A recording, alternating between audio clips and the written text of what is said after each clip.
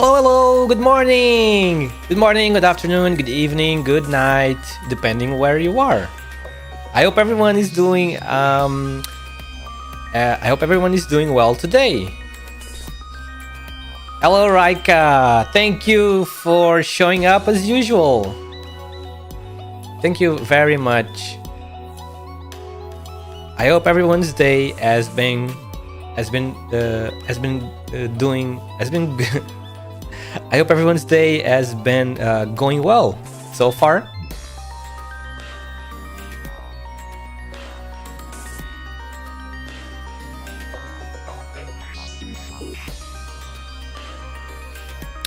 I was like 2 hours ago. Thank you. You're welcome. 2 hours ago, when I was having lunch, I was watching the end of Attack on Titan. Man, it finally ended for real. It's over. It was a very good ride. Yeah, have you watched it too? Or maybe you don't watch that show? It was pretty epic. Very epic indeed. You've watched it? Oh, so you finished the story as well. You finished everything.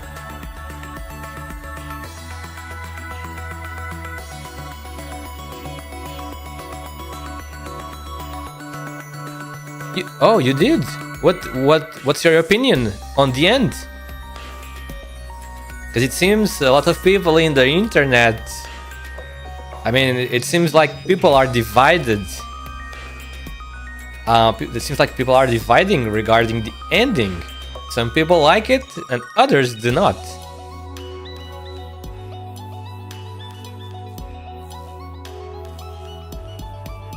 Yes, yeah. For me, I liked it. It's okay. It was nice. It was certainly an interesting story. Humanity, an interesting story showing humanity, humanity bad side, always fucking conflicts, always fucking war. For me at least was interesting. Yes. Did you notice at the credits, when the credits were rolling and it was showing the tree where Aaron's what's that called? Grave, where Aaron's grave was. Yeah, and in the background you could see the humans progressing and then going into war again as usual, destroying everything. And then the process hinted at the end, it hints that everything is gonna repeat itself. Because you saw that guy with the dog about to enter the tree. The tree where Aaron's grave was, which looks exactly the same as when Ymir went into. You remember all of those details, right? So yeah, it was definitely interesting. It's just showcasing the typical mistakes of the human race, never learning from history and repeating all the same mistakes.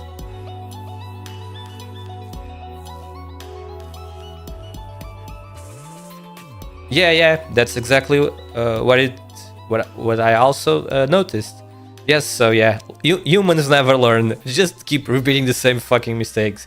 It is fucking sad, but it's the truth, unfortunately. But well, it was definitely a very good anime, a very good story. But well, let's go to Arknights.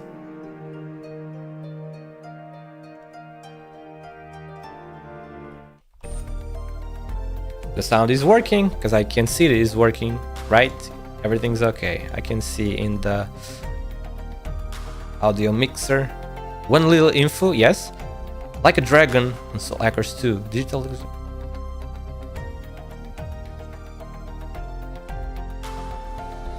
Huh?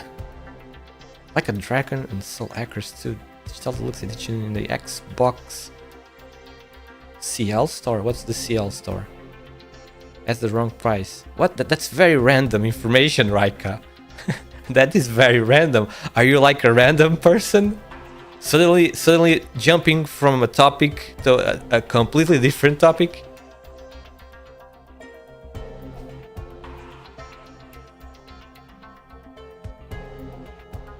Where did that information even came from? I do love Like a Dragon series though. I'm a big fan of Yakuza / Like a Dragon. Finally the name is true to the original, which is Like a Dragon. Ryuga Gotoku, right? Like a Dragon. I love that game. The series. I love Kiryu. I love Majima. I love all of the characters. That game is freaking awesome. That series. One day I will. Yandere Enjoyer, welcome! I wasted my whole day watching Enfield gameplay. Oh man, you're just spoiling yourself. You're gonna play the game in the future. Why spoil yourself from experience the full experience, blind, spoil free? That's what I'm doing. I have of course browsed Twitter a little bit and I happened to see just a few pictures, but that's not enough to like, that doesn't really count, like a big spoilers as it is to watch gameplay Leave. It does look pretty good though, so far at least, for just like what is the state of the game at? Alpha or something? It looks pretty good already. I bought them for less than $1 both. Wow, that's an amazing sale. Which Like a Dragon are you talking about though? Wait, are you mean? Okay, wait, we don't have any. Oh wait, we do. We have Like a Dragon Ishin and Like a Dragon Gaiden. Oh, it was the Yakuza Like a Dragon. Ah, I see. Like a Dragon Gaiden came out just a couple of days ago. It looks awesome, like all of the Like a Dragon games. So far, the game doesn't have any story, but gameplay seems good. Yes, it does seem good, especially if you are the type of person that enjoy like those types of games where you build stuff, because in Enfield, you're gonna be doing a lot of that, a lot of building stuff. And creating linking constructions and stuff. It looks pretty cool. That's an amazing sale, Raikam. Like a Dragon 8. No, 7, that's the 7. Like a Dragon 7. What Xbox console do you have? Xbox Series X? The latest one? Or like Xbox One?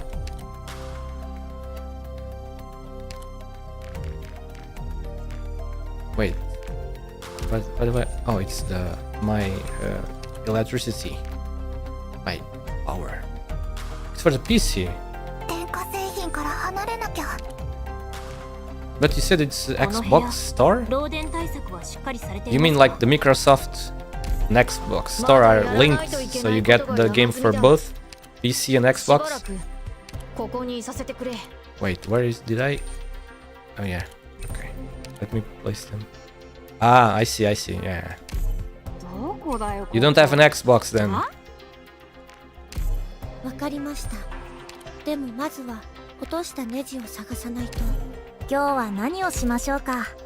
Ah, okay, I see. Wait a moment. Wait a moment. 3, 6, 5, 6, and 3. Let's just do the usual anyway. Only Switch. And that's more than enough, in my opinion. I mean, is there any game that comes out on Xbox that doesn't come on PC now? So basically, you don't need an Xbox if you have a PC. So the only things you need are a Switch and a PlayStation 5. If you care about PlayStation 5 games. If you don't, then only the Switch is fine and the PC. Alright.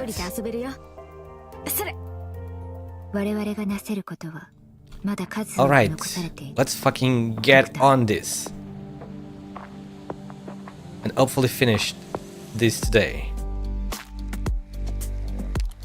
Okay, so the last... I got one of these, nice. I have to finish the history, yes sir. We are on to the 8, then 9, then 10. And there's probably also a scene after 10 to be able to do all of this today. So yesterday, where did we left off? Remember? We left off in that cave. Doctor, Kelshi, and Oroaya in the cave. And we didn't fucking see what exactly is that Kelshi wanted to show us. That is inside that cave. But hopefully we'll see very soon. Okay, so... this one is called Between Past and Present. Already interesting. The mask must sleep someday. Interesting. What surprises are we gonna see? Especially in that cave. I really wanna know what's in there. Because Kelshi surely hyped us a lot for what the heck is in that cave. Let me see this stage. Okay, so we got switches right in front, and there's the 2 cubes here to defend. This one seems seems easy enough.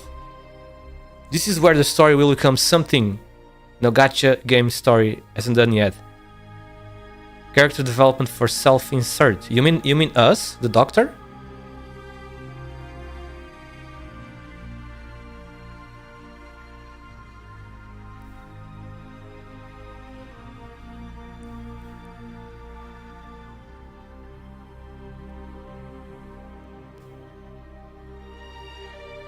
This music touches my heart, bro.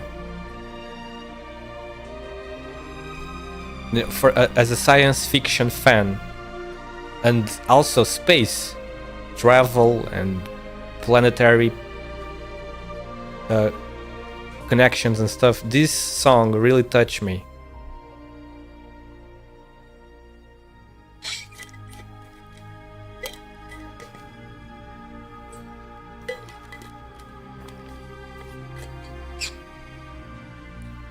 I cannot even describe exactly the emotions that this song makes me feel. It's a little bit difficult to express in words, but it's extremely good.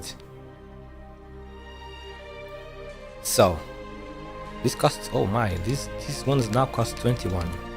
This is for Elite 1 level 60, so still not Elite 2. This should be fairly easy.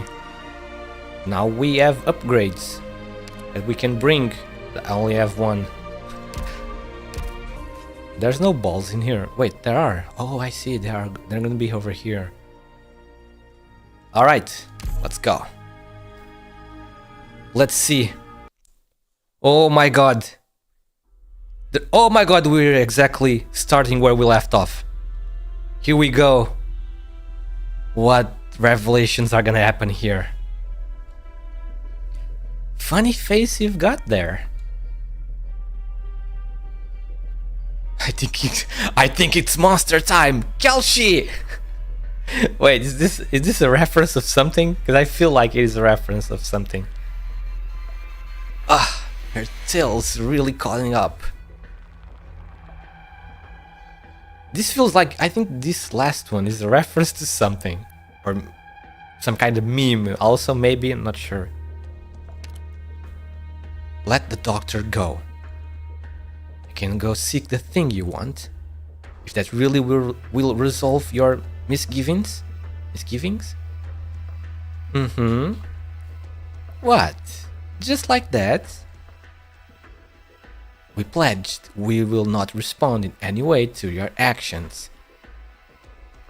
With the way Saria and the Tin Man act around you, I thought you were going to be the dangerous one. What's wrong? Is that really feebleness?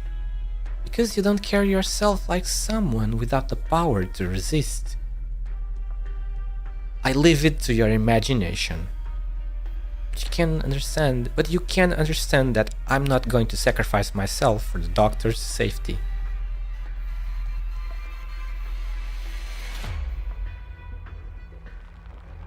Oh yeah, today's the new episode of the ARKNIGHTS anime. That's right. After this, I need to watch it. After I finish this stream, like in 6 hours or 7. But you can understand that I'm not going to sacrifice myself for the doctor's safety. What? Oh, come on.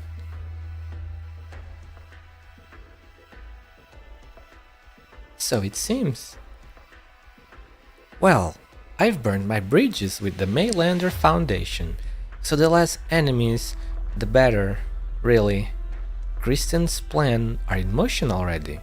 I'd say we're short on free time too.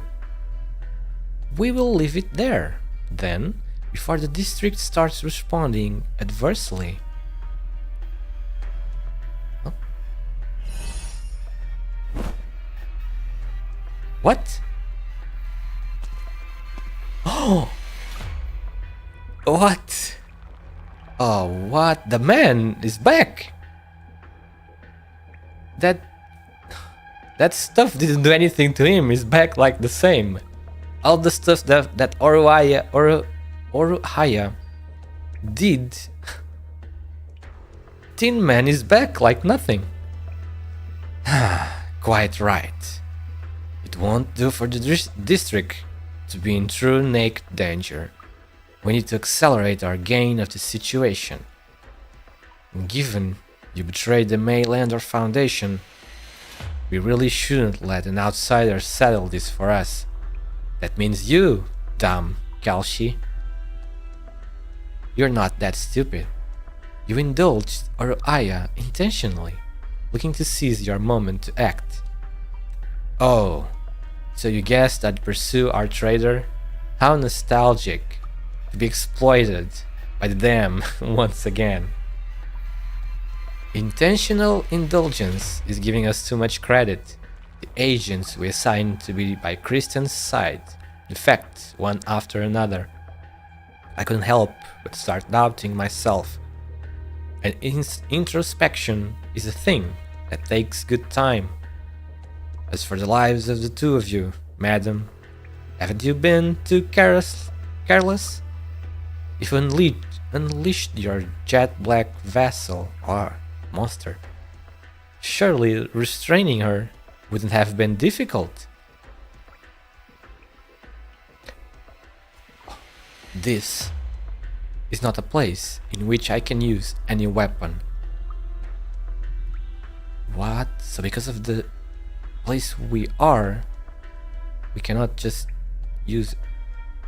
That means this place is sensitive or something. Maybe this is like the source of energy or something that Kristen is using. We are already on top of it. That statement of yours is enough to draw considerable attention from the Maylander Foundation, damn Kalshi, unless you're mystifying us on purpose.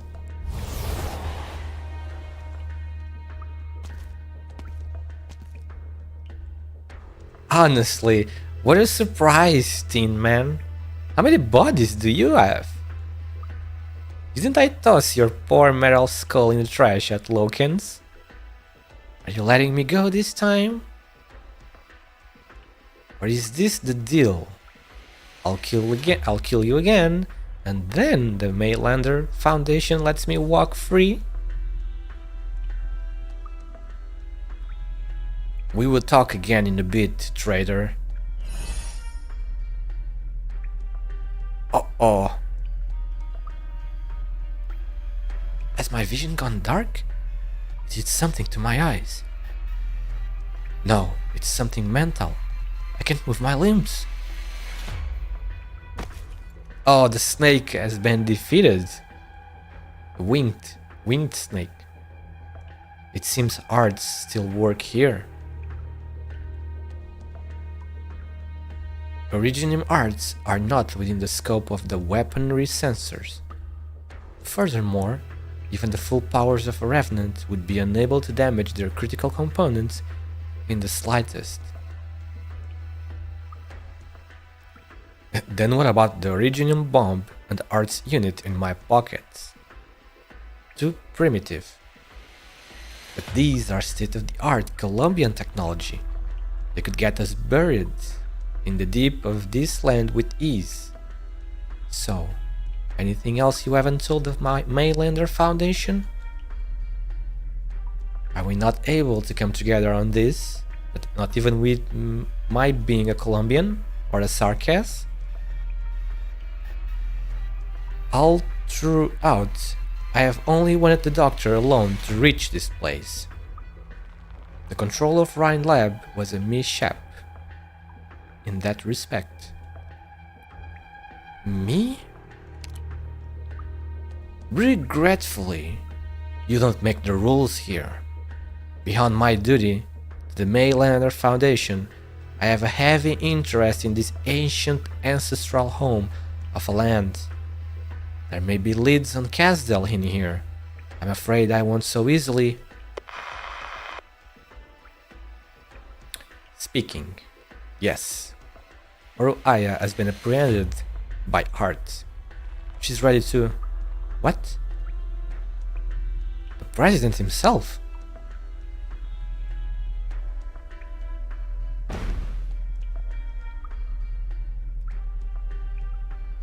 Ha! Looks like your arts aren't all that secure, my dear employer.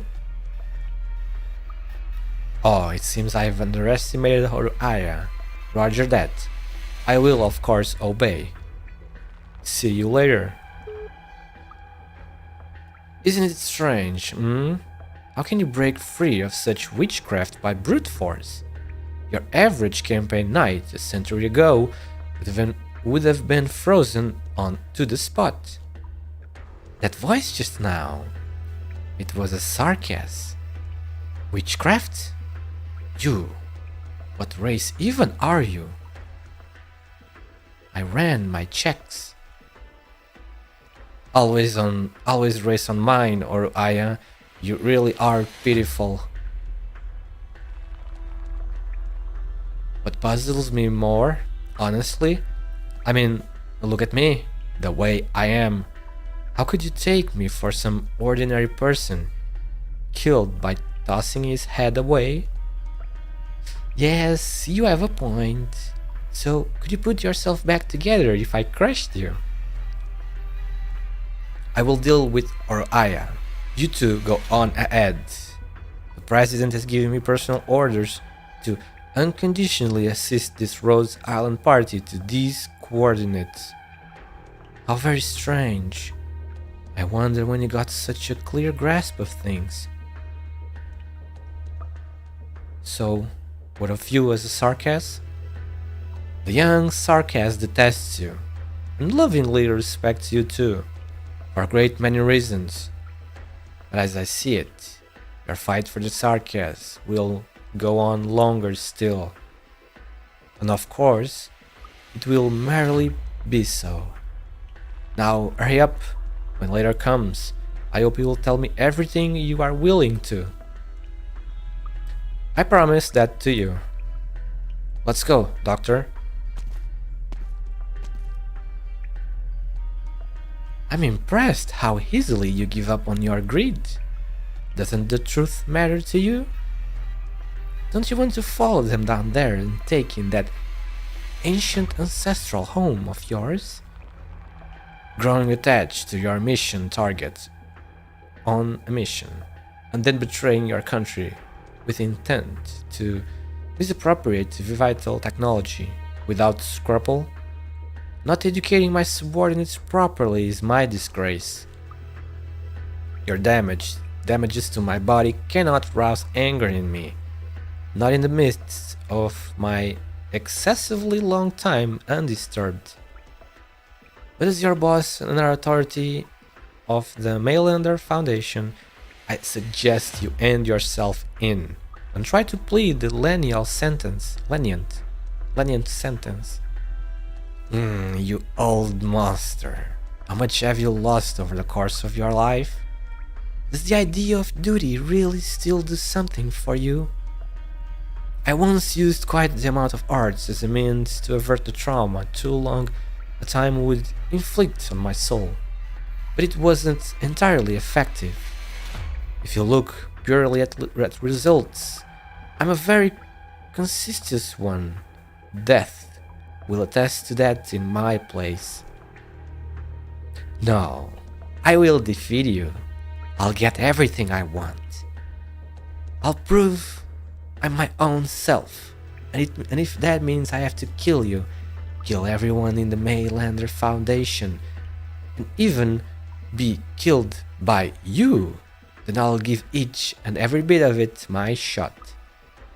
Heh, so this is how fighting for yourself makes your blood pound? Why did I ever put restoring my old blood first?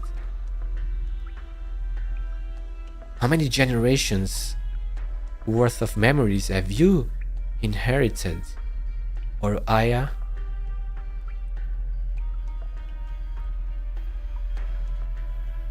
3 centuries? Or no, maybe 5? It's long enough for a city to be rebuilt anew and destroyed again, or for a dynasty to go from rise to decline. But to me, it is no more than the time needed to rouse myself from a nightmare. Big words for you. No, the reality is your stretch of distress and your heart-rending family history wouldn't stand up to the tale of a single scratch on my ally fingers. Young beast cub.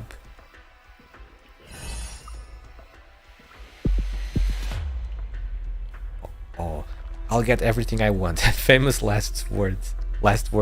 True. Oh shit. Or Aya feels her heart stall for an instant. Her sight blacks out again.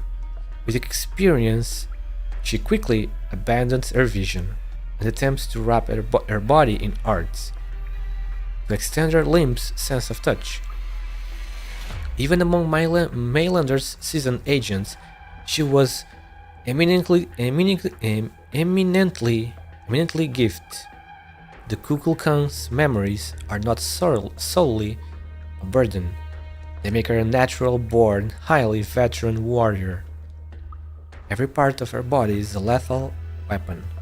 The clarity of her mind has no equal, and her heart would redefine Gil itself. Wait, Gil or Guile? It's probably Guile. Guile itself.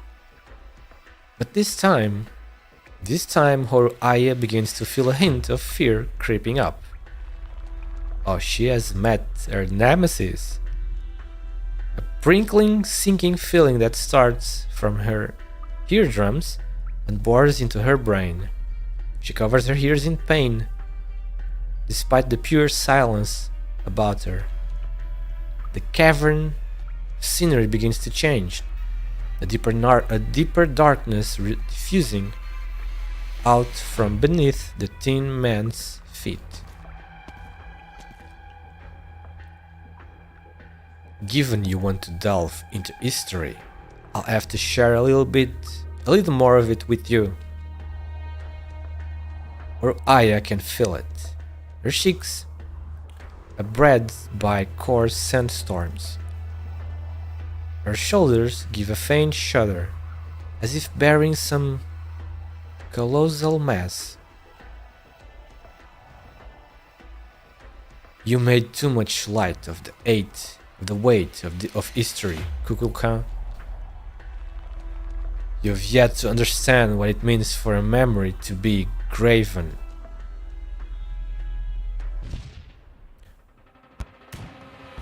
Seven 12:59 p.m. Hammer, altitude 5,000 meters. Ascent interrupted. Oh man. It's an air battle. You said you knew how to pilot this thing. Hold on tight.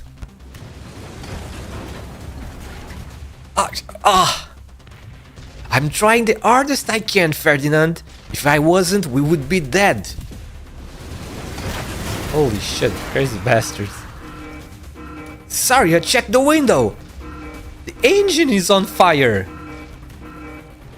Hello, Muse. Hello, welcome. Thank you very much for checking out my stream. I really appreciate it. And of course, I hope if you stay for a bit, I hope you enjoy your time here. The engine is on fire. Power loss, no huge concern. The thing looks ready to explode. What do you mean, no huge concern? I had no idea you could be so conversational. Well, in this case, I'm on the side of... In this case, I agree with him. Because this is fucking suicidal? Suicidal, dude. There's no end to these drones. Those drones? Ferdinand, get over here. Grip into this bar, no letting it go. Push it up. See these dials? Wait until they pass this line. Then, call for me. What are you... Strap it. Strap in. Don't let your hands leave this thing. I'm opening the hatch and dealing and heading out one moment. Opening the hatch? What do you mean heading out? In mid-air? Saria, this whole thing's shaking. Damn it, I knew I should have called my lawyer before I got on board. You think you can afford that lawyer without a job?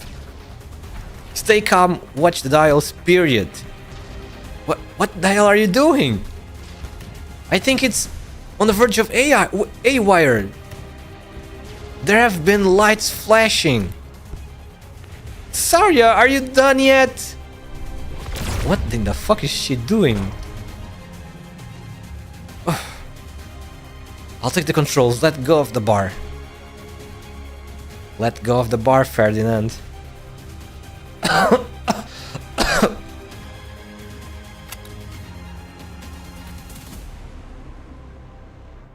Did the firefight die down? What did you do? I haven't seen you looking like that for years. The pulse device was reverse engineered from Raytech Industries tech. I was intending for it to hijack transport drones. I didn't expect its time would come now. Oh, she hacked the enemy drones. Haha. Status check, prepare to dock. Under Saria's control, the cabin doors open up. Fierce gales of wind and ice-cold air powering straight into the aircraft. Okay, so they're gonna dock on Hammer, right? Oh, I should have worn a few more layers. Put on your mask, it will make that little bit easier for you. If I'm honest, I thought you'd jump straight out like some down on her locker and leave a fresh hole in the lab ceiling. But like an academic, you pulse the drones first to stop them from nearing this craft, and then completed a proficient mid-air docking. Nasty was meticulous in building this lab. I don't think she would have zero precautions against me. Besides which, I couldn't guarantee you'd withstand atmospheric pressure at this altitude. It looks like you have been busy since you left defense. What have you been doing all these years? Work. Work. Don't undo your seatbelt, Ferdinand. If you want to pull Ryan Lab back from the brink, then show me how you do it. I'm not your section underling, Sarya, and you're not defenses director anymore. Don't talk to me that way. Can you stand? Yes, I'm fine. But you'll have to keep me steady. Okay, so they managed to dock into the hammer. That is still flying, that is still gaining altitude, I guess. This sensation is bizarre. Are we really in mid-air? The star pod is practically on top of our heads.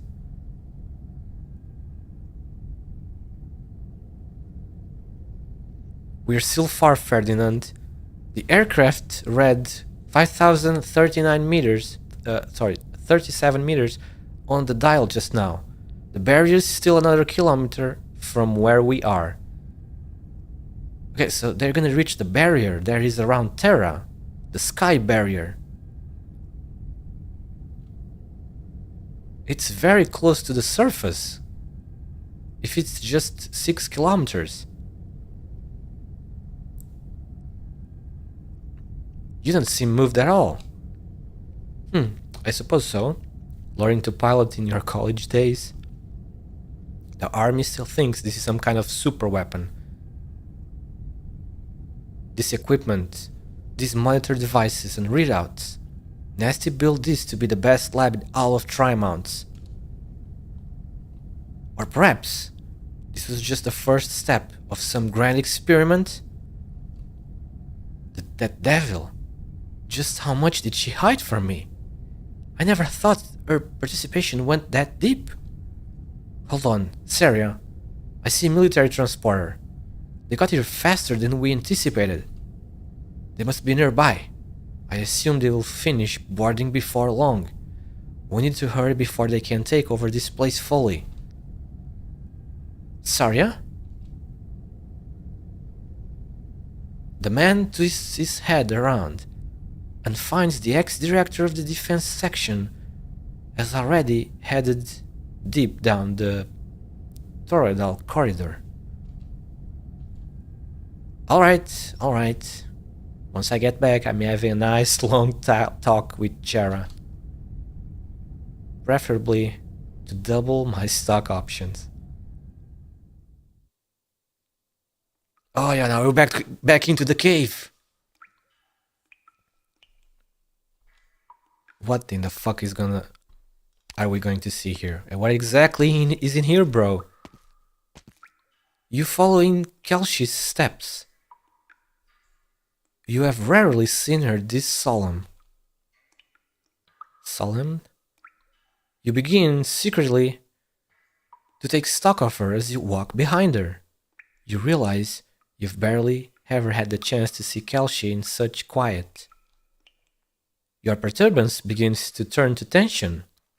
To your recollection, Kelsey is only unsettled or restless once in 2 blue moons. Each time the aftermath has needed, absolutely no description. You move to open your mouth, to say something, just anything. What's the Tin Man's goal here? Did Oraya injure you at all? What's wrong with Monster? Yes, what's wrong with Monster? Doctor, perhaps I have slightly lost my composure, but it is for other reasons. I can be sure it's not that dangerous ahead of us. You can relax.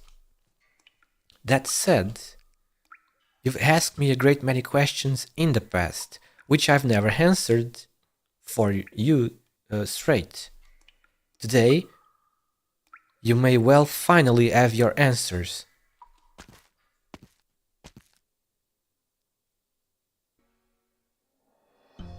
What the fuck? Wait, whoa. What? No. Are those are all sarcophagus? Wait, sarcophagi, that's how you say the plural of sarcophagus? That's how she managed to get all of that energy. What the heck? Dozens and dozens of sarcophagi? Are all these are all these are these all sarcophagi?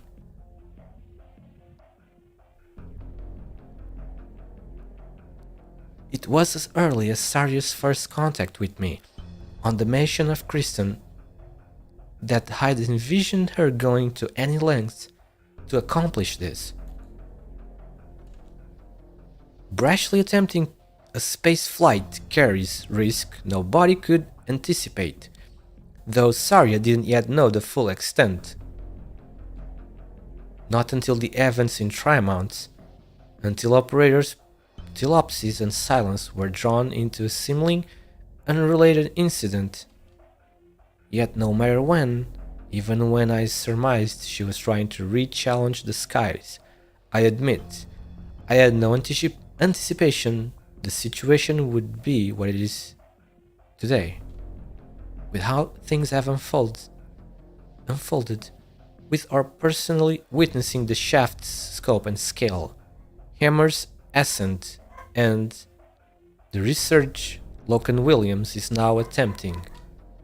It was soon after, with insight, that I realized what Ryan Lab controlled Kristen Wright is attempting is impossible to achieve. Some outside force assisted her, massively influenced her, borrowing military funds and connections, continuing the research her parents left behind. The young genius has used Ryan Lab as a shell to deceive everyone, and point herself directly at her one greatest, most obstinate hope in life. She plans to shred the sky. I guessed as much, but then what? She's doing it solely to witness the truth of it, to make all mankind witness the truth of it. And what happens after? A brand new perspective, a flourishing science. The moment when the sky becomes possibility itself, and even the very upheaval of how war is fought. People could reach other cities in a tenth of the time. Air vehicles, once available rarity, could become typical transport means overnight. But Kristen has chosen to leave all this to the coming generations. She's never considered this from the angle of benefit, be it how she personally stands to gain, or how everyone does. Even the potential crises invited have gone ignored by her. Is there one more possibility? That Kristen, who lost her parents at a young age and grew up amid skepticism and derision, is out just to prove this one truth to people and nothing more? Regardless of anything, Saria and I both have been a step behind. Even Terra's current originium technology, tearing the sky apart, would require the sum electricity of all of Terra over an interminably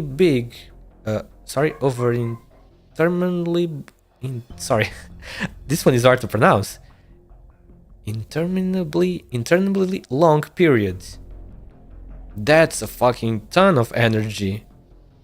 And that's where all of these sarcophagi come from. Where the heck did they find all of these though? They just dug them up from ruins and then gathered them all in here? And this is purely a mathematical comparison. Nobody could even converge so much energy on one point, let alone have the means to useful output it towards the sky. So Kristen is gonna wants to fire a very powerful blast at the sky to break it. Is that what I'm getting? Because So that means there is the Terra is really covered by a barrier then. A barrier that is 6,000 meters above the surface.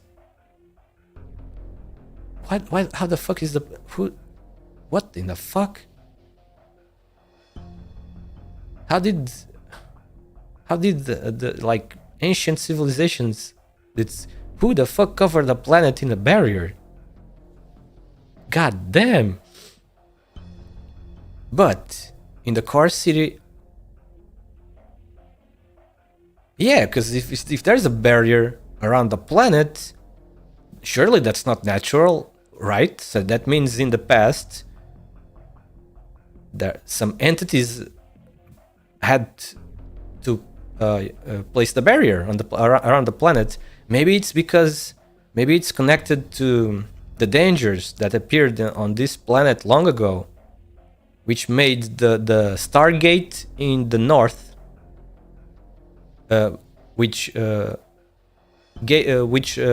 made the other planets the decision to turn off the Stargate in the north to cut connections to this planet. And also maybe they also even placed the barrier around the planet to contain whatever dangers appeared in this planet in here. I was looking for reviews of LONETRAIL on social media and I found out my friend is not alone. A lot of people hate Kristen, even though she has done anything wrong. Maybe Originum is not only problem of Terra. It certainly is not. There are other dangers, like the Seaborn is one. But still, there are still a few mysteries regarding the Seaborn from the lore, Int, because the Seaborn, it seems the final goal of the Seaborn is to be able to reach the stars. You remember that detail, right? Kristen is epic, dude. I don't understand how people can hate Kristen. Because Kristen obviously is not evil. Obviously Kristen has no evil at all in her. But she lives solely for her goal. Which is exactly what we are witnessing in this event. Her progressing towards her goal. Which is break the barrier in the sky so that people can learn the truth. So we probably are going to see exactly what is on the other side of the barrier. On space, nearby the planet or wherever. Because we know, all of us probably watched the trailer, obviously, so we know there is some weird structure outside, you know, on space. Nearby the planet, there seems to be a very weird structure made of metal, you know.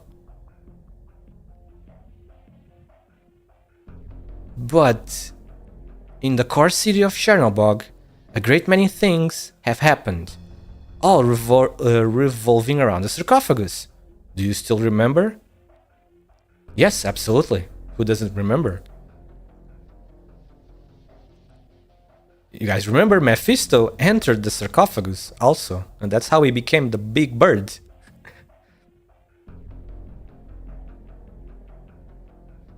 Did you guys... Oh, you probably did. I know Yandere did. Have you guys seen the new information from Handfield that is pouring non-stop on the internet? You probably have seen. But... you guys, the video that the ARKNIGHTS Handfield account posted. Right at the beginning you see Sarcophagus Mark II. We, the administrator in ARKNIGHTS Handfield, we come out from a Sarcophagus Mark II. And the Sarcophagus Mark II is like a cold sleep, hibernation, stasis device. So now we already know exactly what the sarcophagus is. That one it's Sarcophagus Mark II, but the first one is probably the same function. Yeah, because we have woken up from that at least 2 times already. So the sarcophagus is like at least one of its functions. Yeah, at least one of the functions of the sarcophagus at least is like hibernation, cold sleep, whatever you want to call it. Very long cold sleep. So, and it seems from the new video that the ARKNIGHTS Enfield account posted, people place, or maybe it's our choice. They chose someone that is talented, whatever, and then they place that person in hibernation for the future, for when they need the brains or whatever you want to call it. That's what the administrator inside the sarcophagus Mark II is. So there's some trouble going on in Talos too. So they bring out the big weapon, which is us, the player, the administrator.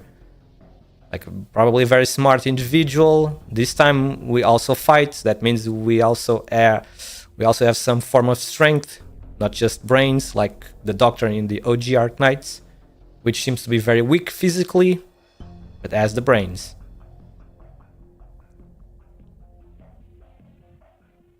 But all of these sarcophagus, all of these, so many, still.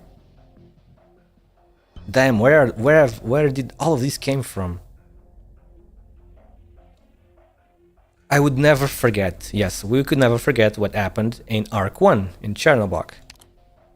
At that point, Ursus' shallow research was sufficient to draw a relatively impressive amount of energy from the sarcophagus. Yeah, absolutely. I also remember that. Ursus was studying the sarcophagus to see if they could understand how it was working, how the technology worked. And now, the energy is enough to realize Kristen's deranged vision. At the beginning of Enfield gameplay, there is a dream sequence. Yeah, I also saw some comments about that. Where you see Patriot. Yeah, we see Patriot, Rhodes Island. Lots of... we see a ton of graves. Everyone is gone, bro. God damn. But it's of course obvious that everyone would be gone because it's like it happened 600. It's like 6 centuries in the future. I am inclined to believe the same, but it also makes sense if it's not. But it seems that we might be, because we have all of those memories, you know, in the dream sequence. That to me seems like it's us digging out memories from the past, from before we were put in this new hibernation, you know. So yeah, I am inclined to believe that we might be, that in Enfield the administrator is the same Doctor from the original ARKNIGHTS. And since that sarcophagus is a Mark II sarcophagus, it's probably obvious much more advanced than the first one. Yeah, that's also possible. It could be memories transferred. The sarcophagus certainly could have a function of storing memories between, and then sharing the memories between different recipients. Ah, I see. We shall see then. But man, this event, Lone Trail event, and then at the same time, the Enfield closed beta, I believe that's what's going on. All of this information, man, for story and lore lovers, we are eating good and making up theories. I hope Enfield doesn't take too long to release, because I really wanna play it. At least she hasn't chosen to share this information with the military or the Maylander Foundation. Such a material edge would make the state apparatus lose its mind, and certainly suffice to propel it into rapid new hegemony. How did Kristen manage to find this? This sarcophagi? Just what is this place? Can I just ask all of these questions? How did Kristen manage to find this? Let's see. Just what is this place? Whoa. What's wrong? That's a big earthquake. It looks like. What the fuck? Excuse me? Dr. Yukiro, remember what I said. If you can, for the next while, call to mind your past with Rhodes Island. Do not be rattled. Ah, my fucking eyes with the white background, mate. A violent light sweeps over your body. You feel a shred of familiarity impossible to process. What the fuck? Where is this light even came from? Where did it came from? With no warning, out of all the things before you right now, you recall that scene. The scene you've never once forgotten up to this day. Wait, are we... Some of our memories are coming back?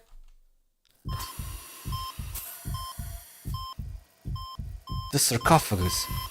A cold, frigid light. Amiya grips your hand. You remember nothing. You are drawn into the maelstrom of Chernobyl. It is the start of everything. So much time has passed.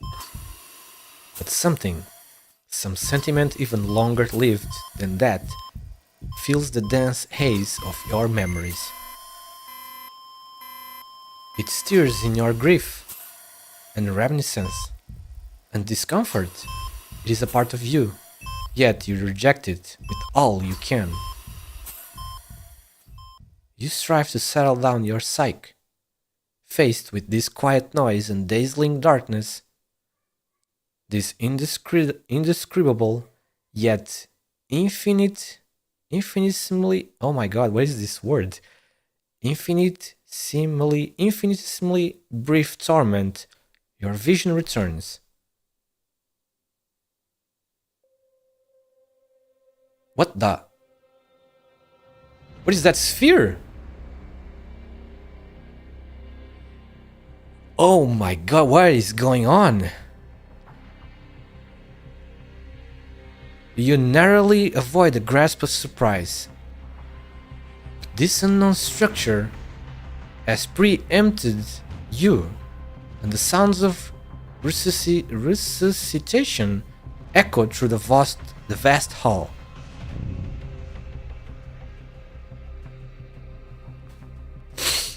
Oh my fucking god. I just put my hands in my head. Of course you guys cannot see that. Because I'm not 3D. What in the fuck is going on? What is that? Unknown language? Then if it's a fucking unknown, how can we understand it? Maybe Doctor just automatically can understand it.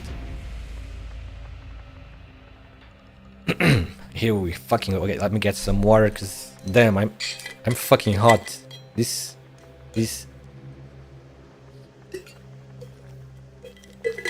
excitement, all of this mystery, it's making my temperature rise. Unfathomable that after such lengths of time I would lay eyes on an attendant. Truly far too unfathomable. Why can I understand your language? Who are you? Who am I? Standard Colombian. Who am I? Why would you use Terran language? Are you not aware of my existence? Okay, that's it. Doctor, we are not from this planet, right? It's obvious at this point, right? I'm not overthinking this, right? Doctor is not from this planet. He came from another planet.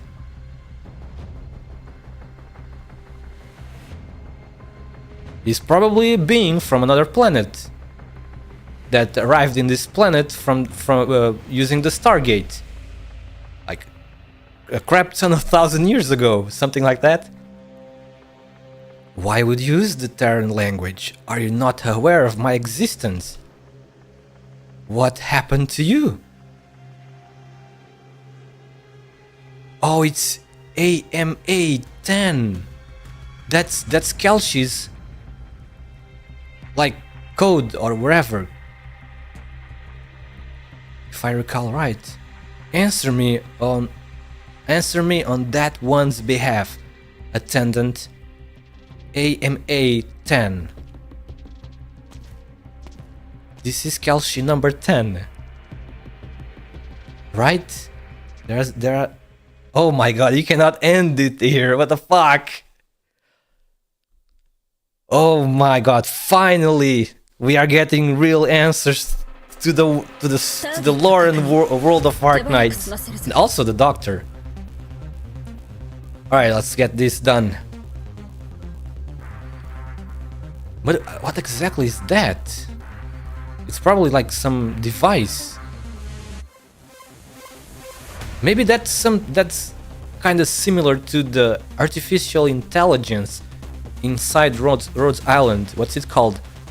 Primitive something. PSMT. Okay, where do I have wrench tiles? I have wrench tiles here. There's not a good place for Mumu in here.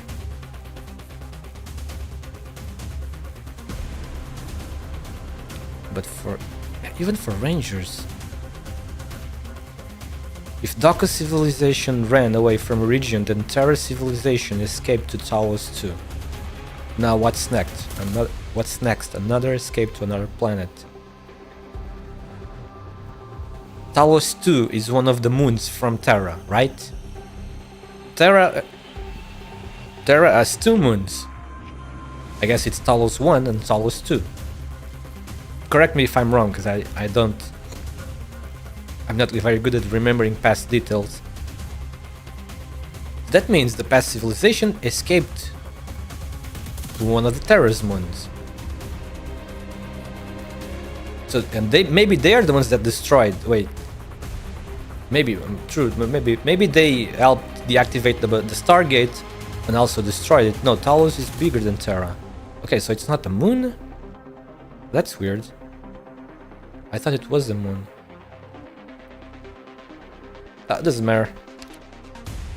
How I was thinking of doing this. Okay, you can go here. Wait a second, the balls are blocking this. How are they going to cross? Am I tripping? They can't cross the balls? Oh wait. Oh my god, I'm getting bamboozled by this stage design. I forget that this looks like holes to me. Because it looks like glass, but when it's glass, I assume this is glass. Okay, so then I fucked up kinda. This placement here.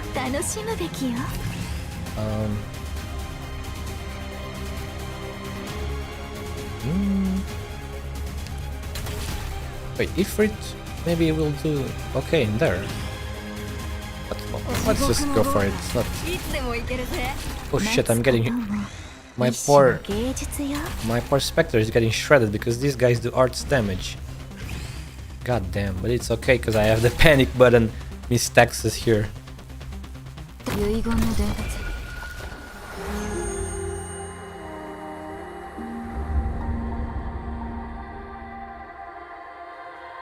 There we go. Well, Enfield just still an early story. Still a lot of oil and other things. That is true. Yes, absolutely true, Muse. It's still very... What the... Oh, this is interesting.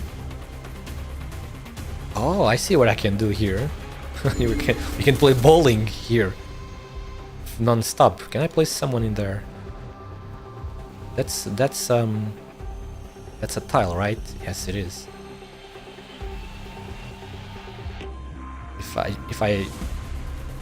The correct choice is to bring pushers here. But for now, let's wait a little bit. Ah, it's these things again. Oh man, Ifrit, please. Do not damage my Ifrit.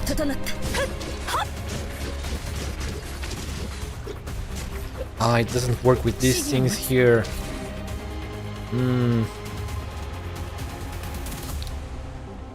Well, I can get my Ifrit healed.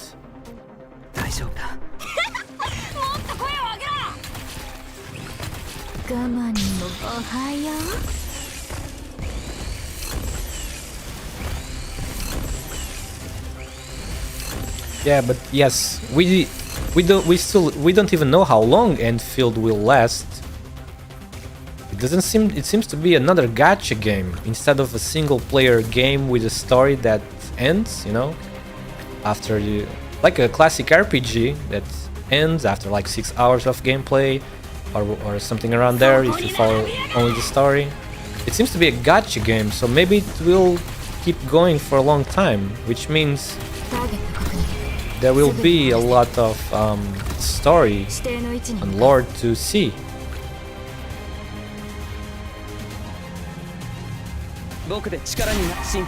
So yes, tons of details.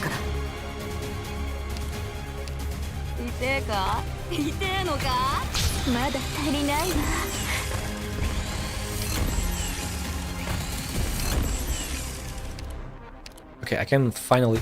Wait, my Lumen doesn't reach there. Crap. But I can place him here then. I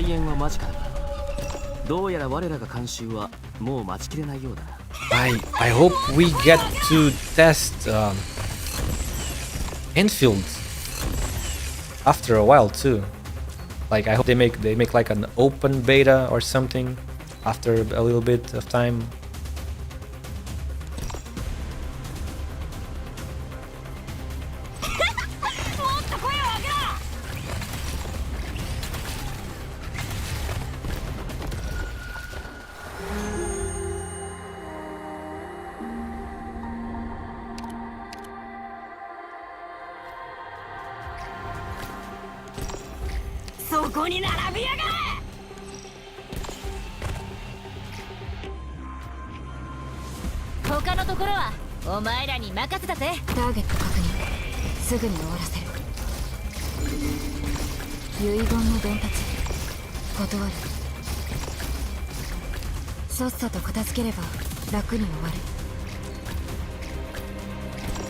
Okay, this is the last enemies, right?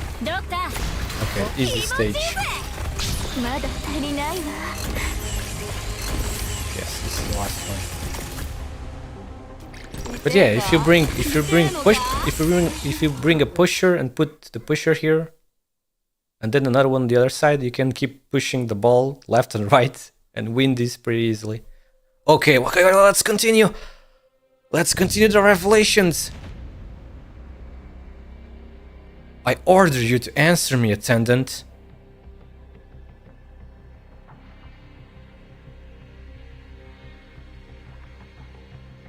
I have seen 9 hours of gameplay and found the story. Oh, I see. Well, I wouldn't make an opinion yet because it's still like in the alpha or something. The game, maybe the devs didn't even implement most of the story. Who knows? But remember, when the Arknights released,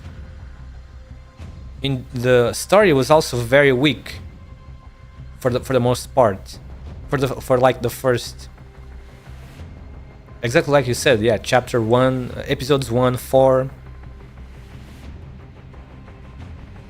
Who knows? Maybe it will get better. As far from what I see, it's like I do not understand what exactly are they fighting against, except for that those beings that are contaminated with that thing called the blight, which is some new form of some new disease or whatever virus. I don't know.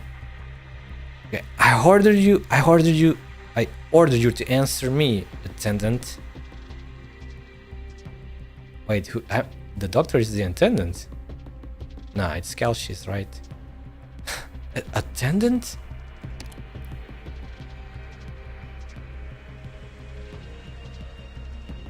Dr. Yukiro is an amnesiac. The doctor is not one among those you recognize, not anymore. The doctor is now one of Terra, one of Rhodes Island. And we have experienced a great deal together up to this very day. Rhodes Island? Rhodes Island? I see. Fine. Then, amnesiac? So why did you not relate everything once again to this? Doctor?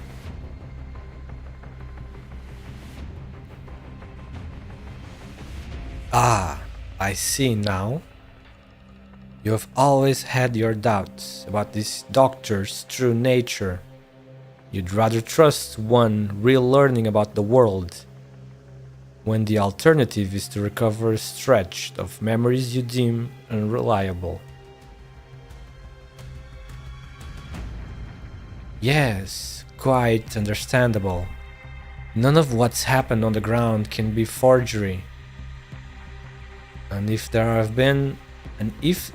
had been sufficient intervention, Terra wouldn't be in the state it is now. It seems not a thing has gone as we hoped. Even if you don't remember that, Dr. Yukiro. What a rare chance this is, to meet the two of you here, yet under these conditions. Well then, Dr. Yukiro, the amnesiac, and Aima Tan, claiming the name Kelshi, what did you come here for? As Kristen? What the fuck? This thing knows about Kristen. Has Kristen put nerves in you? Has all this flown beyond your grasp?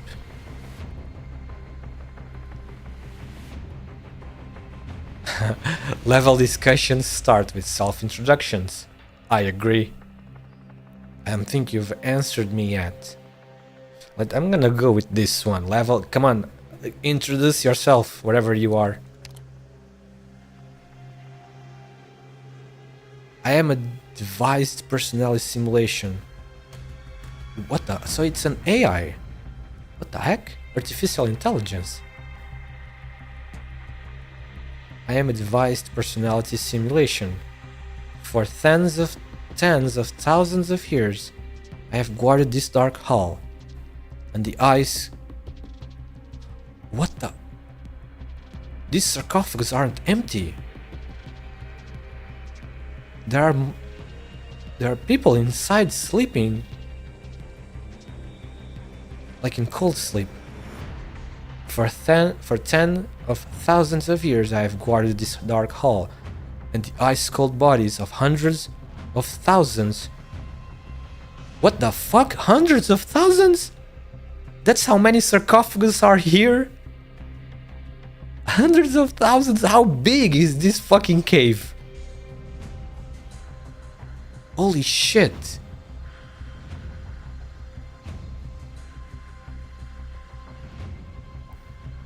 I once was our last hope, a pessimistic attempt, a synonym for nihilism. But right now, perhaps to you, insignificantly minuscule too, I am the accessory in the invisible hand behind Kristen's mad plan.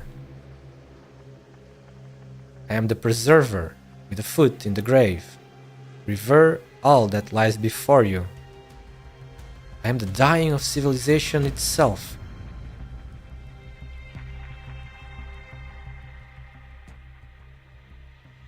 Man, that's big, what the fuck. I'm still a little bit lost.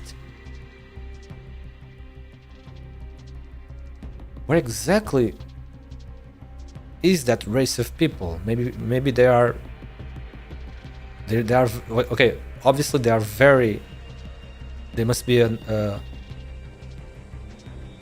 wait, but the Sarkas, the Tikas were the first, where are the natives of Terra. Wait, maybe the people in those sarcophagus are even older than the Tikas?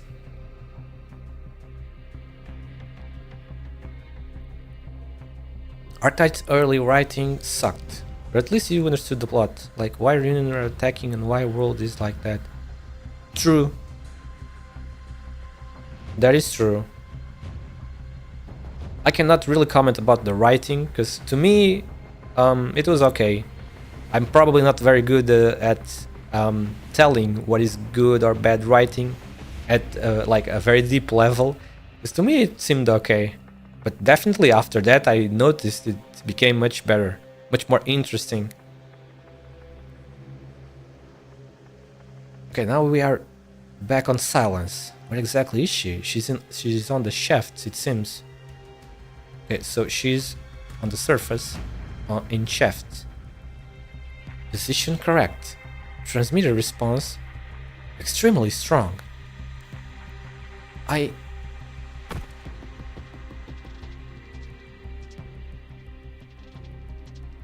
Director Jara, why are you here? You made it here by my blessing. Such is life. You came to stop me. You haven't let go of that weapon I gave you. I'm delighted. It doesn't seem like you're here on some hot-headed impulse either. Correct? This is your very last chance, child. Withdraw or continue? I will. Learn to be the warrior you described, Director Jara. Silence, you're fully aware that Kristen is not about to target any town in the land with Emmer's received energy. You have no need to stop her. Like any scientist would, she's preparing to go where none have set foot before, and that's all. Perhaps so, Director Jara. I certainly don't know Control like you do, but if you say so, I'm willing to believe it. However, I will continue to attempt to bring a stop to all this, and I will make no exception, even if you are the one that stands in my way. Why? Because whatever this experiment is, if Control freely conducts it and succeeds in it, and this being the control of Ryan Lab, we all know, whether out of emotional confidence or rational judgment, that she is very likely to succeed. What do you think the researchers of Columbia are going to see in her? After holding your job in Ryan Lab, Human Resources Investigation for so long, you would know the people here inside and out. A hero. Kristen would become a hero and an idol throughout all of Colombian science. Yes, she will become the scientist's paragon, the benchmark of a researcher. And then the floodgates will be open forever.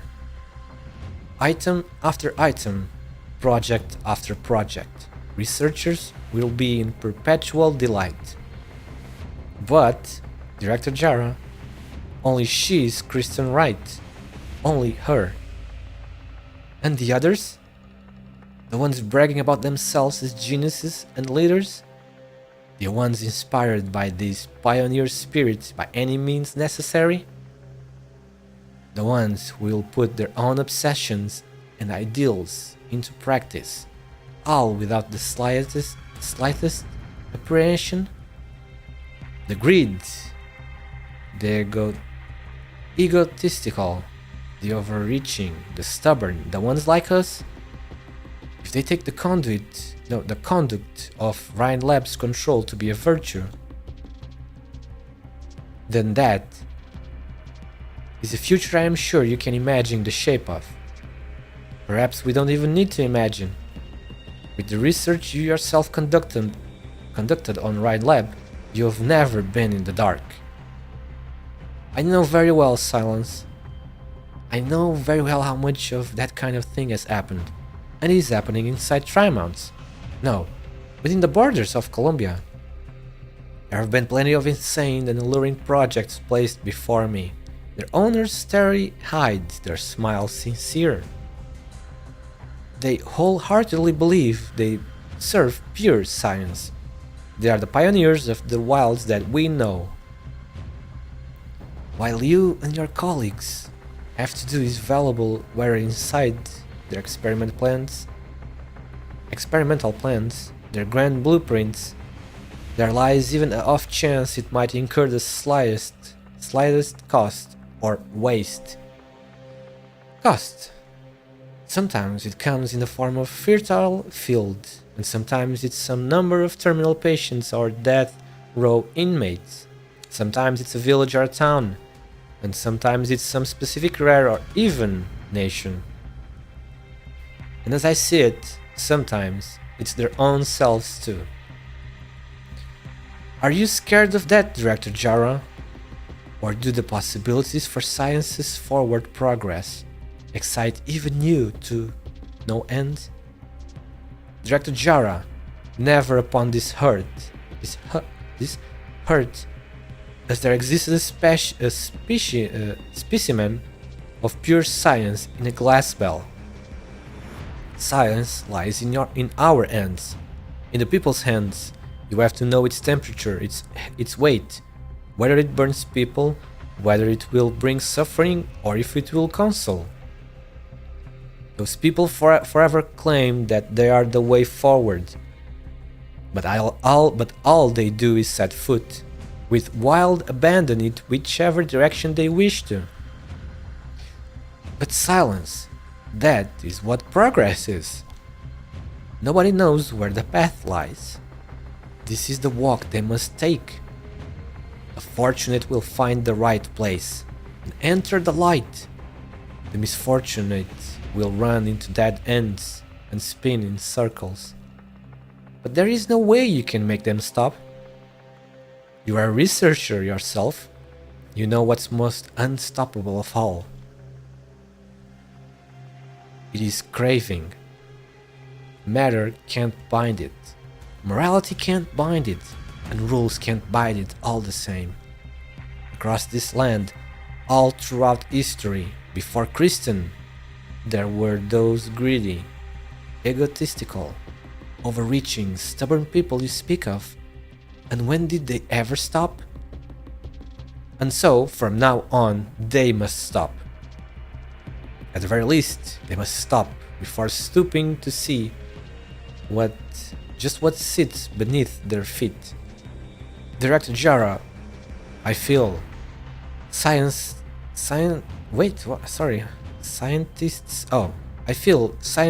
fuel should not derive from cravings and ideals, nor should it come from calculations and choices. Science is a clear, incisive look at every one of us. Silence, you have said something very beautiful, fit to be hung in the corridors of a university library. But I'm afraid not one researcher is willing to see that quote on the walls of their lab. It is lip service. And so I will make it practice, Director Jara. I don't want to give up midway, but I still have your blessing. Silence. Kristen has spent a very long time reading this plan. I don't know how much she's poured into it, but her determination can't be any less than her parents' was. You are... Fine, this isn't you, it's me. I can even watch this, I don't want it all to melt into thin air again. In which case, Director Jara, what is exactly you up for? To see Kristen succeed, or to bring her back safe and sound? I know a researcher who goes by Ruby. Her greatest wish is to clock out on time and retire without hassle. I just run across a soldier. I imagine his only wish right now is to get out of this out-of-control shaft without incident, and then flee the clutches of Triamount and its scientific loons together with his family. Is Control's wish any more lofty compared to theirs? Because the thing she wants makes sufficient progress? Or is this simply because the feelings between you and her are sufficiently close? Director Jara, you know this isn't fair. You can't be this selfish. I am this selfish. I can't use morality and justice to fool myself in order to let you pass. We must concede what emotions hate. Wait, no. We must concede what emotions weigh. Kristen has this dream. I can't just stand here and fold my arms.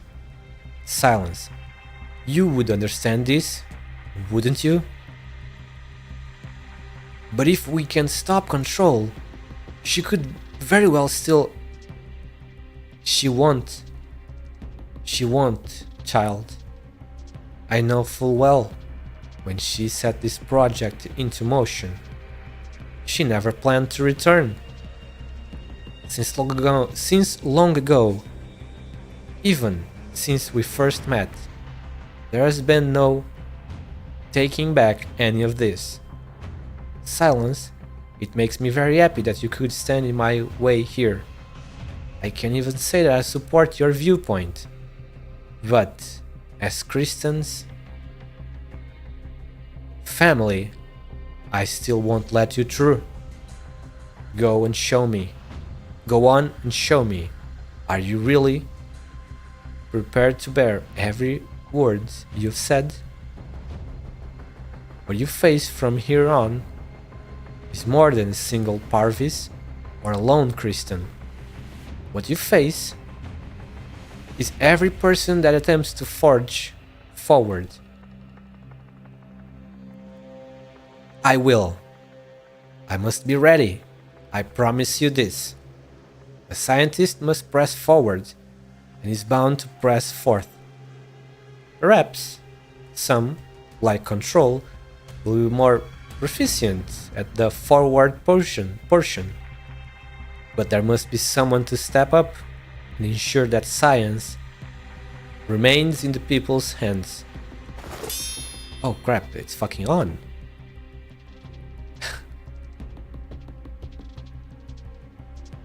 Now we're back here. Preserver. I never thought it would truly be you. But if it is, then how can you be? Aiding in a little animal's mad schemes? What the fuck? This thing considers the Terrans animals? God damn, savage. The disrespect. Or witnessing a young civilization take its first step beyond the cradle? You came too late, Doctor. My wait has lost all meaning. I need more explanation. Yes, very true. Compared to this, Triamount has been a drop in the bucket. I need more explanation. It's you, Alpine Kristen. She used some means to get in contact with you. Terra's history, civilizations, languages, races, technological attainments. I have come to know it all through Columbia's networks. Hilariously, Modern surface information transmission isn't even able to cover the globe. Their methods of mutually assured destruction happen to have evolved with complete, competent efficiency.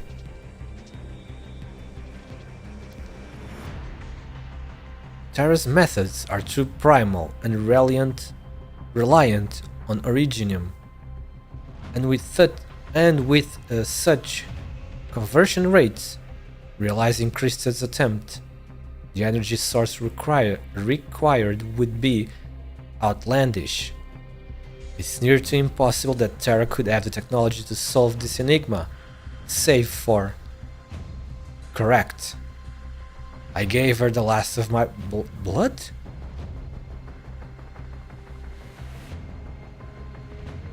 I gave her the last of my blood. May as well supply a new heart that can watch over dying light, perhaps.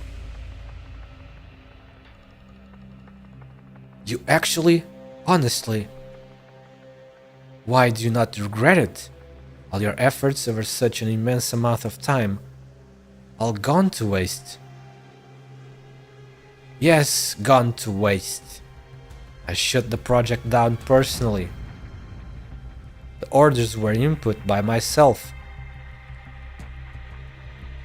It shut down the project. What the fuck are you talking about? What is the project?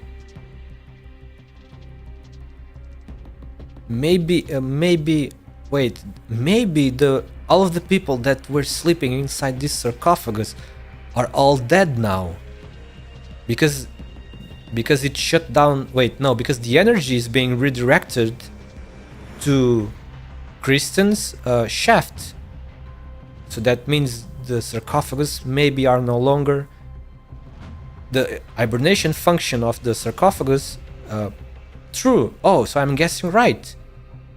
So that's what it means by shut down the project. Man, so all of these people literally fucking got killed. Well, kinda. The hundreds of thousands of people gone just so that the energy could go for Kristen's shaft. What in the heck, dude? All these revelations.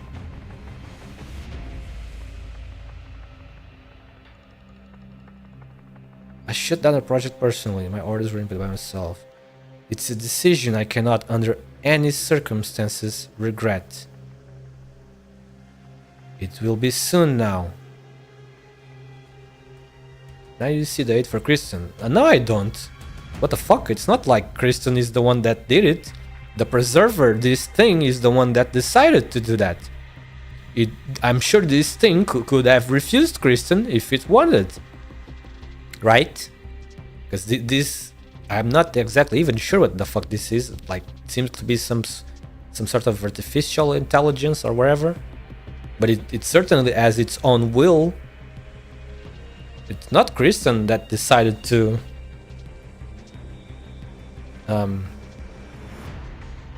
rob, you could say, rob all of the energy that's maintaining these people alive. Well, was.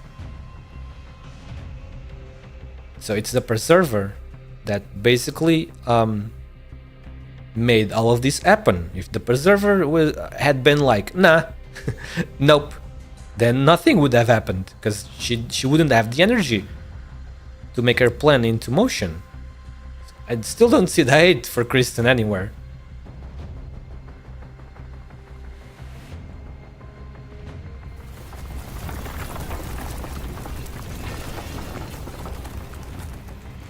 A giant tremor ripples out from somewhere far away. The lights within this subterranean space give a few flickers. Dude, this subterranean space must be extremely gigantic. To be able to house hundreds of thousands of these devices. Wait, isn't the sarcophagus, at least the original one that we've saw, like the size of a house? Like a size of a house with second floor. Are these sarcophagus like the same? The same size, like, or maybe they're smaller. Because if they are the size of, if all of these sarcophagus are like the original, the same size of a house with second floor, then this subterranean space is extremely gigantic, like the fucking size of a city, like a modest, medium-sized city, with maybe even bigger. Because that's if these sarcophagus are like that, then it's basically like having hundreds of thousands of houses. This being, calling itself the Preserver, falls silent for a while, then seems to let out a deep breath. And what the fuck exactly is the big giant red sphere? What kind of device is that? It's obviously where the Preserver is speaking from, but damn, it looks like it's extremely big. Reminds me kind of that globe. It kind of reminds me of that globe in Las Vegas. Correct me if I'm wrong, if you guys happen to know, of course. Isn't there like a big globe in Las Vegas that does commercials and stuff? This red ball is reminding me of that globe. Could it be the shaft? Yeah, probably is. The shaft is almost ready to fire. All of that concentrated energy. What is going on? It's only an infant's curious glance. Yet, what obstructions it is tasked to overcome?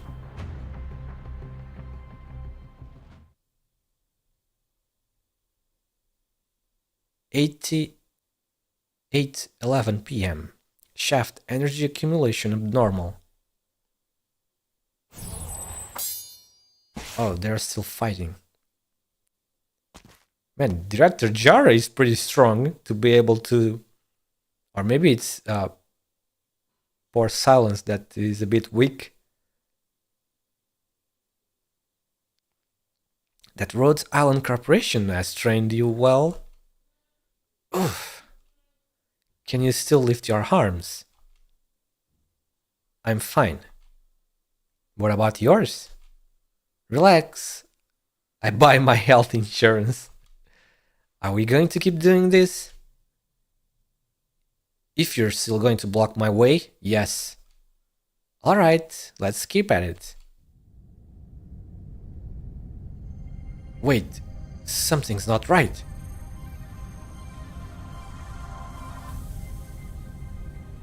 The temperature, even if the shaft's preparing to fire, the temperature here shouldn't have risen this high.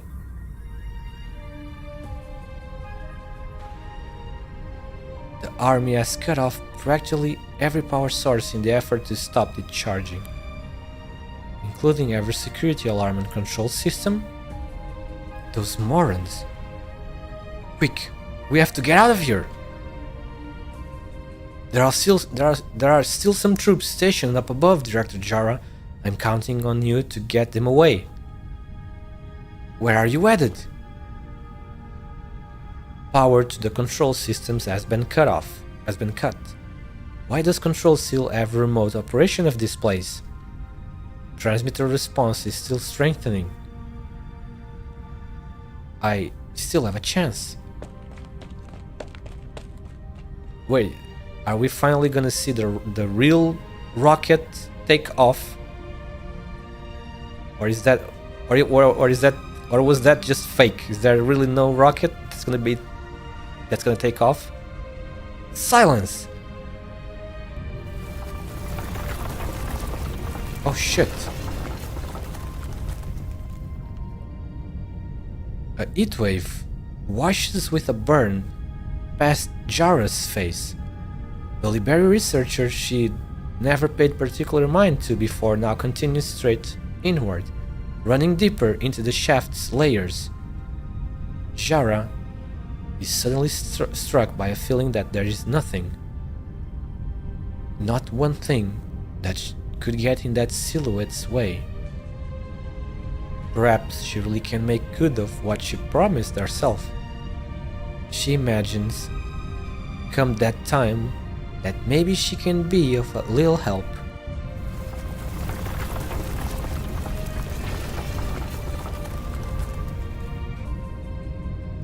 Looks like prep work on the emitter has wrapped up. Science is a clear, incisive look at every one of us. I'm no scientist.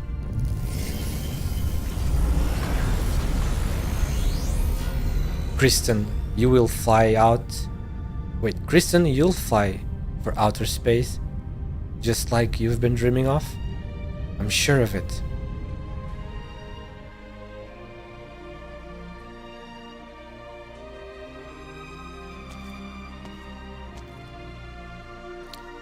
Nasty, couldn't you choose some place with a better view? At what point can you finally stop ragging me on me? When I went to observe in Latanian, I once saw a local fireworks show.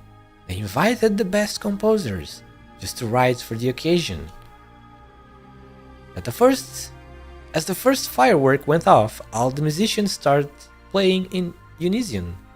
That was a scene of beauty. Your figures of speech are too deficient. Latanians wouldn't like you. True and true, but still, we're here today in Trimount seeing a sight that glitters just as gold. A ring floating in midair. No, a ring floating in hair. Drone bullets drawing out raindrops of pure light. Splashes of sparks of armor. Splashes of sparks of armor plating. Just as good as a fireworks show. Looking at the clock, it's about time for the climax of the performance. Here comes the trilling, stirring sforzando. Holy shit. It really fired though. That thing really fired a big ass laser of energy.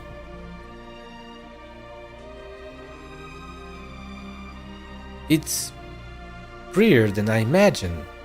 Ryan Lab had to be charging all the city-siders enjoying the show. It's a success. Hammer's materials and structure have withstood the shock from the energy beam for the time being. Next comes the charging and focus phase. As long as we can collect the readings from such high pressure conditions, I'm afraid at this point... Wait, who was saying that? Oh, right. I'm afraid at this point, the army and Maylander guys grabbed their last chance to stop it from fully focusing. Aren't you worried about control? Like she ever needed us to worry.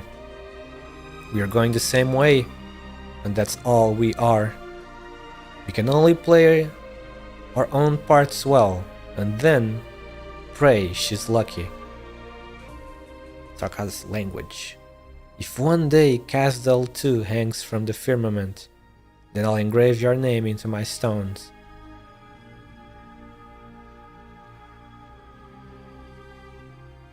Oh damn. It's finally over. These scenes are so long.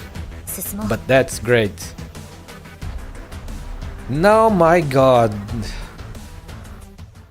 Okay, so it's still not over.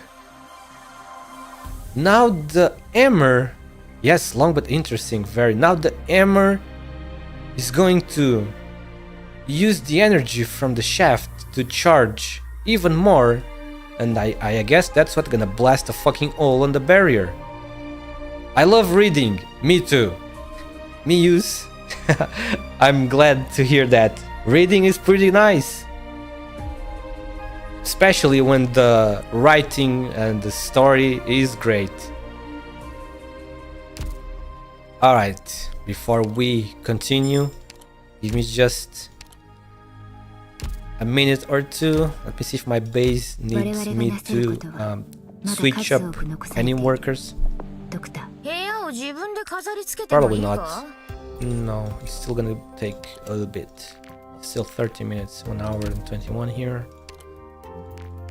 Man, this event though, it's one of the best ones so far. When it comes to answers, mysteries and stuff. Mysteries of Terra. I still don't fully understand what exactly that thing is. What is it called? Preserver. Yeah, the preserver. And goddamn, Doctor. I guess Doctor is from the same race of all those people that were there sleeping, like in cold sleep. CW9 will be a turning point for the story. Not just this event, but the entire world of Arknights. Oh my god, that you mean it's gonna get even wilder than this one? Oh shit. Wait, is 9 the next one?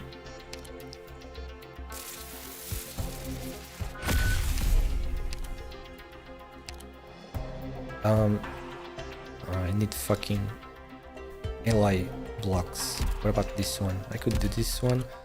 What about Mumu? Wait, yes, what about Mumu? Mumu can do... I need fucking 7 of these. Well, it will be for later. For later. For when we are... for when I go sleep. It will be done during the night.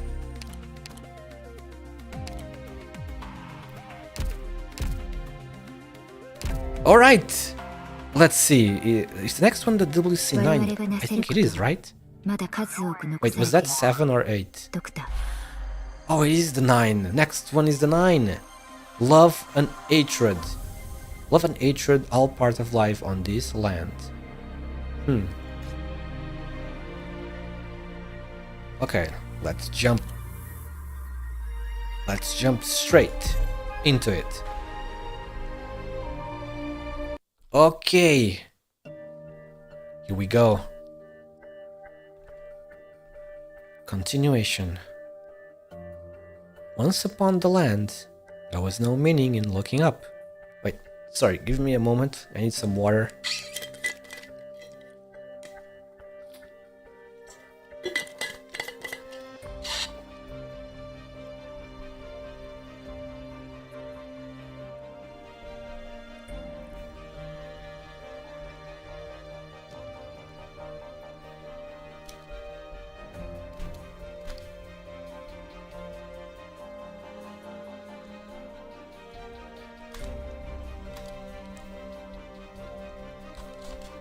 Okay. Once upon the land, there was no meaning in looking up. There was nothing worth looking up. There was nothing worth looking at up there. Nothing worth exploring. That place was the domain of those who indulge in fantasies. Those with their heads in the clouds. But now, each and every person lifts their heads, looking up at the beam of light connecting heaven and earth.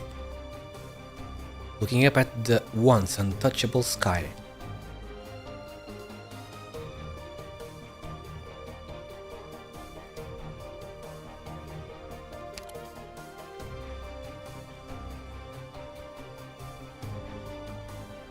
Among the stars, within the artificial constructs that appeared so small before the torrents of light, bruised the human ambition of this current epoch.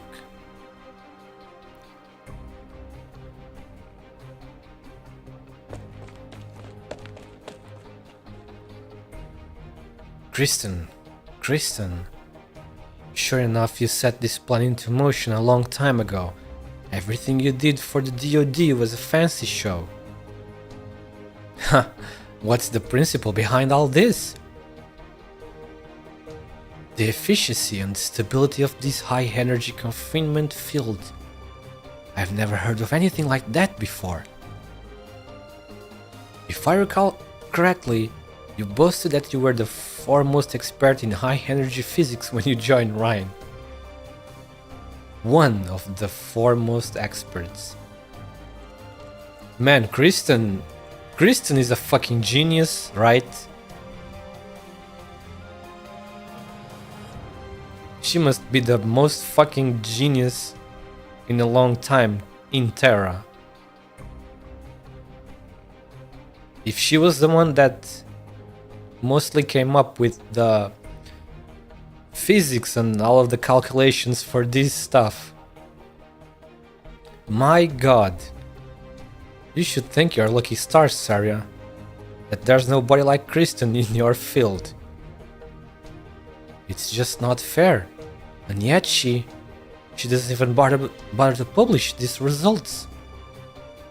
The hammer is currently charging. According to the military's Horizon Arc project, once the charging phase is complete, all of this energy will be focused and undergo excitation a second time to deliver powerful wide area strikes. Sure, how much longer will it take? Kristen turned the project dossiers into scrap paper. All I can say is, it won't be long now. This is our last chance to stop it, as well as our last chance to stop her. Why are you still standing around, slacky-jawed 4, Ferdinand? Slack-jawed 4. Time isn't on our side. Saria, take a look at the densitometer over there. The needle seems to be fluctuating a lot. No, I'm not talking about the needle. The wobbling is a normal phenomenon of high energy confinement fields. I'm talking about the unit of measurement. You can take a guess how many times larger this unit is than the one on the instruments in my lab. The energy it absorbed just now is enough to power every single one of Colombia's nomadic cities for at least 6 months. That's a fucking nuke. Maybe multiple nukes. Maybe energy equal to multiple nukes. And it's showing no signs of stopping. And now we are in the center of the laboratory carrying this tremendous amount of energy. Even if Nasty is a genius, she can create a receptacle. She can create a receptacle that stores energy in amounts beyond the realm of cognition. In other words, no matter what direction it ultimately focuses the energy in, once the second degree excitation begins, this lab won't be safe from the consequences. Her end goal has never changed.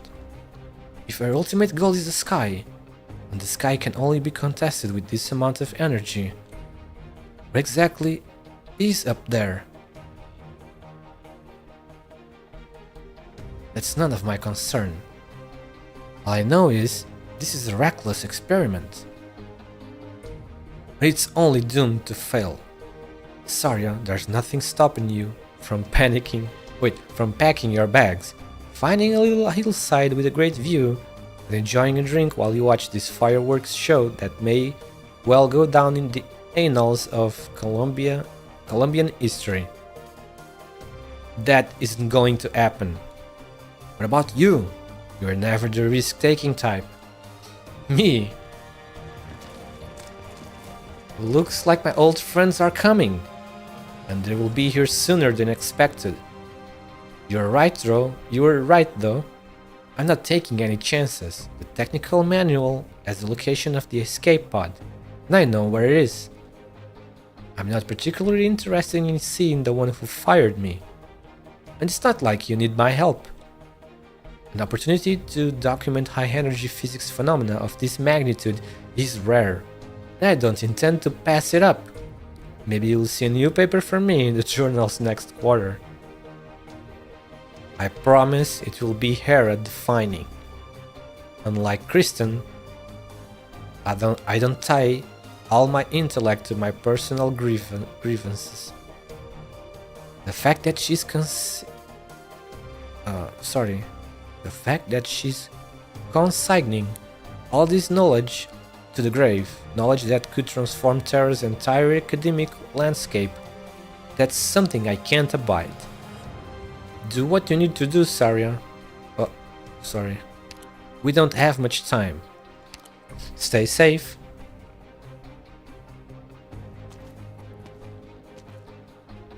Ferdinand. It's been a while, Colonel. I'm not surprised you survived, but if I were in your shoes, I'd pretend to be dead. Get the hell out of Dodge. Go to Victoria or Lethanian. With your skills, you can always pick up a teaching job. I didn't expect to hear those words coming from you. Let me say this one more time, Ferdinand. It's over. I've already spoken with the Vice President. The DoD's defeat is absolute. As for whether or not this whole situation can be salvaged, or who controls my fate, I actually don't care that much anymore. Let's save some dignity for each other, Ferdinand. Get out of here, and I'll save a crossbow bolt for myself. Huh, what was that? Sorry, my mind wandered for a second there. Also, you're blocking the radiometer display.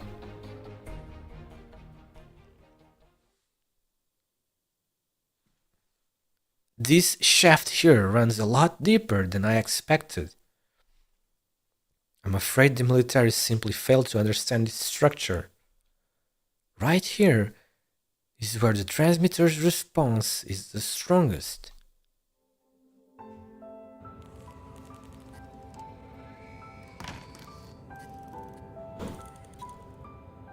You. What are you doing here, Silence? Oh, it's Parvis. Professor Parvis. Silence. The location of this lab is supposed to be top secret. How did you manage to find your way here?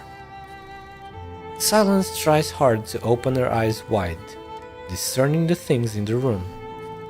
In the corner of the room, an instrument is humming as if breathing. A transmitter sits in a transparent tank, bobbing up and down. Across the room are several books with black covers. As if sensing Silence's presence, the transmitter increases its activity. A strong wave of dizziness makes Silence furrow her brow and shake her head a few times. Ah, that's right. You have your own transmitter. These reactive tendencies. You inject yourself with the transmitter? Though I'm not surprised. Does it cause you occasional discomfort? An entirely normal response. I also have it inside my body. It can be quite overwhelming for an old man like myself, but it shouldn't be a problem for you youths. Still, this is the only way to better control the reaction process. Don't worry. Once the experiment is over, the long-distance intervening properties of this batch of transmitter will be lost, and they won't affect the long-term health of the injected. What experiment? You're conducting an experiment here? Silence, did you hurt your hand? Does it get in the way of your work? I'm fine. Then I won't ask any more questions. Now is the most critical moment. That you found your way here might just be the help I have needed. I was just complaining how much easier the data processing would be if you were here. Lately, Actually, never mind. Tell me, what kind of experiment are you running? There has only ever been one area of research I've fully dedicated my energy to. What the? Chimerism? Excuse me? Chimeras?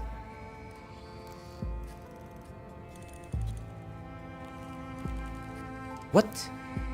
Chimera research? What in the fuck? Precisely. This is the last question to be answered in my chimera research. But this is... Professor, what are all these documents? The text on them seems quite evil, right? This is an ancient sarcasm that records the history of a certain ethnic branch. Wait, is Chimera a subspecies of a subrace of Sarkas? That Sarkas branch not only enjoys long lifespans, but can even transcend the shackles of physical form and exist in the world in a purely spiritual state. They have been dubbed... They have been dubbed the Revenants. The pronunciation can be a bit esoteric, but I'm sure you'll be able to find some records in Victorian. Silence, have you ever considered what chimerism does at the level of the soul? A soul chimera? These revenants, the so-called soul, in ancient Originium arts and sarcas, witchcraft, can they be produced a posteriori? Scientific term, I think. You. Are you trying to create an artificial consciousness? You've always been my finest student.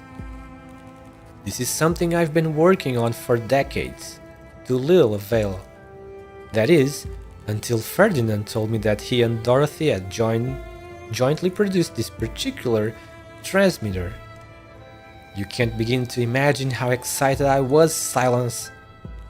I was absolutely sure that the properties of the transmitter were sufficient to form the soil from which artificial consciousness could be born.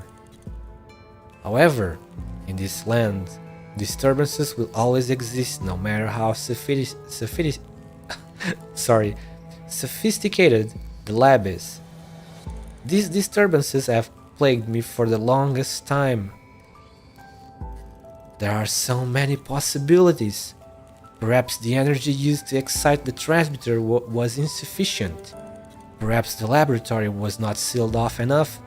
Perhaps Originium interferes with the generation and aggregation of consciousness. But none of that matters anymore. All mysteries will finally be unraveled today. This will be my final research project. The most optimal research environment is about to take shape. Professor Parvis, you were responsible for using transmitter to solve ARK-01's accuracy control problem.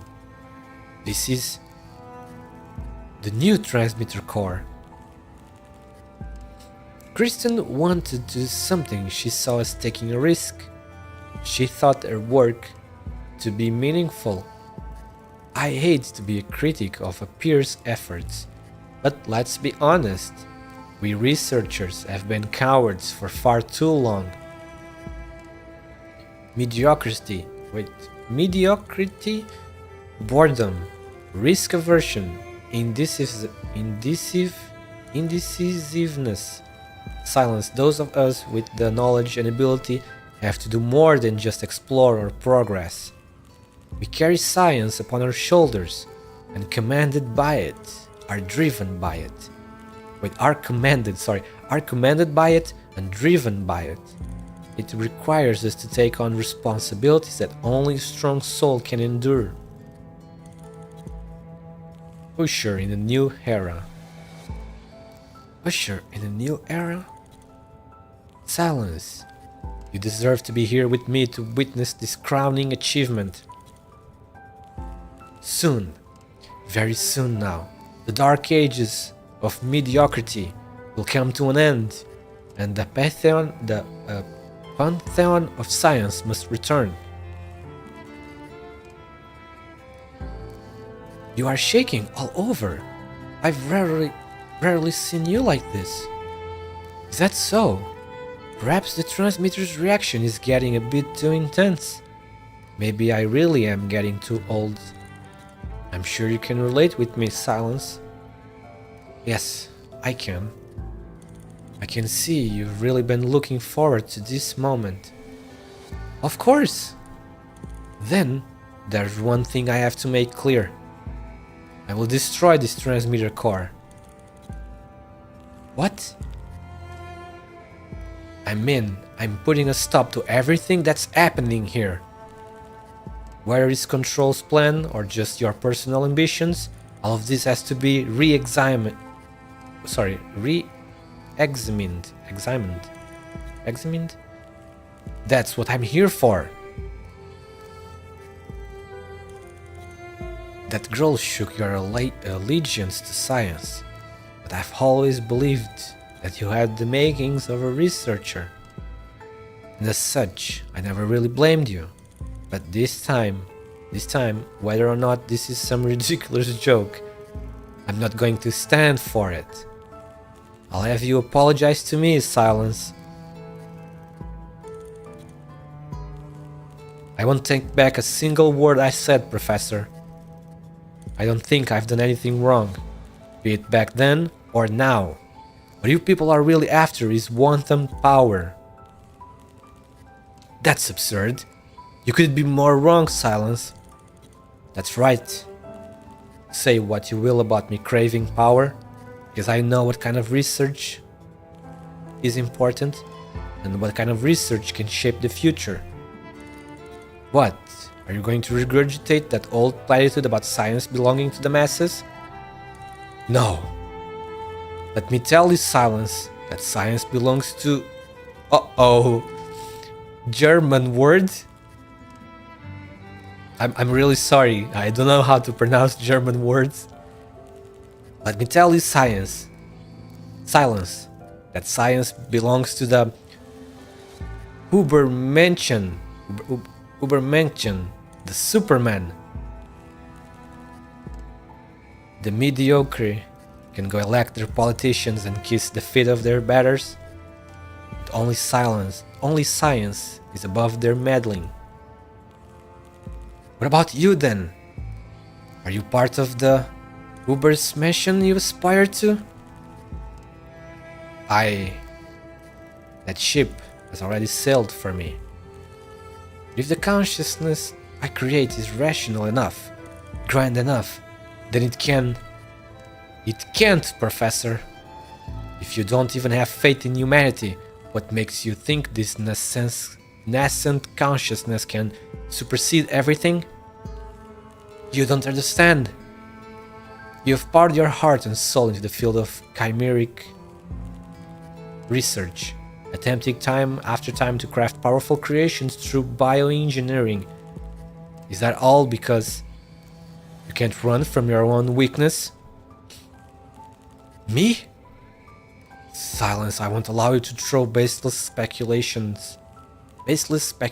around like that. This is my last hope to break free from mediocrity. Very interesting. Silence is becoming very strong. Very nice character development for Silence. I didn't expect to see you here. My former defense colleagues. That's right, Director Saria, former colleagues. We are now employers of Components Control Section. Components Control. You aren't allowed past this point. Oh, it's on. You're doing a better job than last time. I appreciate the sentiment. You all know what Kristen is trying to do. All this accomplishes is... I don't know, and I don't particularly care. You know my ID number from Rhine, Saria. 011. That was before Jara came. Kristen and I interviewed you. James. Back then, I had offers from other companies, including Volvort, Koshinsky, and Breach Brella. But I didn't give them a second thought. Because I always believed in you. You and Kristen. I believed you two were different from the rest of them. That was just your ego speaking, James. This whole place is about to crash. I'd recommend you hurry up and grab an escape pod. I will wait here until the moment we crash. But before that, want to see something spectacular, Saria? Nasty described it to us. Saria notices the entire corridor shifting. Is that...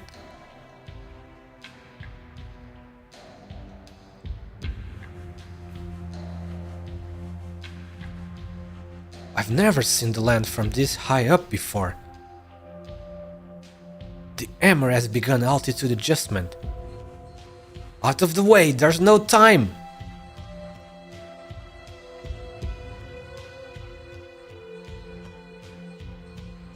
Damn it, what's going on? Is blasted thing spinning? If I had to guess, this would be the altitude adjustment mentioned in the technical manual, which is the step right before secondary excitation. Sir, do you need any help? Why are these doors in the corridor shut? Where's Ferdinand? He slipped away just now. Go after him!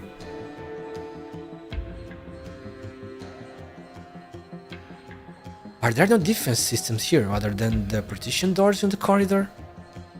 If I had any say in it, this place would be stuffed full of power armor.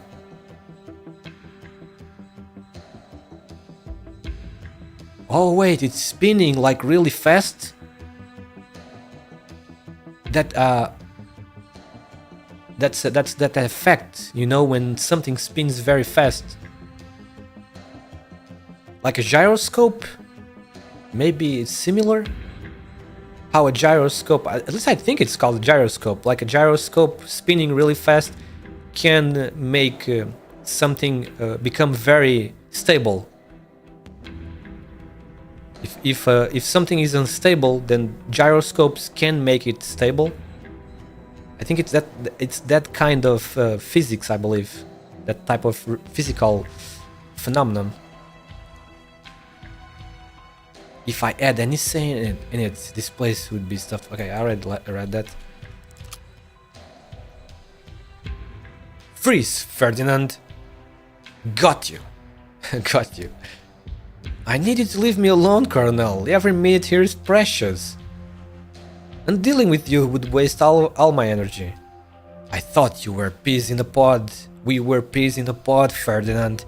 Sober, rationalists who would weigh the pros and cons before making a decision. Looks like I had the wrong read on you.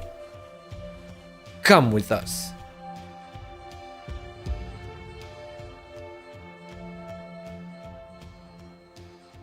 The beam excitation reading is 1.22. A constant should be introduced here to re-normalize the entire formula. What the hell are you talking about? I'm laughing at you, Blake.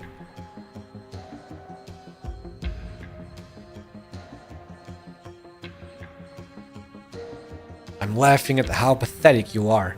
Your power, your medals, your rank in the DoD. You never lost sight of those.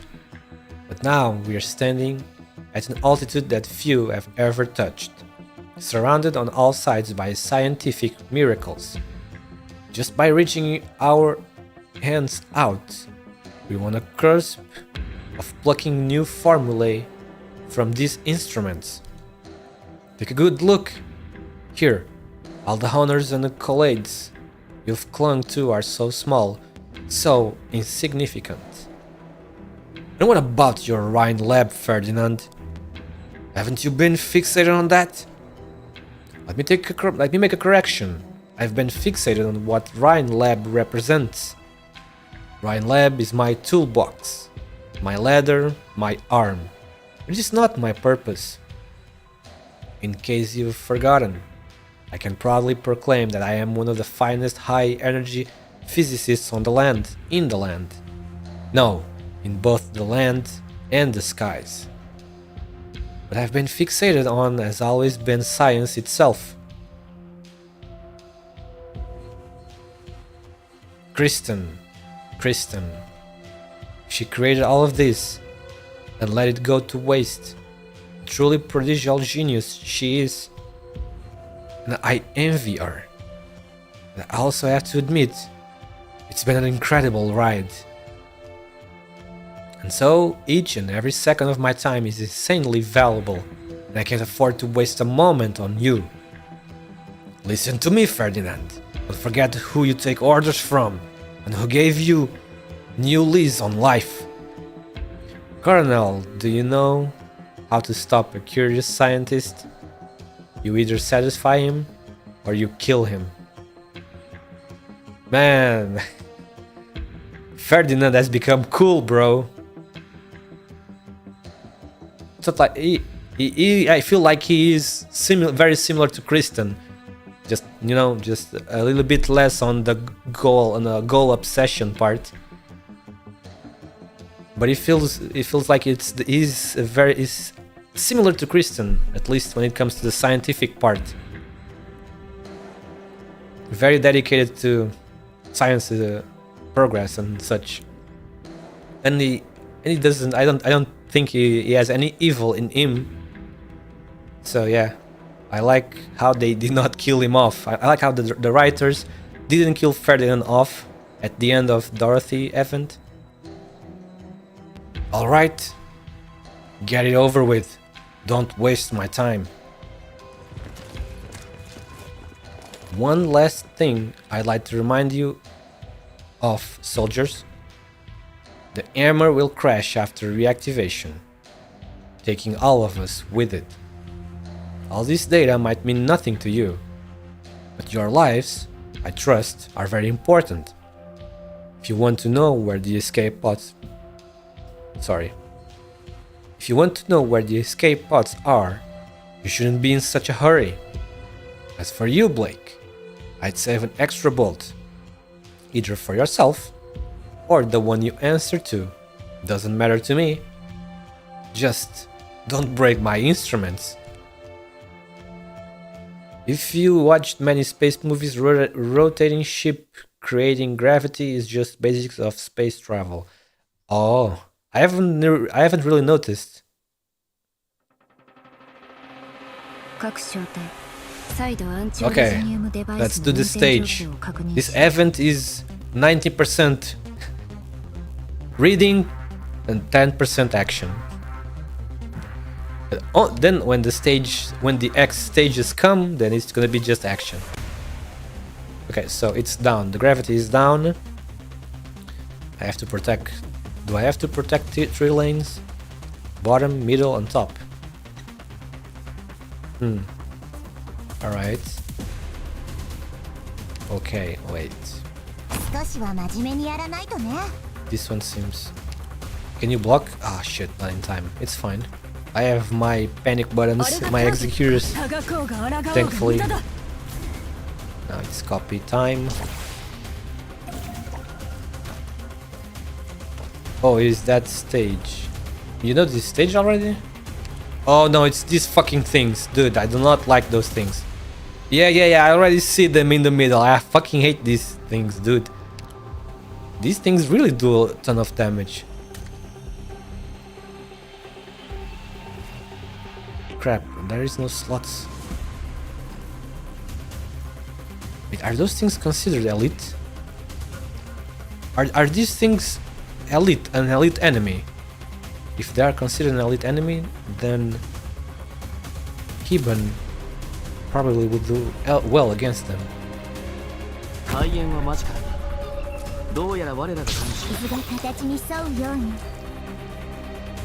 The second is worst. You mean the red version? That weight car is nothing compared to the second thing. Oh no, that's gonna be a new thing. Shit. Well, let me prepare then. My Chen. Olungdae Chen is so beautiful now. Well, she was already obviously super beautiful before, but this skin really fits her. I love this skin on Olungdae Chen. Wait, there's a ball in here. Just noticed. Oh, it's fucking coming. God damn it. Oh, wait, he got fucked by Ibn. Oh, nice. Ibn can fuck up those things well. That's nice, but it's sad that you don't have her, though. That Chen skin's so nice. Since, yeah, it's very nice that she uses default attacks. Normal attacks are with the sword. And then it's a cool hand canyon with the skill. This skin, I also like, I already said this before, but Muse probably was not here at the time. I really like this skin on Chen because it makes Chen look happy. You know, look at her. She's happy in this skin. She's happy in the skin art and also in the chibi. She's smiling, which is super rare, dude. I don't think I've ever seen Chen smile before. So that's why I also, that's part of the reason why I like the skin so much, because it gave us smiling Chen.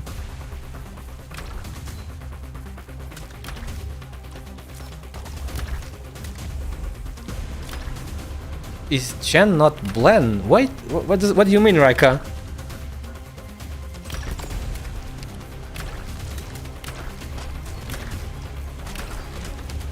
Okay. Oh no, here comes another thing. Is that the... Is this the thing you meant? Ah.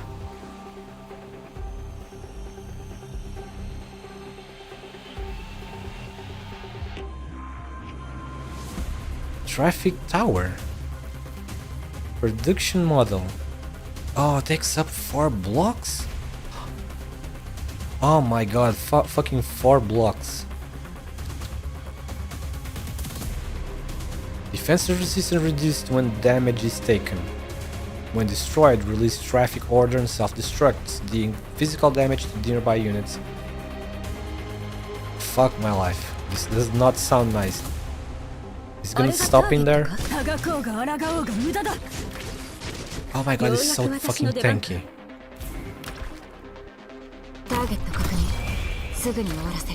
Wait, never mind. Chen and Ibn will stop that thing fine. It's already lost more than F. Yeah, it got fucking... What is that? Wait, oh, that's the pilot inside the thing. The pilot rushes out and starts running. Wow.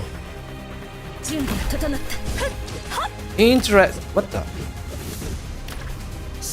Oh, son of a gunner. Wait, this guy... Did that guy... Did I time that wrong? Or did those enemies take... lower the block? Let me just restart, because... -1 block. Those things inflict -1 block. God damn it. These ones? Ah, son of... They do.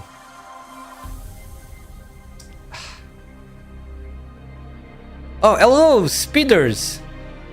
Hello, thank you very much for checking out my stream. It's a pleasure to meet you. Thank you very much, and if you stay for a bit, I hope you enjoy your time here. How are you? I'm doing great. Thank you very much for asking. I hope you are doing well too, and that you've been having a great day. Alright, let's do it this time. I'm not scared of those things anymore. Thanks to my boy Ibn. And also my executors. The executors are precious. Okay, first Mumu goes here right at the beginning.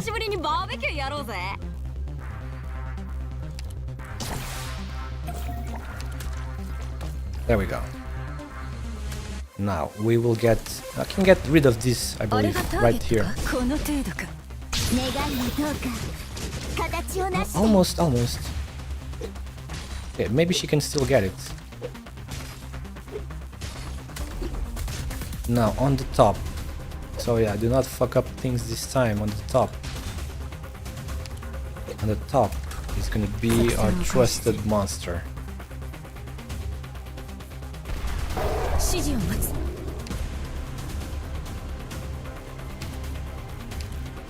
Just Kiban will go on the same spot, obviously.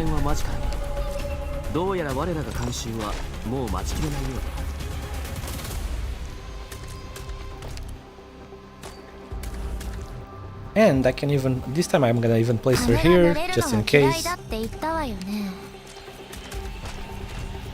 Miss Oroaya.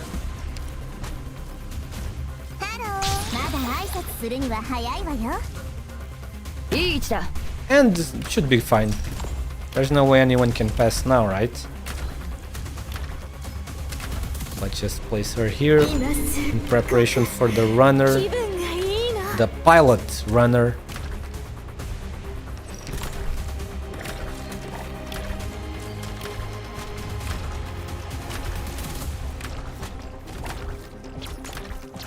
Oh, there it is. It's right here. Oh,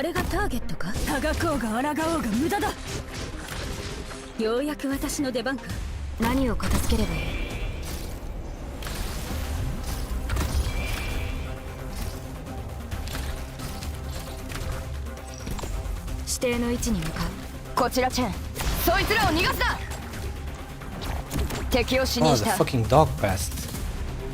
God damn it.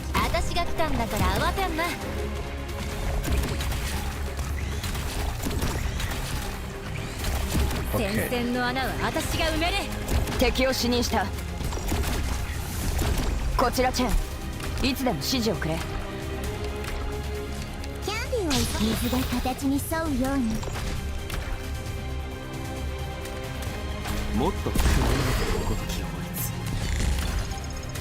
Oh, nice. This is considered an elite enemy. Good to know. Because Iban was attacking it, so that means it's considered an elite enemy.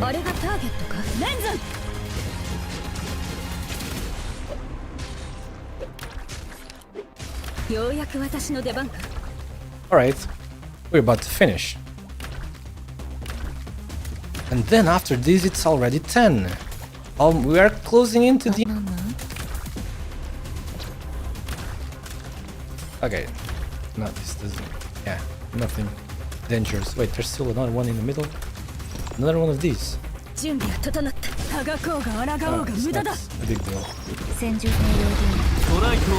What? Wait. What? Oh, it's because that guy pressed that switch. Go back to the middle, bro. So that you can get blasted by my boy. Ow. Mission accomplished. Is your Yatorin module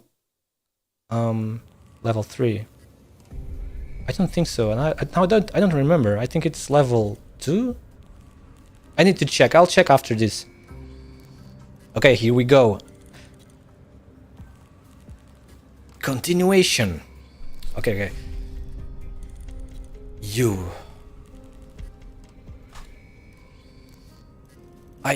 I've been memorizing the basic structure of the central nervous system lately, over and over again from top to bottom. Isn't that one of the assignments they give you in the intro biology course?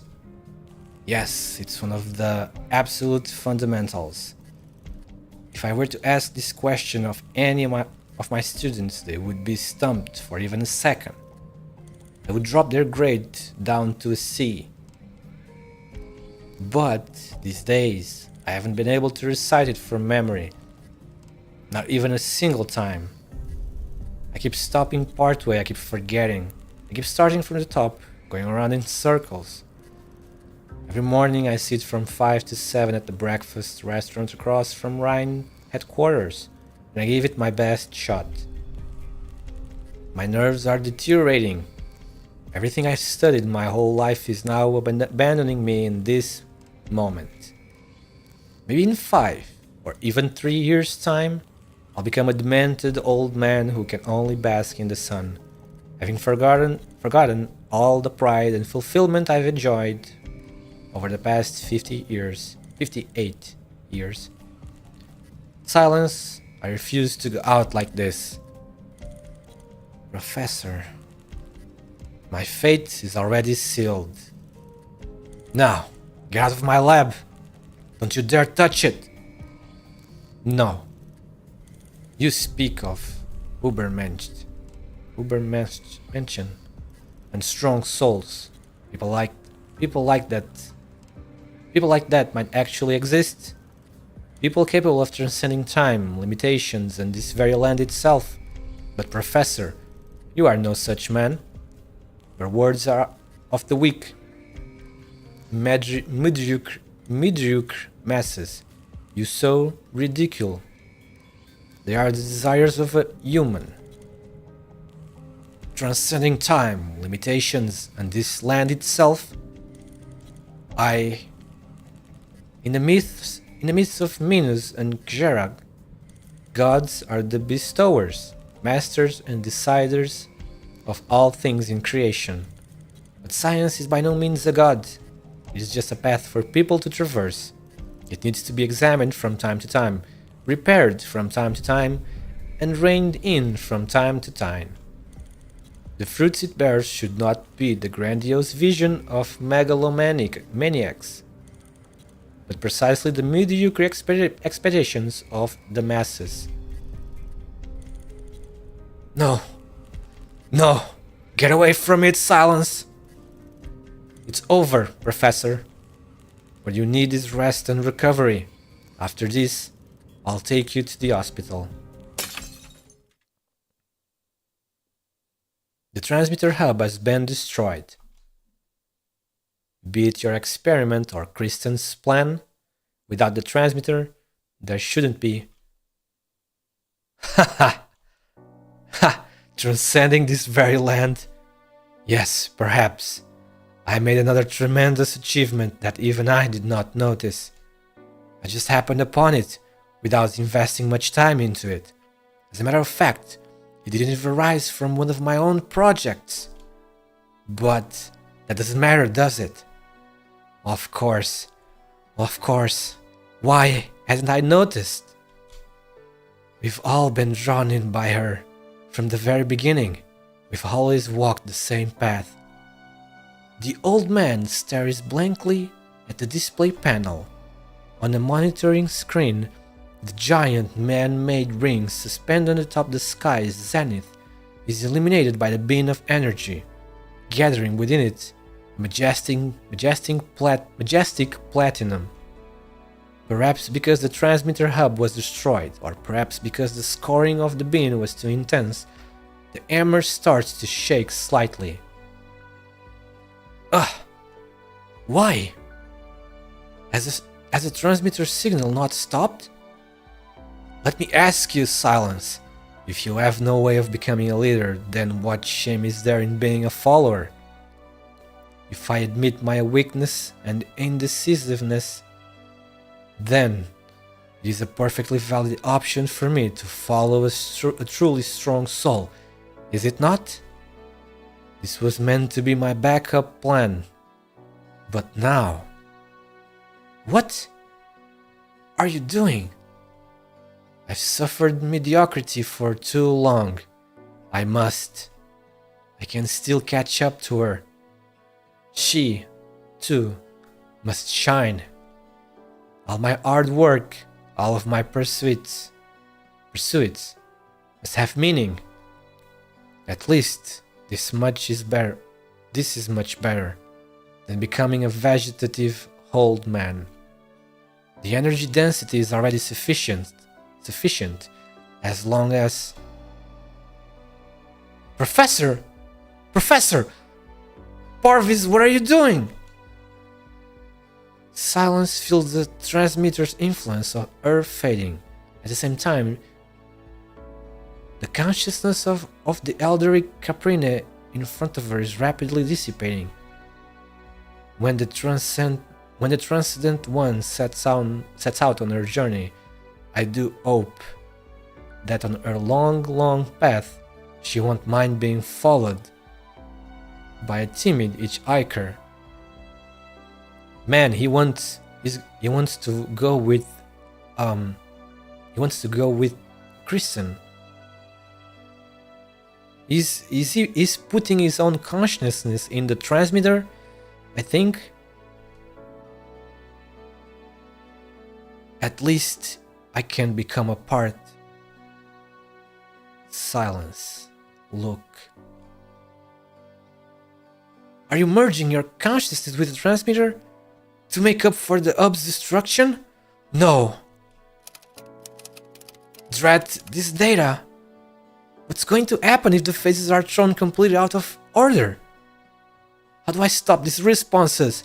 Professor! Parvis! This is completely futile. Your consciousness can't be preserved within the transmitter. This transmission will only destroy your nervous system. A faint sigh, perhaps a slight chuckle. Parvis's body has become an empty shell, no longer host to any conscious will. All his attachments, all his cowardice, dissipated without a trace. Professor! Within the monitor, the trembling of the hammer seems to gradually calm down.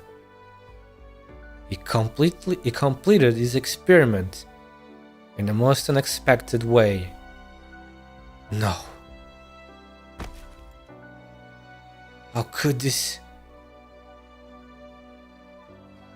Silence! Silence! Silence, are you in here? So you really were here? Step back, I'm coming in! I finally found you! You had me scared to death, Silence. When I saw you snatch the car keys of those soldiers and float it out of there, I knew you were about to do something really dangerous. This place is crazy scary. Not only is this place crawling with soldiers up above, but I even got a real jump scare from that exploding energy bin. Ifrit, why are you... To save you, of course, duh! Did you know I learned how to drive? A real shame you didn't get to see my mad skills. With my driving skills, I might even get bumped to an elite elite OP. Wait, how do you say this? It's not OP, it's up, right? Yeah. I might even get bumped to an elite op. What's wrong, Silence? Why is Parvis here? Why isn't he moving? I don't know. In the end, he achieved his goal. On the other hand, I haven't really achieved anything. I was thinking, had I been more decisive, had I been more determined, had I been more determined? Is that a typo? Kinda doesn't make sense to me. Ifrit, how am I supposed to stop people like them? Such powerful, brightly shining souls. Will I never be able to reach Saria or Kristen? Stop joking around already, Silence! Ifrit frenetically grabs Silence by the collar. This isn't the Silence she knows. You are the strongest woman I've ever seen! Rosmontis is pretty powerful and so is Blaze. All of Rhode Island's operators have their own special skills. But you're the best out of all of them, Silence. It's because you've done so much for me. So much that to be honest, I don't even know where to start. I pushed through everything. You and Saria both. You both overcame it all. I know. What you're trying to do is really huge and really complicated. The guys you're trying to stop might also be really powerful and really hard to deal with. So, that's why you should let the people... that's why you should let more people help you. They have so many helping them out, so should you have to fight all by yourself? Obviously, you have me, and Saryu too. We're here by your side.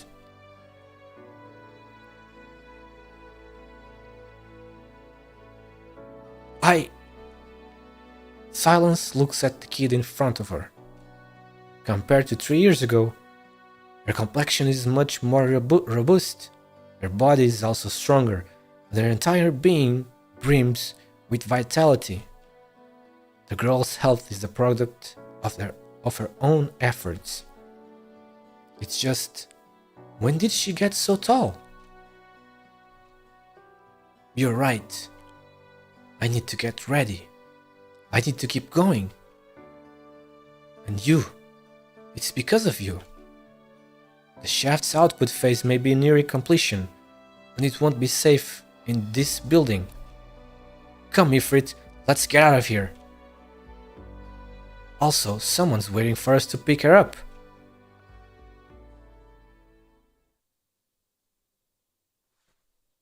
Oh, again? Back here?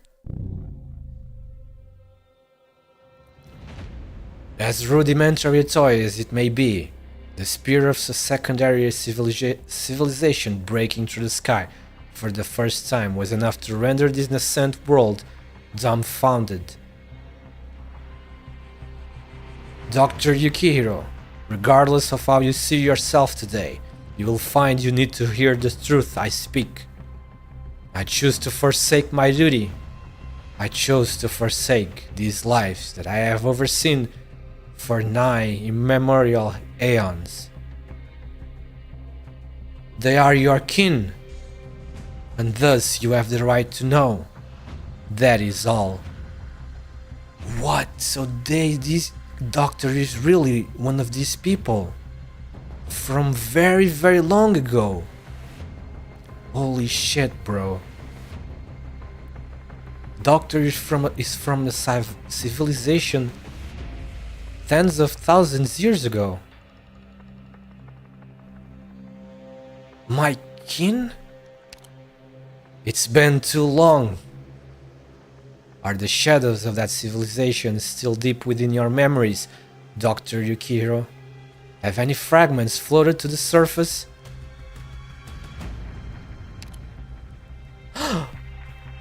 Priestess! Wait, do you guys remember that even Kelshi doesn't know who Priestess is?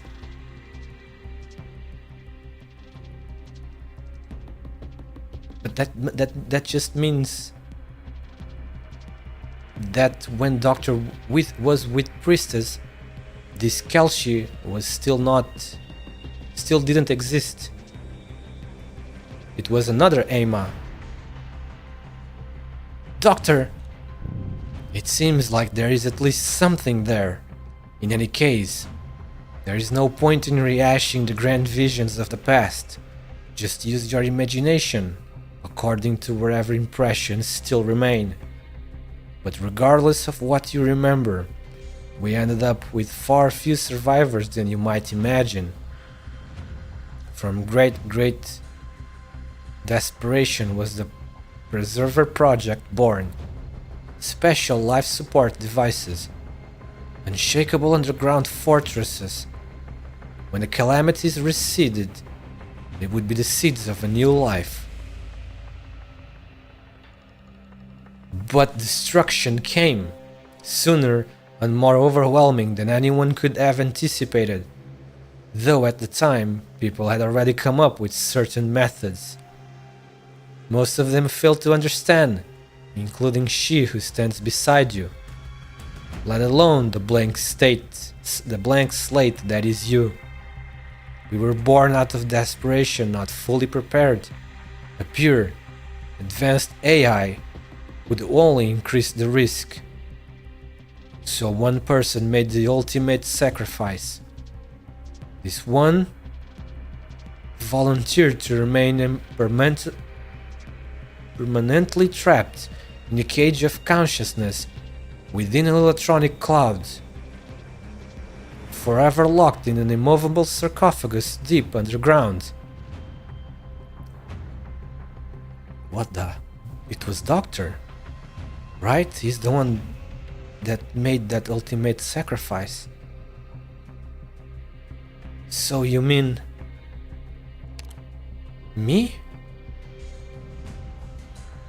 As of this moment, in every sarcophagus is a person yet to wake up. Wait, maybe these people still didn't die? They're still clinging to life, even when the energy is being used for the shaft? Me? Correct. But none of them will ever... Oh shit, never mind. But none of them will ever wake up again. They lost that ability long ago. What the? Even though you have no memory of who you are, you feel a part of your body spasm violently. A dull pain travels from your heart to the palm of your hand. For a moment, the name of this emotion eludes you. Your daily life at Rose Island often making you forget the quandary at the core of your existence. Kin. Doctor. Kelshi hesitates to speak. You want her to say something to comfort you. You want her to be as omniscient as she always has been in the past, offering you solutions, answering the questions you've always had. But you see only doubt and sorrow in her eyes. Sorrow is an uncommon emotion for her, even less so is if that sorrow is for your sake. If you came here only to stop Kristen, turn and leave. Nothing is going to stop us. Even if the meaning of her death is itself but a gamble. I've already made up my mind. The memory bereft Dr. Yukiro and Emma Tan, who has managed to survive to this point. If you have no other responses, then we have nothing more to say. No. No? What is it that you want then? Do you wish to recover your memories and the truth? Or do you insist on stopping Kristen? You can't accomplish any of it. Your amnesia is hardly so simple. You are just being pushed along numbly, thinking you have acquired faith and new ideals. Ignorant hope is but the air-bringer of despair. Something we know so very well. Why not enjoy your hard-fought, renewed lease on life? And instead insist on broaching the truth. Do you really know anything about this land? The thread from the ocean. Oh, seaborne. That seaborne thread mentioned. Wait, this is pretty good. This is pretty interesting though. That means at this point in time, which is 1099, the year, they still haven't made any progress regarding the seaborne trying to invade the land. Which means we might see another chapter in the seaborne saga. Because I really want Ulpianos, please, developers, they need to give us Ulpianos playable, please. So even though they can't wake up anymore, the sarcophagus preserving their consciousness and reacted to Doctor. Yes, Ulpianos playable when... Oh, it's Compero. Good afternoon, Compero. Welcome. Wait, maybe it's still morning for you. Good morning then. Even though they can't wake up, the sarcophagus preserving their consciousness and reactor. I don't know, Muse. From what it sounds like, they will not wake up anymore, ever. It seems they're gone for good. At least that's what the preserver said. They're not going to wake up. Where did it say it? Somewhere. No, it was. But look here. But none of them will ever wake up again. They lost that ability long ago. It seems they are gone for good. Maybe their body functions are still working, but they are like vegetables. Consciousness is long gone. The thread. The preserver has failed to wake them up like thousands of time. From what I understand... Wait, that... Okay, first I thought the preserver killed everyone by rerouting the energy of the sarcophagus to the shaft. But from what you're saying, then maybe they have been gone a long time ago. So that means the preserver directing the energy to the shaft didn't really affect anything because they were already gone. The thread from the ocean grows day by day, while the mighty Aegirian civilization remains arrogant as ever. They might be powerful now, but they still underestimate the ocean. Oh, wait. Maybe the next chapter in the Seaborn saga happens before LONETRAIL. Because from what Kelshi is saying, it sounds like she made contact with the remaining Aegirians. You guys remember the end of... what is it called? Stultiferian navies? At the end we see a artwork of an underwater city with a dome, you know, an Aegir underwater city. Yeah, Preserver maybe know all of their knowledge, but the Seaborn is still untouchable. Yeah, that's what it seems like. By what Kelshi is saying.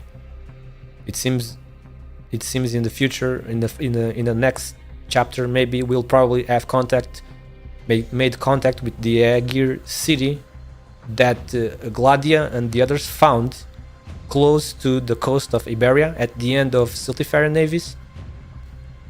I'm very interested in seeing the continuation of the Seaborn saga. And now it's the demons as well. That one is... we haven't seen that one yet, but we will see more of them in IS-4. Though the demons and all is deep within in Sami's depths and show little tendency to expand, they cannot be ignored. They are like cracks entrenched deep within the ice, precipitating a collapse that may occur at any time. But these are only the fringes beyond civilization's soil. They were never the immediate cause of our slain future. Inequality and prejudice, war and strife. The people are far from understanding the value of unity, and fundamentally unable to set aside differences and old grudges to talk about peace and the future. Even when catastrophes descended, the cogs of Ursa's war machine did not stop turning for a moment, and the peasants of Casimir's were not exempt from brutal punishment and taxation. Unity is an eternal dilemma. Even today, there are those who cry for the wars of old, yet refuse to face the suffering, as well as those who died in vain. They may not even be able to see these words. It's too soon. They are still too weak. A few lucid individuals do not represent the entire nation. Colombia will soon seize their desired advantages from Christian, expand their appetite, and extend their hypocritical forks and knives towards Bolivar, Sami, and Sargon. What Christian did is a far cry from a feat of strength, scoping out the future of humanity, even a slightly deviation, and all of this will become but a clarion call for the next round of conquest. Is that what you, Amatan, Kelshi, think of Terra now? Fine then, I understand. For one who has walked with the civilizations born of this land, your opinion holds referential value. Since you each have your own reasons for not wishing to budge, then let us test each other using the ancient ways. Compared to pure Compared to pure rhetorical persuasion alone, I will need some more basal behaviors to evaluate your quality and revise the plan. Provided you are qualified. I accept. Bring it on, bro. Debate.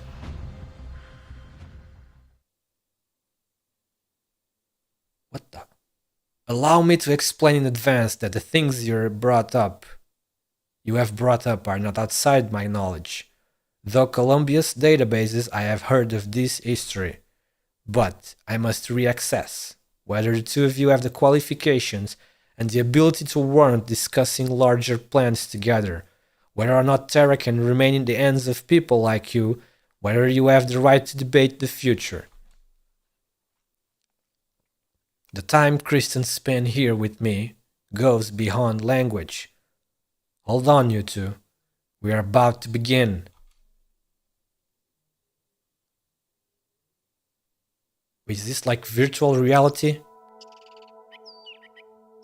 Damn, that AI is really OP, you know? Very fucking advanced technology. It's showing us stuff like it's virtual reality. I'm being teleported? This place? No! Dr. Yukiro.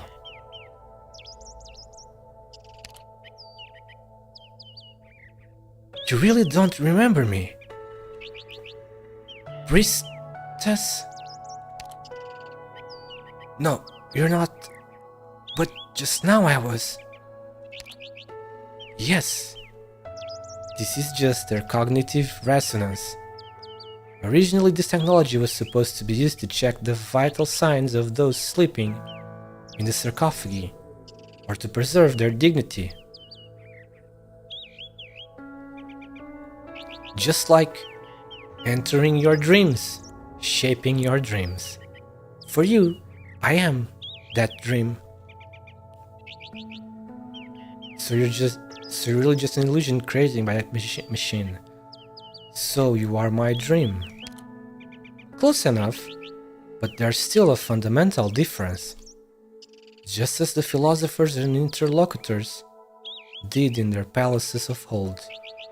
When thoughts collide and words are exchanged, cognition intermingles and the boundary between self and non-self blurs. You currently play the role of the doctor in your dialogue with me, but in reality... What the fuck? But in reality, I am the one who plays the doctor, whereas you are actually me. Nani the fuck?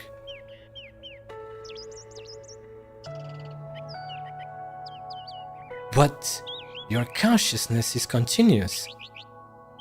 This is not equivalent to the illusion in front of you, or your own image changing. The only word that can be described, that can only describe this sensation is dreamlike. You will not see a cold, impassive machine calling itself preserver, and that will not see the helpless and dazed you. It is only in dreams that our subjective perspectives are no longer distinct.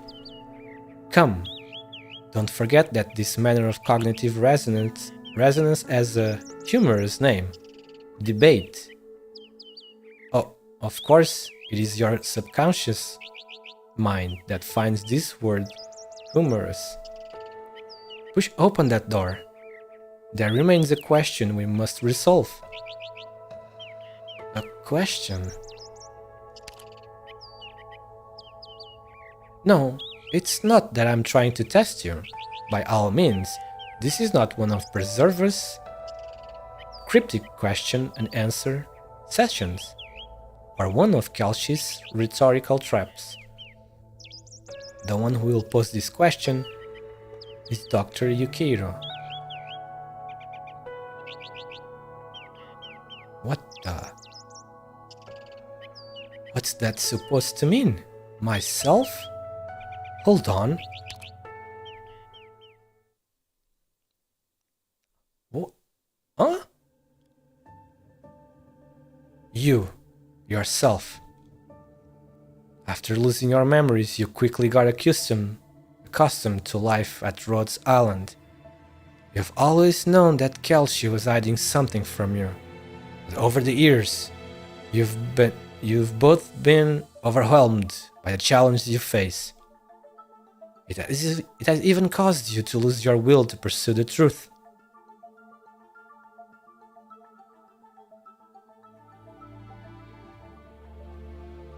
It's a very old species, it seems. It's a very old race of Terra. Maybe the true natives of Terra. Maybe even before the Tikas. I don't know though, I'm just assuming. From what everything that I've been... Oh, Speeders, thank you very much for subscribing. Thank you.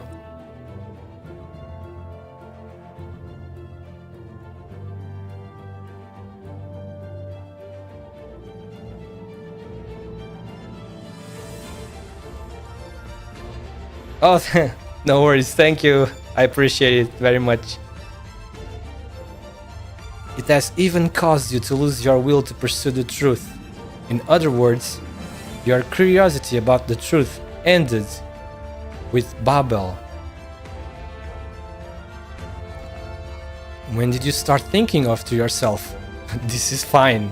The meme! The dog surrounded by the fire, drinking tea, this is fine. When did you start thinking to yourself, this is fine? Do you really have the same obsession in the bottom of your heart to recover your memories? As more trust was built, certain truths gradually came to light, which even led you to self-doubt. But the two of you overcame these difficulties, which is why you're here today. But what about before that? Long before you took Amia's hand in Chernobog, long before Babel. Who are you? What are you? Where are you going? Doctor, who are you?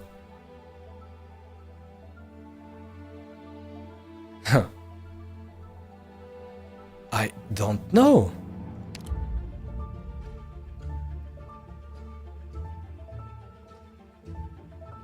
There's something I want to tell you, Doctor. The doctor I placed my trust in is the one and the same with the doctor who woke up in Chernobog and has fought by my side ever since. That's what I believe. That's what I've always believed. But in reality, Dr. Kelsey and Teresa, do they really see the commander of Babel and the doctor of Rhodes Island as the same person? I don't know. I just don't know. All I remember is the doctor who was so kind to me, the doctor who saved me. If the truth really is as Dr. Kelsey says... Amia. Oh, Dr. Kelsey. The doctor is tired and needs rest. There is still much to think about and digest. If there's anything else you'd like to ask, come back tomorrow. Rhodes Island still has a long future ahead of us, so there's no need to rush. Okay, sorry, Doctor. I'm sure I caught you off guard by asking this out of the blue. Actually, I also want to know. Don't dwell on it too much. There's not much time left before we reach the outskirts of Londinium. Wait, did this really happen?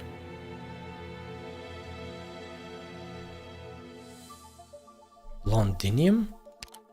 Next thing on the... Oh, no, never mind. The next thing on the itinerary is a meeting between what? Some word is missing here. Is a meeting between one of the elite operators. Some of the elite operators. and we will need you to sit in. Hurry, come this way.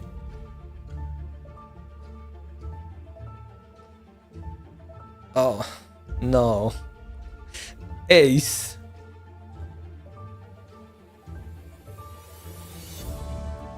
Ace. No. Man, Ace was such a nice man, bro.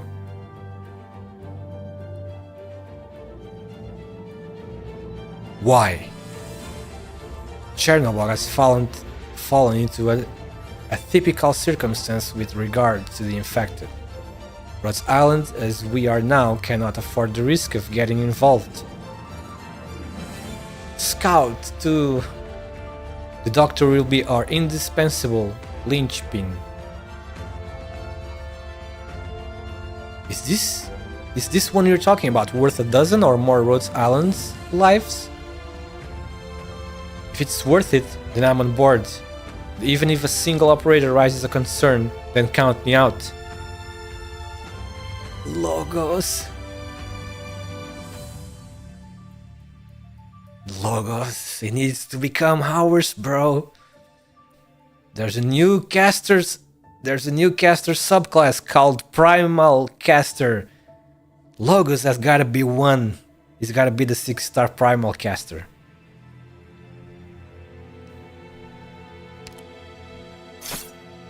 What?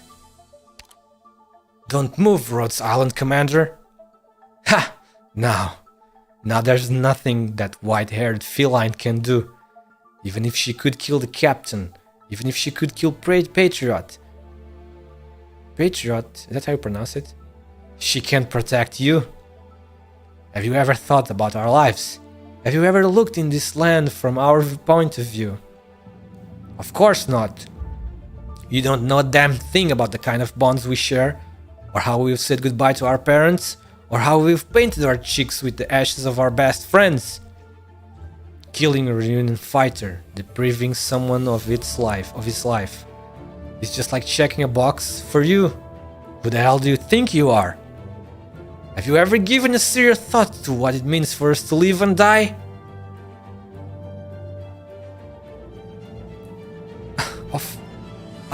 Of course I have. Watch out, Doctor!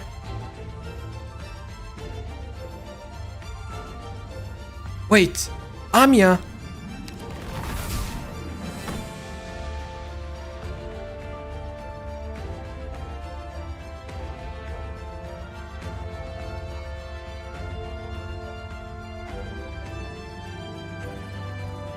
Yeah, I understand, Yandere.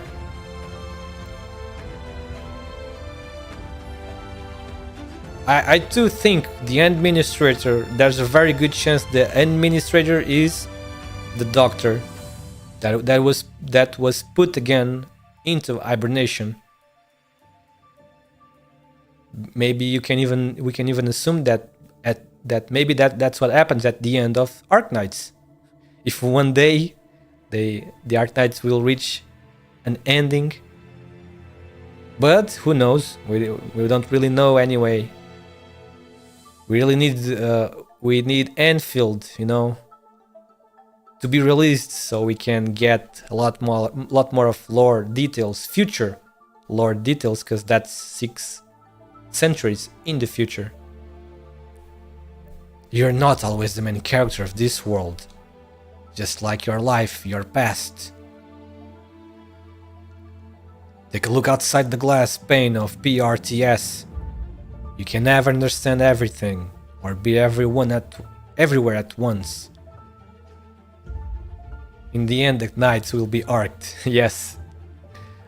Only those long-living races can appear.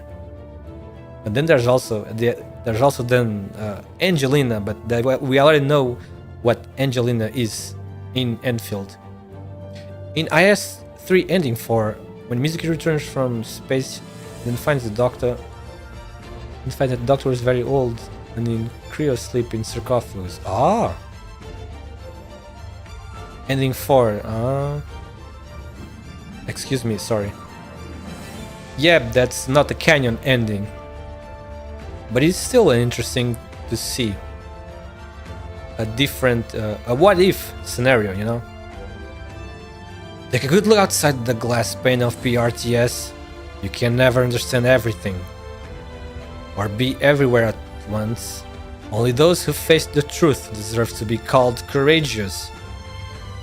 The ridiculous thing is, you don't have the slightest idea of what the truth is. You've been kept in the dark, you don't understand it, and you are frustrated, even angry at your own ignorance. In the end, what more are you than the projection of the pincer beasts in a bucket around you? They all want to use you for a measure of consolation, to use you for what they want to obtain.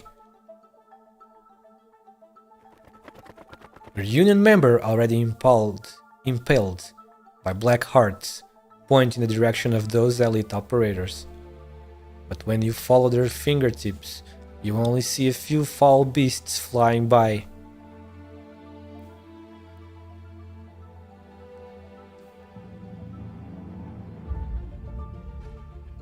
How many among them faced their own destiny? How many more stood behind Rhodes Island, eventually becoming arrogant overseers? What about you? Do you think you can completely sever yourself from the past just because you've been shaped by new memories? Even if you can, how will you reconcile yourself with the new you? The onlookers know nothing about you, yet they want to become you, and achieve their vulgar desires through you. You. Are you truly worthy of trust? Do you need to be entrusted with such a heavy burden?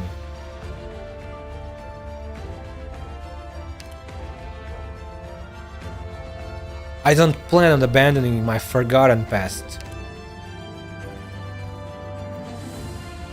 But if the past does not help me fight for Rhodes Island, then I can only see it as insignificant. This is not a matter you can decide on so cavalierly, Doctor. Can a criminal be exonerated of his sins just because he lost his memories? If a good person loses her memories, does that erase the good that she has done? Very well done questions. Very deep questions, bro. Very philosophical.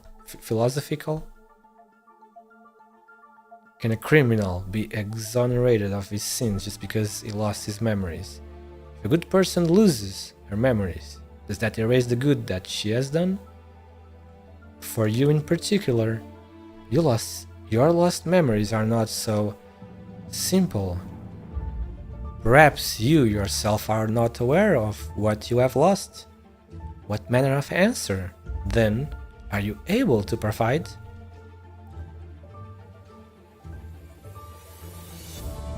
Doctor, and take my hand. Philosophical. Then, as the doctor, I will make the correct choice. I will find the meaning within it. It is not the memories of the past that guide me, or the events from then to now that have reshaped me. I am me, just as I always have been. Yes, very true. Oh shit, the ocean? I understand your thought process.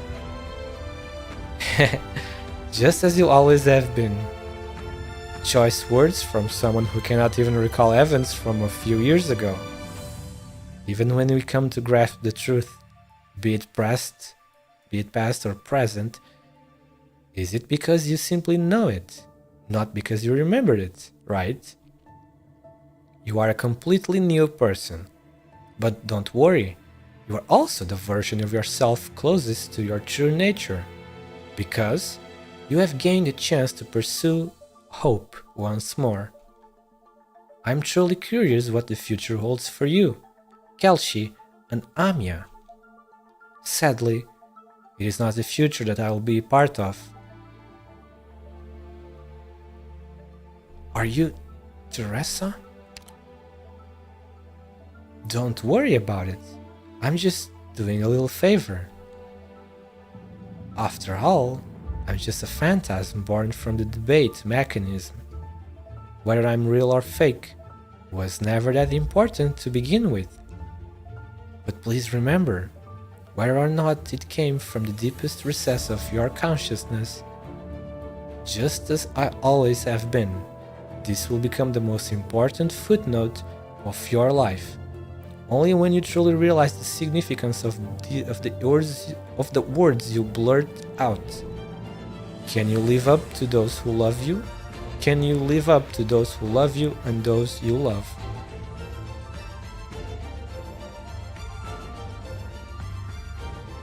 We should all grasp our own destinies. Grasp.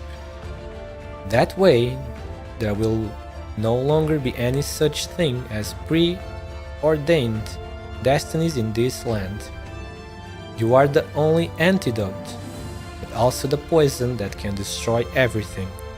What truly injures us is neither originium nor catastrophe, neither sea nor sky, but rather ourselves. Believe in Amia, believe in Kelshi. The dark, endless night is quickly approaching. What is this? Is this... Oh, this is foreshadowing, or am I tripping? Something even more dangerous than anything else is coming. And now I'm thinking about... Now this makes me think about Kelshi's skin. But look, did you guys pay attention to the new lines of Kelshi's skin?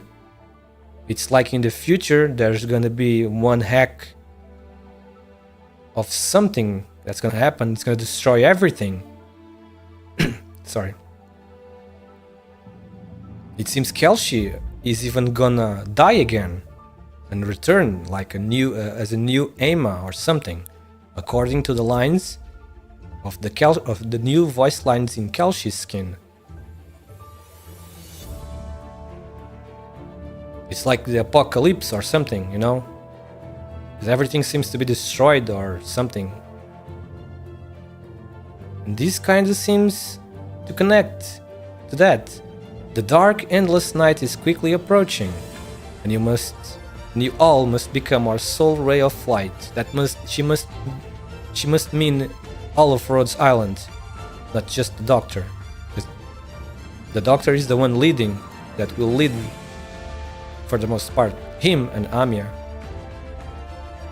Until next time. Oh, there's gonna be a next time. What?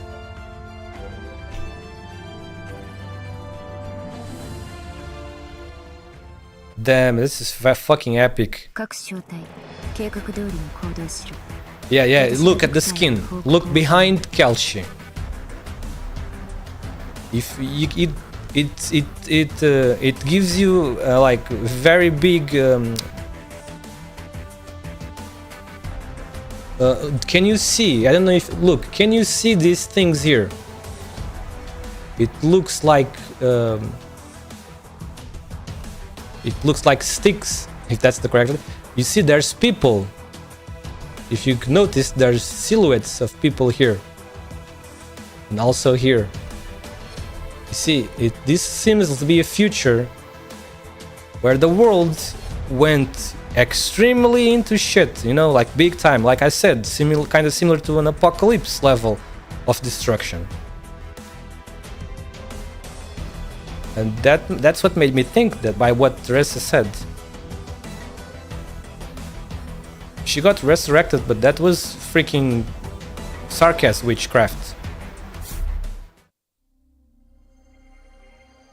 You saw it? You just saw it, Yandere? Because like an hour ago you haven't seen it yet. Oh, it's the WC-10! Oh man, we're about to reach the end.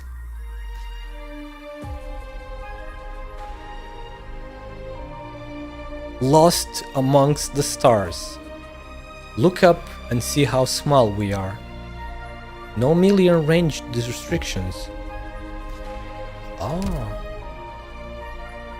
I saw a clip from Facebook. Ah, I see. Okay.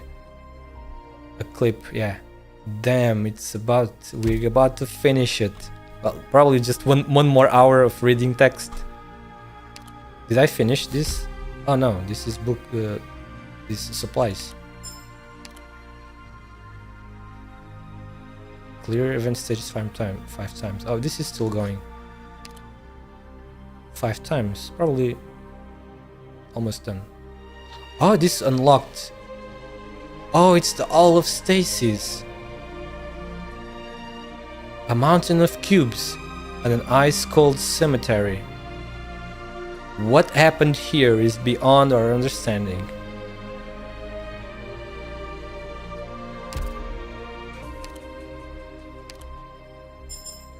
Alright. Let me just jump into my room. Sorry, my basement real quick. Look. Are you reading this?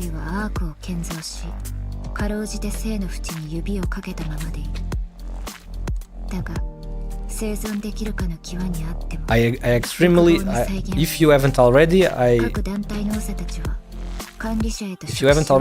extremely advise you to read all of New Kelshi's lines. There's a lot of lore in there. Unless the skin is just like a what if, similar to the IS's endings, but it's still pretty interesting. By the way, sorry I got to go. It's too... Oh, don't be sorry, please, speeders. Don't be sorry. Thank you very much for checking my stream, for subscribing and for being here with us. And have a good night. Thank you again, and I hope to see you again in the future. Bye bye. Good night.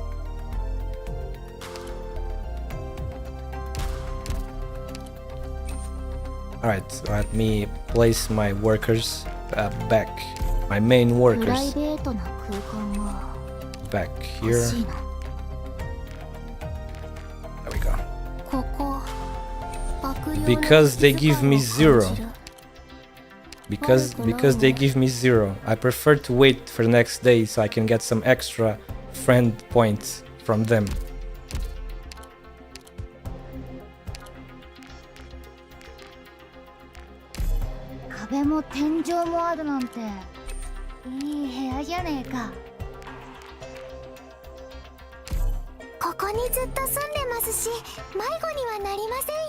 Ah, Suzuran-chan! Protect Suzuran always. Give Suzuran all the headpats.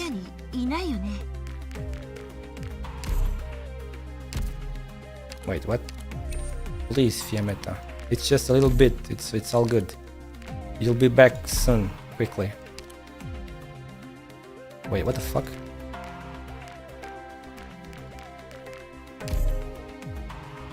Okay.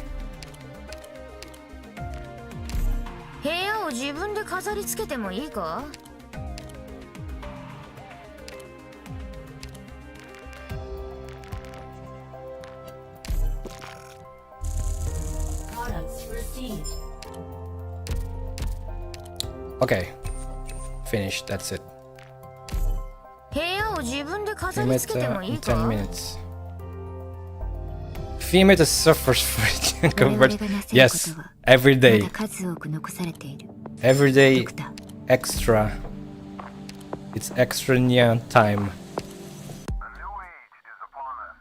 Oh, I just noticed what the guy says.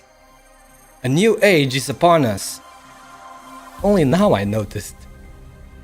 Wait, but Ori Rock is better than with Mud Rock? No, it's not. Nya still gives a bigger boost. For example, for alloys... Wait, where are the alloys? Over here. For alloys, the best one is Orn. Yes, Orn is better than Nya for alloys. And I think, correct me if I'm wrong, but I think for what's it called, Oriron? For where are they? Do I have, oh, for Orirons, I think it's the red dragon, Todifons. Yes, I think Todifons is better for Orirons. Aloy, yes. Maybe I'm wrong. 90%. Okay, 19%. Orn gives Aloy 100%. Oh, the Yandere Enjoyer is also going to sleep. Okay, thank you too, Yandere Enjoyer. Thank you very much for being here, for checking my stream, for chatting with us. And I hope you have a good night. See you next time. So yeah, Horn is better. Horn is the best one for alloys. Tadifons for Oriron. Wait, maybe not. Hang on a second. No, because Nya is still better because she gives Nya gives 100 to everything, which is 10%.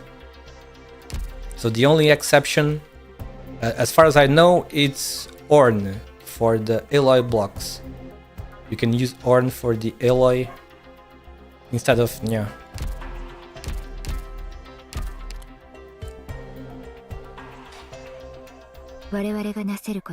Okay, let's get on this. The end is within us. No, not within us.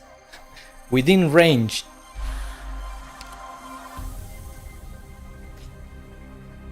Now, if some of you have checked some of my videos, you know that I like doing some specific, like a little challenge on the boss stages. So I want to see if it's possible to clear this stage like lore accurate clear, you know? Not exactly kinda lore, but at least using the characters of the event, if that makes any sense, you know? So we have Silence, we have Uraya, we have Muelsis. We can also go for Rhine Lab only, you know? Rhine Lab only certainly obviously fits, because that's what the event is. So let's see, Rhine Lab has 10 characters. Right, so we can bring these. Well, Silence, probably I won't bring the normal Silence.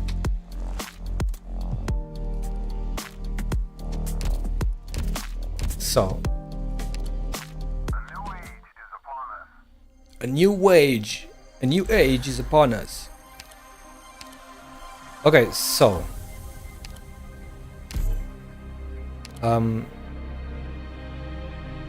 actually, okay, wait. First is Mumu is definitely going here because she has DP cost down for Rhine Lab. Muelsis is a little bit like a core for Rhine Lab. Then let's see, we have Saria. We have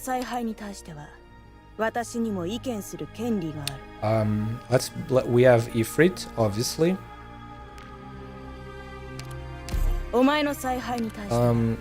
After Ifrit, Silence.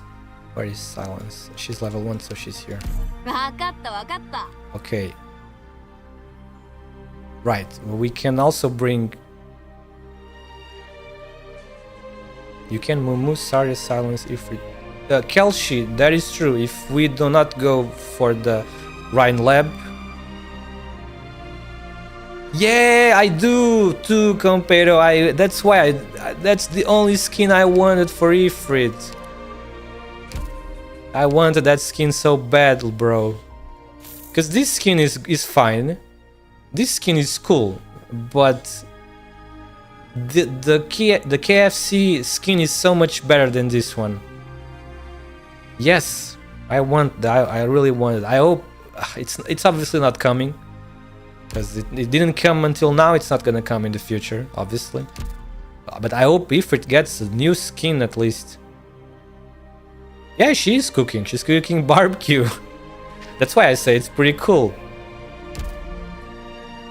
Okay, we can also go, instead of Rhine Lab only, we can go for the event characters that appear, which is Oraya. Where is Oraya? She's here. We have Calcium. Who else? Where is Calci? She's medic. Okay, so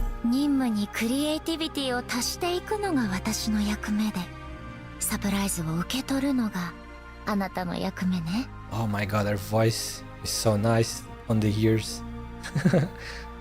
Or eyes voice. Okay, who else who else appear in the event that is playable? I'm drawing a blank. That's right, Ross Montes. What the fuck, dude? Ross Montes. Oh wait, Ross Montes also has module now. 3 instances of physical damage instead of 2. Sounds like a nice boost.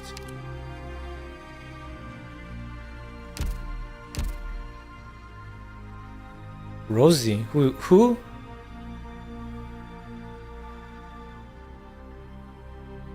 Who is Rosie? Is that how you call Rose Montes? Ah, okay. I call Rose Montes Ross Cat. Okay, she's a cat.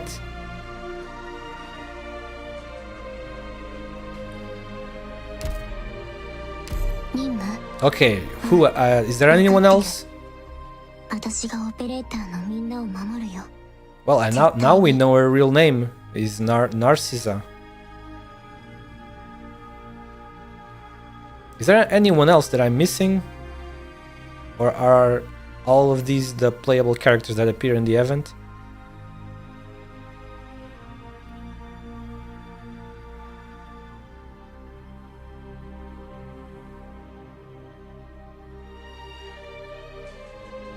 I will try first like this, but I probably will need to bring normal silence, I guess.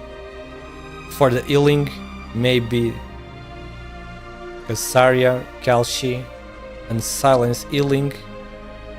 Silence the paradigmatic healing probably won't be enough. And since I'm here, I'm gonna level them up a little bit. How much does it cost? Let's see, level 30. How much does 30 cost? Oh, that's good. That's good. I can do that to all 3 of them. Level 30.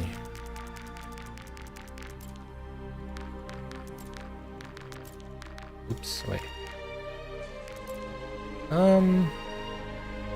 Not bad. No, it's not a bad. Not that bad of a little boost to the stats.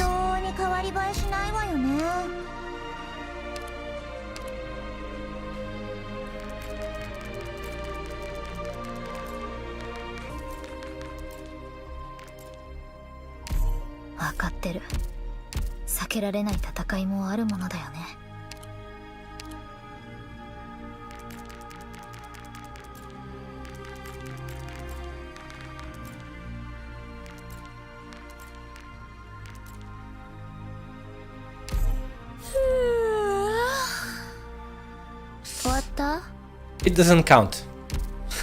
In my opinion. Oh man, I fucked up and placed it 31. Just my opinion, it doesn't count because it was just like it was just flashback. It was just a flashback. She's not here. But if this doesn't work, if this there's a good chance this might not work unless like I'm super big brain, which I'm not, unfortunately. But there's a good chance this won't be enough. So I might probably will have to switch to a bigger rooster, and then I will just go with a Rhine Lab type clear, Rhine Lab only operators, and then I will bring Dorothy probably.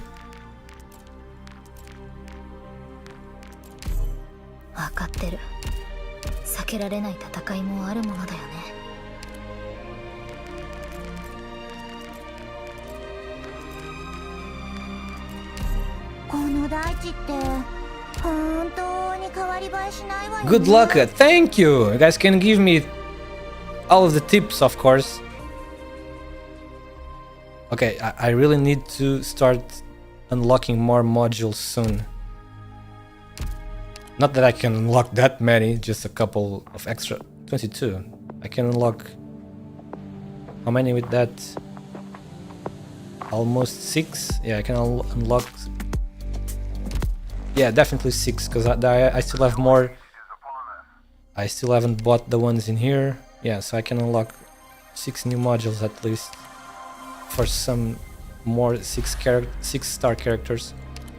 But, well, here we go. Let's see. How is this going to end? Oh shit, what the fuck? That scared me a little bit. God damn! Over here! Surround her, don't let her through! Attention all forces, get ready! The feeling of weightlessness returns. Calcium crystals grow rapidly, tethering Sarya's hand on to the corridor floor. The second disorder wave is starting.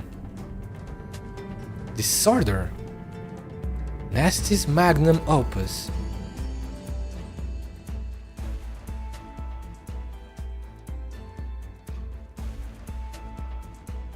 You've been following me around for the last couple of days. Does defense have nothing else to do? 16 of your Rhine technological park modifications do not comply with our established safety regulations. Disorder. I can get silence tokens. Yeah, I can.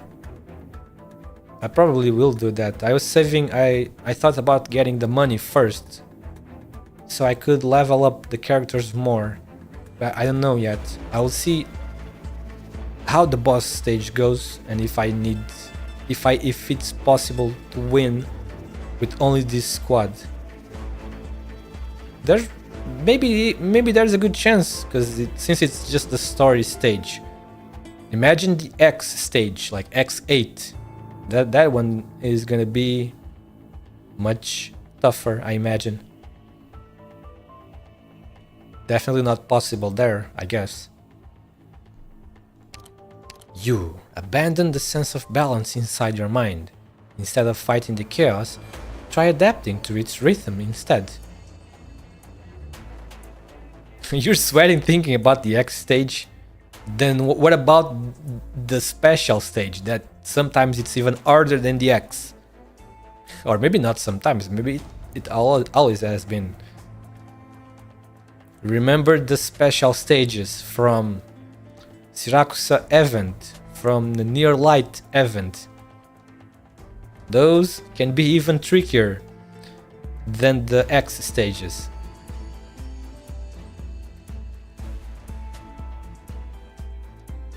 Yes, it is. Next week it's X, and then on the third and final week, it's the special stages.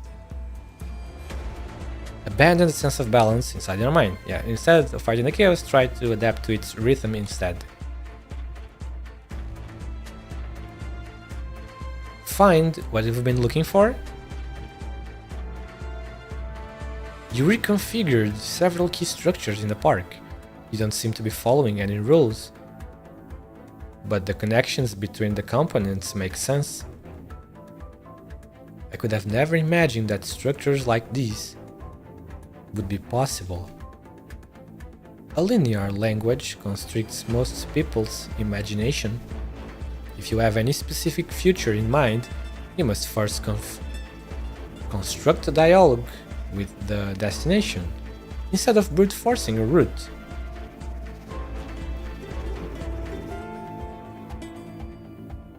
Abandon balance.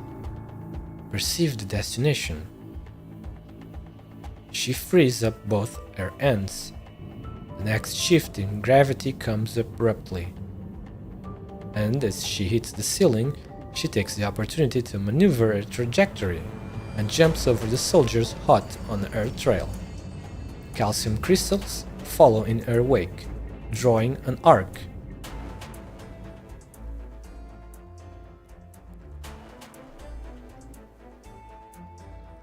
One moment, please, it's water time.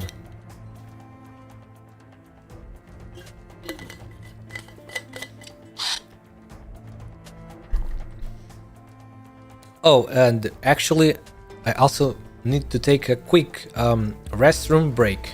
Alright? I'll be back in just a minute or two.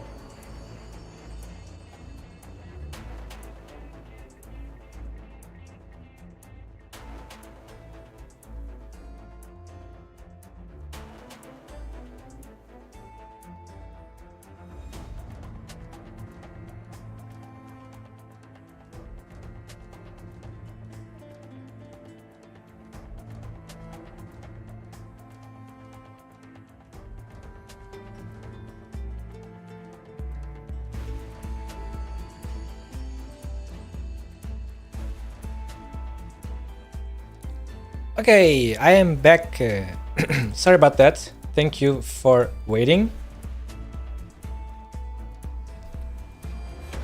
Okay, so where were we?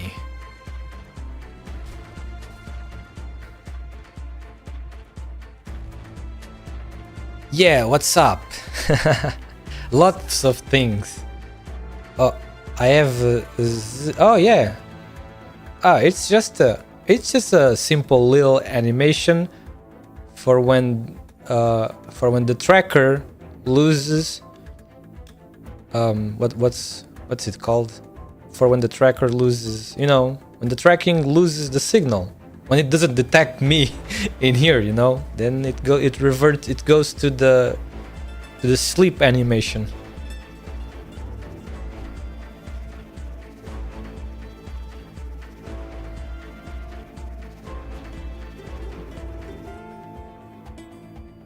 Okay, so where were we? We were. And it's tracking lost. Yes, tracking lost idle animation. You could say that, yeah. Oh yeah, so Saria is remembering information from her colleagues from the past, and now she's adapting to the gravitation. Idle sounds like idle. Idle, idle. A little bit, I suppose, yeah. Manipulating raw calcium in the same way microbes change their composition. How very enlightening. The materials morph extremely quickly. No, it sounds the same. Idle. It's not, wait, it's not idle, it's idle. Oh, I see. Idle, idle. Yeah, it is extremely similar. It's like 99% similar. Idle, idle. And thus, the materials morph extremely quickly, are adaptable and combinable with various organs, and thus have promising medical applications. This has been your research field ever since you were in college, yes? Why not continue? Because it's dangerous. It's always the French, huh?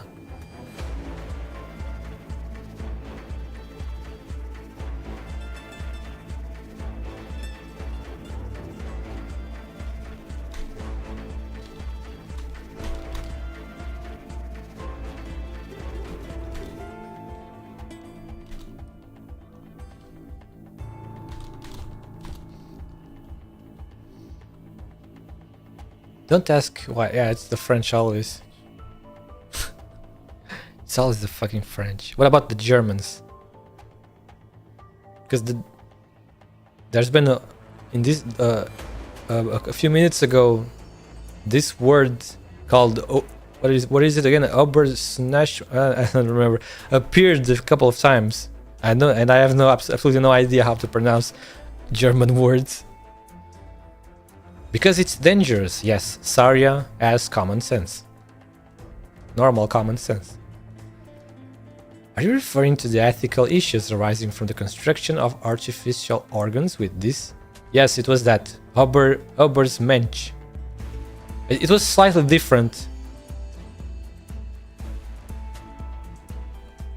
More than that, giving new techniques to doctors may save lives, but if they fall into the hands of criminals, they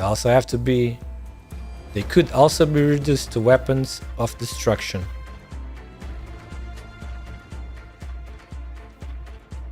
Ubermensch. I almost forgot how rich with calcium our bodies are. Therefore, I have determined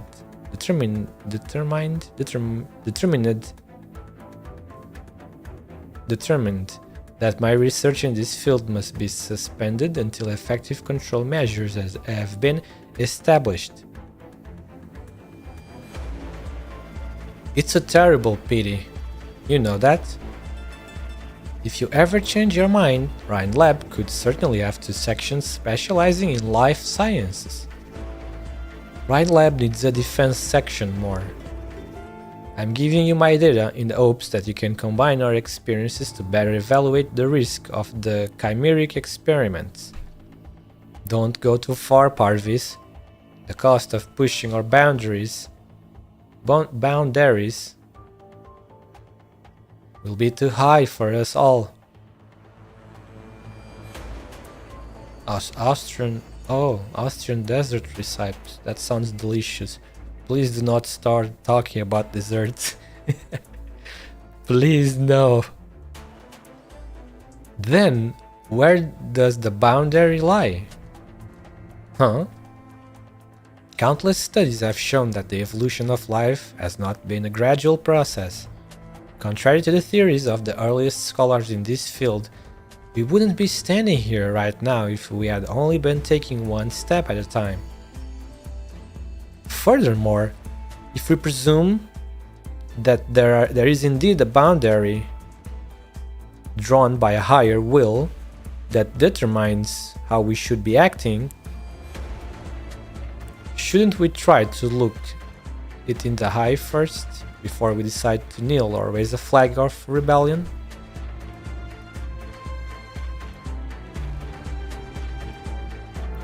A boundary. This corridor is also a boundary. Determine. The E is silent. Sheesh. If I keep walking along the corridor, I'll never reach wherever the I is. The hammer. This ring-shaped laboratory has, from its inception, been designed to subvert people's perceptions. It is the realization of Kristen's dreams, the real product of Rhine Lab's Components Control Section, the combined wisdom of practically every Rhine Lab director. Saria is familiar with how each of them operate, but in the past, she had not allowed herself to think in the same way. This makes no sense. No, it doesn't matter. I have long been disgusted with this wall.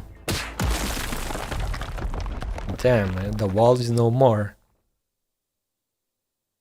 Huh? The telescope we borrowed from the Stargazers Association broke down. Don't worry about it. The view here is great. You can see many stars with just the naked eye. Well, you go look for a nice place to sit down. I'll try fixing it. Wow!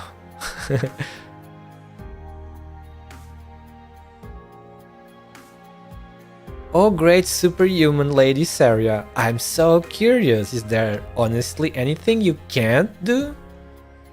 I recommend you check my personal course electives. I won't be able to do anything I'm not studying.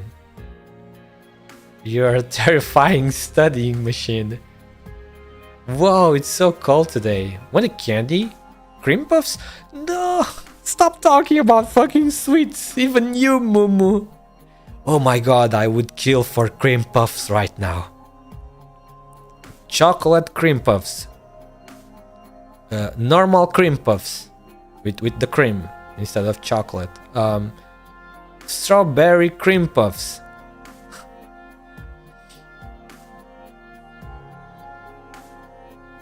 Yes. Oh, it's very... Oh my god. Fuck you, Mumu. Stop talking about sweets. Consuming sweets this late at night is not conducive to good health. Who says so? Cream puffs everywhere. Cream puffs with chocolate ganache. I don't know what that is. I knew before. I don't remember what it is now. Kind of forgot what ganache is. But I'm pretty sure it's good. If it's chocolate, so it's good. Boring. Ganache is a type of icing. Ah, delicious. Then it's even better then. Even more delicious. Cream puffs with chocolate icing. Delicious, bro. Kristen, look at that rock. What do you think it looks like? Oh, come on. It looks like Saria, right? It's so hard and yet it shines so perfectly. Like the stars. Smiling Kristen, wow. Kristen grabs the shining stone and looks up. She seems to be comparing it to something as she moves the rock around. Something's wrong. There should be a star here, but there isn't one. I've done so many calculations,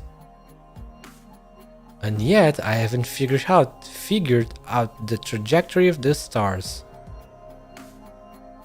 You've already failed so many times, you still believe it's measurable? I prefer to say that I don't believe. I don't believe in all the rules I've been taught. I don't believe that humanity will never be able to pierce through the star pod. Let alone believe that the stars are only as small as we can see them. There's no way you can believe we can fly all the way to the stars, right? I thought only a kid would believe stuff like that. Children, poets, and scientists. Whoever said I wasn't one? Scientists do not believe that dreams are false, because what they are essentially doing is proving to all humanity that dreams can come true. Gosh, you really have a one-track mind. So Kristen, when our Ryan Lab becomes a full-fledged public company, are we gonna keep that lab on the name or change it to Ryan something else? I'm studying ecology and Sarja's research is in bioengineering and microorganisms. So the two of us are down to keep it nice and generic. 2 against 1. Us in the life sciences. Just kidding. I mean, you are dead set on soaring through the skies and your field is high energy physics. So wouldn't you call it Ryan Physics instead? No. We will stick with the Ryan Lab. It's a good name. I want to know exactly what the stars we're looking at are. I want to know what's outside the barrier, encasing around us. I want to know if we really managed to walk among the stars and look back from over there, what kind of land we have actually been living on. All the questions I seek have mostly to do with not just me, but we.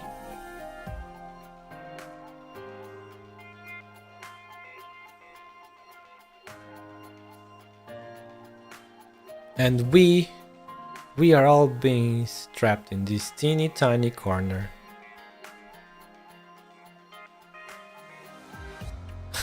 How are you planning to compensate me for breaking my vivarium, Saria? You knew Kristen's plans from the very beginning.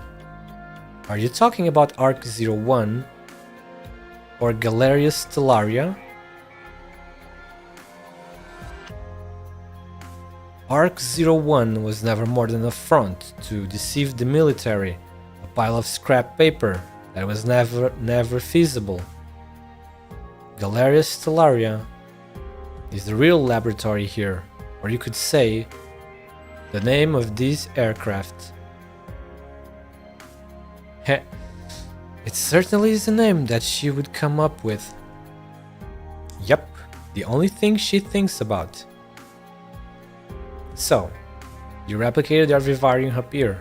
Is Kristen intending to break through the barrier with it? Just steering the star pod open won't be enough for her, you know? Without a doubt. Wait, they call the barrier on the sky star pod.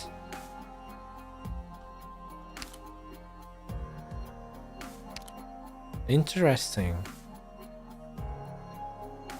Her fixation was never the barrier, but the realm beyond that even our ancestors have yet to reach.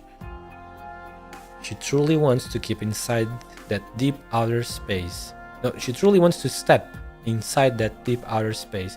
She wants to leave everything that can be left behind in that dimension. And that includes each and every life present in this vivarium.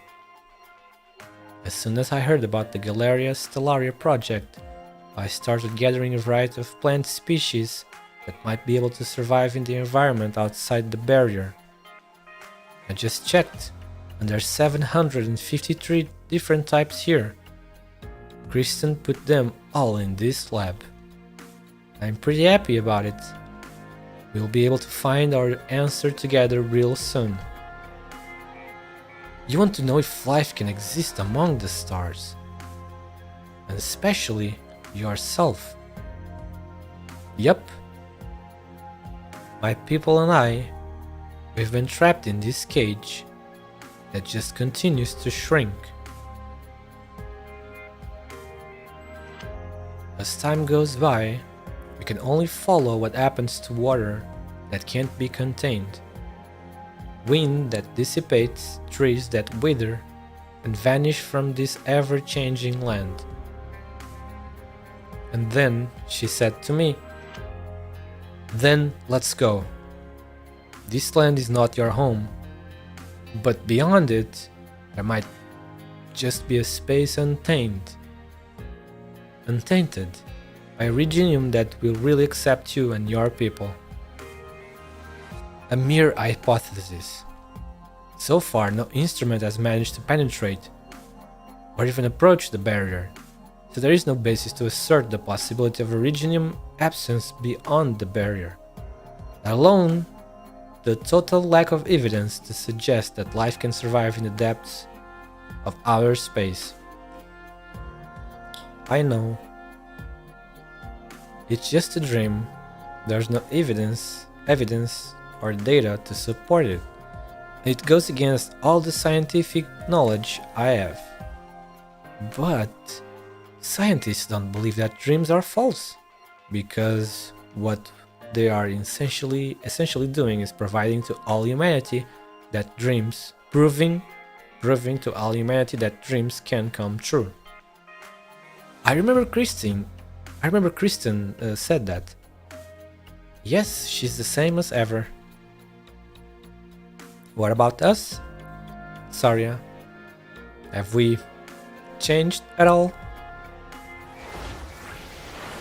Water spreads out like ants in all directions, pinning Saria to the wall. Saria has never seen water this fierce out of Muel seas. It is like a waterfall, like a tsunami, as if the water is howling. Calcium crystals continuously grow from Saria's ends, but they fail to take form under the sweeping waves. She tries to find Muelsis, but all she finds is stream after stream of water But all she finds in stream after stream of water are the eyes of an elf hidden in the depths of each wave. Eyes filled with serenity and grief. The water is howling, but the elf is crying. I really wish we could be together forever, just like on that starlit night. But there's no way I can hold onto the both of you at the same time. Dancing in trees really is too hard. Oh man! Even Saria cannot win against Mumu. Mumu is really OP with the water. I won't give you a chance to stop her. Because 2 against 1. This time I'm on air side. Well, sis. Sleep, Saria. Go to sleep. You are all black and blue, and probably about to pass out. There's no need for you to keep fighting, because our dreams are about to come true. Yeah, exactly, Compedo. Very true. Just close your eyes, and the water will take you away from here. By the time you wake up, Kristen and I will have reached our destination. No! A solid calcium crystal does not stab at the water in vain, but in the side of the bulkhead. Sari is well aware that the next disorder is about to happen. Warning! Energy overload initiated. All secondary compartment gravity systems and dampers have failed. Attention all personnel, energy overload initiated.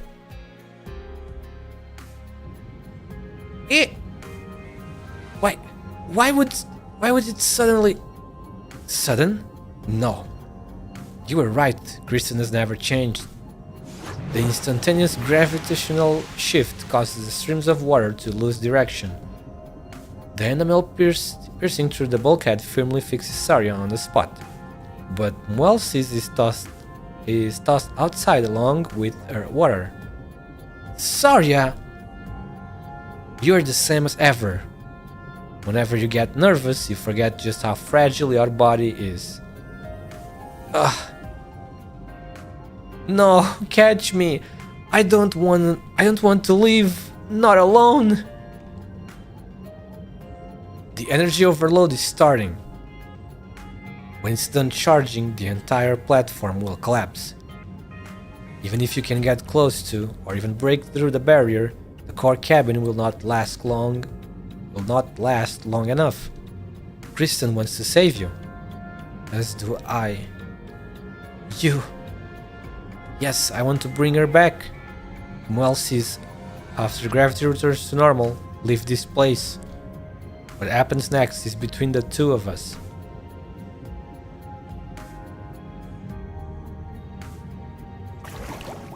Saria! No! I gotta hold on to something. Authentication failed.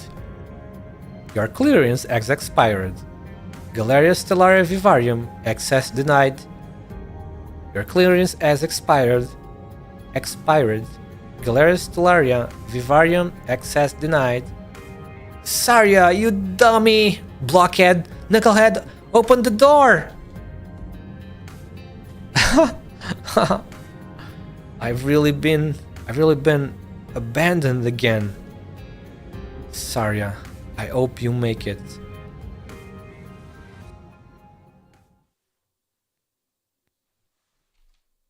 Saria stands at the door leading to the deepest part of the lab, knowing her target is just inside. However, before she can even condense the calcium crystals on her hand, the door lock automatically releases.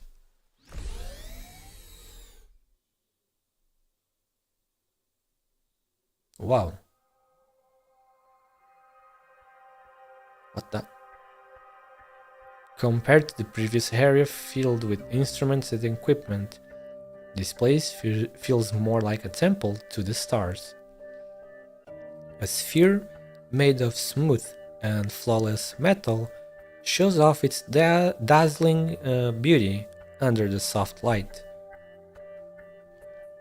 Spheres of varying sizes slowly glide on predetermined orbits, one after another, with their paths changing now and then. The irregularities intertwine with each other, but contrary to expectations, they form an indescribable sense of harmony. Whether it to be positions of the stars or how precise their orbits shift, the planetarium exceeds the imaginations of any astrologer. astrologer. But in the very next moment, those devoted to the stars would probably fly into a rage. Oh man, she's here. Saria finally reached her. Those so-called astrologers are basically misguided zealots. For the past 1,000 years, they have committed themselves to tracking the trajectory of the stars. Every trajectory change that occurs signifies a new revelation or a meaningful omen to them. Their behavior is not necessarily incomprehensible. The fact that the stars move without a trace is enough to terrify most people. To believe that the stars are mere pawns of an undiscoverable being, that their movements and trajectory changes hold any meaning is obviously the more reassuring choice. Astrologer. However, Kristen extends a hand toward the planetarium. Oh, it opens. The dome of Galeria Stellaria, enveloping the ceiling, suddenly opens itself. False starlight floods the laboratory. Kristen makes a series of gestures with her hand, and in an instant, the planetarium completely transforms. Fake.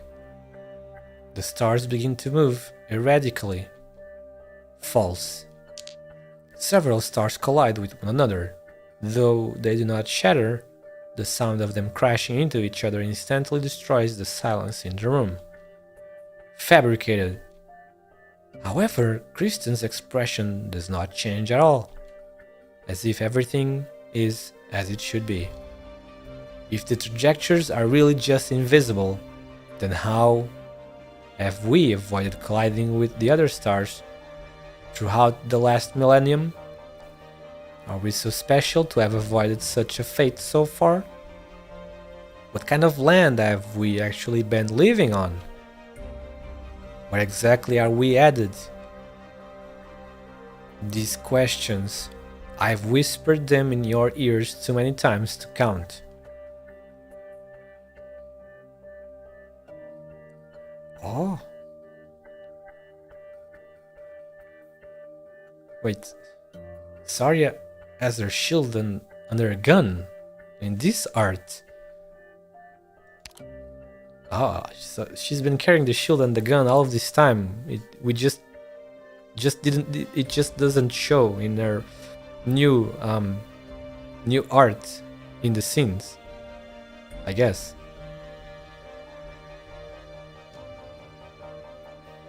Man, a dog versus a wyvern. Who will win? A big, scary-looking wyvern or a dog?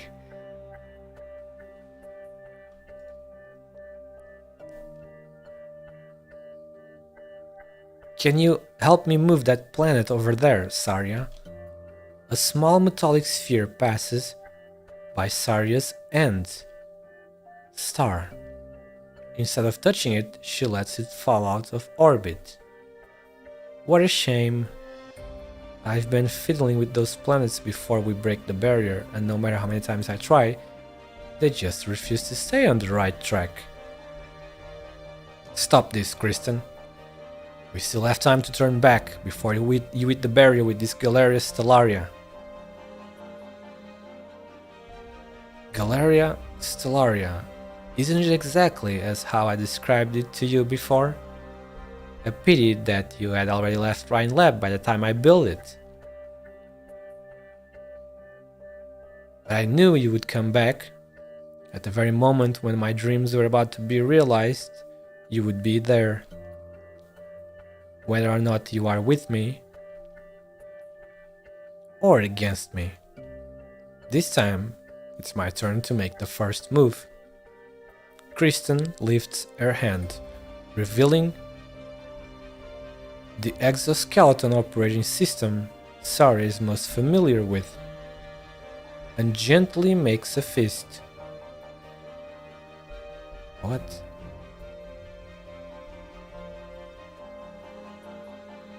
Uh-oh. Silver liquid spews out from the planetarium behind Kristen, and in an instant, all the planets are thrown out of their orbits, rushing towards a single position at a speed too fast for the naked eye. The entire galaxy pours down on Saria. Yeah. She has big defenses, she prepared big defenses, it seems. Oh, it's the boss fight. Yeah, there we go. Nah. Oh, here we go. The boss fight. We are fighting against Kristen. 全員規律はしっかり守ってもらう。25 enemies only. There's a cube. Oh, there are no restrictions here. I'm listening to the music. I can already tell that it's super good. It's very good. The gravity is down.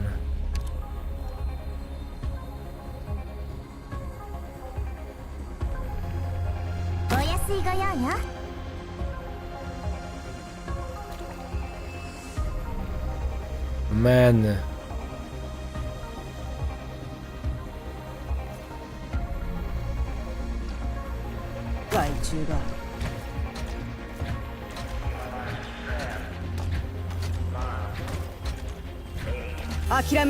Oh, fucking dog. One dog already passed.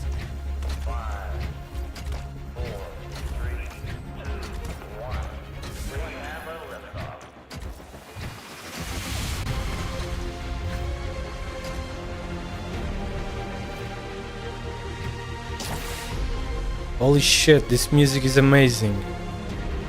God damn, bro.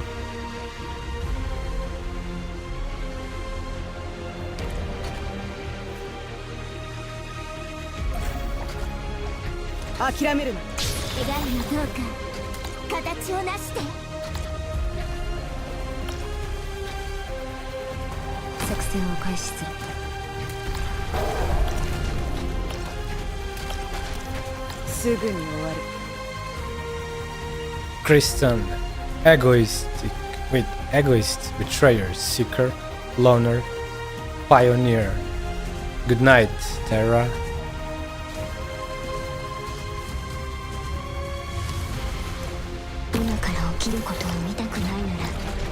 Holy shit, dude.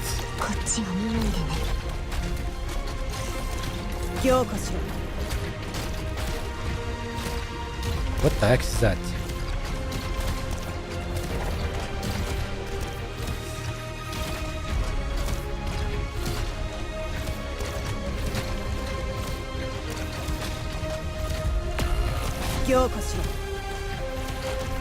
Man, this is... I'm speechless. This is beautiful, dude. I mean, the music... The music, dude. Holy shit. It's so good. Oh my god. With the everything up until this point, you know, Kristen character, it fits so well. I'm getting emotional, dude. Even I'm getting emotional just because of fucking music in a fight, in a stage. Holy crap.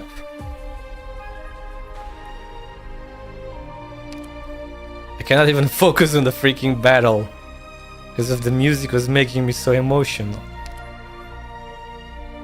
But it's not easy. I'm gonna have to really think this one through if it's possible with this combination. What are Kristen's gimmicks? This is important. First form, immune to control effects. Okay, so she's immune to the gravity. Takes reduced damage from planetary debris.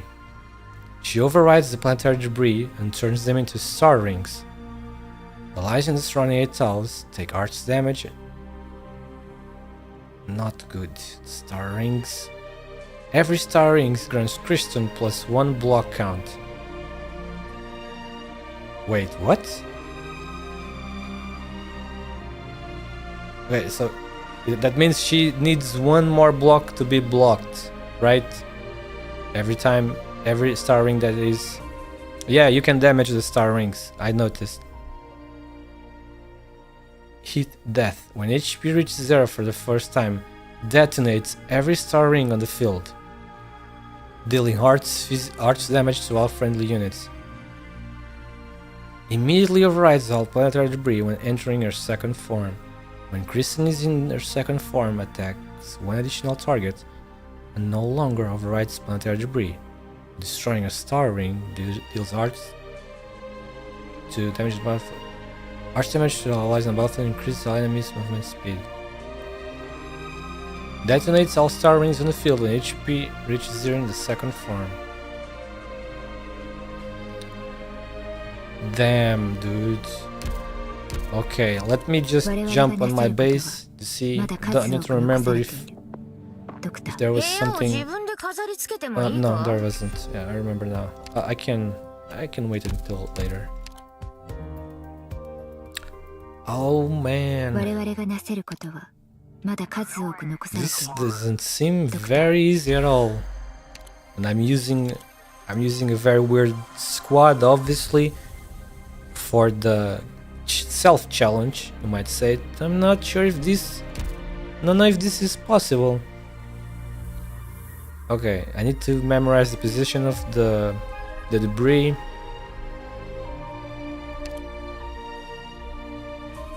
I need to make very good use of monster here. Monster is very important here. I need to see, okay, where are the debris? Are 3, okay. So there are 3 debris.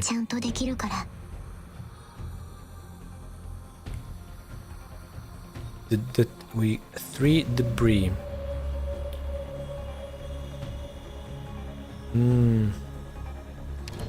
Okay. 3 debris.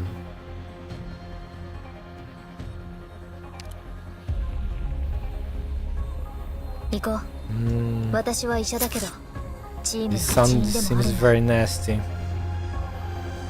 Okay, are all of the enemies go in that way? Oh right, the enemies do not cross into these things. Yeah, because it's a fence. Right, so all of the enemies go through here.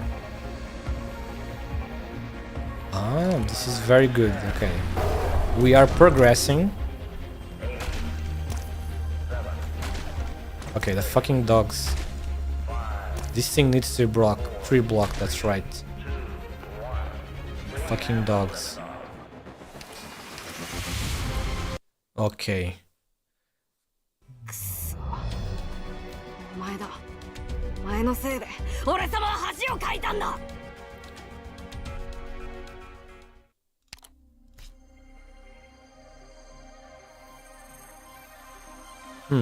All right. Okay, let me use some practice plans. Even though it's not really costly, it still costs 1.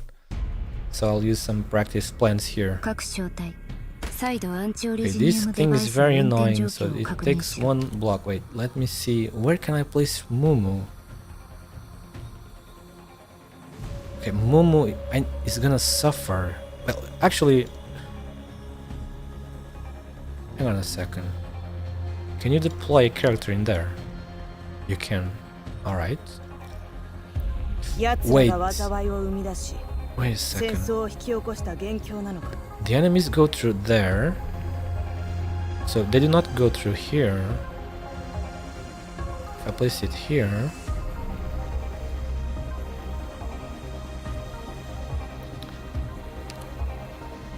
like this. And then... yes.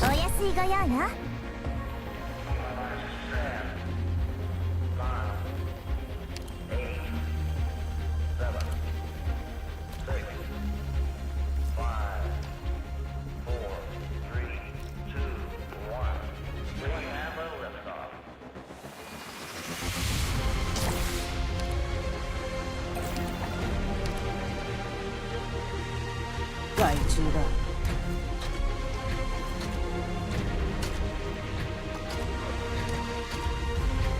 強化しろ。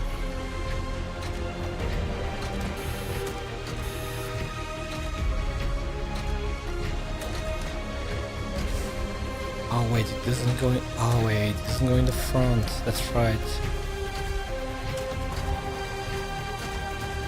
諦めるな。モンスター。ハロー。願いのどうか形をなして。すぐに終わる。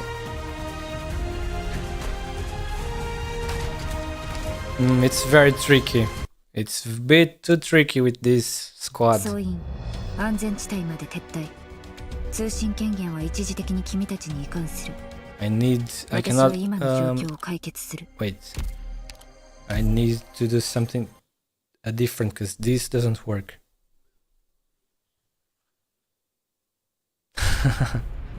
No, I'm not having it's not that. I'm doing a self-challenge. You know? Otherwise, I could steamroll the stage easily.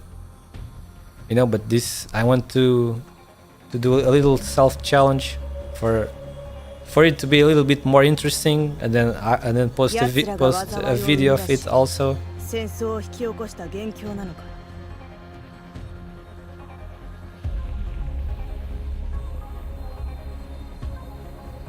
モンスター。Oh man, wait, the fucking dogs, dude. It's not enough, obviously.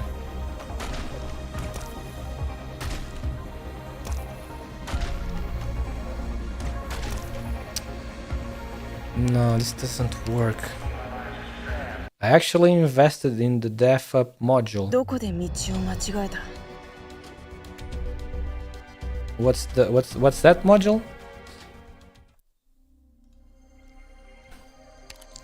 The one.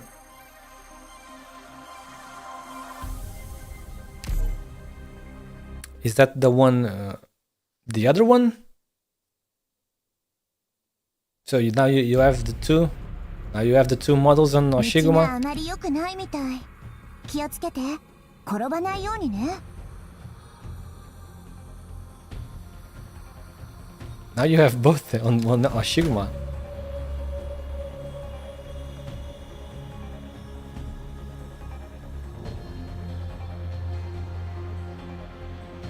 Wait, here. お安いご用よ。Yes, here. 家族が傷つけられるのは嫌。家族を傷つけそうなものは全部壊すよ。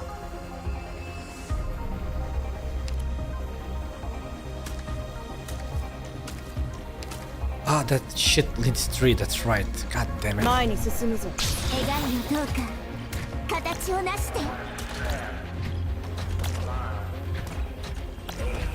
すぐに終わる。Right, okay. That place are here.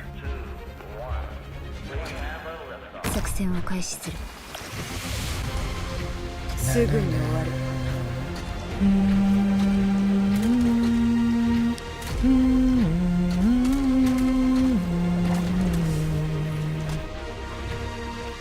Ah, so many fucking dogs, please.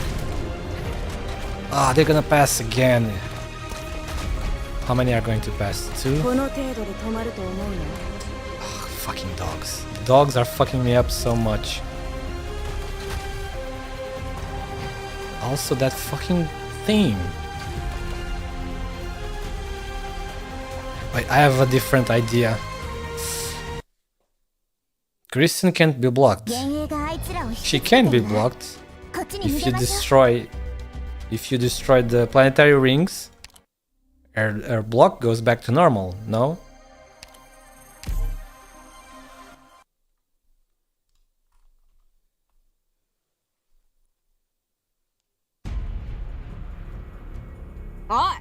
Okay, what did I do previously? She can be blocked when she has planetary rings. You mean can't?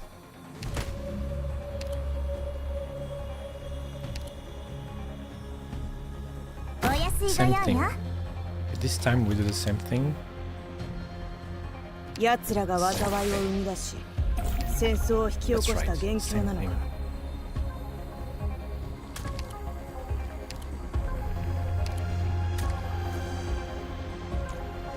前に進むぞ。 You go here. キャンディーはいかが報酬よ。流れに沿いて行きなさい。 No. Hang on a second. Yes. Here? If I place her here, she's gonna reach there. Okay. This is gonna help me get rid of the second phase of dogs, which is coming. The big group of dogs that is coming now. With our highest tornadoes, I should be fine. This time, they also the clones are also helped get rid of that fucking cart with the pointy end. 私はアーツが効かなくなっちゃったの？どうしたんでしょうね。One of them still. Go get them. Please get the fucking dogs. 私もそう思って God た。 damn, one of them escaped. 準備はできてる。 Okay. There's Kristen. How the fuck am I going to deal with Kristen? This sounds very tough. Okay, Ifrit. It's just. Let's see. Ifrit here. Come on, Ifrit. Get her. And. You can go here this time.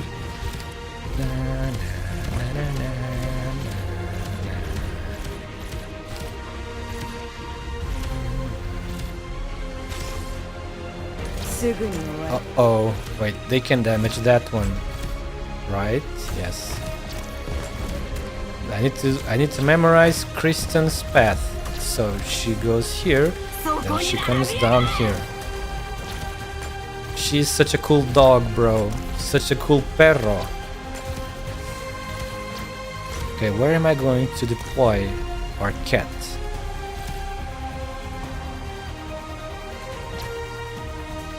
Saria, healing reaches there. Maybe I can place the cat here.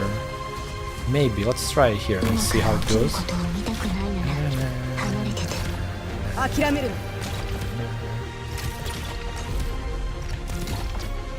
I really love her though. I don't know.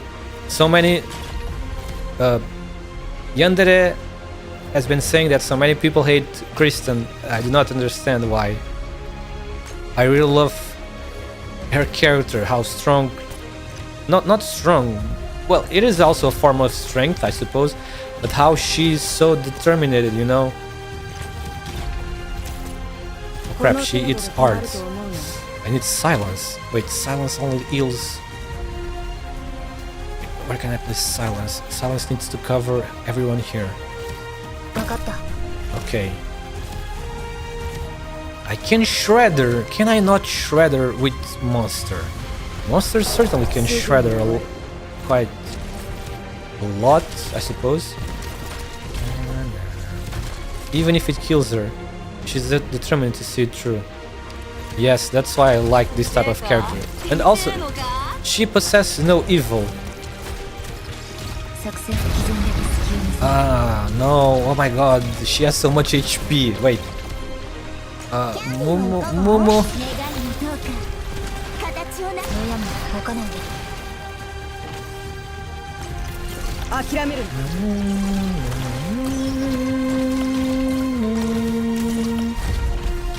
Oh, she fucking changed the gravity. Okay, let me retreat. Can I block her? No. No, because now she has extra block. Of course you can't.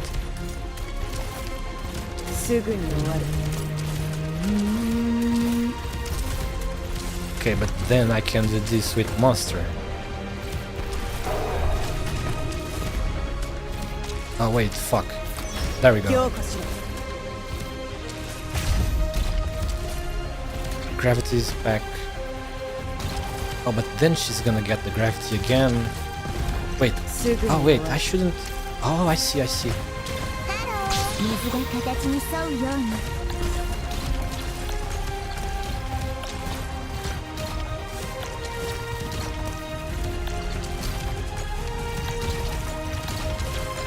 諦めるな This is gonna be fucking fun in the X stage, dude. Oh boy, I can already imagine.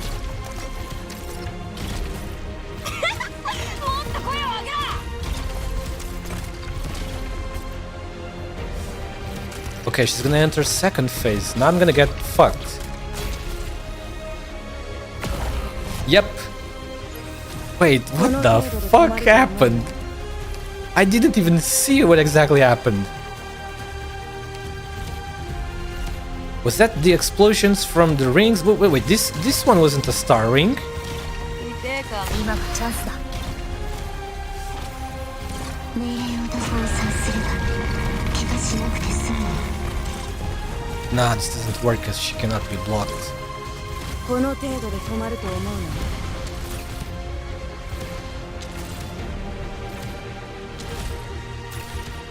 I don't understand though, because this ring, this one wasn't a ring. Or am I sleeping or something? I'm sure they had this one destroyed. This one was a normal debris. How did this one exploded? Oh, god damn it. すぐに終わる Son of a gun. How the fuck am I supposed to place my characters then? Oh wait, I know, I just need... Oh, wait. No, yeah, I just need to have this one moved here. That's right. この程度で止まると思うな I think that should do it. Okay, it's fine. We're getting closer. This one went pretty okay. I saw most of the stage. No, but because I will of course change Rose's position, obviously. There's also there's also one thing that I want to see. The enemies go down here. They never enter here. So when Kristen comes back from the second lap, I can place Ifrit here. Ifrit will reach this tile. Yes, Ifrit will reach this tile. Oh man, I need to cover this one, but you cannot block her unless you have all of the star rings destroyed. She redeploys the fucking star rings when she enters second phase.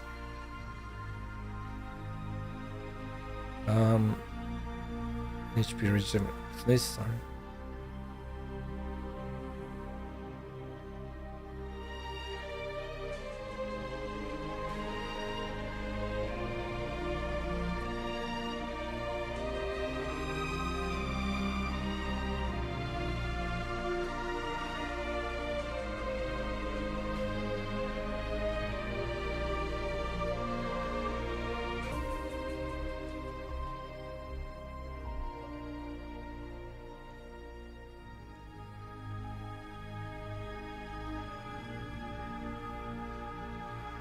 No, I do not. I never got that module for anyone.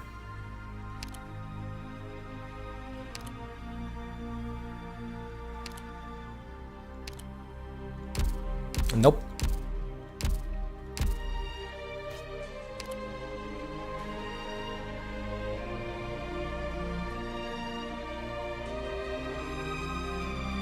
Okay, let's see.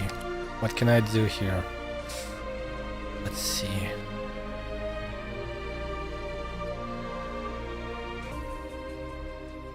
Okay, so Kristen, so she has 1 block by default, and when the star rings are all on, she has 4 block. So I only need to destroy 1 star ring for her to become 3 block. That means Saria will be able to block her. Or Rosmontis, skill 3 devices. Weapons. Matterhorn was on thin ice the whole time. Oh, you used Matterhorn? He's pretty good because he has our resistance.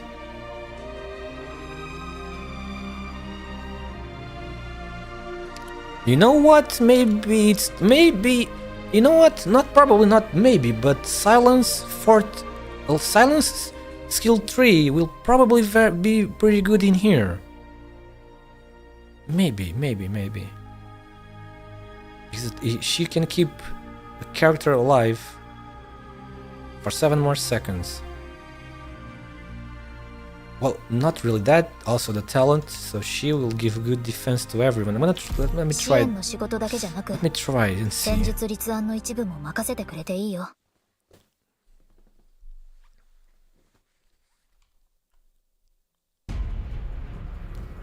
Alright, the positioning is extremely important here.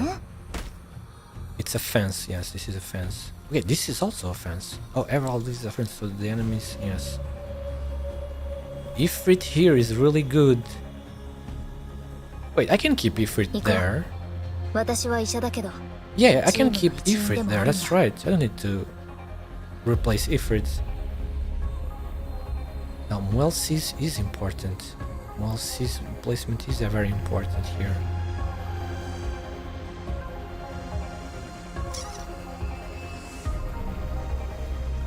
Man.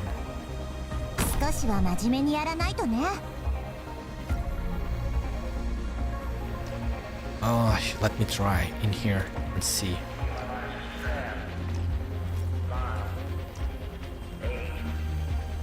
I need this time. I need Saria here, right? Yes. I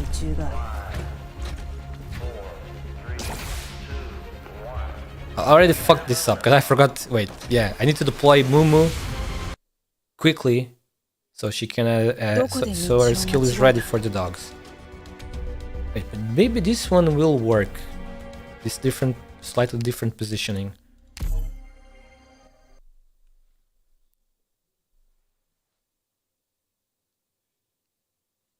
Man, but this is one of the best. I think this one might be my top favorite boss stage thanks to the music. But I do not want to use Mumu as a one block. No, Mumu needs to be safe here.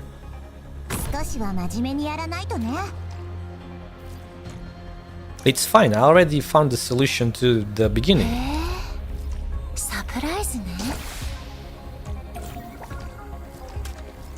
Okay, this time Saria is on the back. Here. There we go. Dog. There we go.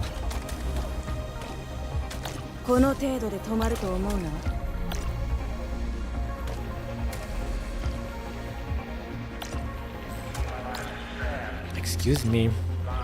Sorry. Ifrit continues in the back. I guess.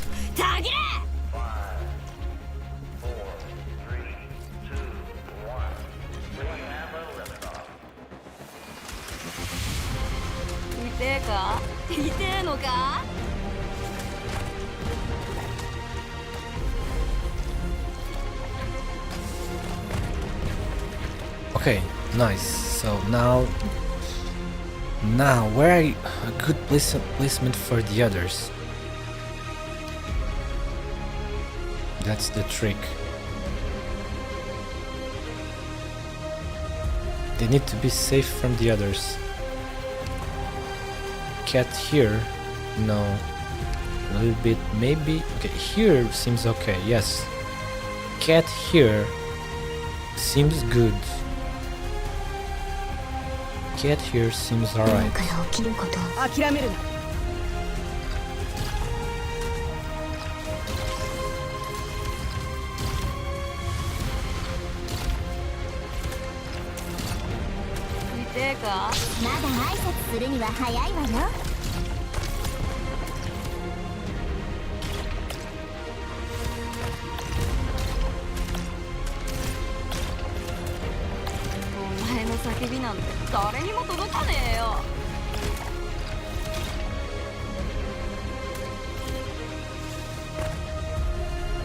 Huh. I have an idea. Let's see. Probably not probably a fucking bad idea. But okay, first, hang on. I need to think where I'm going to place her. Probably here still. Yeah. She'll. Yeah. This one will go here again. Okay. Do it for science. What? Mumu? Block one with Mumu? Okay, monster is gonna get shredded, obviously. But maybe... No, maybe it's gonna be on time, yes. Get her, monster!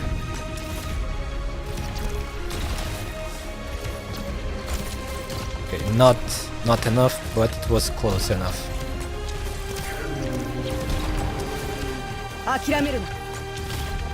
Okay, this time she's going to enter second form much earlier. I need to have monster ready to move this ball up.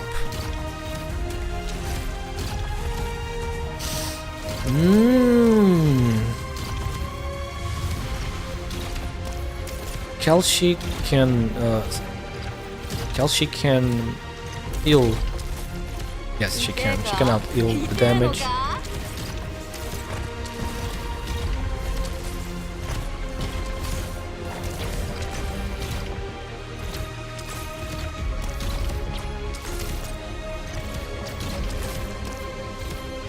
Uh-oh.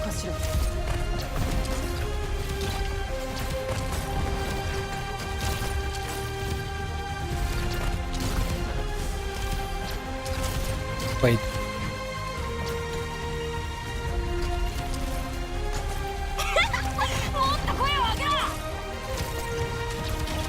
Okay, she's gonna move that up, right? Okay, this one is... Wait, did I block her? Wait, no. Shit.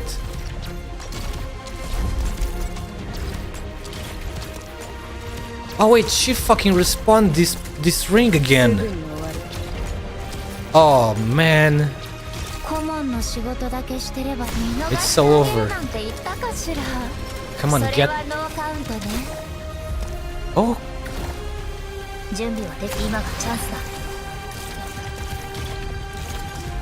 Wait, what the fuck? Nothing exploded this time. What? I don't understand. I was expecting a fucking big ass explosion from...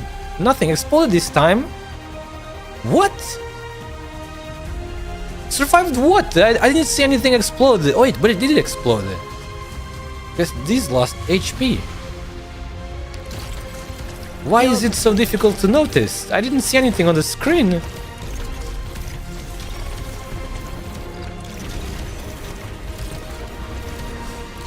Oh my god, two of these fucking things.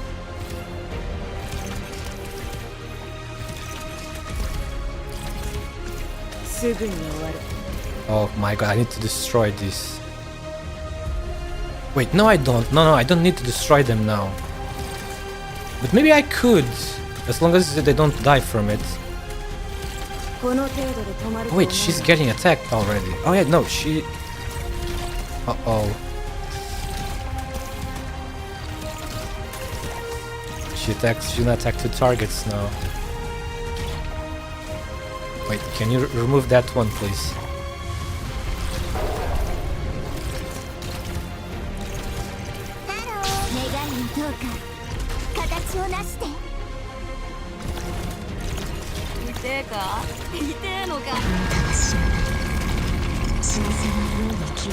Uh-oh.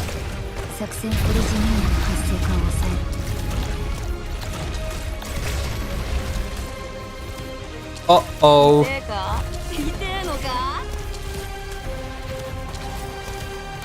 Yes, I need to destroy the... I need to destroy the planetary rings on the second form. Otherwise, I cannot do it.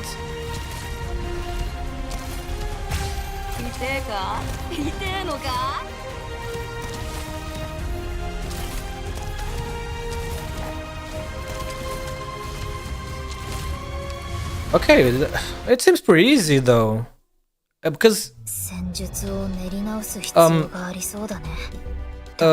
Kristen herself poses no fucking threat, basically. It's just the fucking rings, the fucking planetary rings.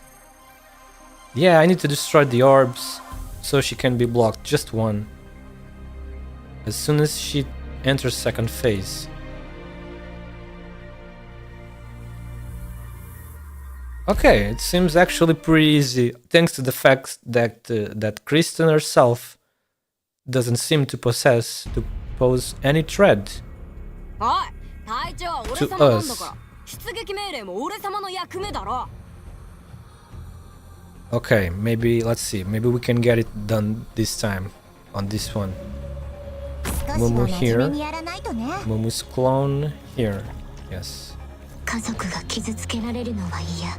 And Mumu will be cloning our eyes. It's pretty good, rangers, casters are pretty good. And melee too, wait, maybe even melee would be a good choice here.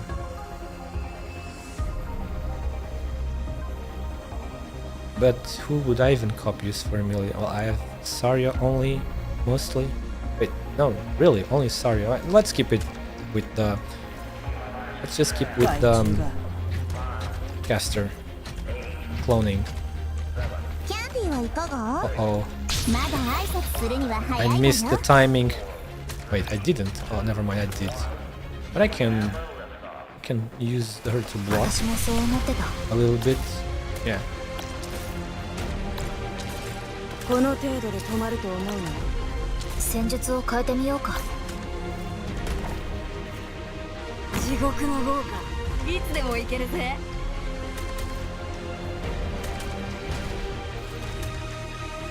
痛えか？痛えのか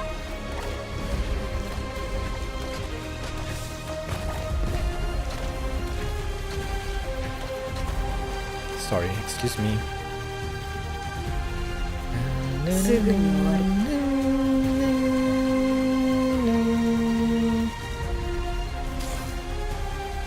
Okay, wait. This cat goes here. Yes, this cat goes here.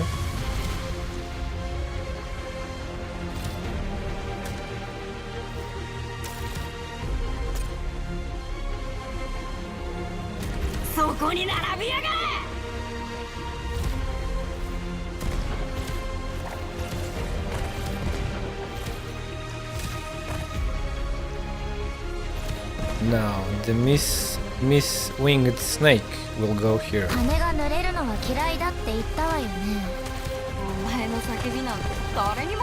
then we need to time the tornadoes. We need to have her skill ready for Kristen's second phase, so she can help damage her.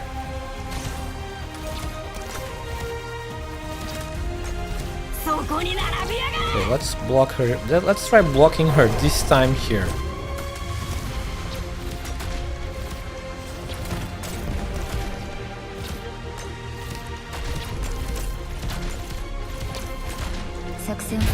Now this cat, the cat goes in the same place. This white cat goes in the same place as before. And then Silence will also go in the same place, obviously.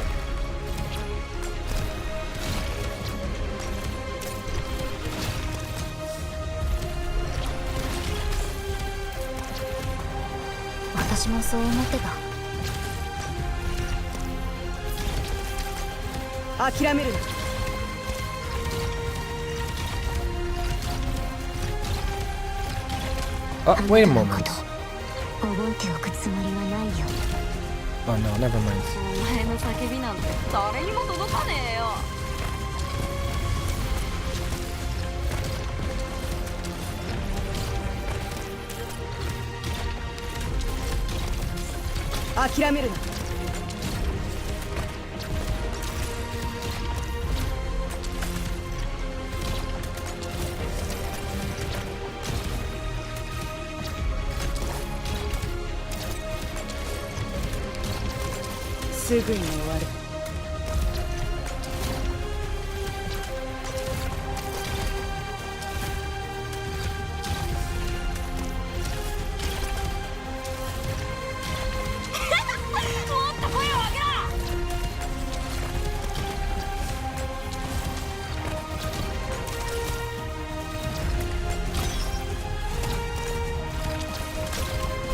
Uh-oh. 諦めるな Wait. Is that gonna be enough time?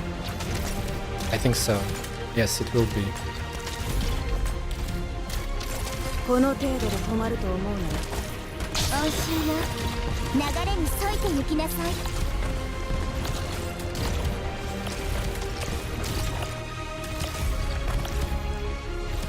Oh, this time... 諦めるな That's okay though. Wait, is it? No, it kinda is not. Wait, Ifrit, get another blast on her! Ah, Ifrit missed it.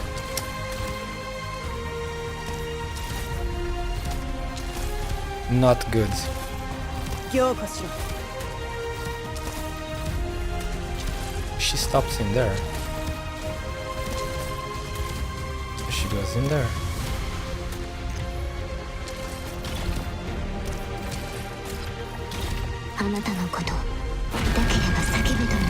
Oh, never mind. This she won't attack unless blocked. 諦めるな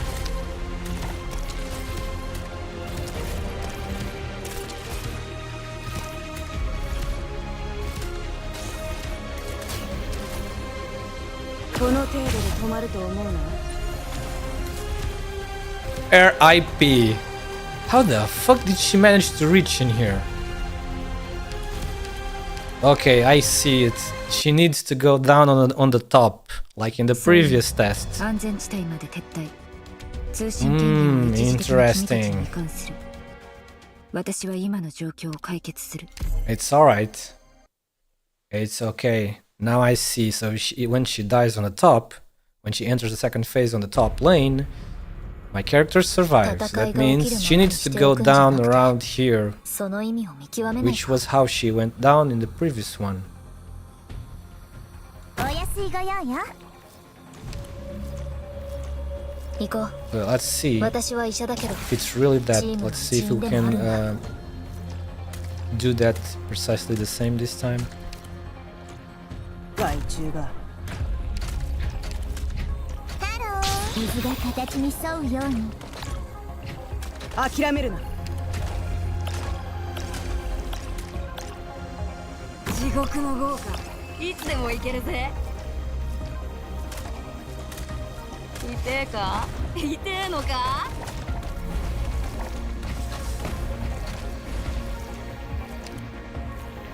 Okay. The モンスターこの程度で get 止まる this と one. 思 This うな goes here. So she goes around here.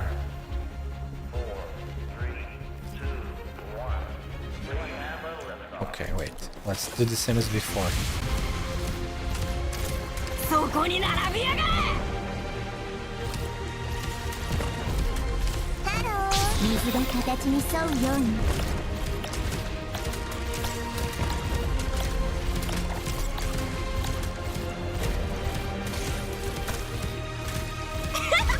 もっと声を上げろ Okay, here 羽が濡れるのは the 嫌いだっ cat て言ったわ here 始まる and silence here. 私もそう思ってた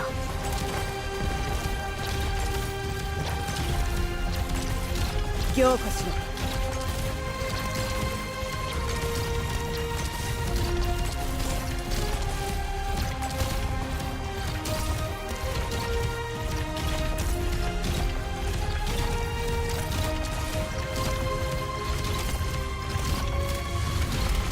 すぐに終わる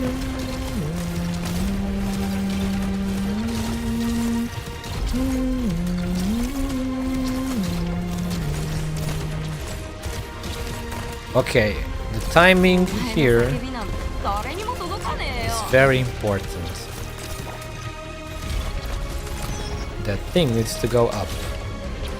She's gonna press it. Okay, so now it's going to go up. There we go. Now let's place monster here 叫びなんて誰にも届かねえよ and see what happens if she enters second form. Okay, no, she's moving along. I see. Because she spawned the other ring. But monster can get her in time, right? Yes, he can. 凝固しろ Now. What the fuck? I have no idea how to do this now. How the fuck did my character survive this previously? I don't understand. Was it because of silence? But silence is not covering the bottom too.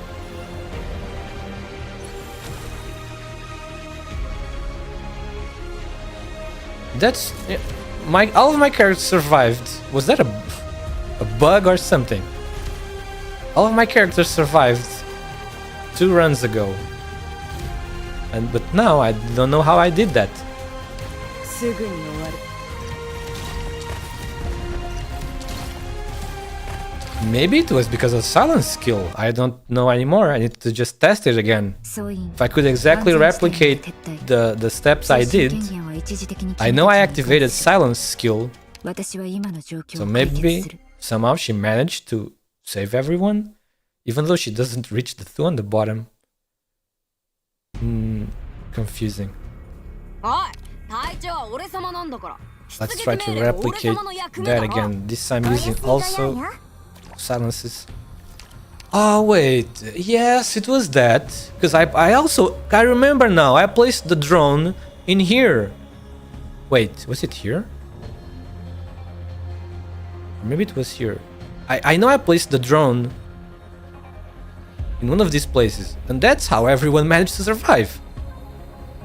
Because of silences, Sanctuary, with the skill that boosted, I threw the drone. I think it was either here, probably here, because here it covers the characters, covers the 2 at the bottom that are not covered by silence. So that's how. There's gotta be that. There's no way it was anything else. Yes. Oh man, we are seeing already how good silence is as a defender, buffer defender. Very good.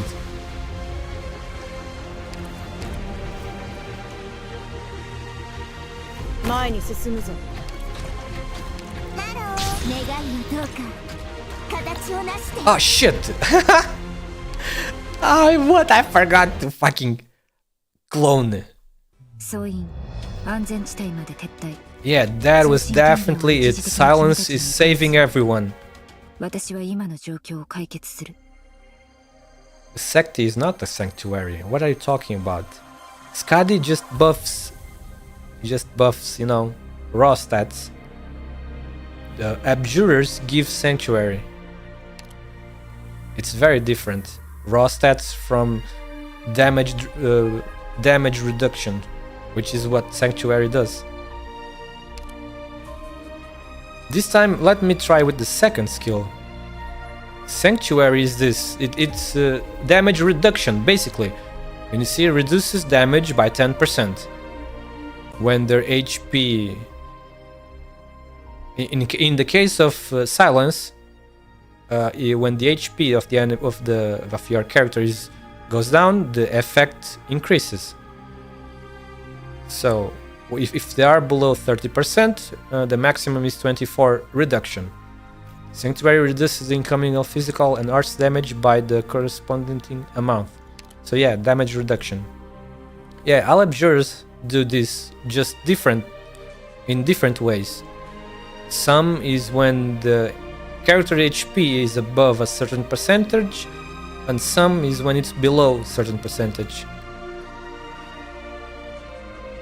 I'm gonna try with skill 2. See if skill 2, because skill 2 gives a big boost to the talent 1, even bigger than 3. So maybe, yeah, this one will definitely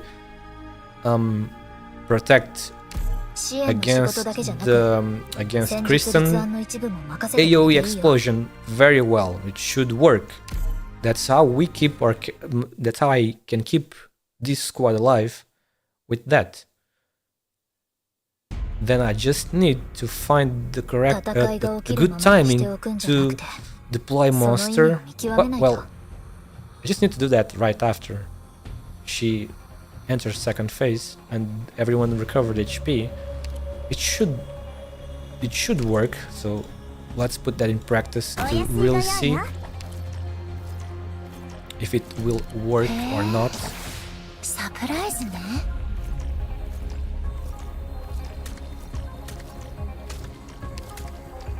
Interesting that Silence is the one making this possible. キャンディーは水が形に沿うように Otherwise, it seems very hard. But maybe it's still possible, even if her explosion deletes some characters here at the bottom. Okay, which one is Ifrit? タゲお前の叫びなんて誰にも届かねえよ Oh, wait, there we go. Okay, who's next? Yes, Kelshi is next. Here. モンスター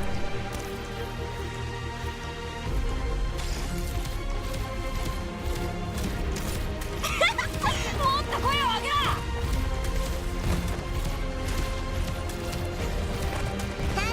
Ah, shit, I should have activated this earlier 流れに沿いて to 行きな do さい a little bit more damage to her.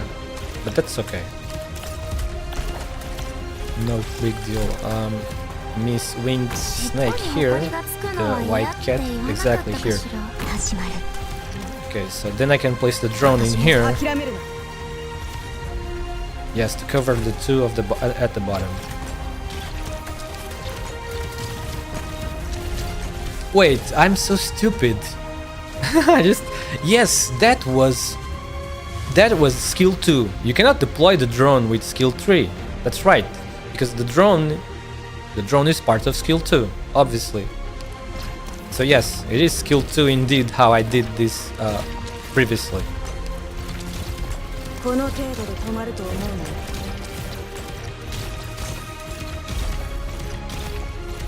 Silence the pragmatic only has the drone with skill 2 when you activate skill 2.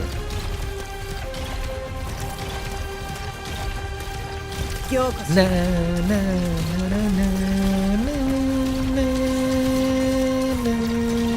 Man, this song is so freaking amazing, dude. It's very epic.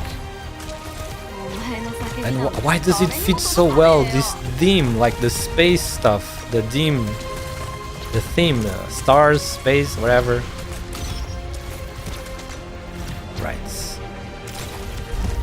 Monster now here. そこに並びやがれ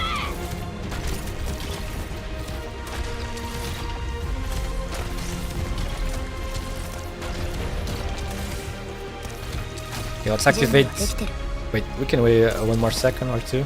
戦場のデータはどう The Interstellar, yes. 指令を切る Now let's activate silence skill and place the drone here. We will retreat monster right away. Yes, look! Oh my god, so Ifrit was almost gone.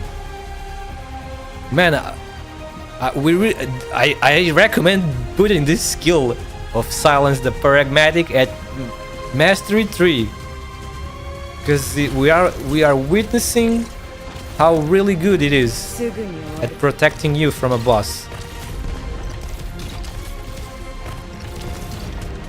Okay, monster will be back soon, then we can deploy him in there to get rid of that.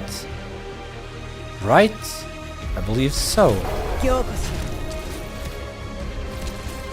Yes, because with the skill, that thing is gonna go down quickly, right?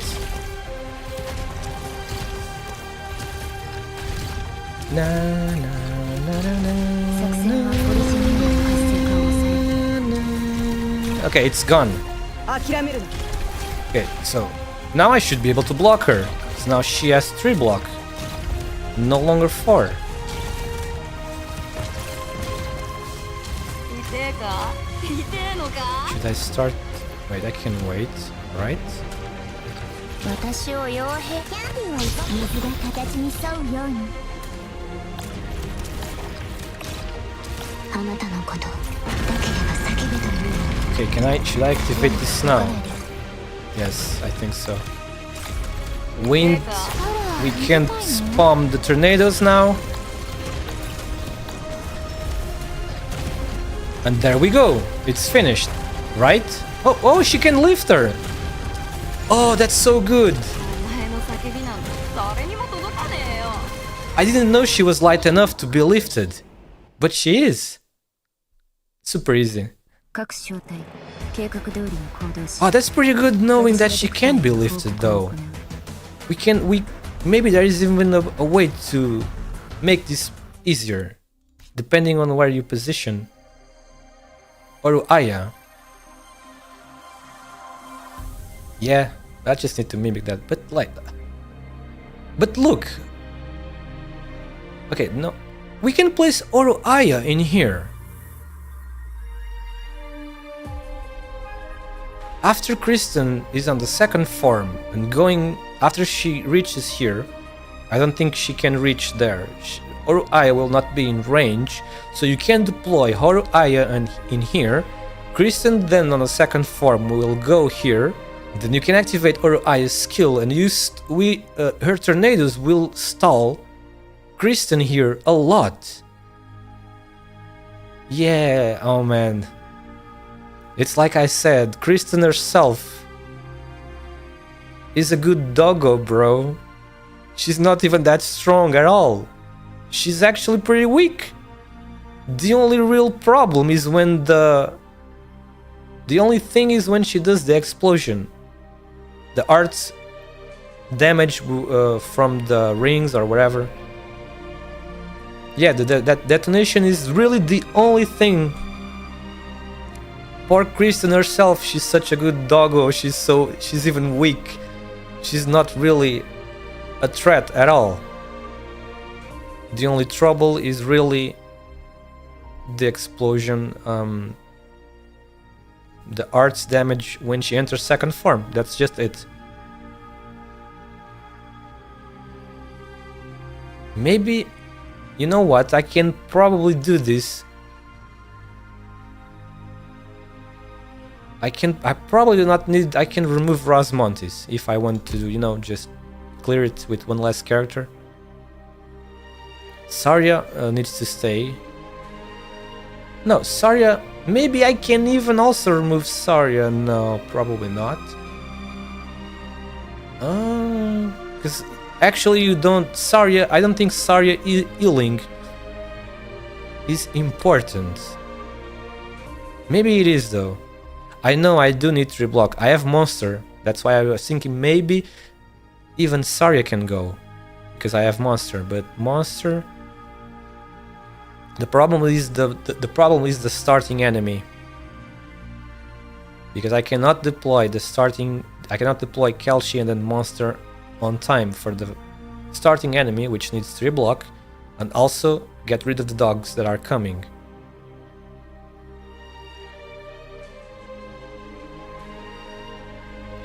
But I'll just do this like this anyway, and I'll put something like event only characters.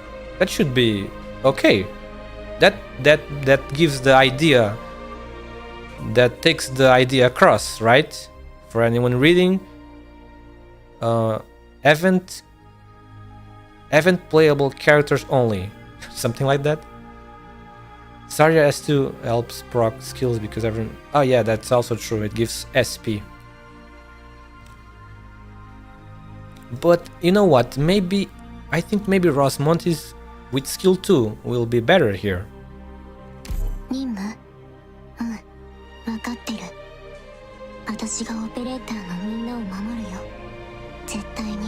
Yeah, let's give that a try on the real one,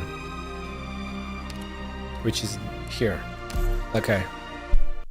I don't think Rosmontis skill 3 is needed here. Yeah, it's not really a must. So I think skill 2 will do better in here. Quicker damage.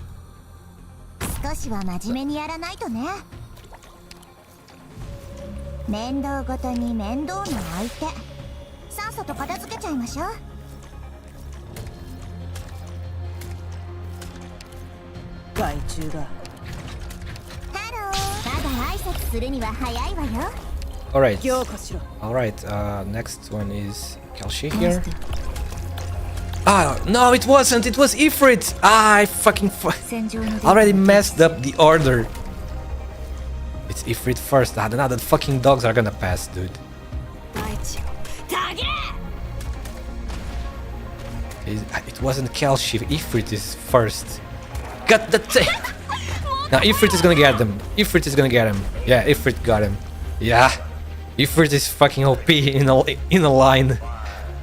In a straight lane. We have liftoff. We are doing it live. 痛えか痛えのか Okay, the cat can be deployed here now.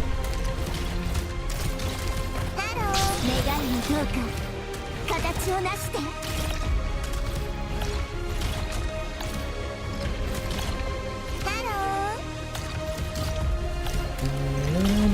すぐに終わる。モンスター私もそう思ってた Alright. 凝固 Now, when she goes around and then here, or Aya will go here. And then she will get their tornadoes in time. Wait, maybe here will be better. Because then she'll be able to reach here. I'll see later. この程度で止まると思うな。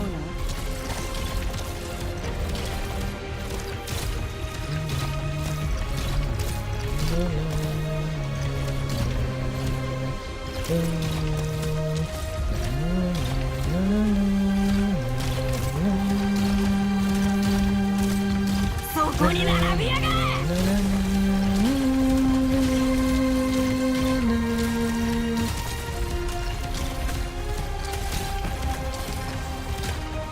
Okay, wait, should I activate? Yeah, I can activate this now. 挨拶するには早いわよ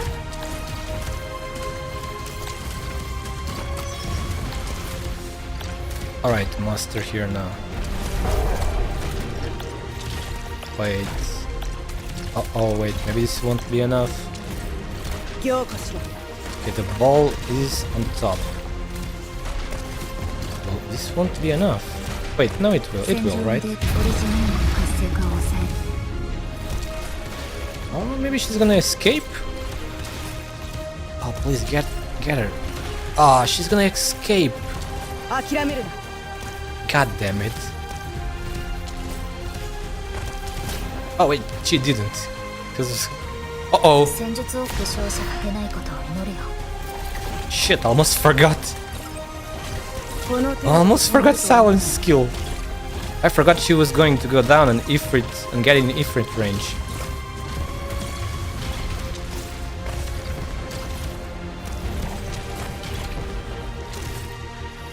Alright, okay, now we are gonna bring... Oh wait, I cannot... Oh shit. This, I forgot they don't come down unless there are debris. Wait, I guess that Oroaya plan here won't work. Because the debris are here. So she's gonna get damage and then die. 尻尾に埃がつくの It's は just 嫌 better to place her here って言わなかった anyway. かしら命令をあなたは死なない死なせないように気をつける戦場の敵前では隙を見せるすぐに終わる。戦術を今がチャンスだ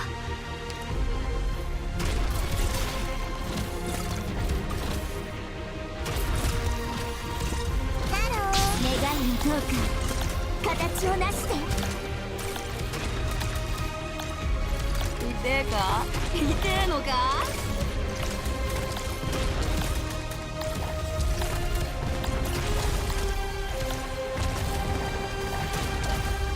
顧問の守逃げられると思う Oh, that fucking thing almost escaped. Okay, there we go. It's over. She just gets lifted up with every tornado. そこに並びやがれ Here we go. Story continuation. Oh man, what's gonna happen now? We're gonna finally see space. The stars crash to the ground. Oh, Betito. Good night, Kristen. Oh, please. I mean, I really like her, dude. She's such a good doggo, bro. She needs head pets, right? Even though she's a big adult. That doesn't mean adults don't need head pets too, especially when they're good doggos. The stars crash to the ground. She's a space dog. She's an intergalactic dog. A stargazer dog. Someone lifts a head from the pristine white debris scattered all over the floor. Man, Saria is fucking savage. I feel like Saria could try to understand her friend a little bit harder, you know. What's the matter, Control? Oyasu Mimir. Oh no, the meme! A Mimir!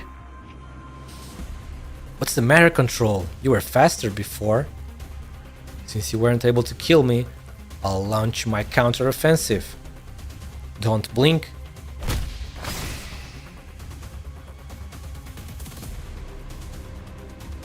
The stars struck down by Saria refloat, setting off on a new trajectory.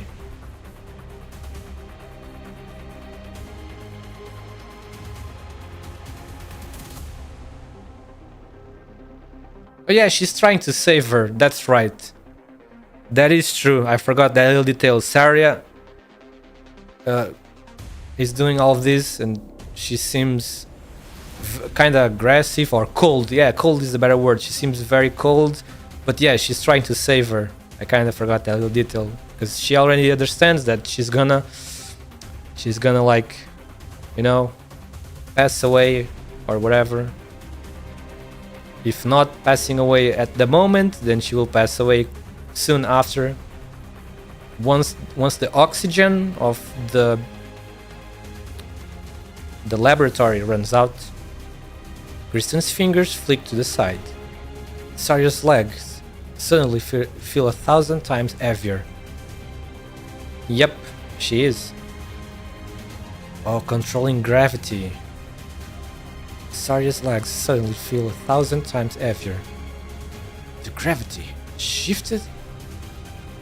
You used this trick to send Moelsis away, but it won't work on me. Animal grows beneath Saria's feet like a pair of heavy-duty boots, holding her in place. And then she begins to move forward, step by step. Instead of refining the way you generate calcium particles, you are simply increased the release speed. The animal you are regenerating has gotten even more brittle. A hardy resistance isn't enough to cross the finish line. A metal planet shatters the animal barrier, hitting Saria on the shoulder. Saria does not cease her advance. It happens twice and then thrice. Saria continues to speed up. Saria, stop! Oh shit, it's getting serious. Stop? That's what I said to you. I can tell you all about my plans. I know. Then why do you insist on stopping me? There will be no other victims in this plan. I just wanted to set off some harmless fireworks over the skies of Trimonts. The moment Hammer finishes its job, both the military and Maylander will breathe a sigh of relief. The residents of Trimonts will be momentarily captivated by the spectacle unfolding before them in the sky, but soon enough their focus will be directed towards other, more deserving concerns. Ryan Lab might be the most affected party here, she will lose her control, possibly several directors, and the confidence of powerful Colombian organizations. Then you should have stayed on the ground. Clean up the mess, but protect those who might be hurt from this, and carry Orion Lab through the crisis. You've always been good at that. You forgot again. I resigned a long time ago. People like Blake like to call scientists mad. And we couldn't care any less. But science is supposed to be rational. Kristen, when I first heard the story of your parents, I thought they shouldn't have seen an ending like that. If they hadn't perished in that accident and had returned before hitting the barrier. Oh wait, so that's how the accident happened. They the rocket, the aircraft hit the freaking barrier and probably got destroyed by it. Man, this barrier still gets to me. How can a civilization have such advanced technology that they can create an artificial barrier around the freaking planet? That's freaking crazy. If they hadn't perished in that accident and had returned before hitting the barrier, they would have brought back incomparably precious data, as well as the possibility of a second attempt. I admire their will and determination, but I have never been the one to approve of sacrifice, even justified and inevitable. Ferdinand, Nasty, Harvey's, they and many others always thought me too conservative. They see me as a stickler for rules, obstructing all of you. Ha! Can a woman like this even be called a scientist? Even I myself have asked this question. You are the most dedicated truth seeker I know. The truth. Truth is the inertia that comes after order. I believe science can bring us truth, and truth can restrain madness, bringing about a better society for everyone. Us Reeves have always been accompanied by an instinctive madness, for as long as we can remember.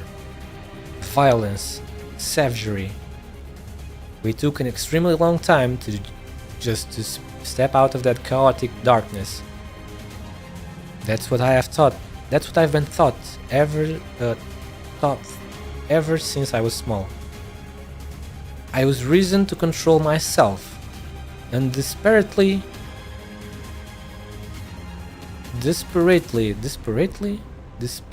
oh my god. I'm sorry, this one is tricky. Desperately want to confront the madness I see in all of you. But you can't do it.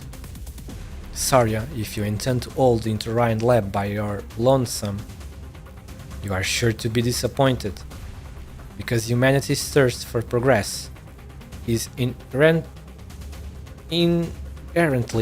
undefeatable. A type of desire, a type of madness, but also a natural instinct, and the fuel that has brought us from the desolate Barrowlands to where we stand. Which is why I've come here, and not for a fight. The heavy stars fall on Earth like a rock slide, and gravity controls the airflow to all at her entire body. Calcium crystals crumble from head to toe, but the mountaineer is determined to greet the storm with her own form. Kristen, I almost admitted my own defeat while searching for you, until someone said to me that I should return to the origin. On my way here, I've been looking back at where we all started.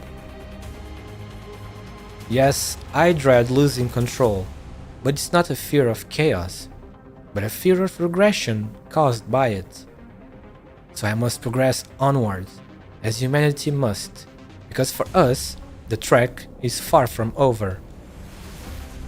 Indeed, in this day, humanity still lives in the dark. After all, we can't even see through the sky hanging over our heads. The road is long, very, very long. We hold more knowledge than the average bystander, so we must shoulder every responsibilities. We should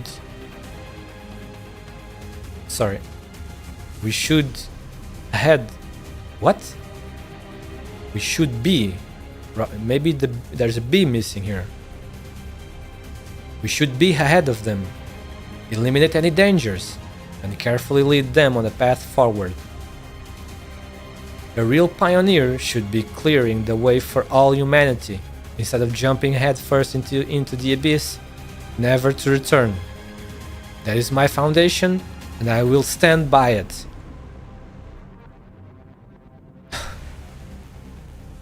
Cocteau. She has weathered the storm. She crosses the galaxy.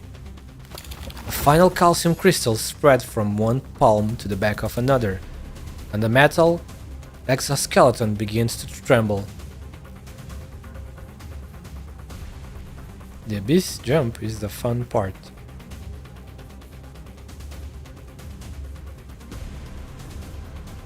The synthetic stars ceaselessly, how do you say this one? Ceaselessly, the synthetic stars ceaselessly revolve around the two in unison. Everything else around them has sunk. Ceaselessly. No, it's ceaselessly, right? Ceaselessly? I don't know. I never know, of course. Everything else around them has sunk into chaos as a result of their hearts colliding and destroying each other. Only the protectors will remains unshaken as the earth.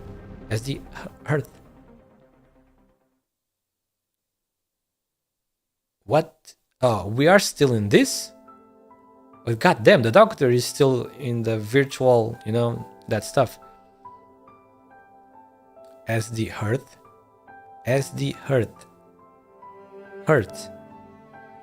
You are always slightly late. Oh, it's the mother of them. This lady was so nice. The mother of the operator we have, which I don't remember the name now, at least the code name. Oh, this is not Kelsey's hallucination.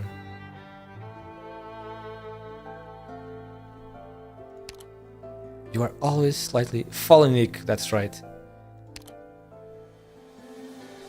One of the events from the early Arknights, from the first year of Arknights, the twilight of Olum. I forgot the name of the town. Olum something. You are always slightly early. Been waiting long, Kelsey? Not really. I thought you would be next. Allmund, yeah, Twilight of Allmund, that's it. I thought you would be next. You are like a microcosm of everything that happened in Ursus. I'm sorry, I really am. Sorry? For what? Oops, excuse me. Let me get some water.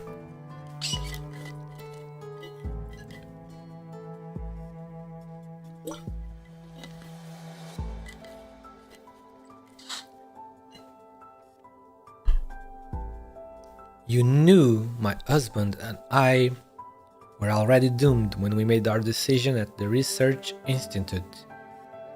You're not the type to get depressed.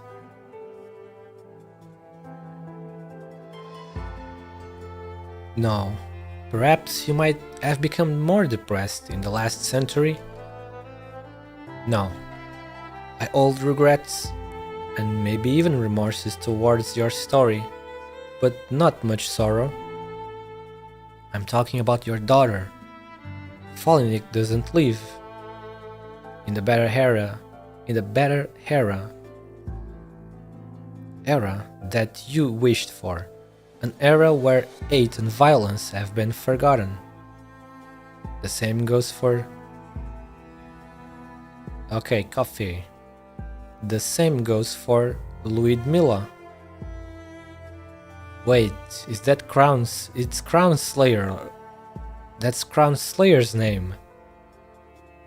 Playable Crown Slayer when?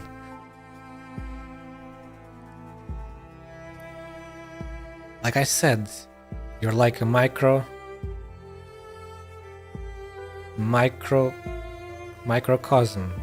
Lilia. You and Folinic have an unbreakable bond formed of hatred and blood. A microcosm. I've seen it many a time. A futile destruction.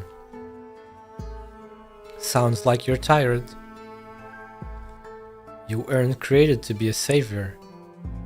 You can't level a mountain with a finger or destroy a city with your eyes. Just what kind of plebeian would hope that you were invincible? Do those fools think they could uphold a civilization teetering on the edge of collapse with just violence? There might be some with such a hope.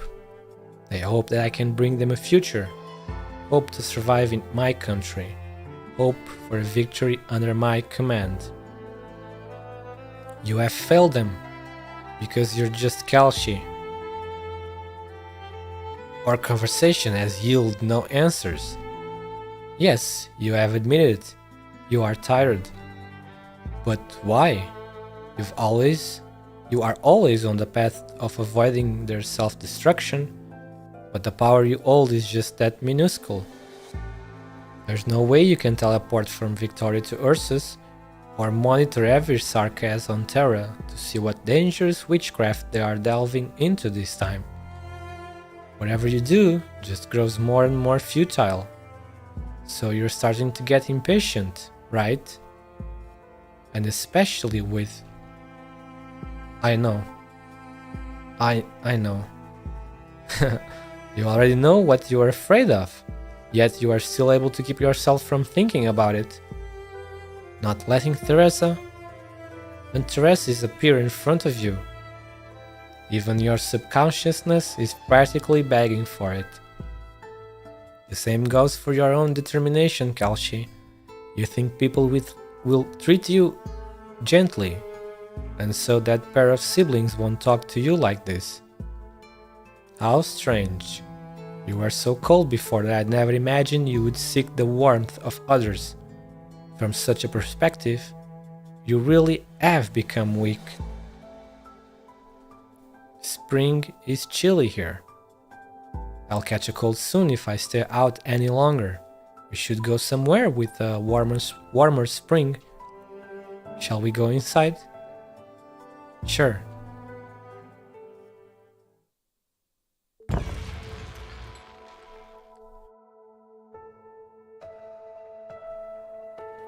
Snow? A rare outsider. Are you heading for the Sacred Mountain? Pilgrims as young as you rarely make it up here. But why aren't you continuing your ascent? Legs caused frostbite? Sacred Mountain. Are we in Kjerag? Kjerag? Where is that? Is that where you're from? I wouldn't consider it as such. It's one of the most spectacular mountains on Terra. I once saw a group of destitute refugees settle and rebuild their lives in that paradise free of catastrophe.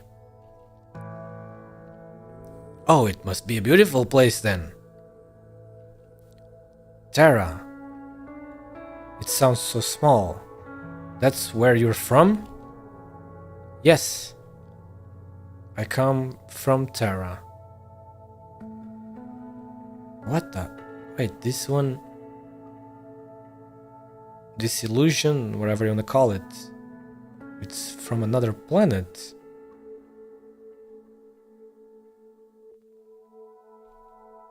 What the? And you? Toward the mountain. We're born with this one goal. What? Born with it? We frolic among the trees, on the mossy plains in our youth, and learn from the rocks, and in our prime, we began climbing the mountain. We did so much groundwork at the foot of the mountain, weaving strands of dollite into ropes, or repairing a pair of shoes that won't be contaminated by the darkness of the night.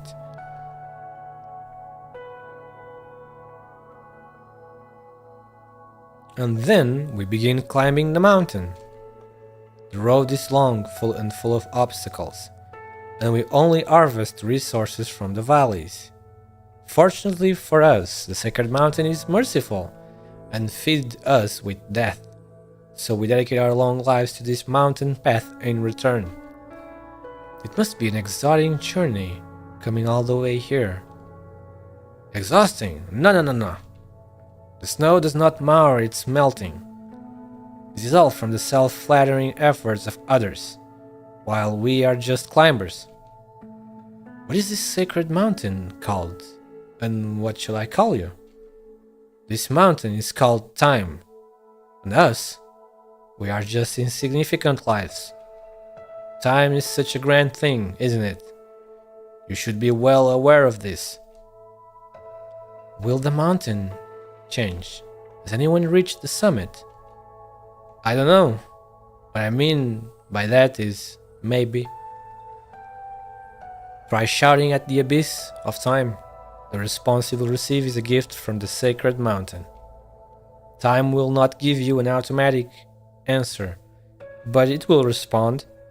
Our predecessors called this response fate. And fate is the echoes of the cries of life. Have you never done this before? Well, it seems like there will be a blizzard tonight.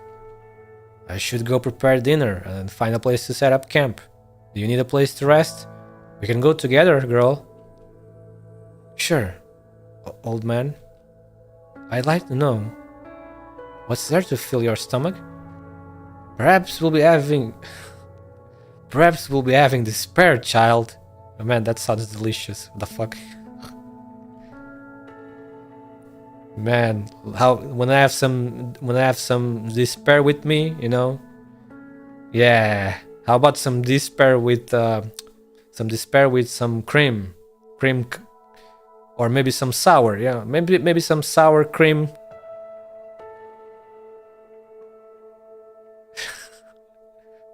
Maybe you can finish your prayers before dinner. Do your shouting before the blizzard blots everything from sight.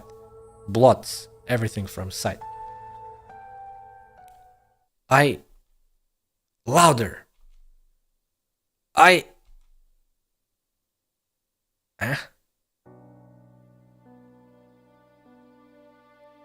Giant skeleton. The fuck? Even the giant skeleton is talking. It's a fucking weird dream. You will become yourself. Kalshi, your judgment is rational. For this I feel sorry. Sorry for what? It's only myself. Because I am your time. I single-handedly caused your distrust towards humanity, your pessimism, your dismay, and your impatience, with no way out. However, from here and on here, wait, what? However, from here and on her, from her and on her, you saw a possibility. Out of your tendency to be overly cautious and anxious, you suspect that this feeling is merely a misjudgment caused by your irritation. After all, the world is breaking out of your knowledge and control, and the new you was only born not long ago. And yet, you have considered it many times before, how much easier it would be if you chose to trust them instead. I am your time, Kalshi, your omniscient fool. You, omniscient fool. Wait. Omniscient fool. You forget the little details. You are not a chosen savior. You should not be. You are not always right either. Oh, that's a cute animal. We rarely see animals in Arknights. Like, you know, real normal animals. This looks like it's the squirrel species of Terra. No, why? It's cute animal. No eating. It has feathers. It has some feathers on his legs, and also on here near the ears. Interesting design. Cool fantasy design or science fiction design, whatever you want to call it. Even if you are already made up your mind, you know better than anyone else how limited time is, and time isn't much left, and there isn't much left. You should try giving up and choose to trust someone you can believe in. You are not trusted because you are Kalshi, nor do you become Kalshi because you are trusted. You are the echoes of a valley, water dripping off a cliff. Your responsibilities way beyond what your abilities can bear. And now at least, there are people to share those responsibilities with. What you have lost and gained in this short period of the past few centuries far exceeds your former days. So long they were that you could only use for progress and evolution. Everything is about to end, Kalshi, and you know this. Will you stay your passivity, your pessimism, your apathy? Don't forget your original question. Don't forget the answer that you nearly had. Go on. Ama 10. The meaning of your existence is more than yourself. Do you guys remember? You guys remember the Kalshi lookalike in Enfield? I wonder if that one is Ama 11. Might be even a higher number. That one looks very happy, you know? Happy and energetic. Like the complete opposite of Kalshi. So maybe Kalshi will change little by little. Maybe Kalshi will actually learn to trust others more and change little by little, and then by Ama 13 she has become like that. I think she might probably will become one of my favorite characters, because I like that type of happy-go-lucky, no, not really happy, but happy, full of energy, bright, positive type of character. And from the little trailer, that Ama 13 Kalshi lookalike seemed to be that. Oops, wrong key. Genki Kara, yeah. Exactly. Well, it's unnerving. For me, it's not unnerving. It's the same as Chen, kinda. It's just it feels refreshing to see A character whose expression you never see change. You know, change to something positive. I feel that that's how I felt with the Shen skin. Chen, the Oolong Day skin. Let's stop here. Oh crap. Indeed. Indeed, this is enough.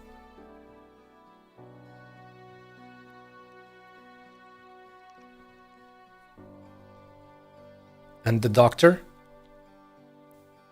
Calming down elsewhere. I do intend to spend some time with you alone. I have a question for you, Maten Kalshi. For those past 10,000 years, 10,000 years, have you really lived on this land? Holy shit, how long has she been alive, dude? That's absolutely insane. Imagine living more than 10,000 of years. How many times would you see, like, I don't know, horrifying things, destruction, war, everything sounds horrifying. It sounds interesting, it sounds amazing, yet horrifying at the same time. It gives me a little bit vibes from To Your Eternity. Raika knows what To Your Eternity is. Compero, maybe not. Yeah, to Your Eternity, the main character is immortal. The main character is immortal, and he has seen a lot of pain. He has seen a lot of pain. It's an anime.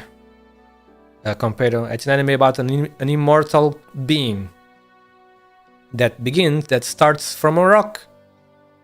It's a being that begins his journey as a rock. Then a wolf dies, and yep, in Japanese is Fumetsu no Anatae. And then the being begins as a rock. Well, it doesn't begin as a rock, but the deity, I don't know what to call that guy, because I'm not sure if that guy is really a god or not, but there is a deity that drops that being that he created. I think the deity created that being. He drops the being, and that being is nothing. It's just like a little sphere of nothing, but it has the potential to absorb everything around, everything that it touches, you know. So he drops on the planet, then touches a rock, becomes a rock. And for a long time it was a rock. Then a wolf dies on that rock, touching that rock, then the being turns into the wolf. And from this path, it continues like a chain. That creature, that being continues touching other beings and stuff, gaining new forms, and it begins learning language. It begins developing intelligence, you know. And that's how the anime goes for the most part. And that is called, what is the name of that being again? Fuji, right? Fuji? I think it's Fuji, yeah.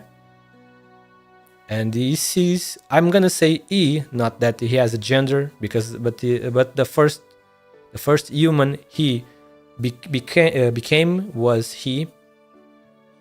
There's also an important detail, which is he can only become other beings when those beings die.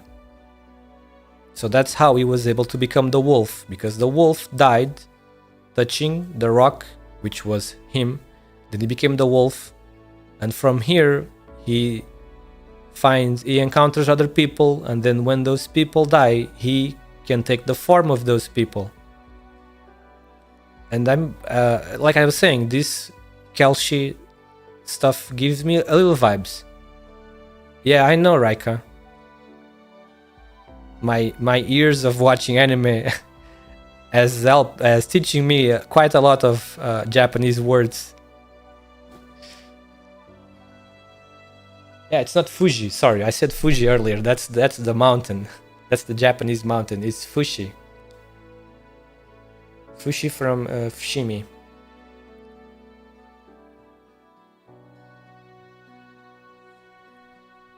Okay, Kelshi has been, yeah, she has been alive all of this time on this world. I'm under, what even is Kelshi like? I feel like she's not human. Well, we already know she is created, but she can get killed and then regenerate, as in like reborn. It's like she reborns herself. Right? I believe that's how kind of like it works. What kind of... She's very... the technology, whatever. How was she created long ago? That's fucking amazing, dude. That's freaking top. The top technology. Even more strong than life itself. You know, because life cannot do this. A normal human life ends and that's it. You get killed, whatever, you die from whatever, and you cannot do anything. So Kelshi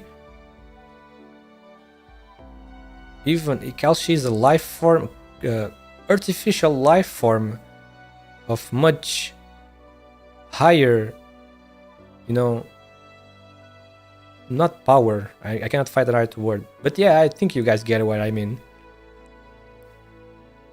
Yes. It seems you have changed quite a lot. We haven't interacted much, but you shouldn't be your current self. Why not? What did you choose? I have seen wars lasting several millennia, and the rise and coexisting of nations, and people growing from their misunderstandings and conflicts. But in the end, they all scattered to the wind, just like the sons of Sargon. But in the blink of an eye, history has already given birth to new children. I have seen the cycle repeat too many times. The cycle itself looms large and weighs heavy, but I'm fully aware that time is running out. Okay, again, the time is running out sentence. There is something else going on that we do not know. It's like the planet is going. It's like the planet is approaching its end. By the way, these characters keep saying that time is running out. What exactly is gonna happen in the future, dude? And then I run into a unique opportunity. I once met two Tikas who were closer than any creature in any era to the truth of continuing civilization. But now you're all as fragile as the trash of a... Damn. But now you are all as fragile as the trash on an asteroid belt. So how can you possibly talk of continuing? Wait, you are saying the black... Oh my god. What? The Black Crown still remains on Terra. Oh, more mystery. What? More mystery about the crown. What the fuck is that crown exactly? My god. The Lord of Fiends, as the ancient Tikas called it. Tikas? Those odd, endemic life forms? What a fluke. I had thought it would have been left behind on. The Black Crown. I dislike the shape it takes on the physical plane. A crown leaves a bad taste. Oh my god, dude. It's just, they always do this. Questions are answered and even more questions pop up. There is even more to that crown than what we know already, which is not that much. That crown has existed for so long then. If even this thing, this preserver, this AI, which seems to be from very, very long ago, even this knows about the crown, it still exists. A crown points to reality. This ancient imagery implies power. In this downward trend of collapse, where the misunderstandings over ideology and race push surface civilization towards self-destruction, imagery, within an extravagant mirage of peace and unity, the most direct method should be to use those powers to reshape the will of all living beings and fuse them. What the fuck? Use those powers to reshape the will of all living beings and fuse them into a singular form. Excuse me? You want to do what? What kind of false leader made of memories, emotions, and knowledge even achieve? Oh, we are back. Yeah, everyone, it's us. It's us. Don't underestimate us.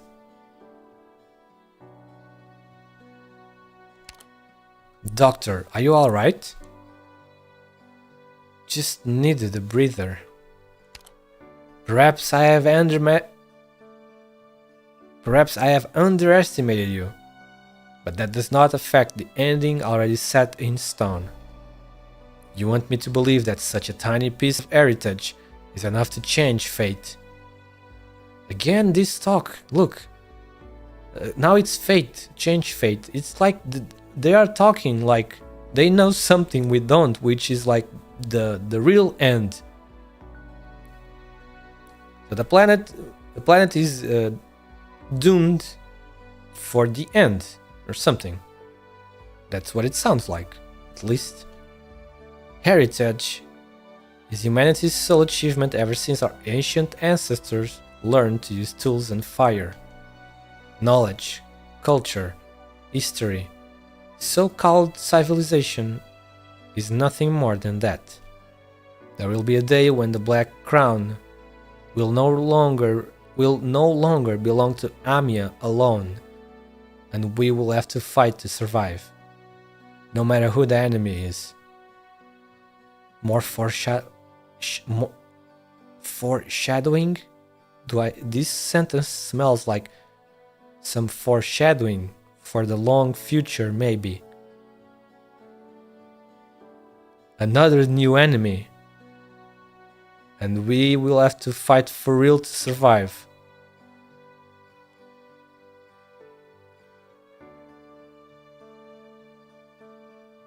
The crown will no longer belong to Amia alone. That means Amia... this sounds like Amia in the future will be able to share the crown with someone else. Maybe more than one. They can... This sounds interesting. Because it doesn't sound like... The way she's saying this doesn't sound like Amia died or something. And the crown moved to the other person. It sounds like Amia is still alive, and she will share the Black Crown with others. No, the crown will belong not only to Amia, but to more people than besides Amia. That's at least how I'm interpreting this. Oh my god, the future of Arknights as a player seems to be very good. This event feels like this event marks a very nice turn of page, if that sentence, if you get what I mean. A very big page turn on the whole world of Terra, of like the universe of Arknights. Because the next events are nothing like this.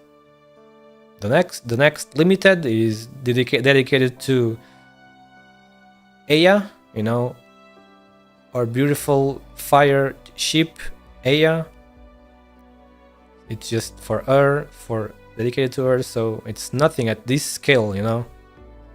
And the future events that come after are also the same. Before Aya, we will be getting the Reaper, Executor Reaper, 6-star Executor.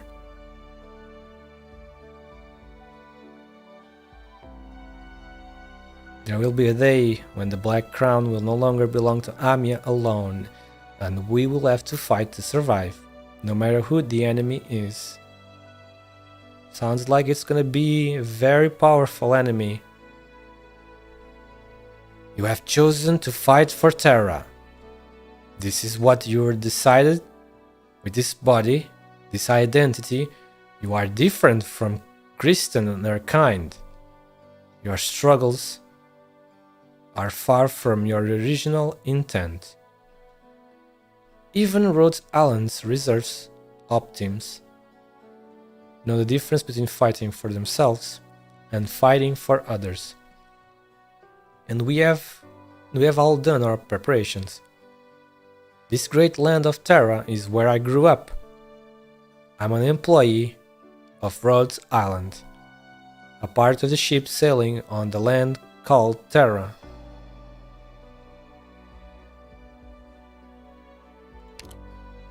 Infected is just too trivial a proposition. However, infected, Iridium, Then, what about you, Doctor? All of them are the same. I am an employee of Rhode Island. As well. I also have a... What? Trevor Freeston? I also have a question for you, Trevor Freeston.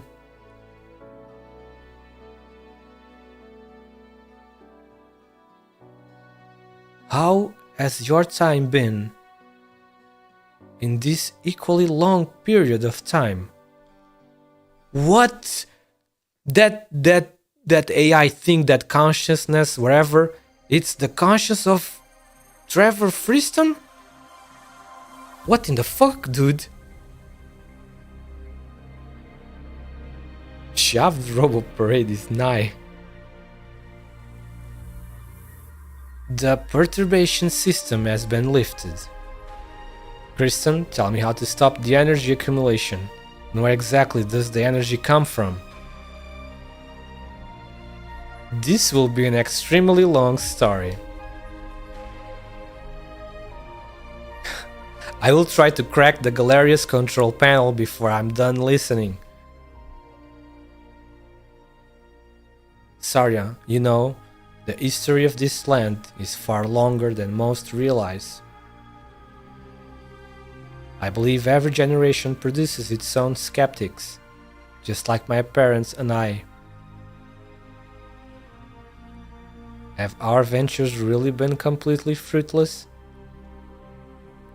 And was there perhaps a more ancient point in time that the sky hanging over us was not as we see it today? I remember that was one of the establishing goals of Ryan Lab's scientific investigation section. Conventional exploration alone has already provided me with plenty of interesting information. After you left Rhine, I picked up some interests I had previously and tried leaving the laboratory, heading to various corners of the world that mankind had scarcely set foot on. The purpose of these journeys was not to observe the sky. The stars are not worth looking at. I came to this conclusion early on, after countless calculations. I only wanted to try and find more collaborators. Since the last Lathandian arts detector orb fell short. What? Since the last Lathandian arts detector orb fell short at... Oh, I see, 500 meters below the barrier. The academic circles in most countries abandoned their research into the thing. So, what I've been looking for, a voice that doesn't belong to this era. Like the immortals who rely on originum arts to escape the shackles of life, or the Pharaoh. Oh, Pharaohs mentioned. Or the Pharaohs older than any country? Perhaps even older than those regarded as gods, a being so old that history has forgotten them. Forgotten them.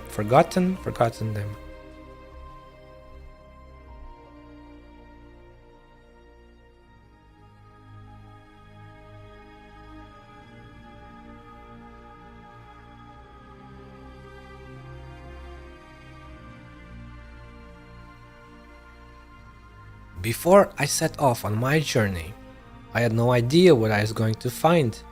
I just felt a calling across time and space, directing me toward that door.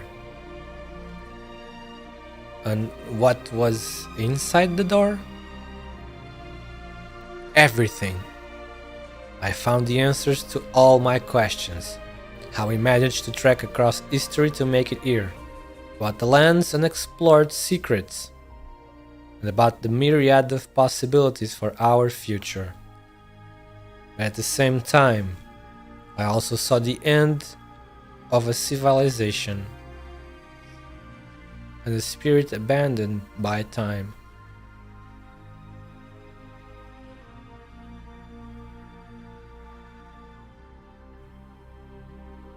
Okay, so what I understand here is that Kristen and the Preserver had very long conversations, it seems.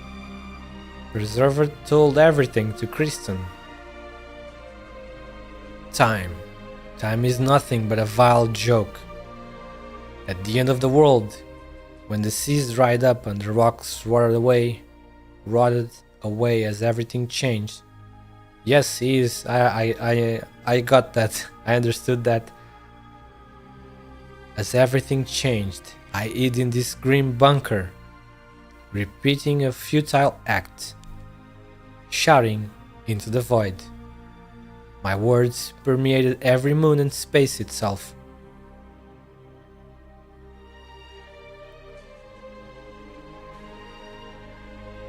Every tunnel and corner of the stars.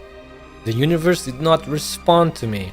I prayed to the pitch black despair for tens of thousands of years, and the only thing that I heard in return was the reverberations of destruction.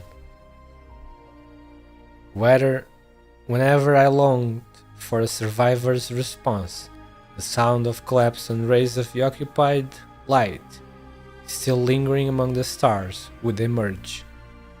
It was a black hole of futile effort. My emotions were far beyond what any regular life form would ever experience or empathize with. In the endless silence, all I could hear was the heartbeats of my people growing ever weaker.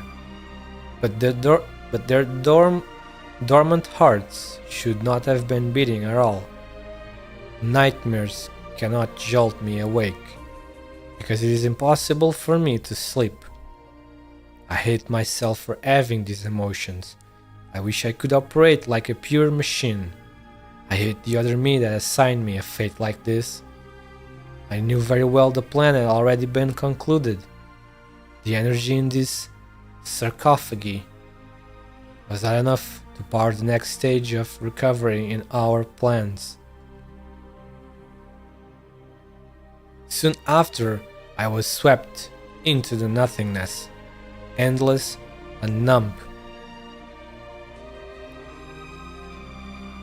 So the contract with Kristen offered you a gamble. Since your people could never wake up, you might as well. No. The first time I saw that humanoid creature, what I felt was surprise. I've been watching the depths of space far, far away, not what happened on the surface. I noticed the growth of life, but never expected to knock on my door. We spent a long time talking, though in reality, it was no longer than a few months.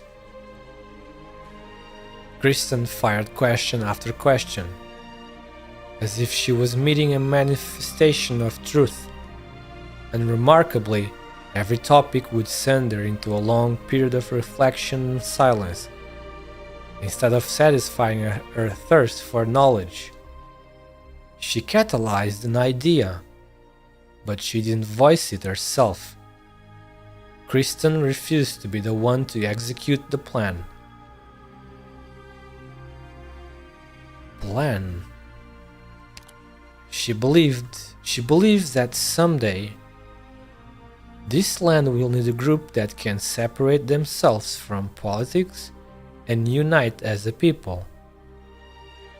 This far-sighted group would have to employ everything at their disposal to build an ark. Oh, what the...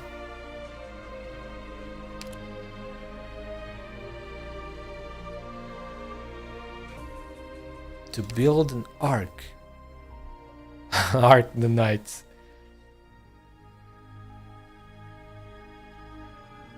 So that's why the game is called ARKNIGHTS. What the fuck? The pioneers would inevitably face the struggle of understanding and would face division and suffering. But reality is not a myth, as Babel has proven. So, what is Rose Island to you?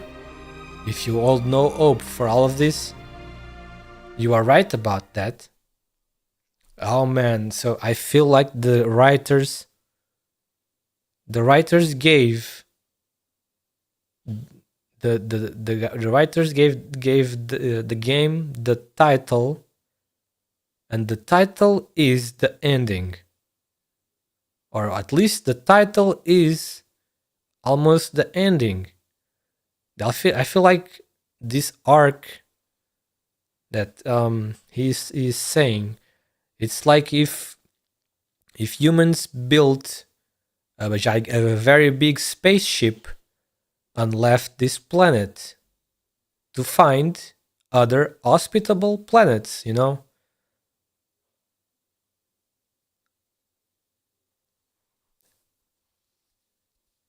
You are right about that.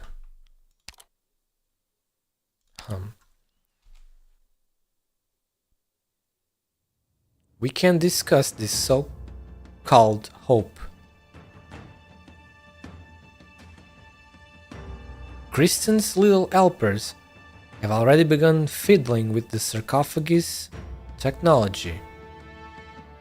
I have no qualms with it, but this must mean something important for Terra.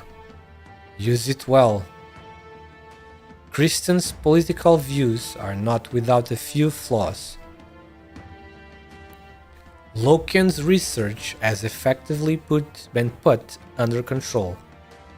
I cannot possibly trust Colombia as a nation, but there is someone behind behind the Mainlander Foundation that is worth negotiating with. That is good. And then, tell me, are the deep-sea dwelling Aegir really so different from the civilizations on land? What I can tell you far surpasses whatever Kristen has told you. Indeed, I cannot comprehend why these creatures with bodily structures inadequately suited to survive in the deep sea would establish a civilization in the ocean. But this suggests they depend on some product of the seafloor. The form of their civilization has been distorted by external forces, making them stronger, but also causing problems. Wait, this suddenly turned to the Aegir. Aegir is a settlement that must be united. Regardless of the problems caused by those rampant sea monsters, I believe that's what they are called. Terra cannot leave such a developed nation alone. Oh, this sounds interesting. It certainly feels like in the future we are going to see a very important Aegir event. Maybe even the next arc. Maybe the next arc might be about the Aegir and the Seaborn. No. You feel me? When the Victoria arc is finished, what is gonna be the next arc? You know? Imagine if the next arc of the main story is with Aegir and Seaborn. I would love, to be honest. It would be very interesting, because I mean, it's obvious that the Seaborn we gotta deal with the Seaborn sooner or later. I mean, the sooner the better, because it's an extremely gigantic threat, you know?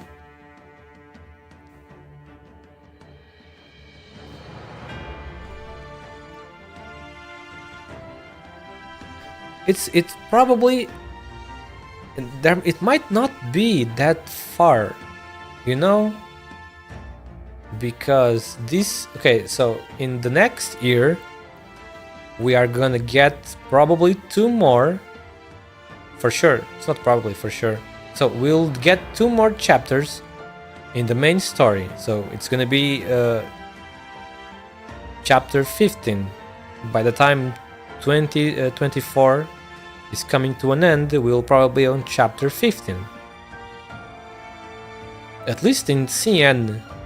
Not sure if we will be. But that means chapter 15 means that the end of the Victoria arc will probably be close.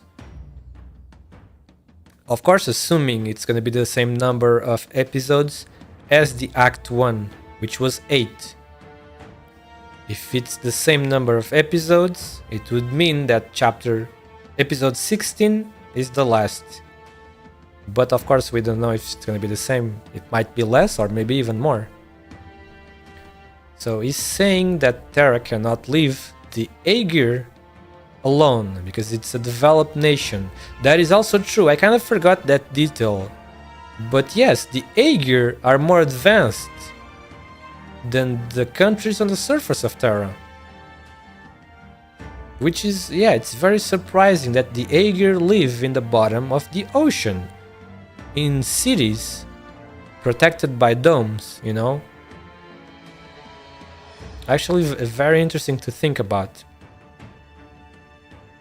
Yeah, that's how they were able to create the Abyssal Hunters. The Abyssal Hunters are extremely strong, and they are created from like genetic manipulations using seaborn cells, if I remember the details. That's quite advanced technology. But there's also Ursus, you know? Ursus does similar, but with demons. You know, remember those guys? What are they called? The Royal Guards? Oh no, was that their name? I don't remember. Those guys in Ursus, they have demon cells. I don't remember. Emperor's Blade. Yes, that's it. But I thought they had another name. But maybe it's not Royal Guard. Fart Vader. Yeah, but they are made by fusing a human with demon cells. I'm not sure if it's demon cells or demon curse. I don't know. Don't remember the details. But yes, Ursus also plays around with that fucking genetic manipulation, or maybe not genetic manipulation, but a little bit similar, you know, to change a person to be stronger. Splice demon parts to the soldiers. It's fucking nasty thinking about it. Imagine the kind of nasty experiments that Ursus does with demons and humans and shit. But yeah, thinking about the Aegir that select humans from their society to be transformed into abyssal hunters. Considering their approximate geographical location, and if they use what they might have in abundance appropriately, my guess is that what Kristen is doing right now is not necessarily out of the Aegir's reach. With strength comes arrogance. Aegir is not so easy to persuade. Though, fortunately, due to a series of incidents, I had the good fortune to establish a precious friendship with some Aegir. This will be an impactful breakthrough.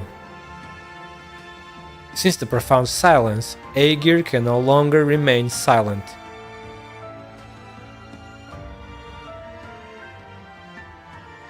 Ugh, sounds disgusting. Imagine having bits of demons inside your flesh. Man, absolutely horrible. Since the profound silence, Aegir can no longer remain silent.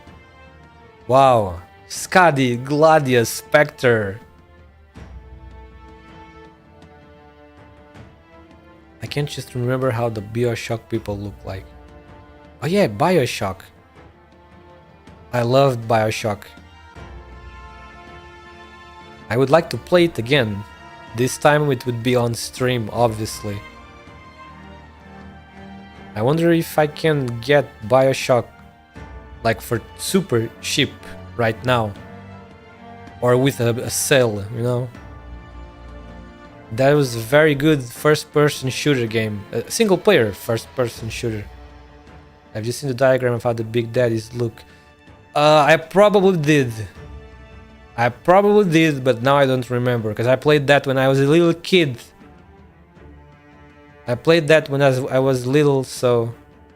It was at least more than 10 years ago, so I don't remember all the details anymore. But I probably did. I remember that I probably did it. It was fucking nasty. Skadi, Gladius, Spectre. Excellent. The March of... What the fuck? Now they are even mentioning the Knights Mora.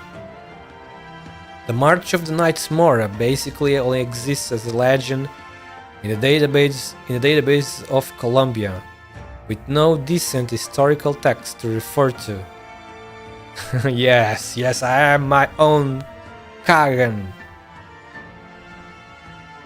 Not sure if Kagan? Not sure how to pronounce that one. But if the legendary event was not in fact a falsehood, then he is indeed an incredible hero. Wait, how the fuck did this turn to the Knights Mora? Even if we take Originium as the power source, the fact that such a tyrant born on Terra thousands of years ago could achieve such a great feat in a much more primitive environment does inspire wonder. However, the south is already in ruins, so you should look north. Why wouldn't he be? I think he is. He was just... Wait, what happened to him? He participated in the Casimir Knight Knights Championship. Oh, we found this urn on the border. Who did find? I don't remember that detail. But from what I remember, he probably departed to the north again. Was it that? Okay, so wait, he's saying the south is already in ruins, so you should go north. You should look north. Is he referring to Sargon? You know, Sargon, very to the south, which is like probably lots of desert and sand. That's what he means by the south being in ruins. So you should look north. Ah, so this is how we get involved on the north expedition to the Icelands.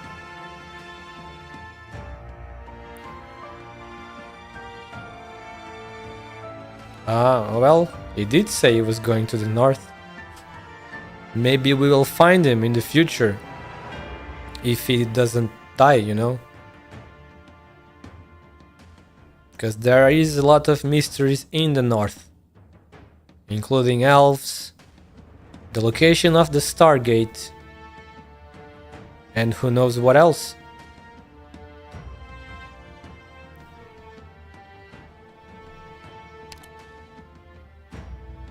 Have you been there, Sami? No.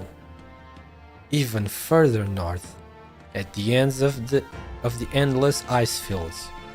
I tried many times, but I've yet to find anything with the limits of my own abilities. But you know what's over there.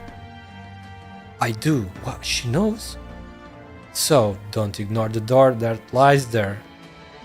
Push it open if you need to, and it will show you a boundless vista. What the? Is he referring to the gate? Or something else? Kelsey knows what's up there. Just pushing that door is already far beyond what most are capable of. And so, it is up to all of you to find a way. The land is vast and civilization continues to advance. So surely there is more than one Christian? You seem to trust the denizens of this land more than I previously thought. Trust? I hand the tinder to you. I have given up everything on my end. Whether or not you can succeed, nothing can be changed. This is my failure. Trust? Yes, I do not know. Perhaps I just want to see any life form able to converse and interact with one another to continue existing. You know this. Compared with the problems of the distant horizon, there is something that could happen at any moment. War. Even if I look only through the eyes of Columbia, I sense the imminent danger to your world, and the fire that can ignite at any time. You will require preparation. Do what you must to extinguish the flame or to let it produce new life. This is your choice to make. Those who are truly able to save the denizens of Terra are always and only themselves. This need for awakening has not changed since the immemorial, because it is all part of what humanity is. We will discover the truth. Dude, what the fuck is this truth that everyone is talking about? The ARKNIGHTS always does this. It answers so many things, and at the same time, the same amount of questions pop up. New questions, the same amount of new questions pop up. What the fuck is this truth they're talking about? What exactly is all of this hinting at? Yeah, exactly. What all of this imminent danger, whatever, all of this danger that is coming, that everything seems to be hinting at. What exactly is gonna happen, man? Sheesh, they all talk like they know what it is. But why so vague then? Just say what the fuck it is. And then that talk about the north. Yeah, that talk about the north. It feels like Friston is telling us to go and open the Stargate again. Or am I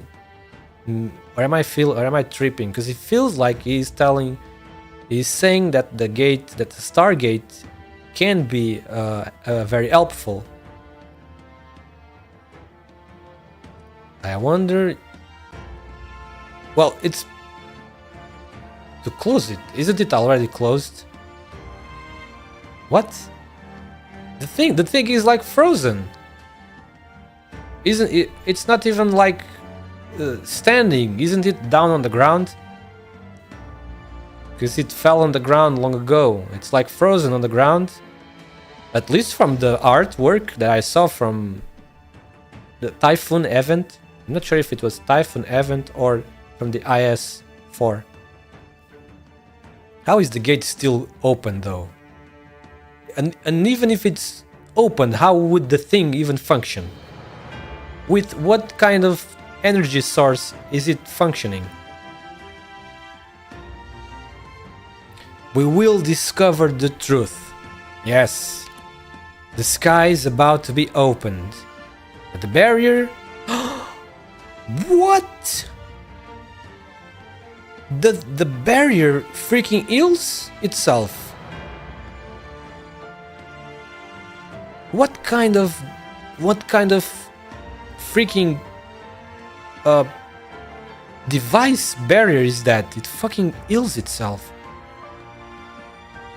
Oh wait, maybe this is a symbolistic talk. The sky is about to be opened, but the barrier will soon heal itself. Perhaps it will take a few days, or months, or years.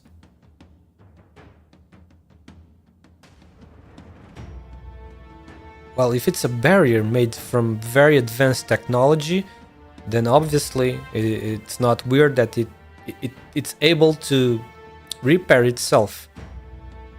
But maybe he's talking in a symbolistic way. Because the barrier being broken will will impact all of the nations in Terra. You know, because it will be like a big achievement, all that stuff. But the people of Terra will take that limited, righteous sin into their eyes, and will keep the moonlight and the distant planets in their memories. I hope, Christian hopes that this will be a powerful signal. A signal to herald the new great age.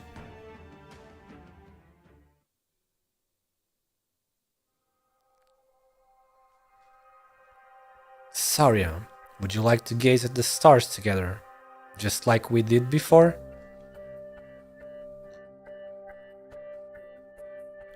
Sorry, excuse me. We can talk about this after we descend. The starry sky, or more precisely, what we gaze at is a barrier, the star pod. I told I told this to Icewind months ago. I don't remember where it was, what event gave me the hints to make my own theory, but I said to Icewind, it seems that the sky of Terra is fake. Yeah, that's what I said to Icewind. I don't remember what event gave the hints, but yeah, in some previous event there was some hints that the sky of Terra is not real, it's a fake. And from this event, all of this talk about the barrier, it makes sense. What people are seeing is the barrier. Now it also depends if the barrier is capable to project its own image or something, or if they are watching is maybe I don't remember. I just know that I saw obvious hints that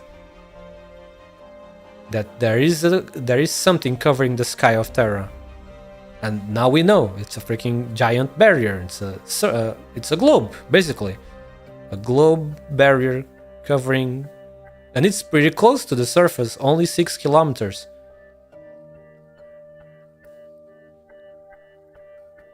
So that means that people are either seeing a fake sky, fake stars, or they are seeing the stuff through like glass.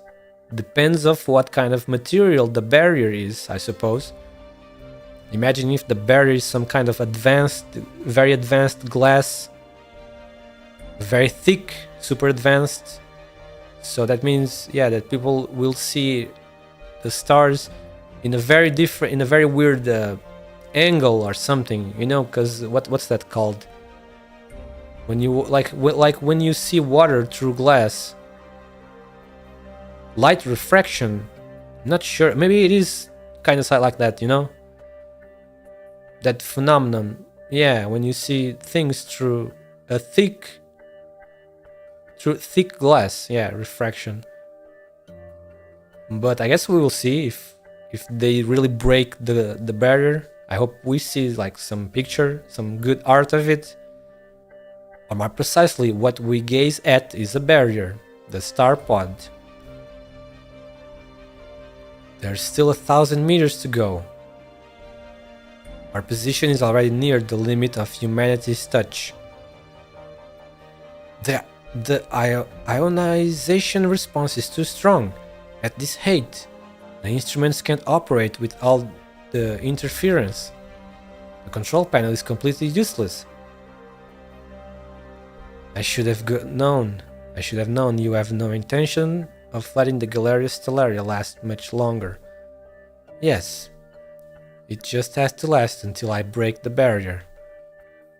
The barrier. Though we've always been inclined towards the usage of barrier, you are well aware that the shape of it is more than just a barrier as per conjecture. It might not even be a barrier at all, but an extremely wide space. Oh, wait, maybe it's not a barrier.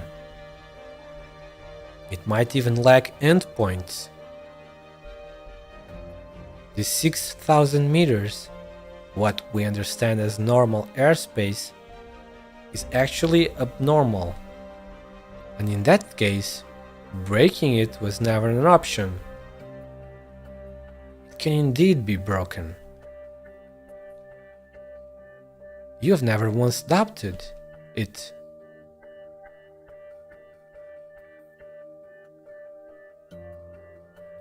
(60,972 meters. If you fly straight up at this angle, as long as you can soar past that height, the Galeria Stellaria will no longer be disturbed by any ionization reactions. Fine, so you have credible data from that spirit, but this doesn't reduce the danger of exploring the skies at all. No, even if we assume the barrier is enveloping the land like a membrane, as you say, it means we know less than nothing about the space beyond it. This makes your actions even more hazardous. You could even bring disaster upon this land. I know. The people are simply inadequately prepared for this. There will never be adequate preparation. If there is indeed a calamity looming over us, then humanity is already living under ticking rock. Wait, look! Another mention of what the future danger is. So, a calamity is looming. What in the heck? What is gonna happen? Dude, I'm so curious. What kind of calamity and why? Why will it happen? What the heck? Man, this is so good. This freaking story. If that's the case, then we should be even more cautious, right? Saria, I believe there will come a day when a much more complete exploration team will be formed. And with more data and full support, they will enter into the depths of space before our very eyes. This is also the future I hope for.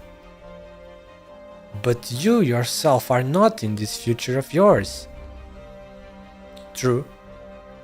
I'm ill-suited to be called a pioneer. On that point, I fully agree with your view. If possible, I would prefer to become a starting point. Just like once, back when I watched the light of those flames burning in the sky.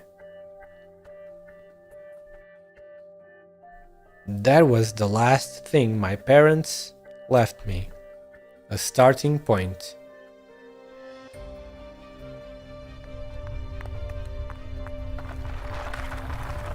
Where's the closest escape pod?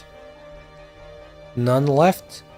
Those with the capability to execute the return module are already gone. Alright, then hold on to me. I will wrap the both of us in calcification. We might not even have a chance of survival, but we can try. Saria, lower your gaze. What?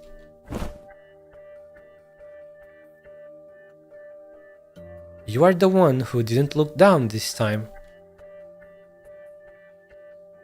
The gravity abruptly shifts without warning, and Saria feels only space beneath her feet.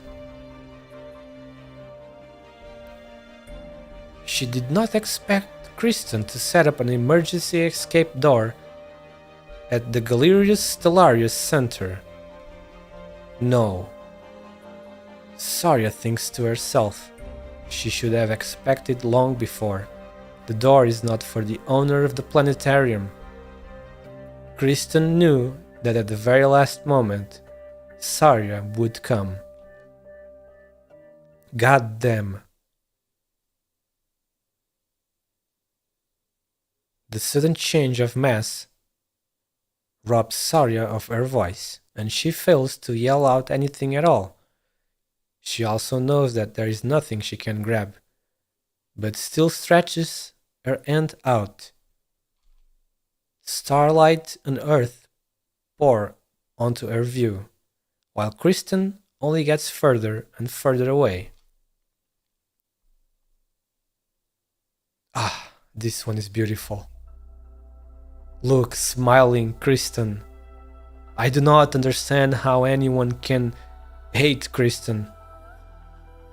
Anyone that hates Kristen, they understood zero about her character and about this event.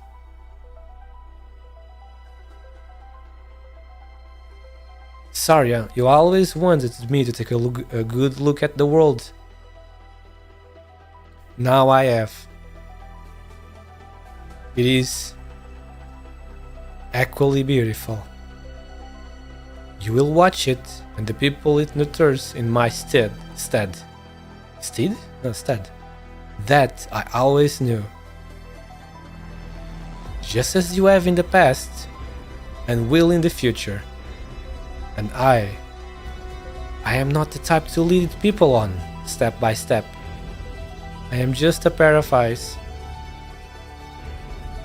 Eyes that will peer into the unfamiliar depths of space for all that live on that land.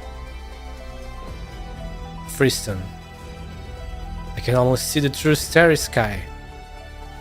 It probably hasn't changed much from what you've told me.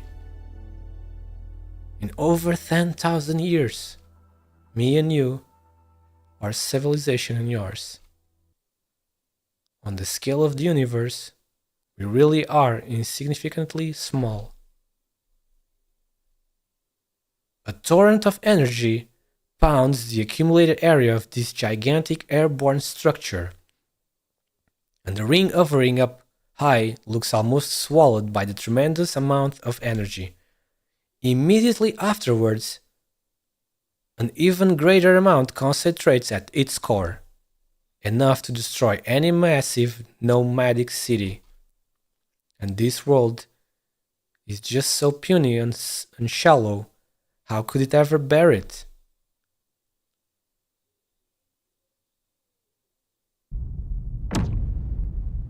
Oh crap, it's firing.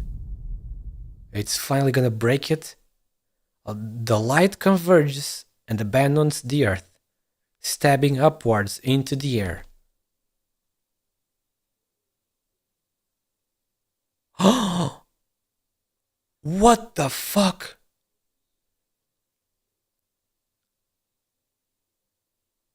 Wait, it really was a barrier.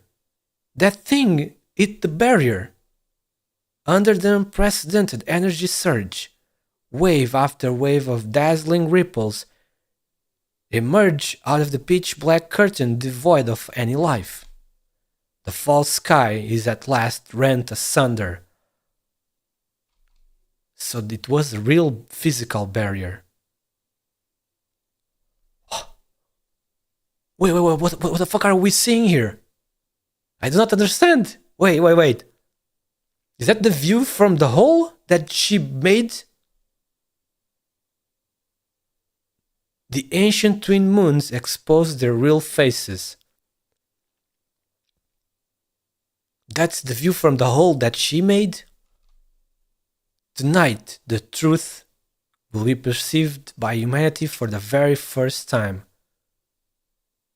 Wait, it's just two. It looks like it's more than two. What am I imagining? It really looks like there's more than two moons. It looks like it's three. There's the big one, then the smaller one, and then even a smaller one. It's 3 moons in total? Oh man. It's over. At least the one from stage 10. Okay, I have no... What the fuck is this? Eh? Well, it doesn't matter, it will unlock later. What are you screaming about, Compero? What's going on?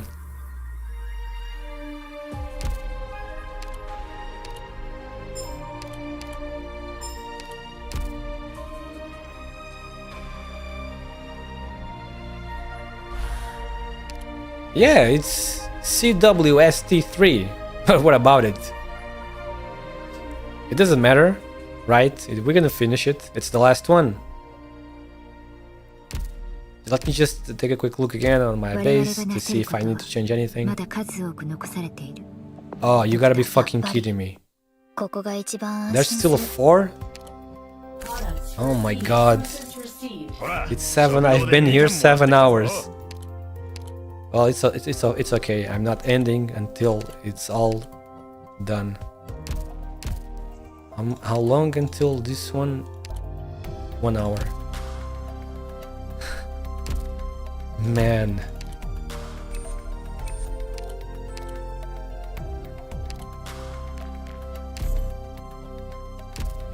Okay, this, like I was gonna say, this event is the best one for me until now. I have no more doubts. It's really freaking good. The story is absolutely crazy. I mean, the writing is it's very well written.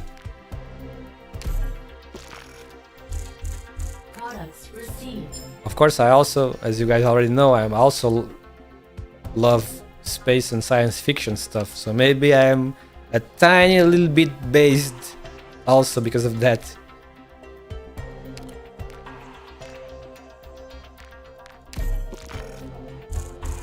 Products received.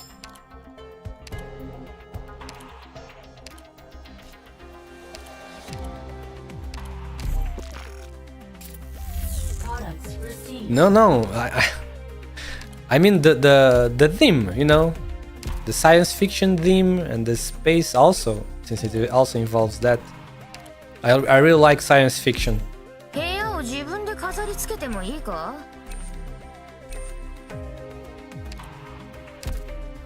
Hang on a moment. Let me place her on the top.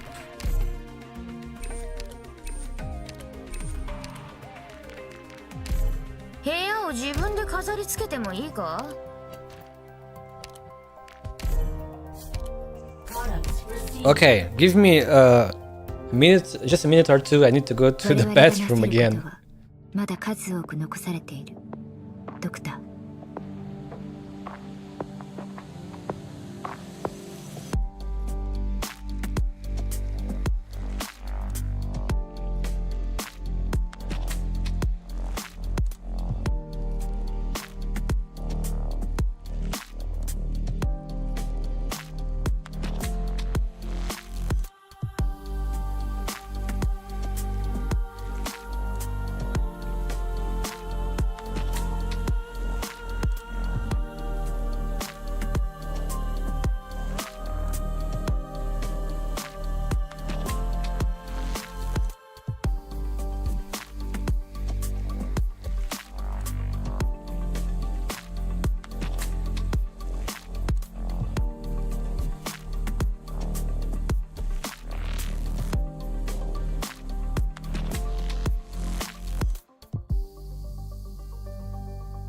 スキャン中、大気中の酸素濃度は依然として下降。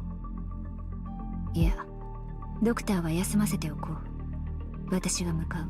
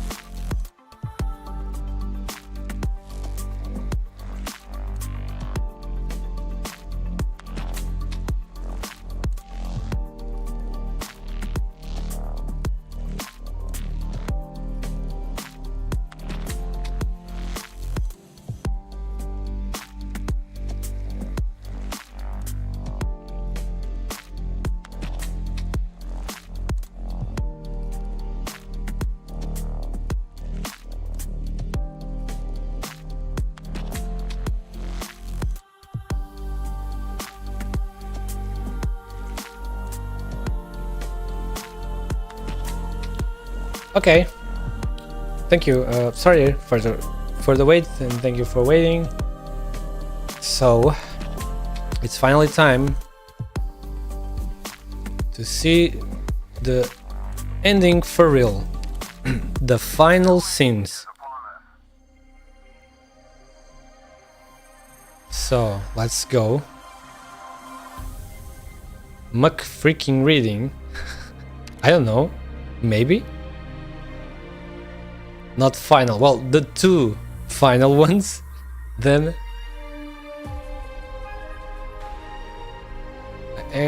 What was the.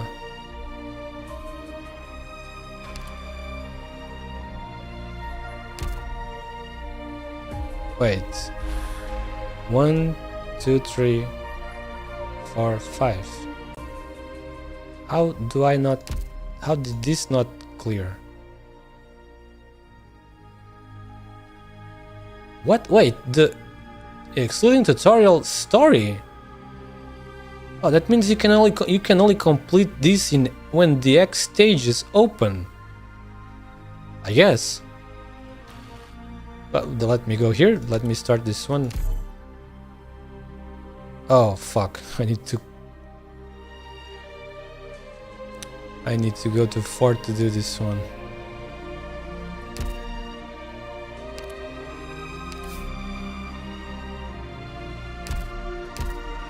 You can run it in the stages. What do you mean? Run what in the stages? Huh?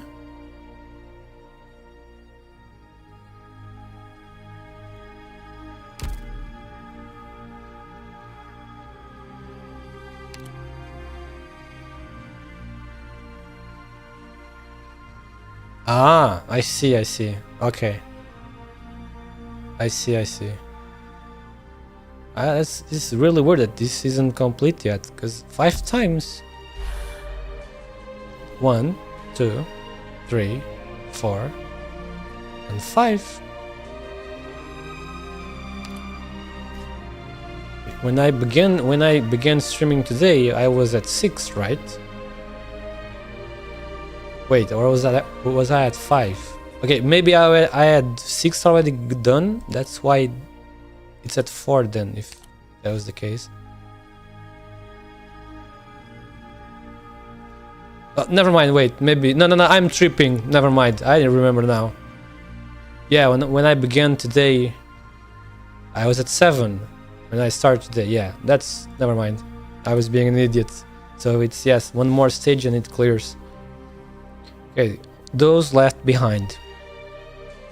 Some jeer, some are in awe. Some... Nah, I need to finish this. I need to finish the story for real, so that I can end the stream. Because it's almost midnight here. Some jeer, some are in awe, some dance in joy, some spend the night sleepless. Here we go. Oh man, I hope this one isn't too long. A coastal view that one can see anywhere in Iberia. Rubble close by indicates the place may have once been a preposterous village, but now only a solitary wind chime left hanging on the wall echoes the waves as they hit the shore. Fucking sea terrors. A wave washes a sea terror onto the beach. Beach? How do you pronounce beach? Wait, is it beach or is it beach? Hate Seaborn. Oh, why? What did they do? How do you pronounce beach? Is it like this? No, perhaps it might have been followed the wave to dry land. Whatever it was, it didn't seem to have a goal in mind. It merely wanders, looks around, just like its brethren do. It shouldn't have found anything. All it can see while standing in this overgrowth is the endless ocean and the sky.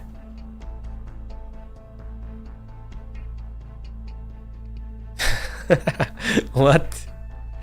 But in the next moment, as if it was sensing something, sensed something and looks towards a certain direction.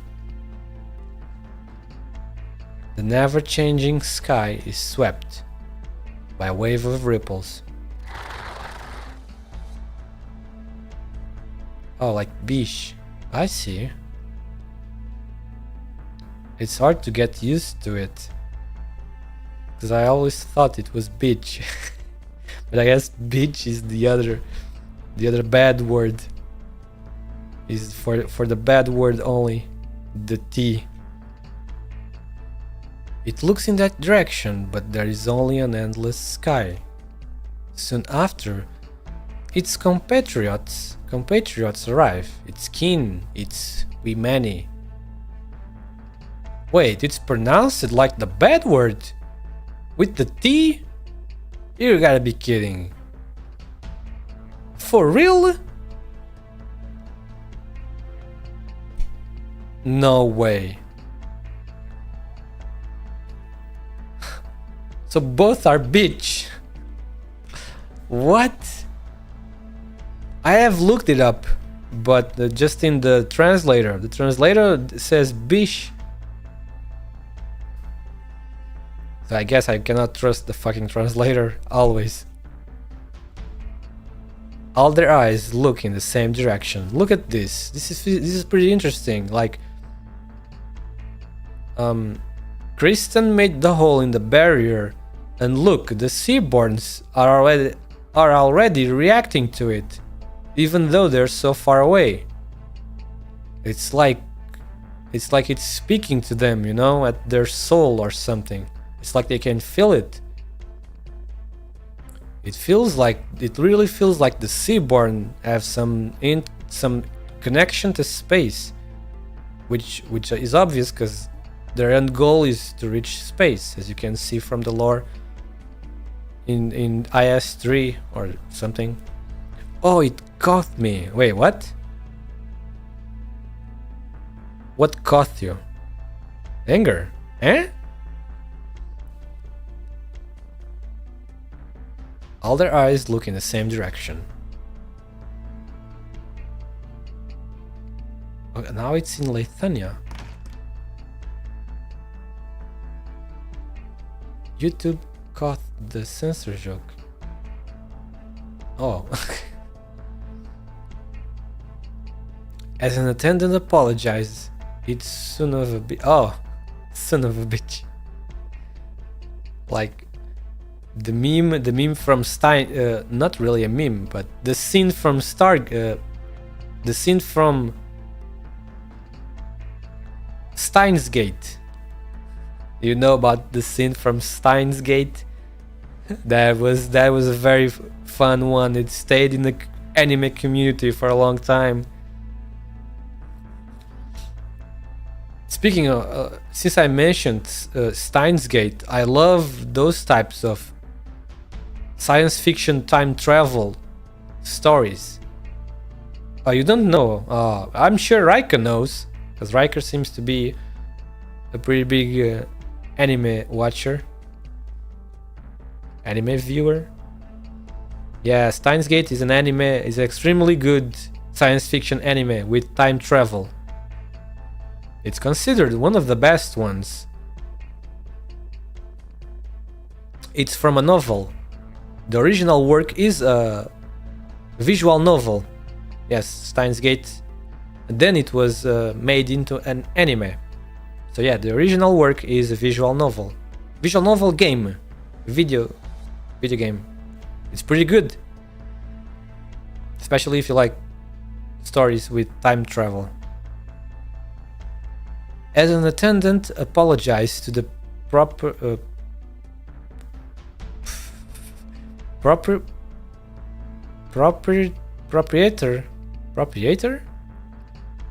He props up his master a court musician and helps him leave the bar. Main her. You shouldn't drink anymore. Don't get in my way. I can't figure out a tune, so I might as well just drink myself to death. Proprietor. That's what I said. Proprietor. I know it does. I am in Europe. I'm not completely ignorant to German. Ach, mine her. Didn't you draft several pages already yesterday? I think the third song is honestly not bad at all. At least you know me well. But 9, this will not do. It's not good enough. There is still something missing. A key ingredient. Do you understand? A kind of psychedelic and yet magnificent image of madness. Of course I understand you completely. You've always chasing this kind of work. Huh? Huh? Oh, I must be really drunk. What's wrong? I saw waves streaking across the horizon. Waves? I should take you to a doctor. What is that? The attendant lifts his head towards the sky to see halo-like waves sweep across the night. Man, everyone in Terra is gonna see that. And that's why it's a big event, big freak out to everyone in Terra.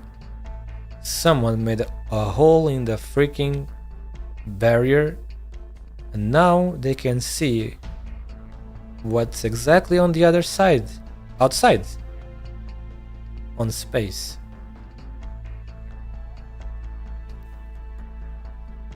This is... Could I have somehow gotten second-hand intoxication through the air? The clouds are like waves, and the sky is a curtain. Goo, Sir Goo. Theron, go, quick, take me home. No, hand me a pen, quickly. Here, have you found some inspiration? Inspiration? No, what have I discovered is a wellspring. Under the dim street lights, the musician lies down on the floor on his stomach, writhing in a frantic pace without a care for his image. Tonight, many an artist slept nary a wink. Now it's Victoria.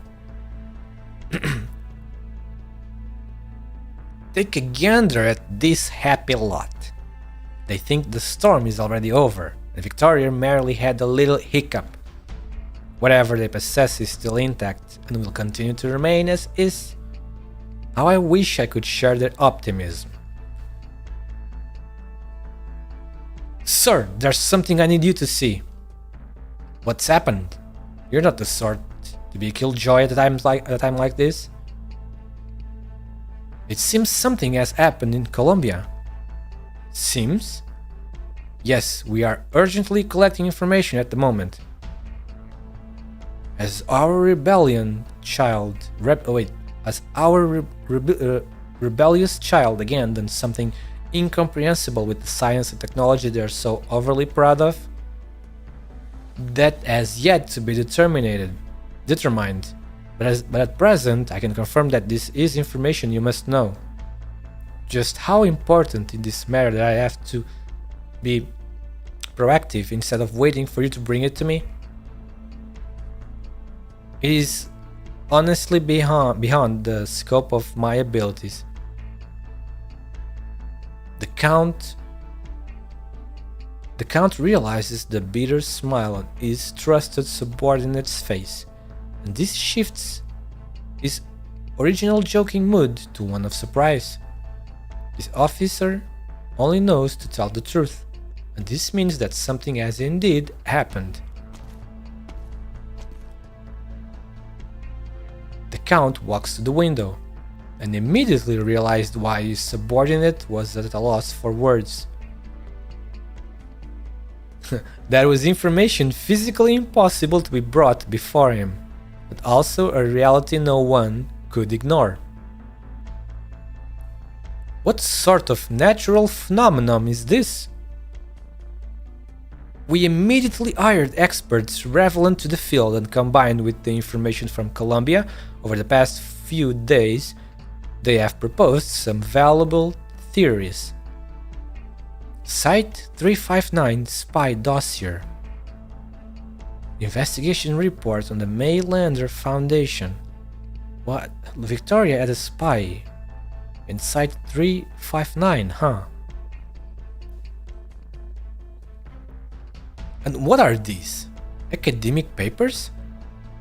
A barrier?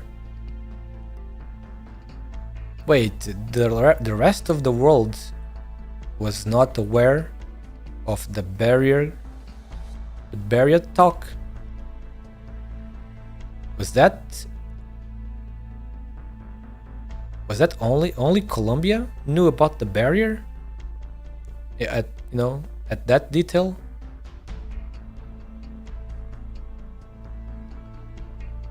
Oh yeah, I remember. Oh yeah, the Lathanians stopped trying after reaching almost very close, within 600 meters or something.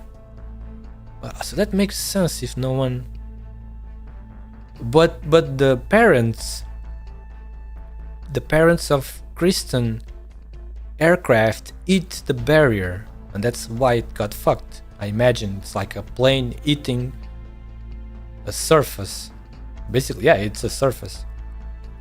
Okay, so maybe they thought the thing just exploded from some accident, or maybe because the aircraft reached too high, and that's what they thought. But Kristen realized, maybe I don't know. I'm just talking out of my ass, but I don't know.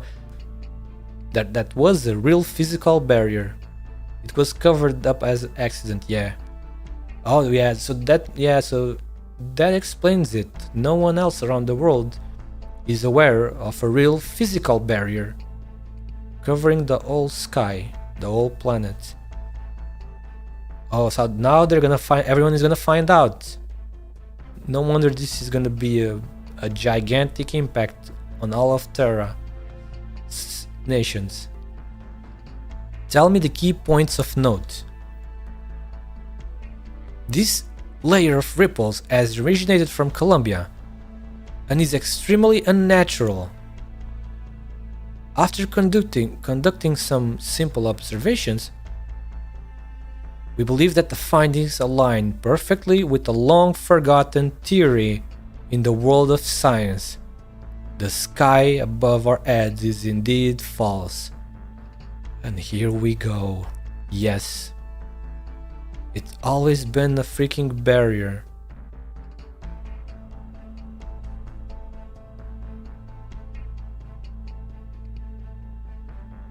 Are you thinking what I'm thinking? Do you understand what kind of causes covering a whole planet in a barrier can have to the atmosphere, to the weather? Surely that has a big impact. Could it be that the barrier is having an impact in the catastrophes that happened? You know?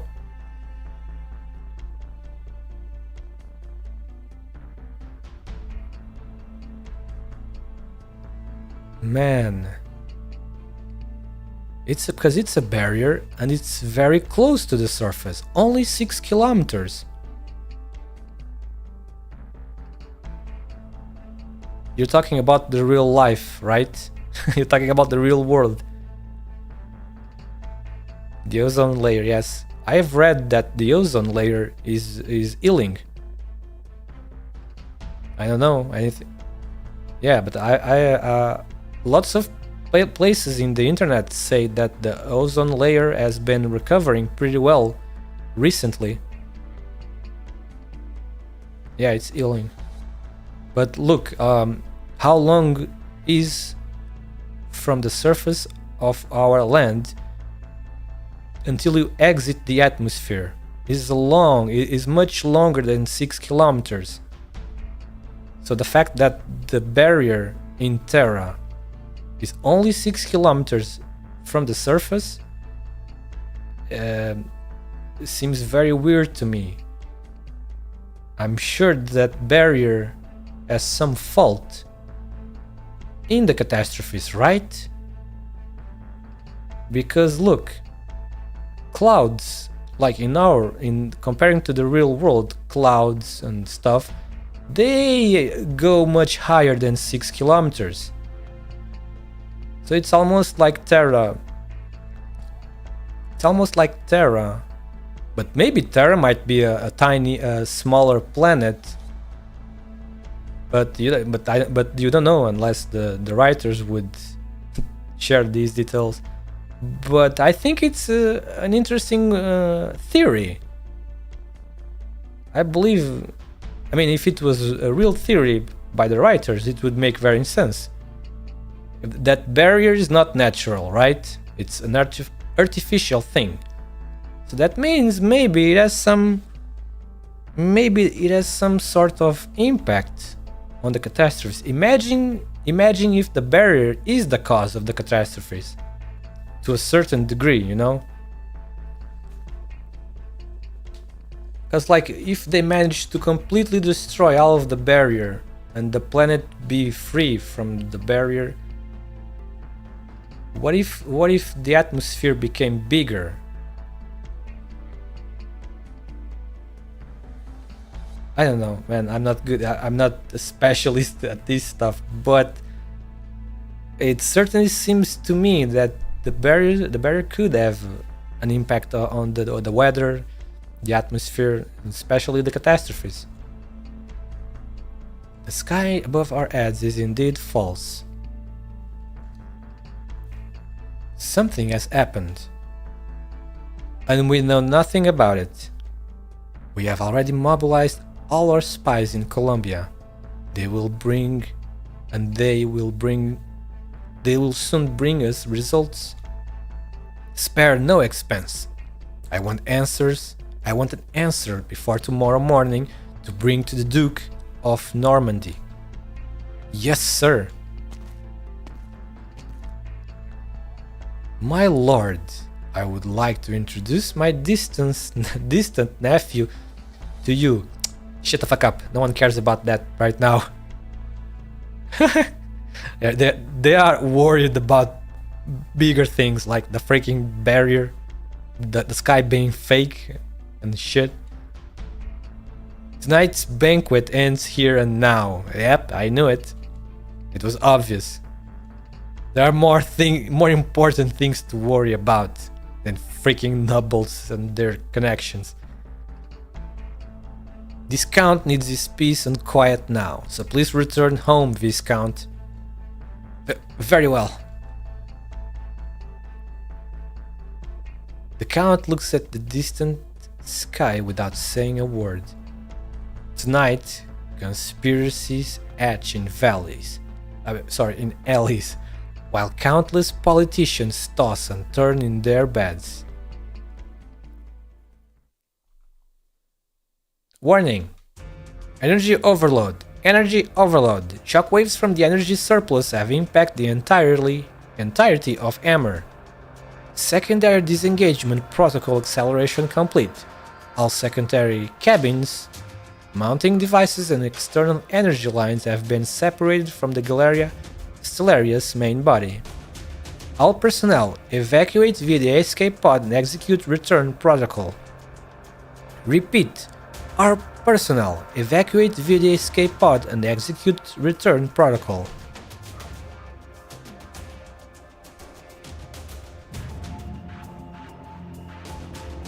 This goddamned weightlessness! They are in gravity 0 now. At least it seems like they are. Right? Yeah, they must be in gravity 0 now, because they are very high.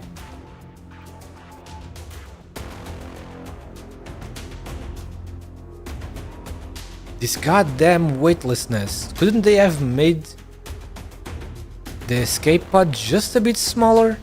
Not the size of an entire room? Quick, get that self-balancing system up and running. We gotta stabilize this room first at the very least. My bones are about to shatter from being tossed around like marbles in a box.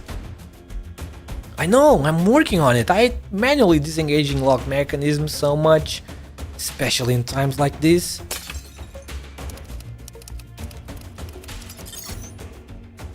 Phew, alright, it's stable. Now to check the return protocol. The drogue and pilot parachutes are being launched. Landing trajectory is on auto adjust. If you look up, there's still time to bid your farewells to control. Hey, Bullet, look at the corridor. Isn't that Director Muelsis?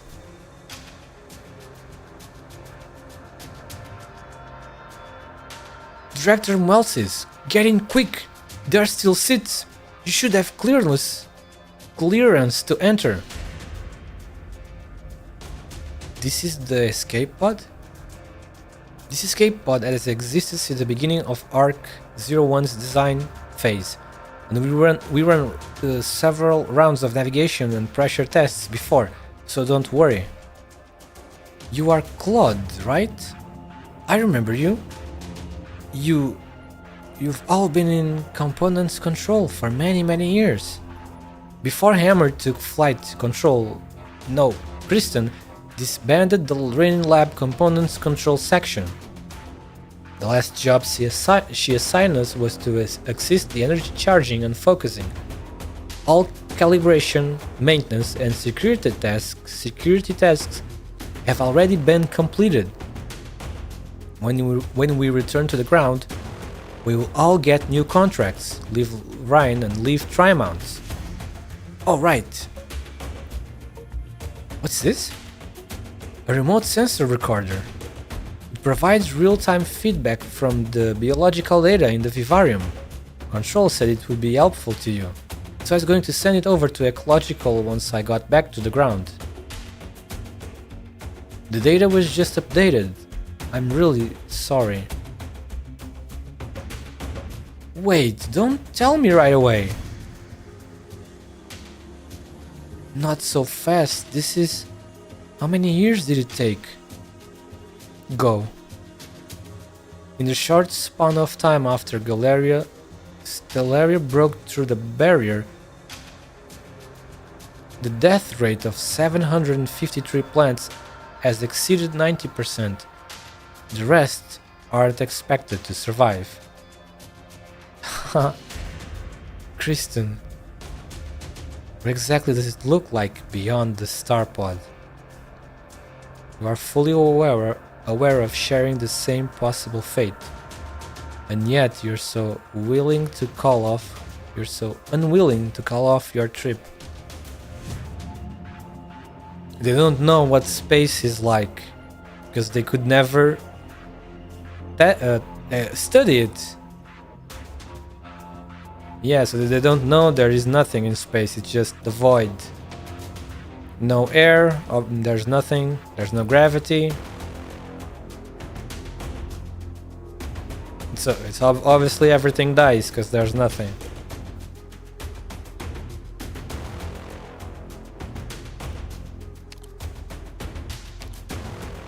You have kept your promise to us all, but did you plan on traveling solo from the very beginning?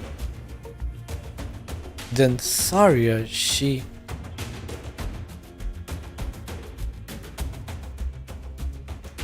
Wait, the acceleration is still increasing. Our descent speed hasn't slowed at all. We're falling even faster than before. What's going on, Bullet? The shockwave from the energy overload must have messed up the return protocol. I can't reverse it. Both parachutes have failed and the self-balancing system is about to malfunction. Wait, isn't this equipped with a gravity-related Origin Arts module? Find the Arts unit, quickly! Right. The current high temps and energy shock from earlier have fried a third of the modules. Current weight 3,454.7 meters. There's no stopping it. I hate not being able to jump out of the pod right now to lighten it. The heat insulation layer. The speed's too fast, and the escape pod's layer is about to burn through completely. The damage rate is at 60%. The wall is deforming. It will disintegrate at this rate. Ow!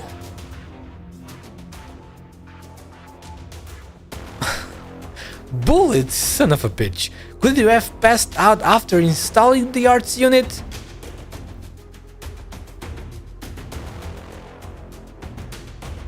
How can this be? All return to ground structures have gone through several rounds of testing.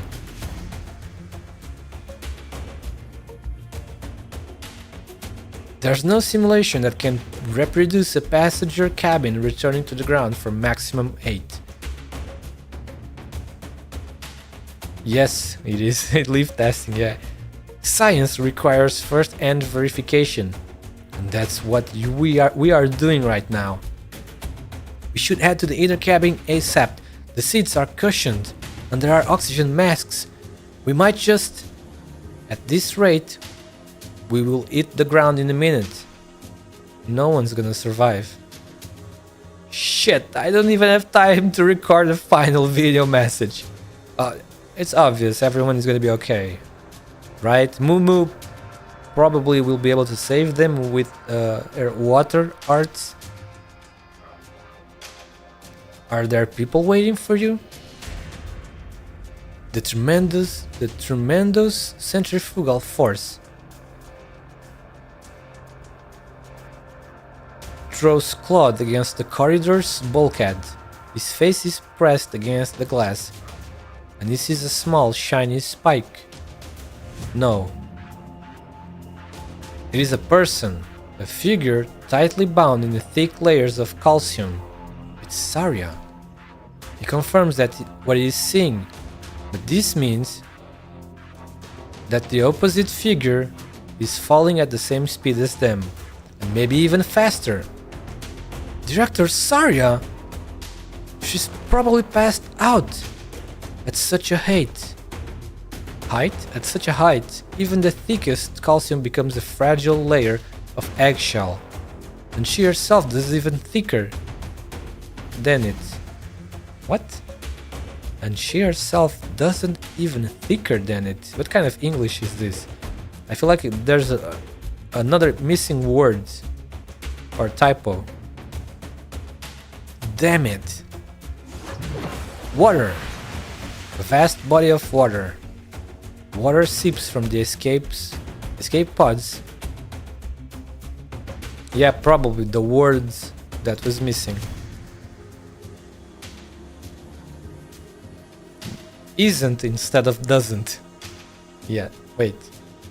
Isn't even thicker than it. Yeah. That makes much more sense. Water seeps from the escape pod's bulkhead, stretching in mid-air like a living organism. The escape pod is falling at high speed and a large river of water is being towed. Towed or towed? Towed by gravity and vaporizing. But several thick walls still manage to form the direction Saria is falling. Claude feels like he is seeing a lake without a shore or a lake bed. He looks at it from the bottom and the waves are folding in layers as they sway over his head. If he wasn't currently busy trying to save himself, He feels as if he must follow and learn from the Ursus poets on how to look for the right words to describe the scene in front of him. Water also rises in the cabin, and he is pushed back in the interior. Director Muelsis, you are melting? What?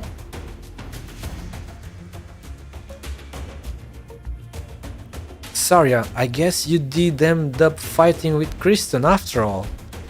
So even you couldn't stop her. In the end, we couldn't do anything.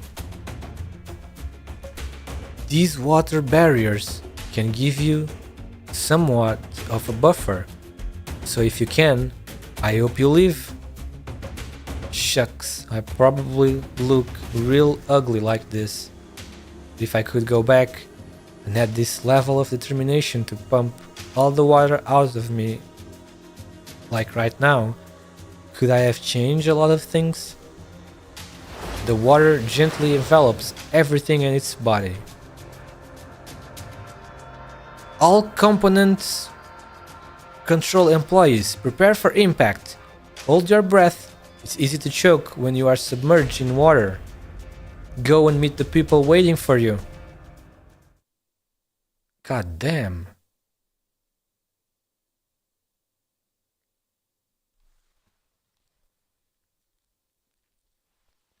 Water powers are really OP. That shit is gonna hit the ground like a fucking bomb. And yet everyone will be okay because they're all enveloped in a lot of water.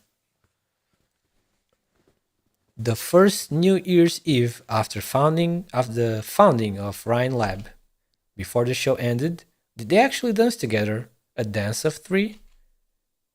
She has kind of forgotten. Holy shit, that scared me a little bit. I was just expecting that blast.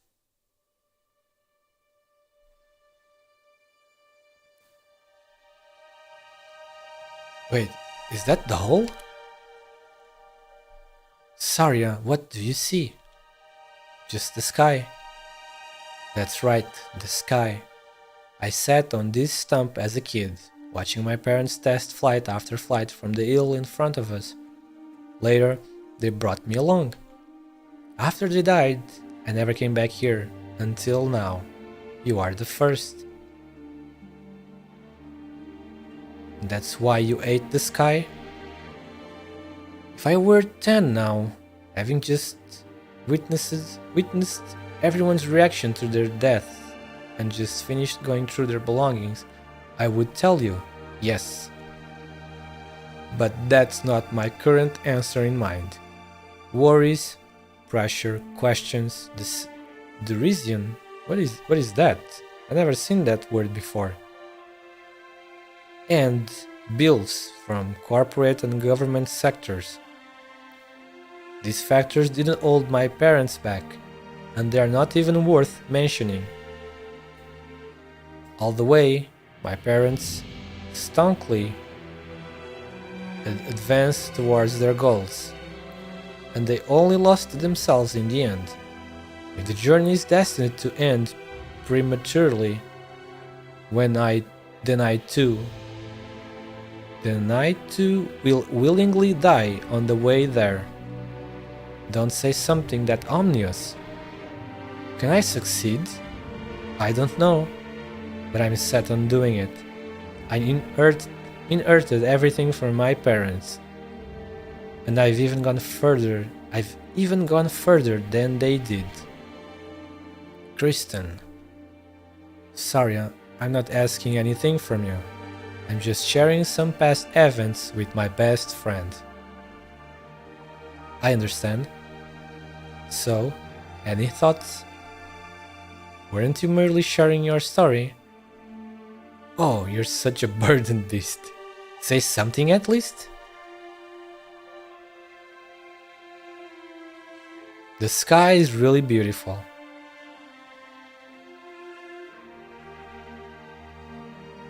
She knows that no one has ever seen the view at such a high altitude from such a position, and that the Galeria Stellaria is getting further and further away from her.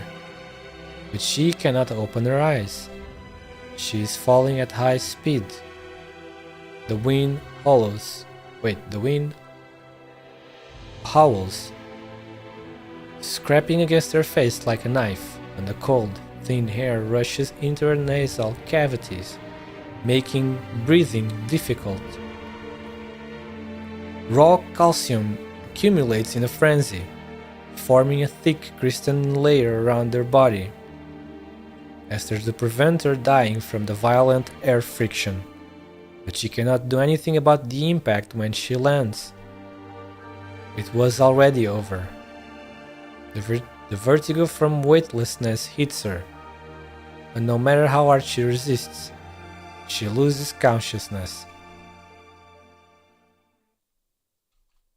Falling thousands of meters from the sky obviously only takes a few minutes. But why is it taking so long to experience death? She vaguely senses herself falling onto the surface of water, her speed somewhat slowing down. Afterwards, amidst a burst of mechanical buzzing, it feels like as if she has fallen into the clouds again. How soft it was. Saria! Saria! It sounds like someone is calling for her. A familiar voice.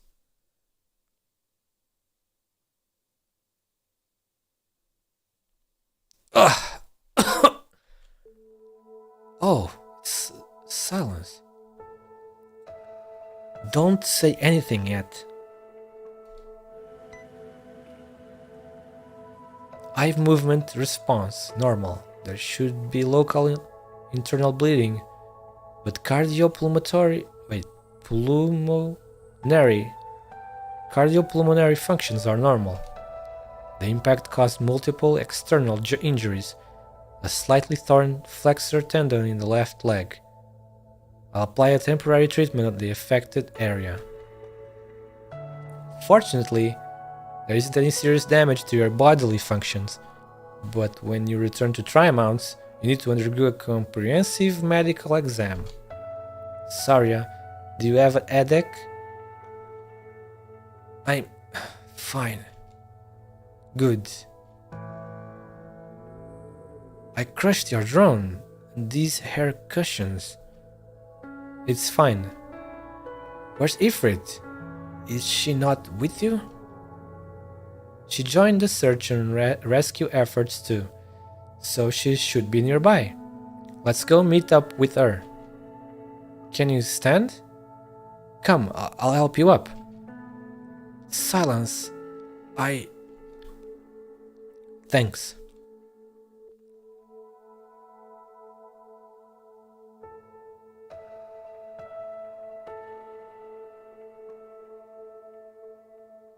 The clouds have parted, and now we can get an even more clearer view of the sky. Yes, the sky is really beautiful.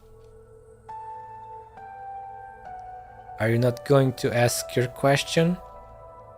Ask what? What happened in the Galeria Stellaria? Would you tell me? I'll need some time. Then, do you want to know? Know what?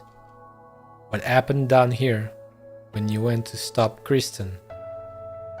Will you tell me? I will. I need to know everything. Likewise, Saria, I need you to be fully informed, to be better prepared.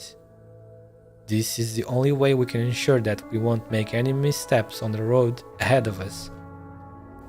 It sounds like you already have an idea. Hold on to my shoulder. The road is hard to walk, and I have no way of lifting you up completely. So we have to go together.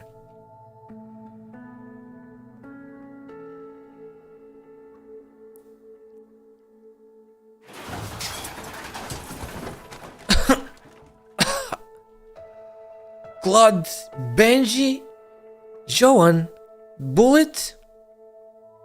The escape pod makes a deep hole in the ground, and the hatch flies out, smashing a boulder into pieces. The inner cabin has completely warped, the infrastructure and equipment looking as if they were wrung out by a pair of hands. I'm over here! What a relief! You are all alright! I'm alive? Wasn't the escape pod malfunctioning? We dropped from an altitude of over 5,000 meters, and we're still alive! Phew! How cheesy on the hug, it hurts. It seems like those art modules managed to help us decelerate a little after all. Don't get cocky now, Bullet, you know, you are the luckiest one out of all of us here, hitting your head on the console and passing out at the most critical moment, and then waking up just as we landed safely. Yes, we already knew that a while ago, right? That was revealed multiple scenes ago.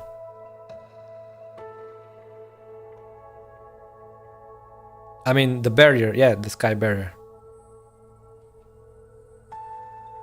Must have been Annie's prayer working on you, huh? Aren't you guys getting married next year? Hey, why do I feel like I drowned earlier? And all of you are soaking wet too. It's not like the pod landed in the lake, so what even happened? Have you guys seen Director Muelsis? Water is still floating out of the bulkhead connected to the escape pod, but there is no mud in the area. The night breeze will soon dry up the earth.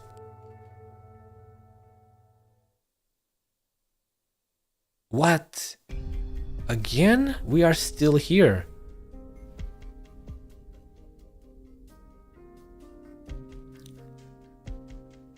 Maybe she was, and then she just left after. I don't know though. Cal. Dumb Kalshi. I must admit that we are alike. My empathy with Dr. Yukiro's emotions merely comes from an emotional module that has yet to be erased, even after these tens of thousands of years. I'm not Friston myself, merely a tool that was made. But you are of more flesh and blood than I am, with more freedom. This makes me feel a little envious. Any words of comfort will sound like I'm belittling your mission, Friston. I'm glad to have a life like this, and not just this one. I'm glad that I'm not just a simple machine. I have already been searching for the original answer from the very moment I began my walk in the dust of disappointment. Walk in the dust, the name of that event. A walk in the dust. From the very moment I began my walk in the dust of disappointment. I have experienced more direct losses than you have, but I can also say that I have gained even more in return. If everything here had yet to happen, you might even have been able to travel through the land currently known as Terra, just like Dr. Yukiro did once. If there is a chance, I'll be happy to take it. I have a request. You are the only one who knows how to operate this system, so I'd like you to erase this twisted data spanning 4,700,6,503 days. How many years is that?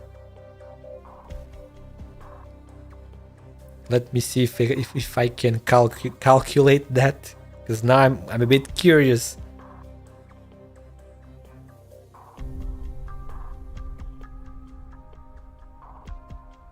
What the heck? Well, if we assume that Terra is the same, that the Terran here is the same number of days as reality.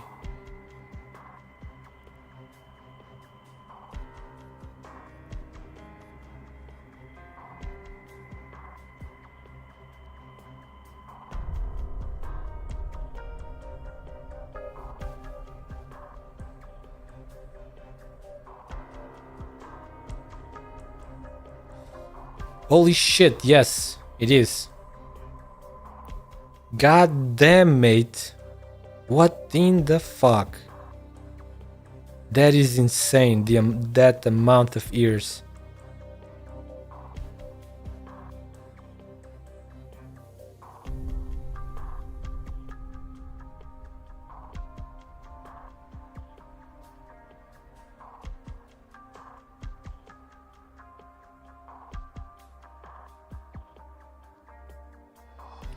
Yep. To be even a bit more closer. Yep, exactly. That's what I was gonna say. 13,055 years. That's what I've been told. That's what I've been telling you, bro. Kelshi is tens of thousands of years old. Because she just like, it's like she's just she just goes I don't know, like that thing, the Emma, she's an Emma 10, so maybe, well, she's basically is immortal, right? At this point you can say that she is immortal. She doesn't die, basically. I mean, even if she wants to die, like even if someone kills her, she just comes back, right? Because Teresis already killed her once in the past. Yeah, she even recovers from deadly wounds, and who knows what else. Maybe the only way to end Kelshi would be to completely disintegrate every single cell of her body, you know? But even then, who knows what kind of craziness the writers can come up with. But goddamn. 13,000 years.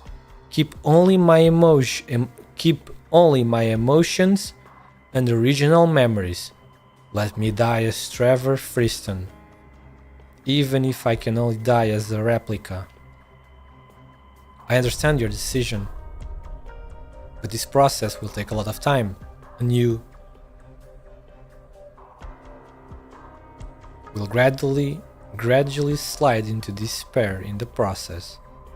This is too cruel a fate for you. Sure, it does seem pretty cruel. I wish to face the skies that were once free, but not as a lofty judge in an ivory tower, nor as a ghost. At least let me face the remorse and guilt I have as a person, from sending my compatriots to their doom with my own hands. Let me at the very least see from a purest perspective how will you face the future. To think of that sky. This is my final wish. You don't have to blame yourself like that. I'm not even completely understanding this stuff to even put any blame on this person, a clone, like artificial clone of that person. I'm not really exactly understanding what did he do that he feels regret or remorse for. We would need to see all of the details regarding this old civilization, to the point where they were put into all of these sarcophagi, and into cold sleep, hibernation. I'm guessing some big nasty shit happened in the planet, to the point that everyone like ran away underground, and then came up with the plan to just sleep like an hibernation and wake up in the future when the planet surface or something was better. That's the only thing I can think of. It's Priestess's fault? Really? You don't have to blame yourself like that. Thank you. You might call this arrogance, but I must say this nonetheless. The weight of life, the weight of civilization. You can't possibly even begin to imagine how heavy it is right now. No one has the capability to decide for others what the value of their lives are. This belongs to the past, and so I will not go too deep into it. But please remember this, Dr. Yukihiro. This will sooner or later become a multiple choice question about the present, and will be extremely important to you. But presently, I'll say this again. Thank you. This is the final thing I can say. Go, Kalshi. I have already granted all privileges. Let me meet my end as a person. I respect your decision. Please wait just a moment. So they are basically going to erase him, the consciousness. Kalshi. Doctor. The doctor that knows nothing. I don't know how much you know, how much Kalshi has told you, but now, before I lose all this data, let me answer your questions. Kristen also asked me innumerable questions, and I answered them all. And if it was necessary, I even showed her the answers. After witnessing everything with her own eyes, she did not lose herself. Her ideals did not even waver the slightest. And she did not see her own existence as inferior thereafter. I admire that character of hers, and to be fair, I also treat you the same, Dr. Yukihiro. Perhaps this personality of obsession is also a present form. Perhaps this personality of obsession is also a present from Trevor Friston. Oh, who is Priestess? And what is Originium? You know, this is a question I had for a long time, early and even earlier from the game. I formulated theories some time ago that Originium is not natural. For some time, and maybe there are still some doubts about Originium. Is it really natural? That's like, isn't that an interesting question? Is Originium really a natural resource? You know, like a real, or is it something that originally was not part of this planet, and somehow it came from something, maybe from some creature, who knows what? It's not natural. Wait, are you agreeing with my theory, or is there concrete evidence of that? from the lore.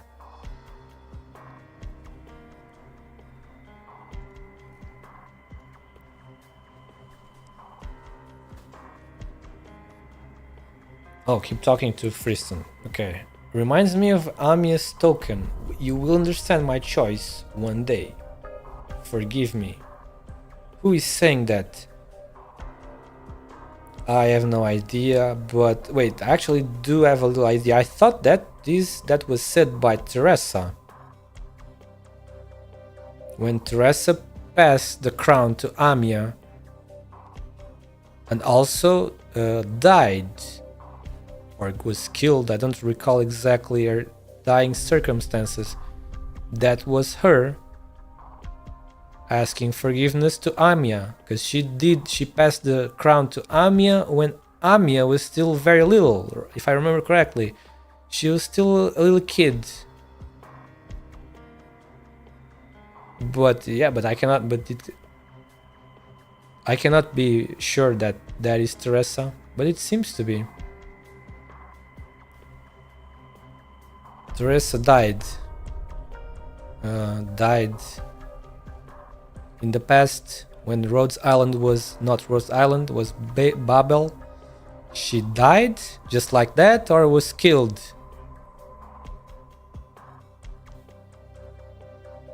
For a long time, W and even us, the player, were under the assumption that Teresa had been killed by the Doctor.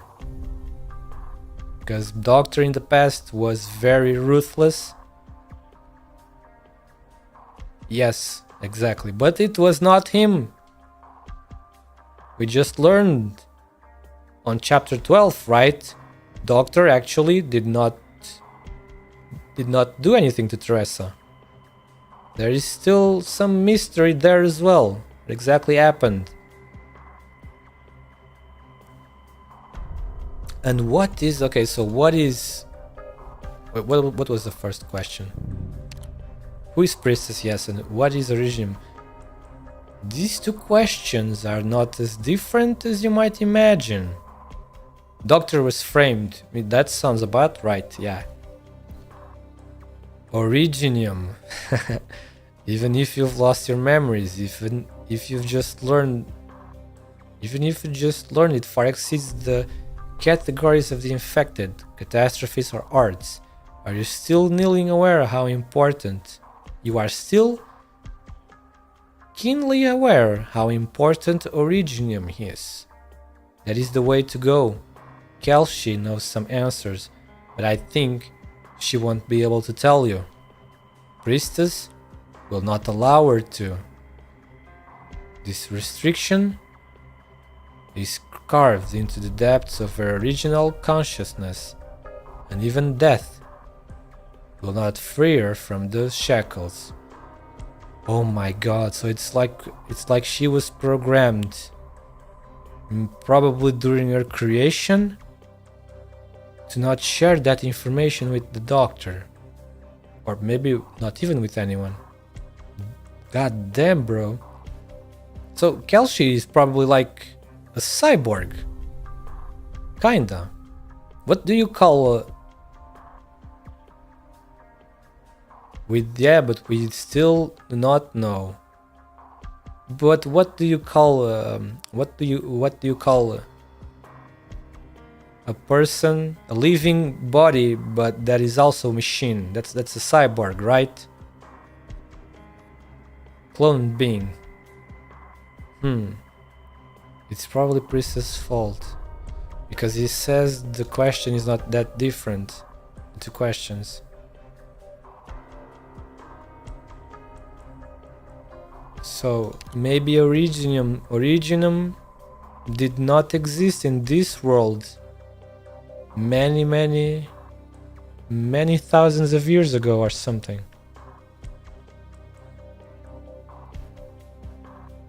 Maybe maybe it was created. Could someone fucking create an artificial mineral like Originium? Yeah, biomachine, that also fits exactly pretty well with what I was thinking. Yeah, she doesn't have robot parts.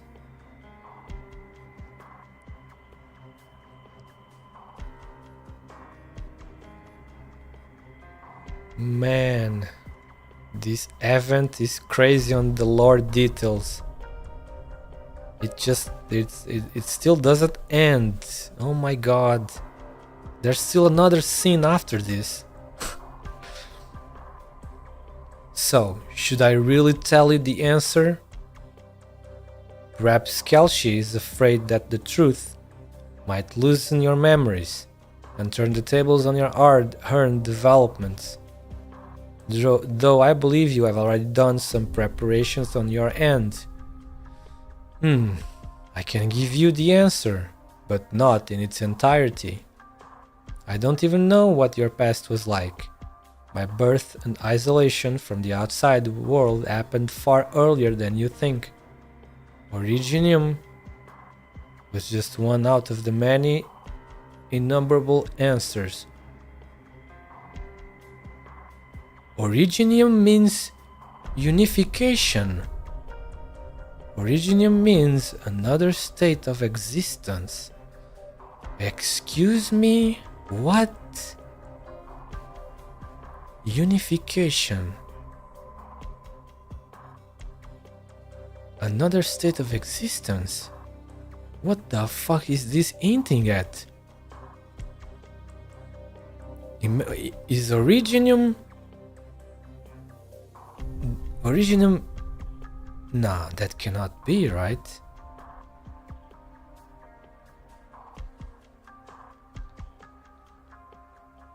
What in the fuck, dude? What are these hints pointing at? What exactly is the Originium? It's a mineral. It's kind of like a mineral. It gives energy and stuff. But what else could it be? Maybe it's the way how is it created or formed. Could Originium be like formed by some kind of spiritual energy from when people die? No way. There's no way, right? This is too much. Like the ocean of Solaris, where everything exists within disorder. Oh yes, you have yet to even realize the contradiction. You have yet to even realize the contradiction of it all. Of what? So far, Rose Island has been working towards curing erythropathy and solving the problems of the infected, though you have also involved yourself in outside matters due to Kelshi and Teresa's ideals. However, you, in the name of Rhodes Island, fight against Originium. This is the root of everything. What the fuck does he mean by this? Fighting against Originium is the root of everything, so we're not supposed to fight against it? Huh? Oh my god, dude. You fight against Originium. Are we not supposed to try to cure that shit, dude? But wait, fight against Originium is not really saying fight against erythropathy. Originium, the origin of everything. But what is the everything though? Don't tell me the fucking that the first sign that life was formed because of Originium. There's no way. Why is Originium the origin of everything? Maybe what it means by this is that Originium was the origin of conflicts in this planet. Or maybe it's the origin of the cataclysm that happened in the past. You know? That made the civilization go into all of these sarcophagi to sleep, to hibernate. There's a lot of possibilities to exactly what the origin of everything means.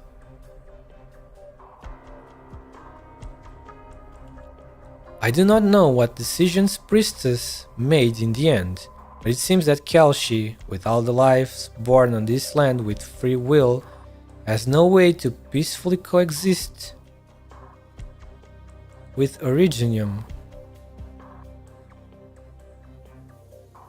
Originium can benefit humanity, but it can also destroy everything, just like the frenzied creatures and the endlessly expanding rift in the north. Wait, what is that rift he's talking about?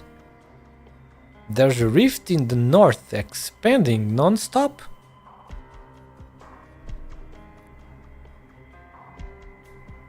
Oh man.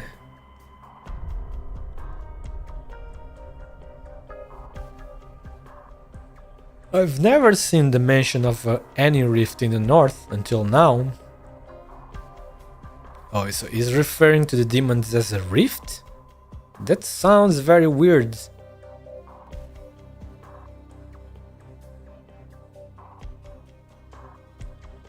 Priestess is the starting point of that madness.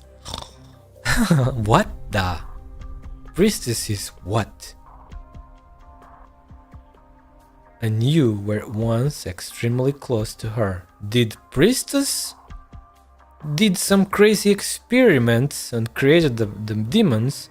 Wait, but don't the demons come from... The demons came from another world, through the Stargate, didn't they?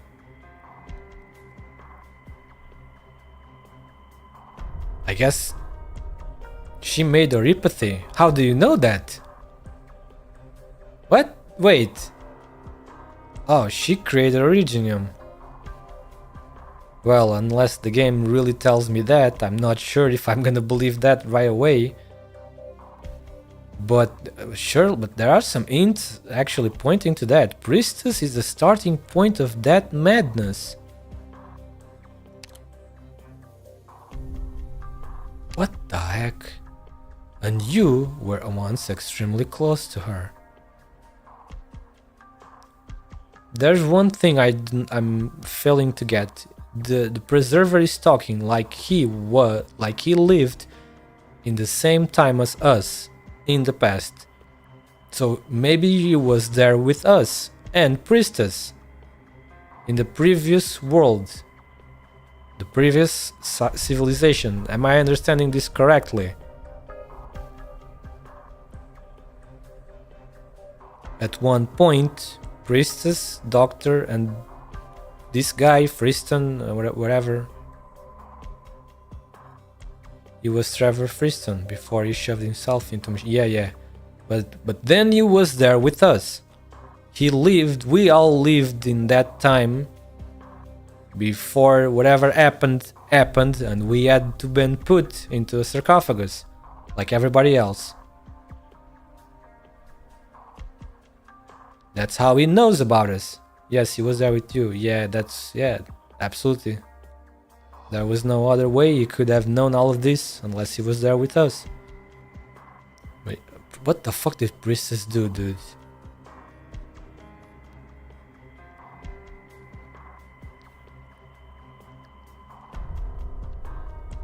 Priestess was the cause of everything. What the heck did she do? Did she do some crazy experiments that broke the laws of physics, or did she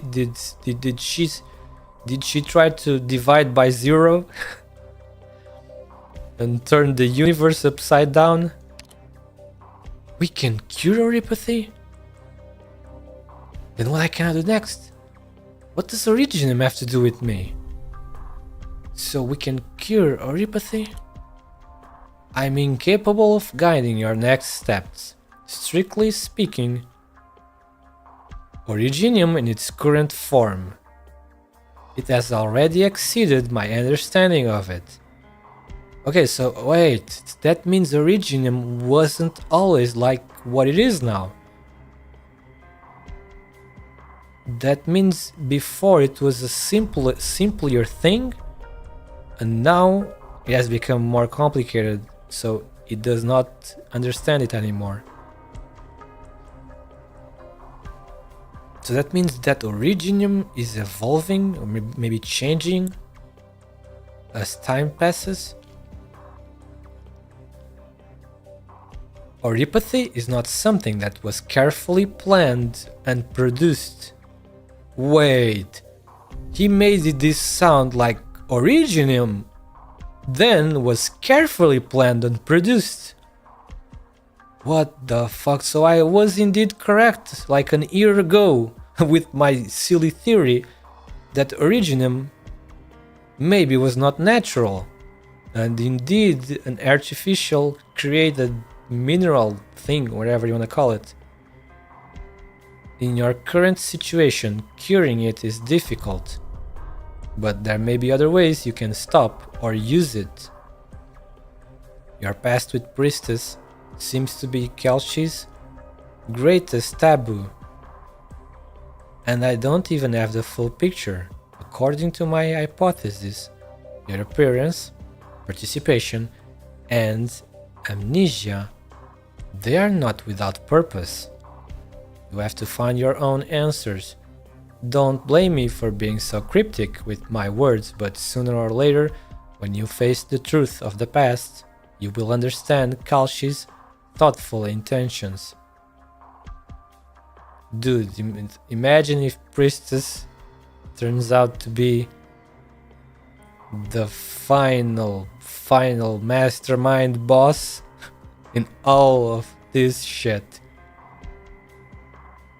It did say that Priestess is the start of everything.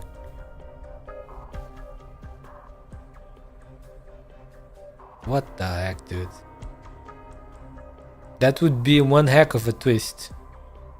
Making Priestess the final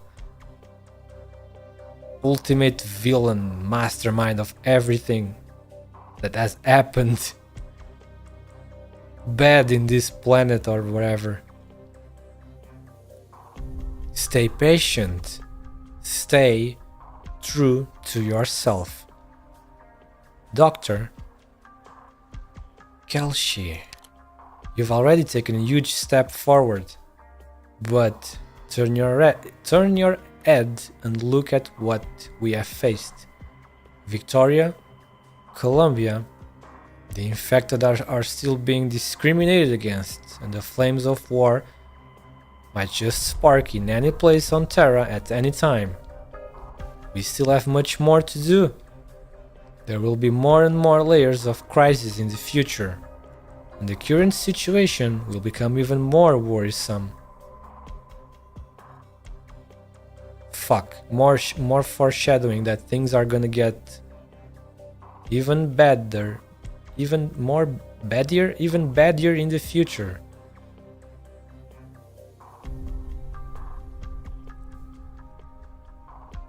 We will fight together, right?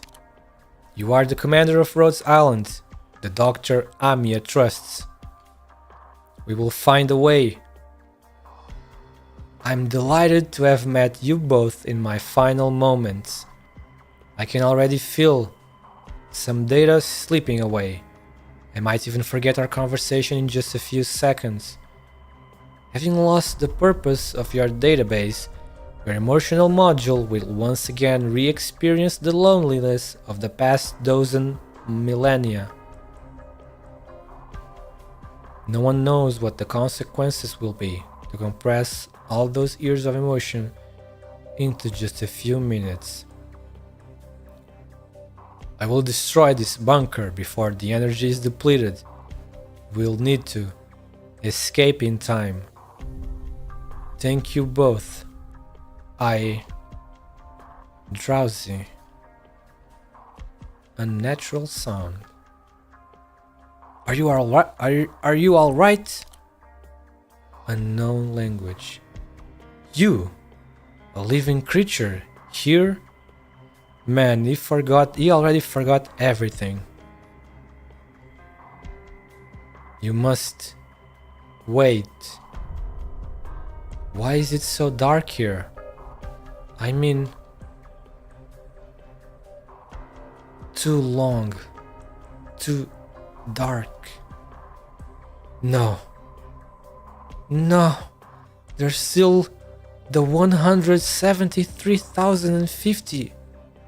What? There's still the 173,050th attempt. And the next. The next time. Can anyone hear me? Answer! Answer me! Please, where am I? Oh my god, this is very hard to see. What the fuck? I can't bear to hear any more of this. I don't know. There's no way for us outsiders to judge if these cries of anguish are memories from his past, or the emotion module responding to the stress from processing all that compressed emotion. I only feel pity and respect. Kelsey, have you experienced this before?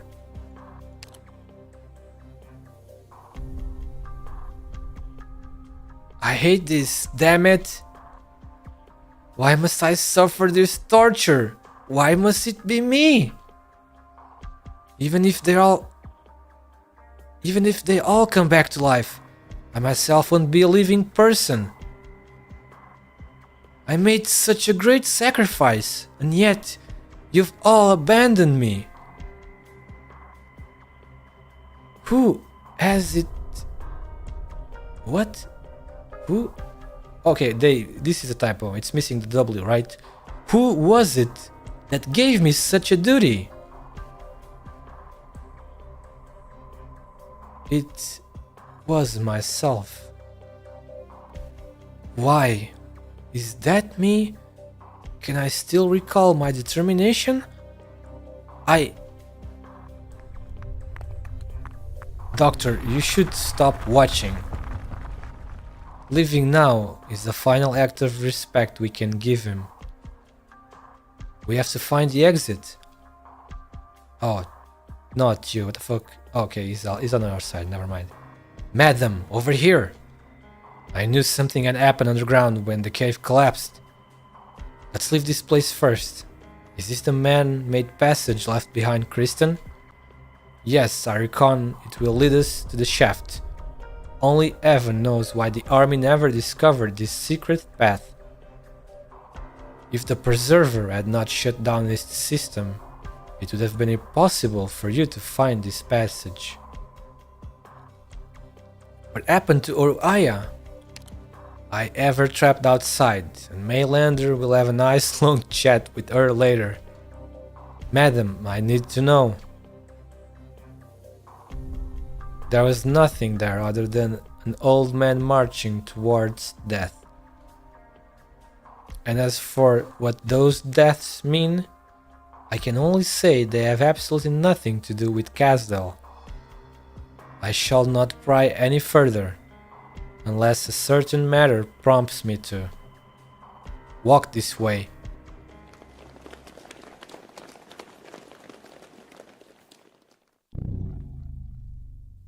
Oh? I am Trevor Friston. What has happened? What have I become? Who turned off the lights? I should report that punk to the...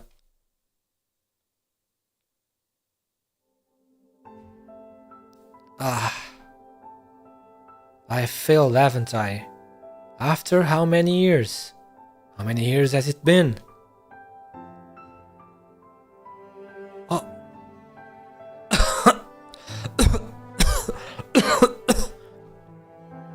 That damn thing can... At least, he hasn't decided to drain my blood dry yet. She managed to escape. Where am I? Who are you? What are you? What are you talking about? Why do you have a... Oh, look! This confirms it. The people of the past were just normal humans. There was nothing like animal traits.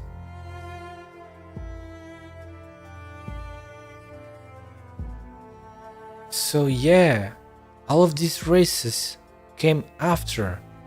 How the fuck did that even happened? Like now I'm also interested in this point. How did the people start getting animal traits? Feels like something big happened. Maybe like I said earlier, maybe some nasty, crazy experiments that even changed the laws of physics or whatever. Because from his reaction, it's obvious that all the people in the past were normal humans, like in reality. Why do you have a tail and the feathers on your head? It's not an accessory or a weird fashion trend either. Just what sort of place am I in? These are sarcophagi. Hundreds and thousands of them. Christian, oh Christian. So this is the god you spoke of? Pretty different from what I imagined. He looks, very sleek. Greetings. If this is indeed the courtyard for all oracles, the destination of charity, can you install in me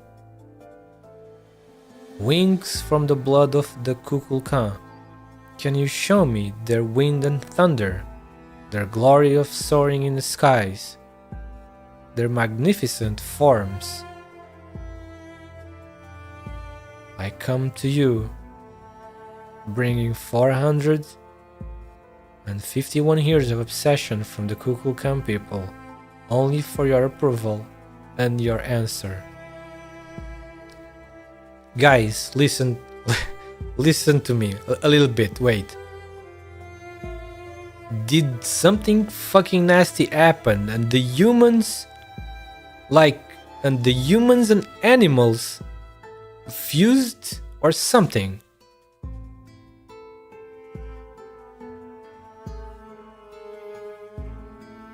Imagine if for example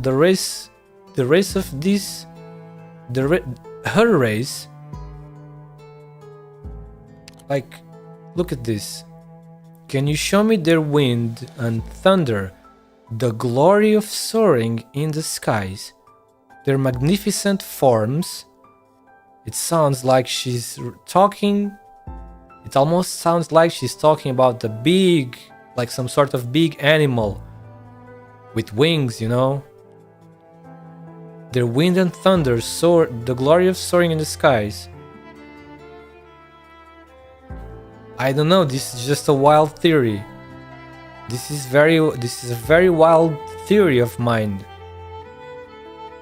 But by the reaction of Trevor, the people were normal humans. Now we also know that no animals exist in Terra like the animals we have in real life. There are no cats. There are no, the typical animals like in reality. There are other animals, but they are slightly different. Maybe some shit happened like that. And certain animals were went instinct, or maybe even something else, and some humans got fused with genetics of some animals, and then these races began appearing. This is just me talking out of my ass, my weird wild theories. But it's certainly this conversation certainly gave me a little bit of vibes that that could have been a possibility. And then she says she came bringing 450 years. Dude, that shit is nothing compared to the guy. The guy's 13,000 years. 400 is nothing compared to that. I come to you bringing 451 years of obsession from the Kukulkan people only for your approval and your answer. So, that's how it is. I'm starting to understand. My existence is fading away. I am dying. Well, this sure sounds like something a bastard like me would do. Oh shit, goddamn. Don't you think it's too stuffy in here? For a place deemed a destination, it's too stifling. I've hated bunkers ever since I was little. I had thought, why not hide within an asteroid belt instead?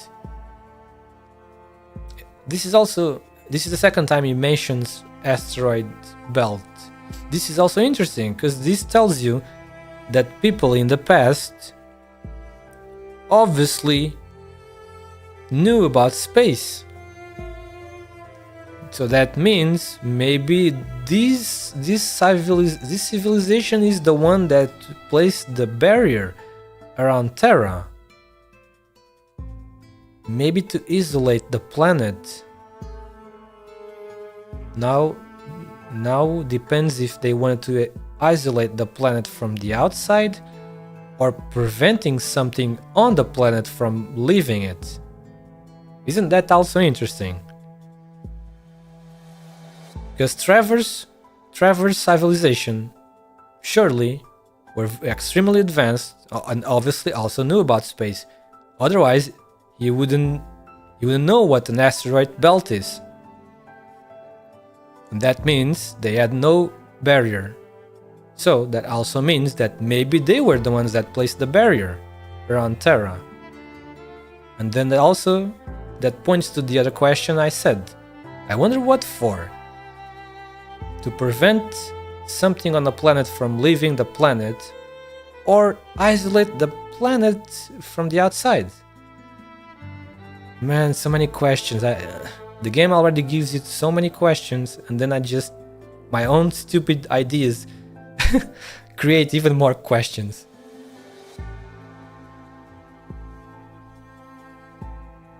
Poor Aya has no fucking idea what the guy is even saying. She thinks he's a god. Many questions, no answers. Yes, that's classic Arknights. It does answer every event. Well, not every, but a lot of them answer some questions, but then new questions always pop up in the place of the old ones. And Aya thinks this thing is a god. Man, this woman doesn't have no idea. What will I become? My knowledge, my desires. I don't need sleep, I need answers. Yes. Will they disappear into thin air as I gain power? If you would be willing to speak in a language I understand. Oh, yeah, it's even a language she doesn't understand. If you would be willing to speak in a language I understand. God? Well, I have no idea what kind of creature you are. I don't even know what the sounds you are making mean. Dude, this is kinda sad. Did he lost the ability to speak other languages? Because he was talking fine with the doctor and Kelshi. And now he can no longer, he forgot everything. Damn. So, yeah. Everything was erased. I thought maybe, the language data could have stayed, Now, Aya and him cannot understand each other.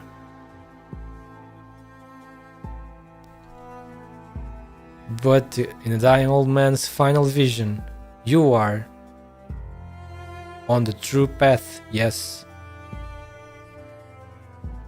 I so badly wanted to see her one more time, my morning light.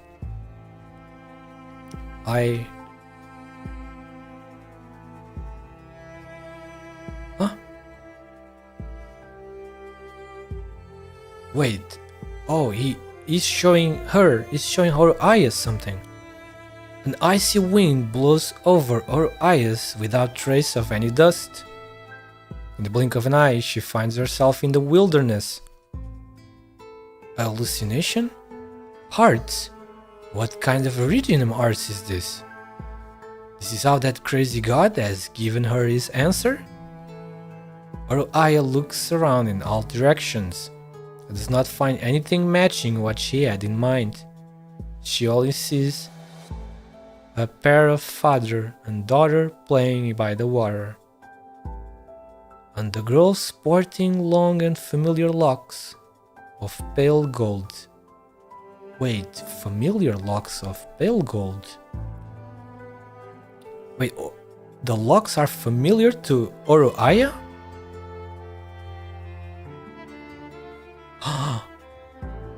A girl who looks a lot like Kristen.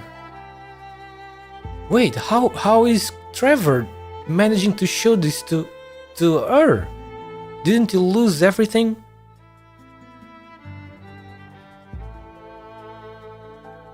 Wait, who is the man? Is the father Trevor? Aya waits patiently. She expects this boring and realistic scene to change, but nothing happens. She is devout enough, but nothing in front of her changes. So what does this actually all mean? Please don't waste my time. I mean, this sounds really weird. Maybe it is someone. Maybe Trevor's daughter just looked very similar to Kristen. That would also explain. I think that would explain why Trevor answered everything that Kristen asked him.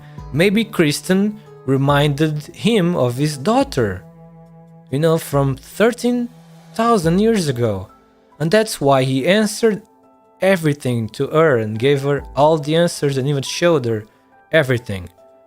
Doesn't that make sense to you? To me, it makes. The man was just saying, I so badly want to see her one more time, my morning light. He's referring to his daughter. He's remembering his daughter from 13,000 years ago.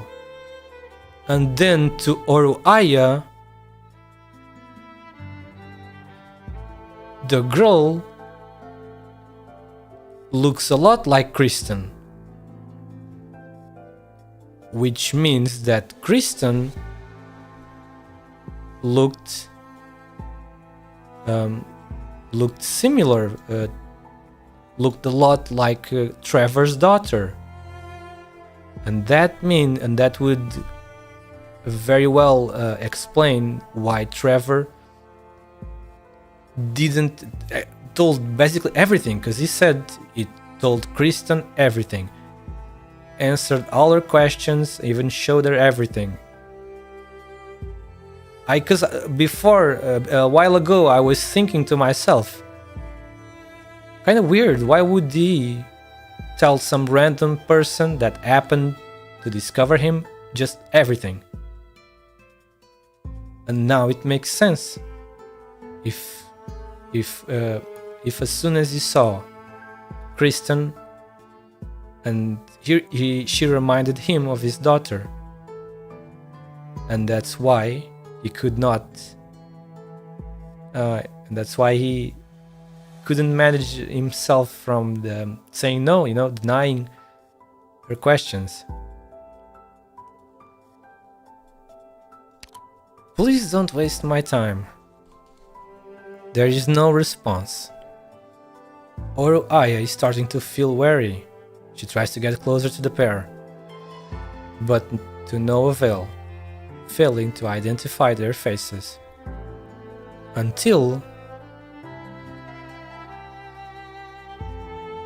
the father picks his daughter up and they look towards the sky.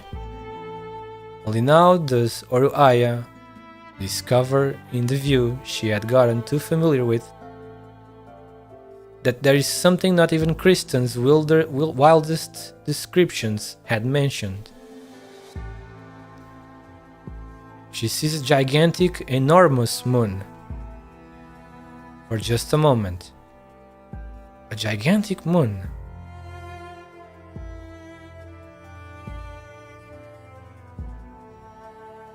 The ground under her feet no longer feels real. The surrounding temperature seems to rise. Oru Aya stares right at the instrument, and the fluid glimpse leaves her no room to think. But a preposterous thought appears in her mind. Was that Terra? Wait a second. Who is she saying? What is she saying was Terra? The moon? The gigantic moon? Or is she referring to the place where they were looking from? Wait, so that means... Wait, that means they were on another planet nearby. What? Maybe it's what is... Maybe they were on the other planet that is now known as Talos or Talos 2. Are you freaking kidding me?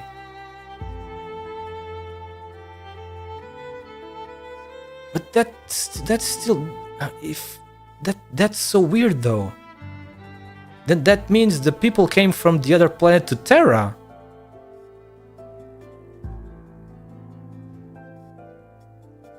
Wait, if the moon, the gigantic moon they were looking at is Terra, that means Trevor and the daughter were looking at Terra from another planet. One of the neighbors' planet of Terra, I guess. That means then later in the future they went to Terra, right? Because they are here. Trevor, all of the sarcophagus here, all of this stuff that happened in Terra.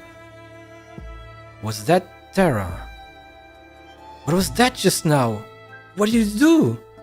Is it hearts?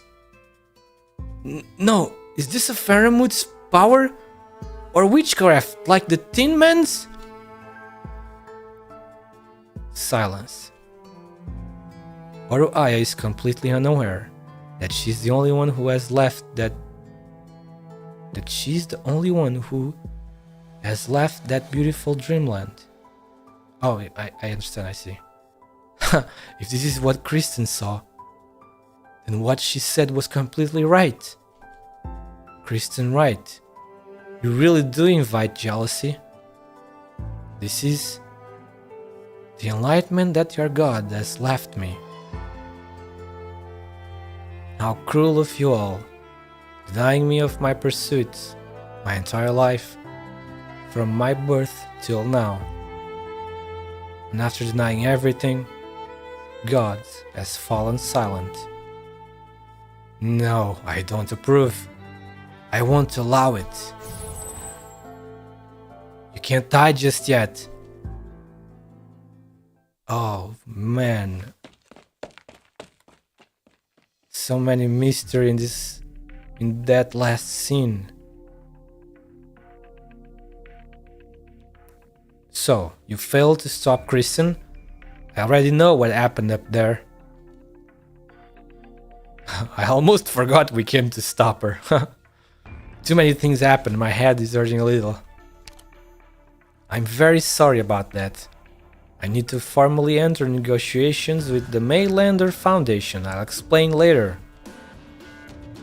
I'm also very curious to know what exactly has happened in Trimonts. We're almost there. Remember, Dame Kelshi, the moment we arrive at the shaft. We are no longer simple collaborators. If you do not cooperate with us, I will have to resort to force. Uh-oh. Mr. Monster came out instantly. As you wish. Oh, the challenge has been accepted. Even the Tin Man doesn't want to mess with Monster. This is also another interesting thing. Now that we are sure that Kelshi is at least 13,000 of years old. That means she was created at that time. And what exactly is Monster though? What is Monster and how did they created her and the monster, you know? Because before we knew all of this information, there are some people, including me and others, we thought that Monster... Oh, Monster was something she found later. Oh, I see. Yeah, like I was saying, I had thought before that Monster is a demon. Or maybe it really is already proven, I don't know. That Monster is some sort of demon from the north that somehow managed to... And Kelshi somehow managed to tame it, let's say. But it's difficult to say, obviously, because no one... I don't think there has been any real art of what exactly the demons in the north look like. Mod 1 says that Monster is some sort of construct that is symbiotic with her. That is... Yes, that is what I know, too. That's not really new. It's symbiotic, yes. But there's still the mystery of where did it came from. There's still the mystery where exactly did it came from, and what exactly is it? What kind of creature is it? Still a lot of mystery there with Mr. Monster. What's with all the tension? If I kill this tin can again, I'll still learn a little something. When did you... Shouldn't the other agents have caught you by now? That's not important. But I think it's best for none of us to act rashly now. Don't mess this situation up. What are you up to? I'm real curious, Doctor. The lineage of the Elders. The Kukulkan's source of power. Are these things even considered secrets to you and Kelshi? No comment. Haha, how cold. There is something I want to understand. The entire course of my quest has been invaluable. And yet, after finding the answers, people only know to sing its praises. Lineage. Yes, it's lineage. If, after resolutely trampling on a dry and dull answer, if I wish to continue searching for the future, lineage,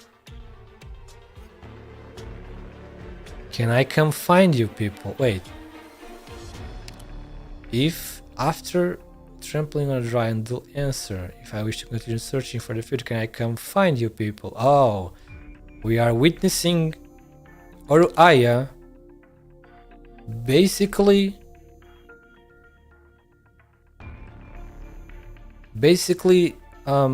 saying that she wants to come to Rhodes Island in the future when she wishes to continue searching for the future. So this is why she becomes part of Rhodes Island in the future. Oh, you mean lineage? No, you mean lineage. Lineage, I see. Can I come find you people? You should first face the charges from the Maylander Foundation. Figure out how to deal with your boss first. Sure, yeah, figure out how to deal with your boss first. Of course, I won't show up empty-handed. Finally, we are witnessing the moment where Aya becomes a little bit more tamed, let's say, because she wants to become part of our family, you know, in the future, the Rhodes Island family. When she wants to continue searching for her future, her own words. Of course, I won't show up empty-handed. You won't be able to guess what I retrieved from Al. Your staff? Wait, what have you done? Your unusual arts can store memories. Could it be that you... Wait, what?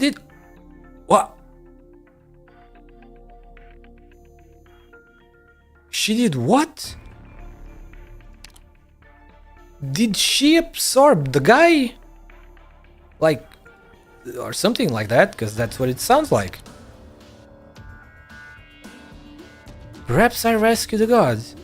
Yeah, she took the guys. Oh, it was probably that last stuff. The memory of the guy, the father with the daughter, and then looking up at the sky and seeing the gigantic moon. So that's what she absorbed. That's what she took. Perhaps I rescued a god that almost succumbed to dementia, but in the end, is not even considered a living being, and it's too difficult for me alone to help it recover. So perhaps you can help me, since you might not want these things to fall into the Colombians' hands. God damn! You want to drive a wedge between us and the Maylander Foundation. Is it appropriate to say this right in front of Tin Man? I've already brought it out into the open, and the Tin Man has seen it too. Do you even still have a choice to make? And no, and no matter what you think of it, damn Kelsey's face already looks like she agrees, huh? Kelsey? Damn, so she took Trevor. Memories. Now she carries the memories inside her mind? Is that how it works? Everyone is just silent. My guess is you don't have the right to call the shots here, Tin Man. What the? Tin Man is getting fucked now. You don't have the right to call the shots here, Tin Man. Oh? The reason why you haven't looked into the underground at all yet is because someone above you has already made the decision for you. For that person has enough foresight to guess everything that has happened here. Even if the power to make decisions isn't with me right now, I still think killing Aya to retrieve his legacy is the more reasonable thing to do. Remember when in Vigilo? Wait, Vigilo? What the fuck? Why is it sensitive? I do not remember. I don't remember all of the details. It was a long time ago. but I was thinking of something right now. It sounds like the person. The reason I'm looking around is because someone above you. The person that is above Tin Man. Maybe the full leader of the Maylander Foundation. That person sounds very important and smart from these two lines here of Kelshi. Oh, it's the fucking bird? Wait, but that pigeon is an AI. It's artificial intelligence. Are you telling me that it's like? Are you telling me that it's similar to Trevor? A human consciousness that was placed on a machine, on a computer, you know, like that stuff. Even if the power to make decisions isn't with me right now, I still think killing Oroaya to retrieve his legacy is the more reasonable thing to do.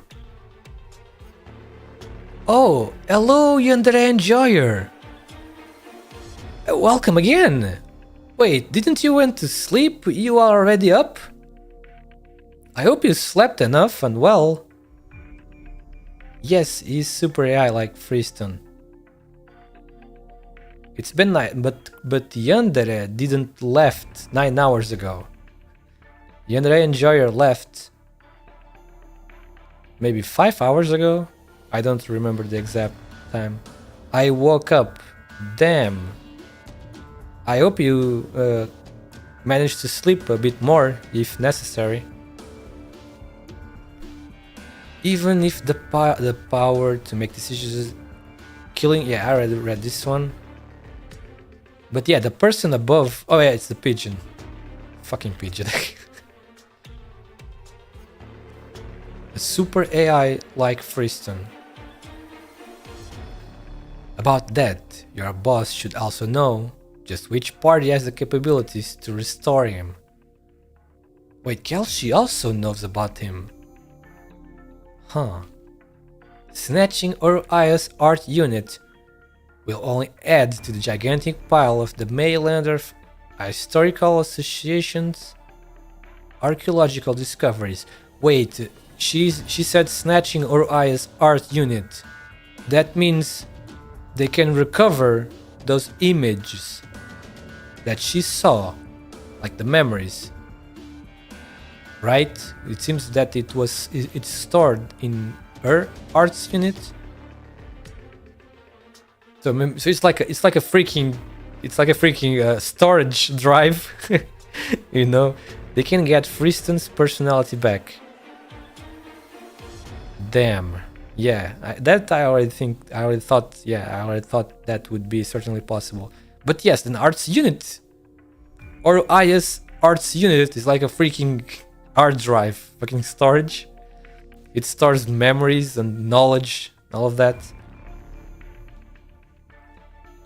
That one will not allow Maylander to act against Rhodes Island. Your coursing efforts also fall flat.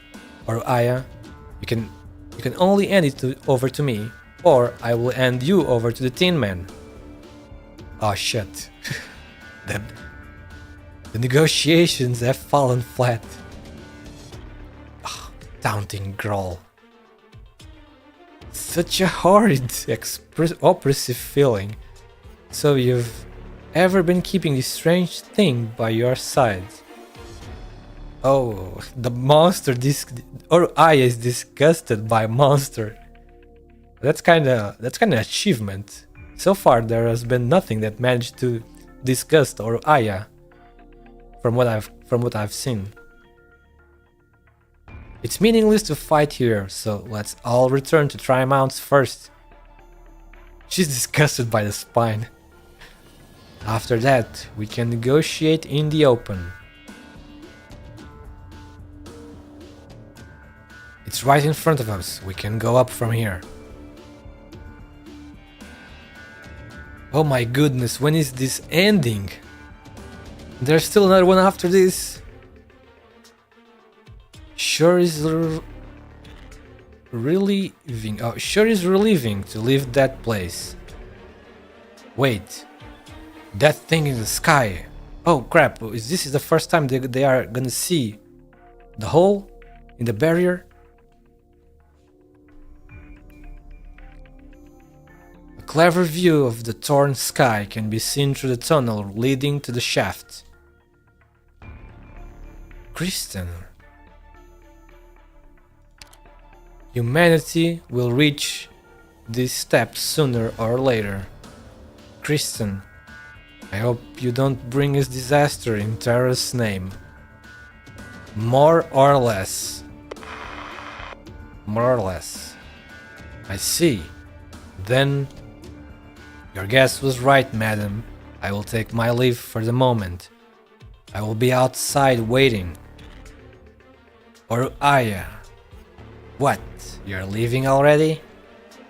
I didn't expect that bargaining chip in your hand, but this is also your final chance. And over the thing you got from below. I'm so very sorry, Mr. Tin Can, but I've lost all interest in the Mainlanders' Historical Association's history. Now then, Doctor. Oh, she gave it to us.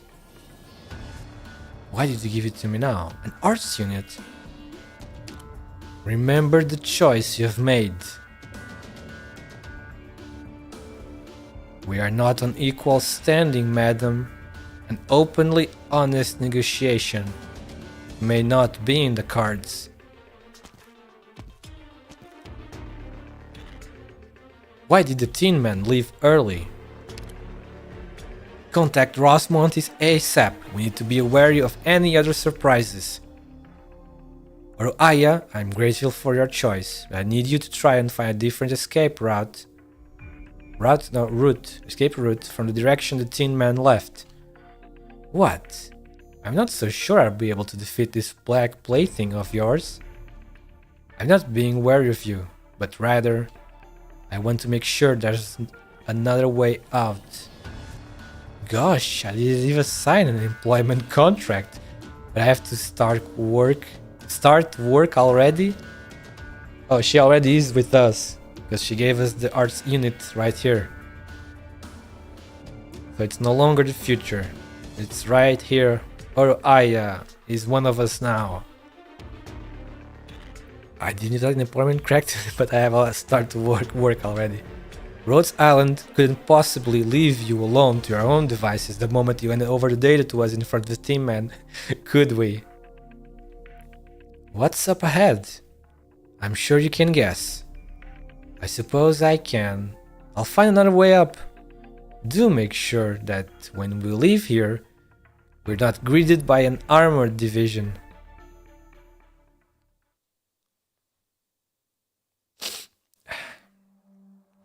It's quiet. Too quiet.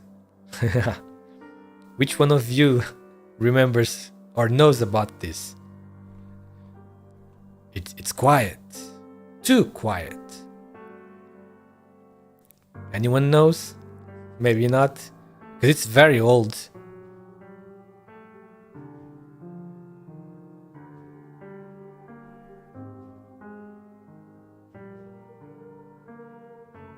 So where's the explosion?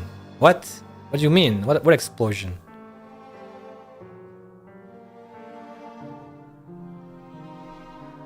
So, wait.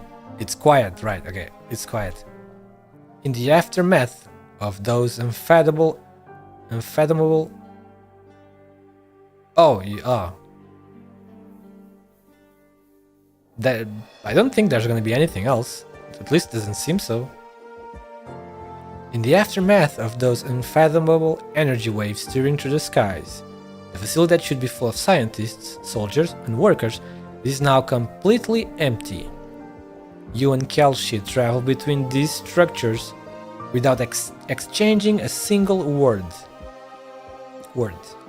There's so much information to go through, and so much history. Perhaps only after seeing the smiles of Ifrit and Rosmontes, and hearing some firm words from Sari again, will you only feel at ease.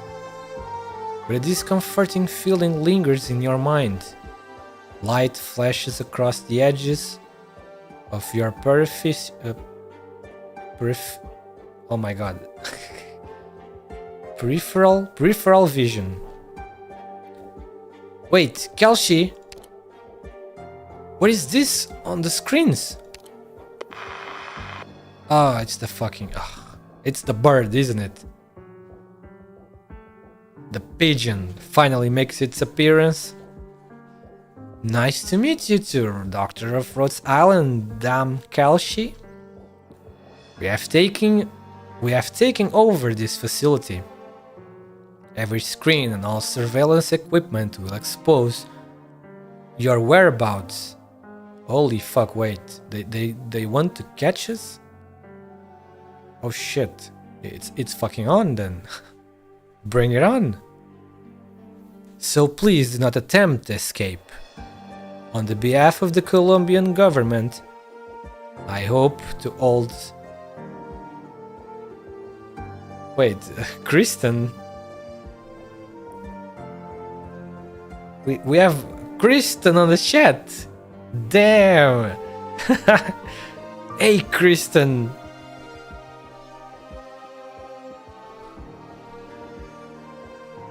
So please not attempt an escape. On the behalf. Send time seeing you today. What? What is that? The typo? Oh, second. Kristen, don't die, please. Everyone loves Kristen here, bro. There are no Kristen haters here.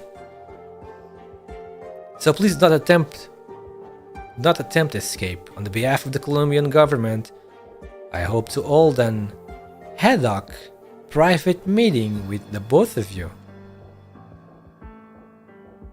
This might have happened earlier than you expect.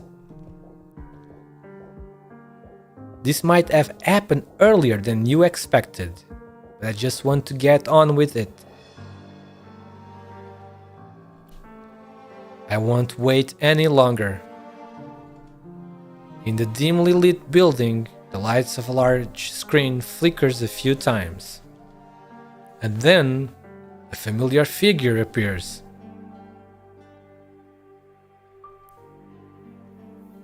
The second in command of the fledgling country's leader is in no hurry to speak.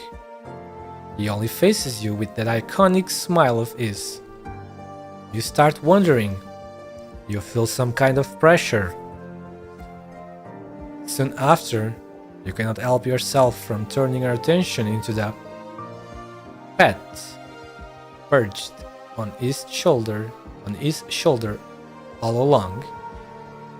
You sneak a glance at Kelshi. There's an obvious, somewhat gloomy expression on her face. Ah! What the... Wait, so the pigeon is a fucking robot? Right? It's not a real pigeon. But it's a fucking AI. Or at least it's like Friston. A person's consciousness that was put in a machine. Mr. President. The Vice President does not react. His pet just happens to begin talking. Oh, I see. So it is a machine. Been a long time. Oh, what the fuck? They know each other for a long time. Been a long time, Dame Kelshi. I thought the pigeon would be like the... What's that parrot? The, like... Beast Lords. No, is it Beast Lords? The same as... Emperor, you know? Emperor, the parrot with... the parrot that is with... Eunectus. So it is not a Beast Lord. Like Emperor and the parrot. I see. And yet they know each other for a long time. Been a long time, damn Kelshi. How long has it been since we've had a conversation like this? After that little thing you and Mayor Maylander put together? I thought you would be staying in Colombia, but then I blinked and you were in Sargon. Then who knows where else you went after that? It's a shame. If you worked together with Maylander Celine herself, you could have really done something for Colombia. And then maybe the people wouldn't have needed to wait for a vice president to be born. Is the pigeon hinting that Kelshi would have become the vice president if she had stayed? You wouldn't have come here just to exchange pleasantries, Mr. President. Of course! This is a personal meeting. Where's my father? Pardon? Pardon? What? You gotta be fucking kidding me. His father? Wait, he's talking about Trevor? Trevor Friston, what the? Where's my father? Father? Oh, Friston made the AI. Wait, but did Friston made the AI while he was inside that machine? Or are you talking about the real Friston 13,000 years ago?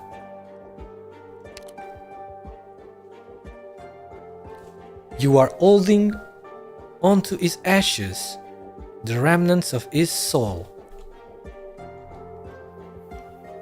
Let me touch him. I never got to meet him, but he is the last thing in this world that has any relation to me. There's also... I knew it. Ever since this talk about AIs began, I knew PRTS was similar. It's also an advanced AI of Rhodes Island. There's also PRTS, your PRTS. We come from the same roots, but now we are drifting apart. I had some words for him. He's gone. Trevor Friston is dead. He pinned his hopes on this land, a world that has absolutely nothing to do with his lonely self. Yes. If that's his will, then you had better leave. I'll respect his feelings. You will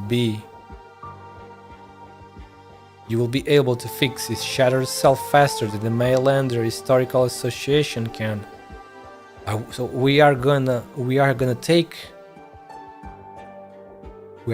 him, what remains of him, to Rhodes Island, maybe, and probably PTRS. No, what is it? PRTS and Closure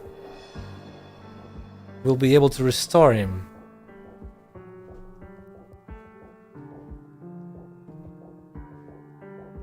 Closure is freaking amazing vampire engineer. But remember this. We will collate our wills. We will seize the truth of everything.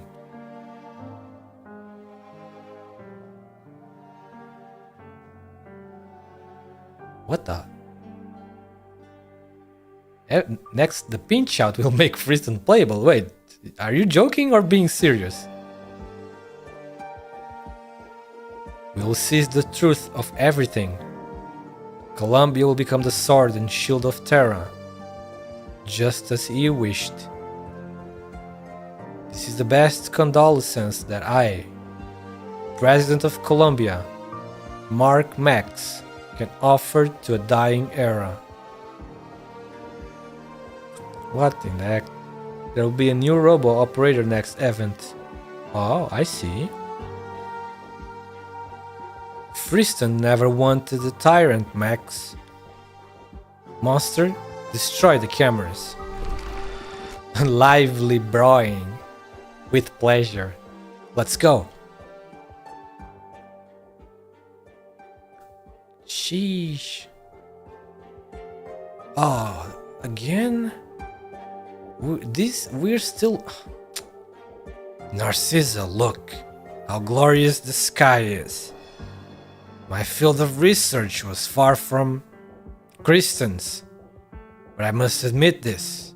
She has achieved a groundbreaking feat that will install a fascination in every scientist there is.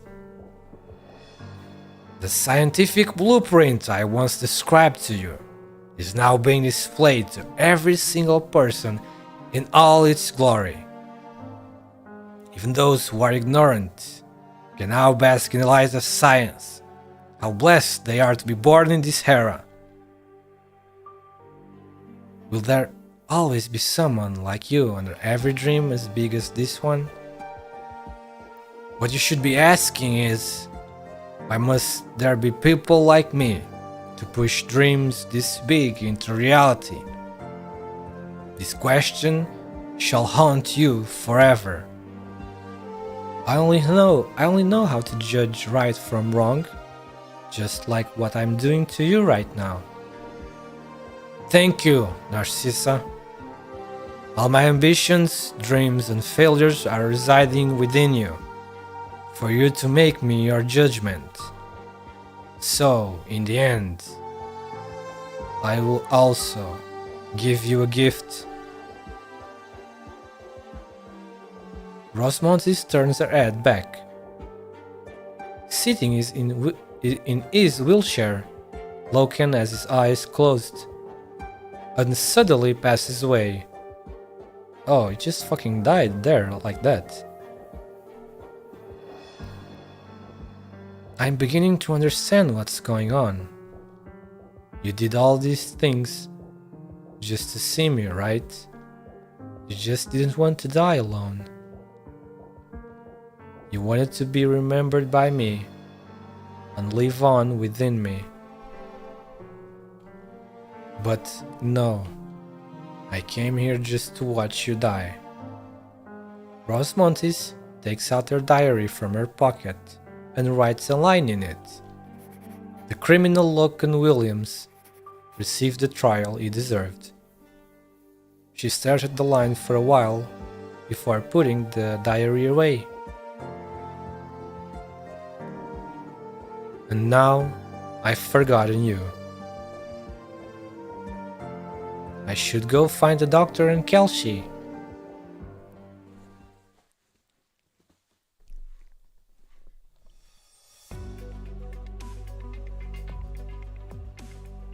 To the land of the forgotten. Oh, to the land of the forgotten with you, Loken. I should have brought some cigarettes earlier. I didn't expect you to be discarded so soon, Kukulkan. Surely you know how likable I am. I'm serious, I was ready to fight a legion of power armors to the death.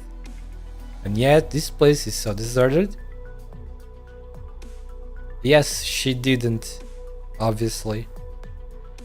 The man just died. Of natural death, I guess. Wait, maybe he was sick, wasn't he? Maybe not natural. But yes, Rosmontis didn't need to dirty her hands with that fucker. Which is in my opinion is a good ending to that little relationship, you might say.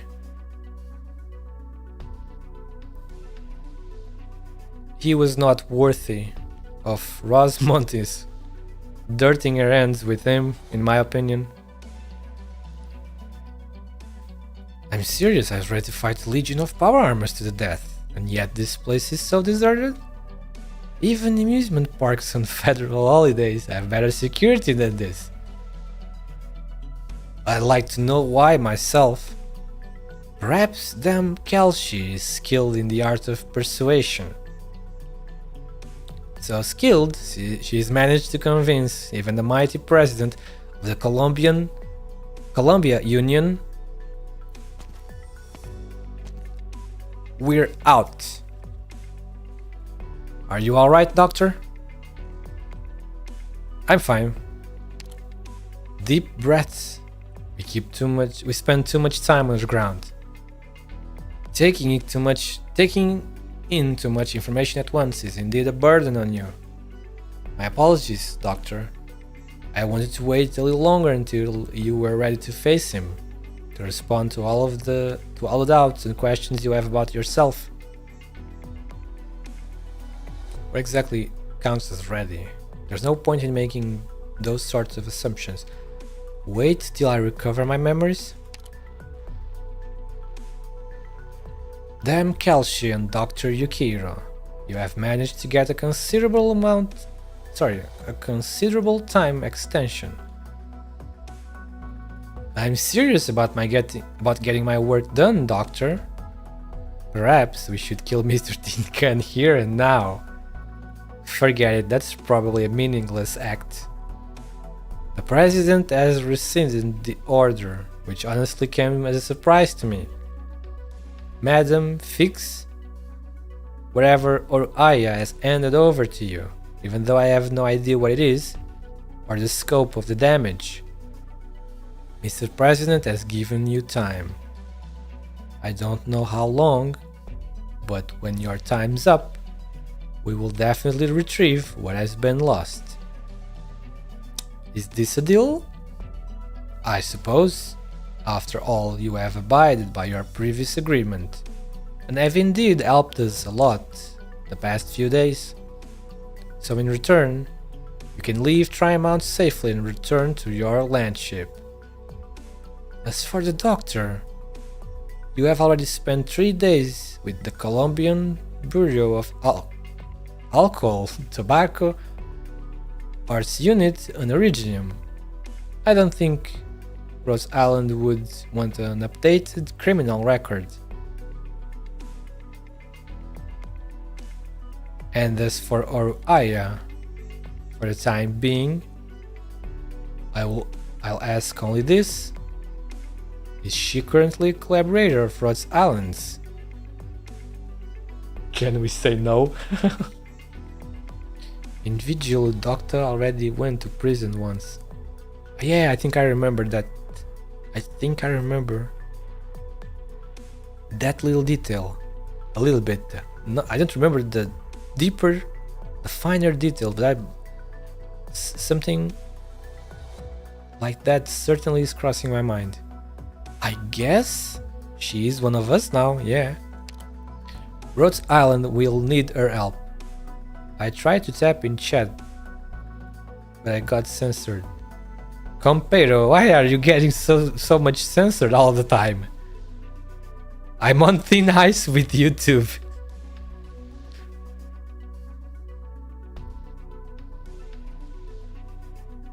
After all, she made contact with the truth, so I can't just ignore her. Thank you, Kelshi. Damn Kelshi, and the doctor as well. She's on your reputations now. Well then, goodbye. Alright, you two. I'm questionably ungovernable, so they just let me run around. Man, ungovernable.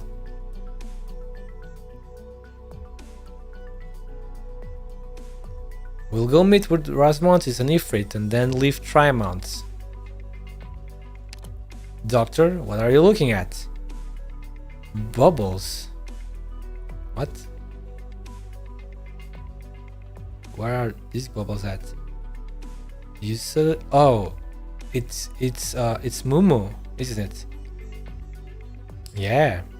You suddenly notice that despite the considerable night breeze present, the mud in front of you holds a tiny pool of bubbles yet to evaporate. The sporadic bubbles meander forward, like a series of extremely light footsteps. Yes, bubbles. You look into the distance and discover the skies of Trimonts. In the moment before dawn, is full of fragile bubbles. Kelsey, I'm going to look for someone first.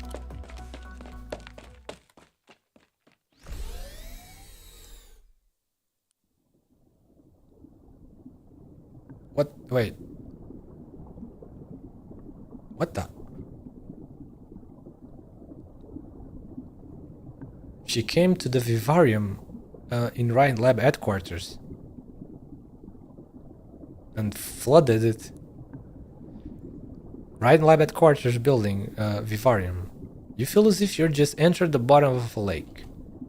There is no one, only a dense light blue and the soft sound of water. A huge glass ring divides the entire place into two. Other than the narrow corridor on the outside, the rest of the vivarium has been entirely flooded like a lake. All the land plants are swaying as if they belonged in the water. You recall the vitality of your last visit here, but right now you can only hear their weak breathing.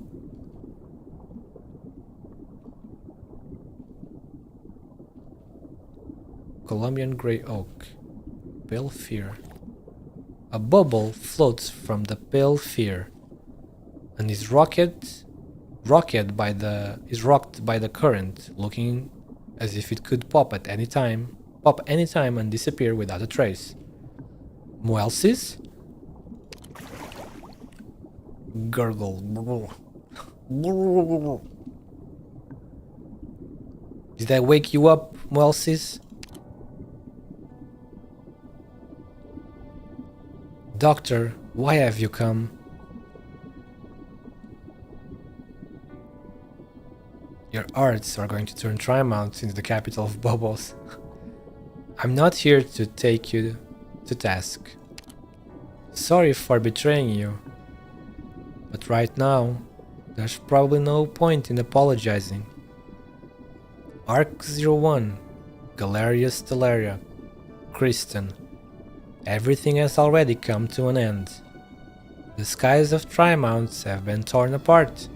The government, the military, the Maylander Foundation, every party with power here will soon close in to settle things. So you guys should get out of Trimonts fast. I already know what happened up there, so you don't have to say any more.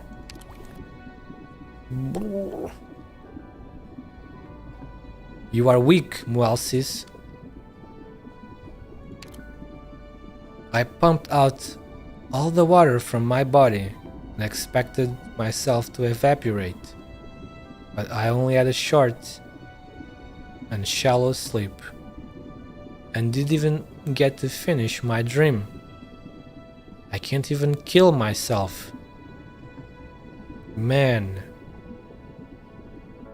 I wonder if Moelsis is also like immortal, because she's like being water and all, you know.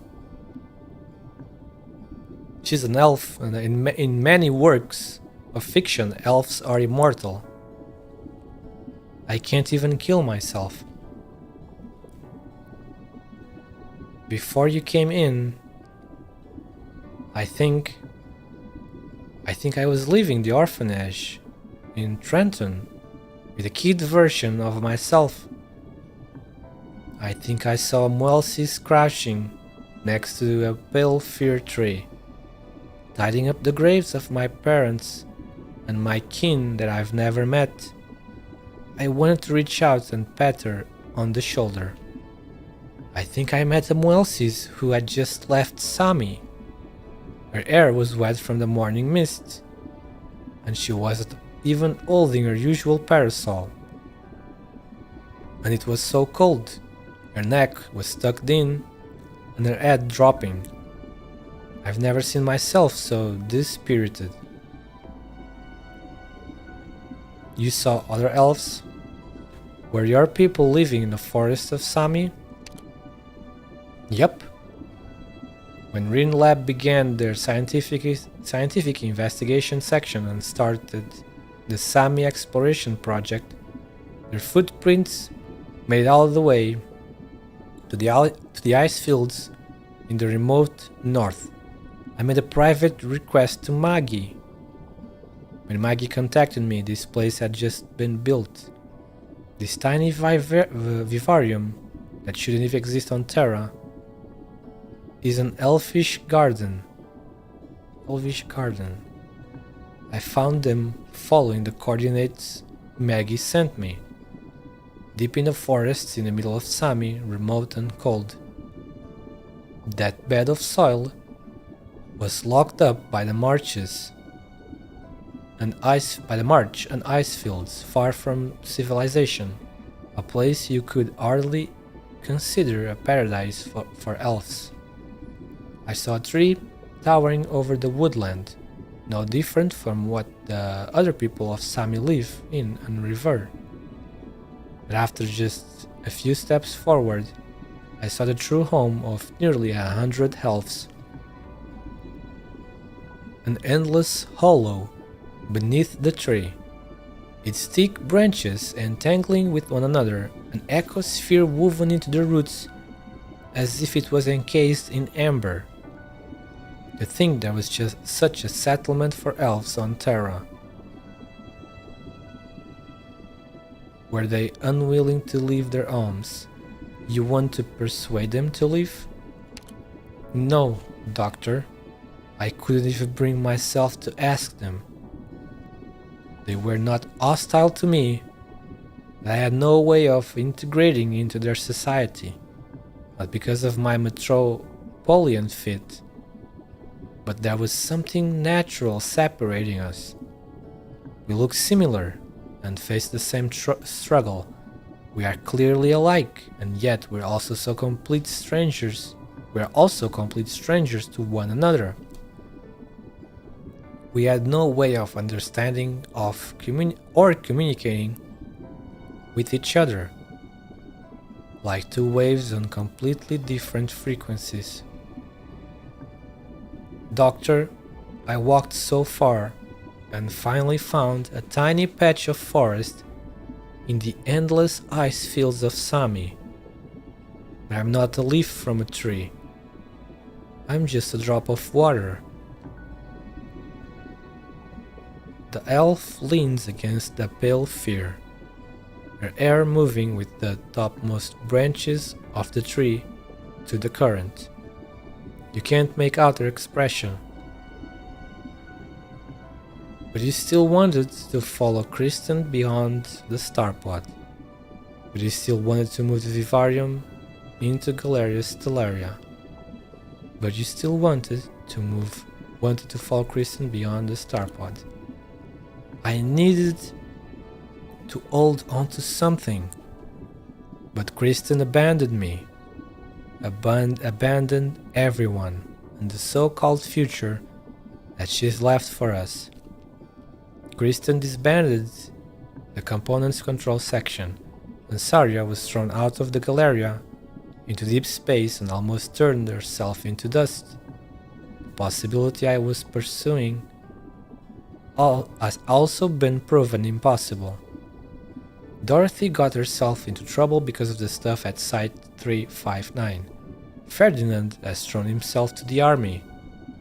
And Parvis, that old goat, seems to have died too.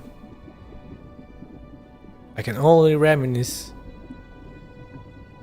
about things that have already turned into bubbles. To me, they were once as precious as fresh air with hardly any originium dust. They kept me from being so lonely. Doctor, if I was destined to always be alone, and if discovering and resisting this thing called fate still only leaves me all alone, does that mean I'll never be able to rid myself of it.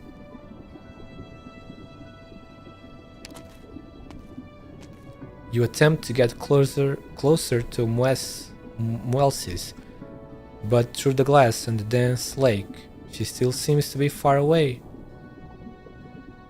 I bid farewell to someone before coming here. Who? Stranger. A friend, yes.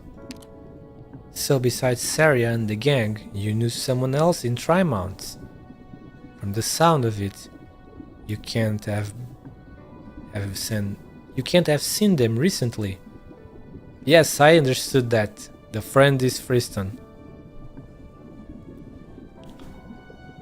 But they left Trimount so soon, just after your union? I should say that my timing was just right. He was my kin. Then did they leave Trimount to go back to your homeland? You know, I was actually really curious about where you come from. I did some investigating. And the other time I snuck into Rhodes Island, I even tried looking for your files, but I found nothing. Is that because it's a secret? Or have you also been trying to find the answer?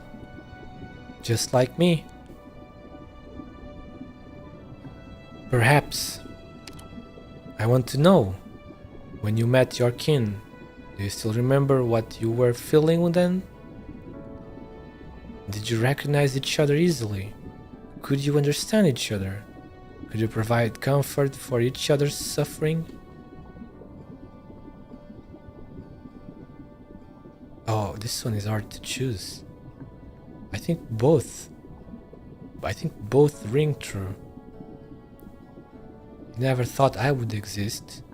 I never thought he would exist. I'll just go with the first. I was unprepared. I understood some of his answers, but my bewilderment only grew. In the end, I only had enough time to see him off. No wonder you look so exhausted, Doctor. You stop moving, and Muelsis looks into your eyes through the glass, across the still water. So you also get lonely, Dr. Yukiro? Frequently. Occasionally. Okay, occasionally. Then, have you ever wavered in your resolve? Will you doubt the significance of certain things because of it? Rhodes Island, the operators and friends by your side. That person who you forgot, but still have been searching for? And yourself?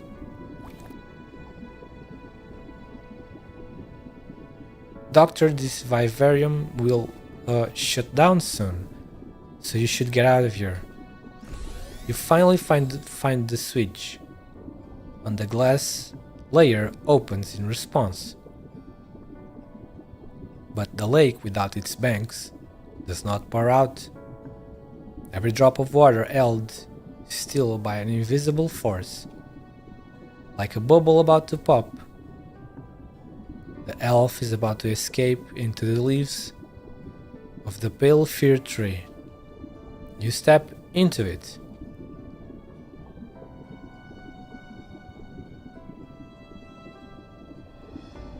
You will drown. You will drown. Don't worry about me. I just want to sleep a bit more. A bit longer. Before I came here, I was asked a similar question. My answer was and is just as I always have been. Being alone is a type of strength, Muelsis. Even a machine-like person can be submerged in such an emotion. You will be sad. You will reminisce. You will worry. And in the long term, it might not even improve. But it is indeed a kind of power. Every life experience that eventually fades away will still hold some meaning. I remember you said that before, that you don't like being peppered with questions.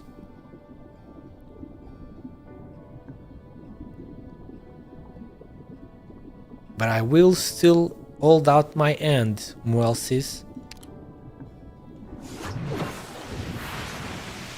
New wife acquired. Oh, it's over. God damn. Yes. The meme. You guys know the meme. Look at me. I'm the wife now. That's Muelsis. Oh, it's this. Okay.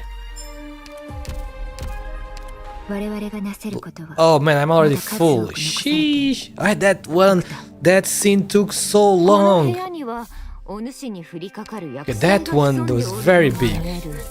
I'm a guy, I cannot be a waifu. A guy cannot be a waifu, what the heck? Yeah, I will. Almost done. Oh, hello, Nick. Nick67. Hello. Thank you very much for checking out my stream. It's a pleasure to meet you. I hope you've been enjoying the story if you have been here for a while. Because I don't know how long you've been here. I'm just organizing my base a little bit, and then we're gonna step right into the last scene. CW4. Yeah. 必要な物資はあるか助けになろうあれ赤い影が一瞬見えた気がする部屋を自分で飾り付けてもいいか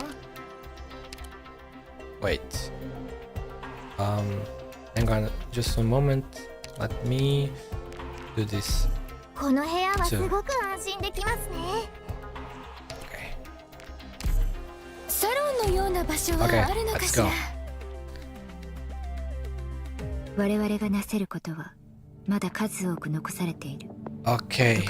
The last scene, finally. CWST4. Door to the future. The only certain thing is that we must keep moving forward.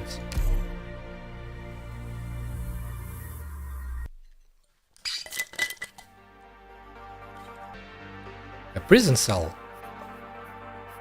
Uh-oh.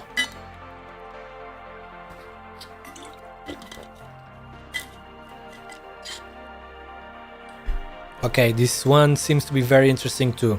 What is the end going to show us? Ferdinand and Mr. Blake, the Colonel. I heard the prisoners in Max DC have regulations banning any sharp objects, including pens. You're breaking the rules. They don't allow sunglasses either, Blake. I told you not to bother me when we got thrown in here together. I have important work that needs doing. And you've had a stellar record the past few days. So I hope you can keep it up.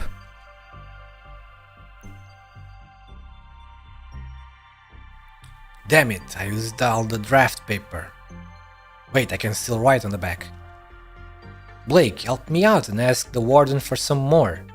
Columbian Academia will thank you for your contribution. What the hell are you doing? There's no way you think you will get to leave, Ferdinand. Columbia law has never been lenient.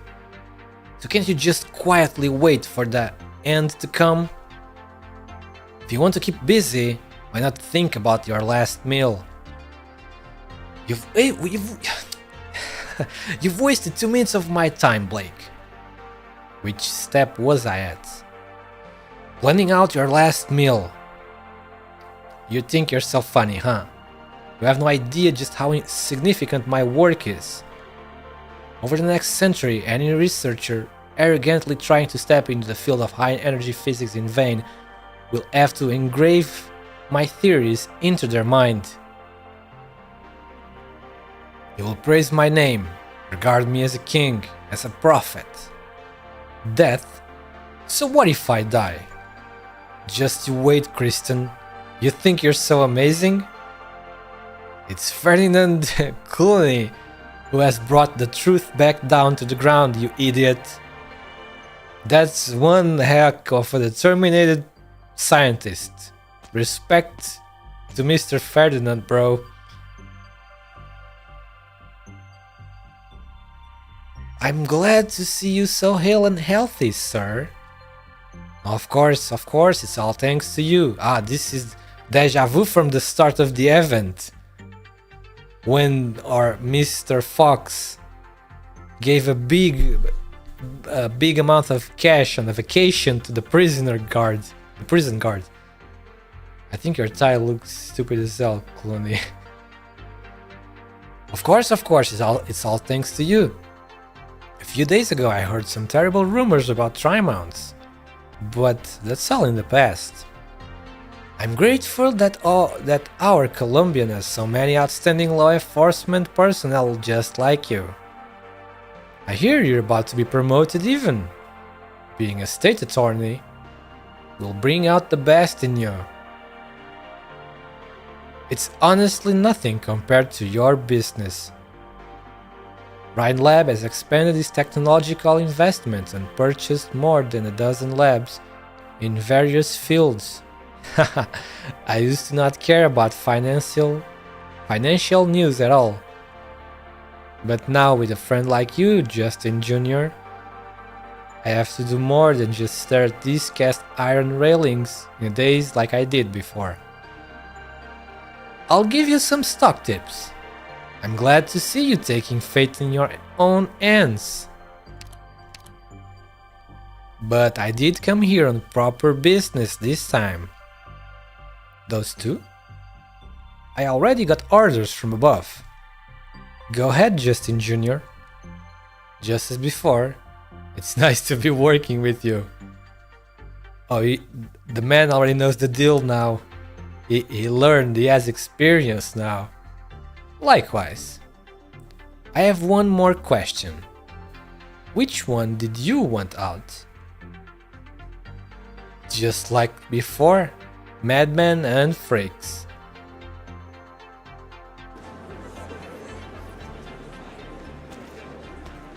Oh, you are here, Nasty.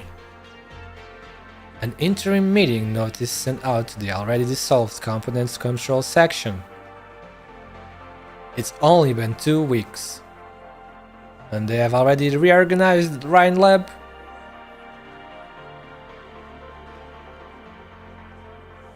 It's not just Rhine Lab.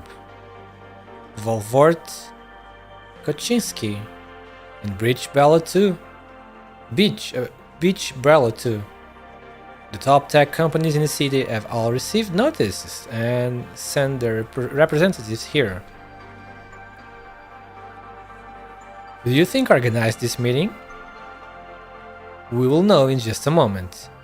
Don't lean your head towards me, I don't want my shoulders to get wet. Nasty wrinkles her brows slightly, and the dead branch-like device around her waist suddenly extends.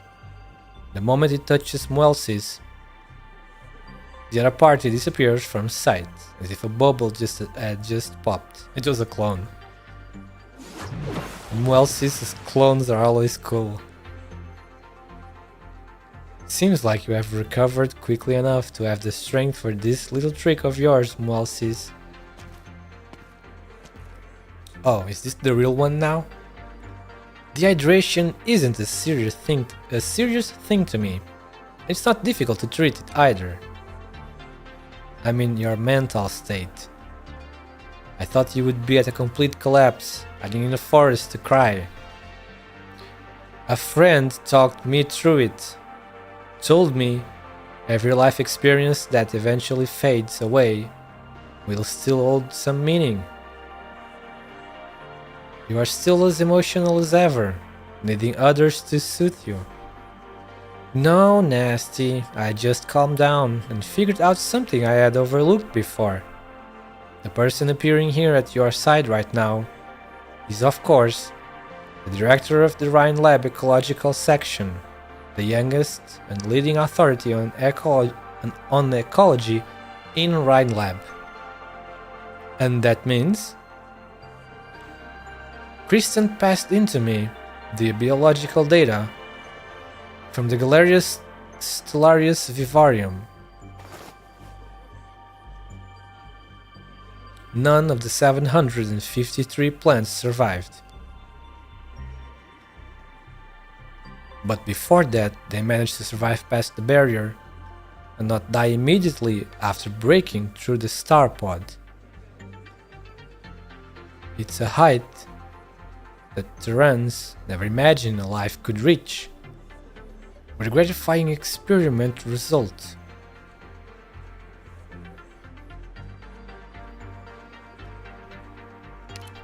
Nasty, I know what your dream is. Speaks in sarcasm. The Sarkaz's promised land could also be in the sky.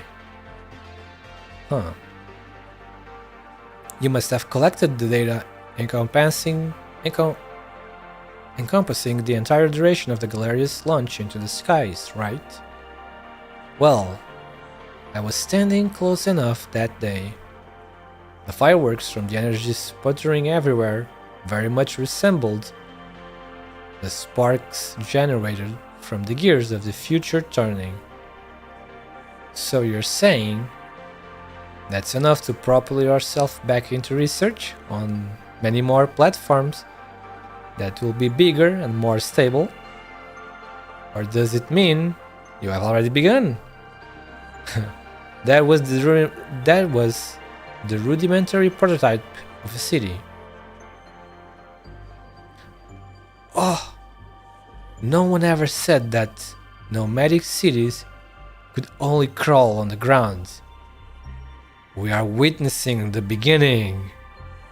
In the future we will see fucking spaceships with cities inside of them, you know?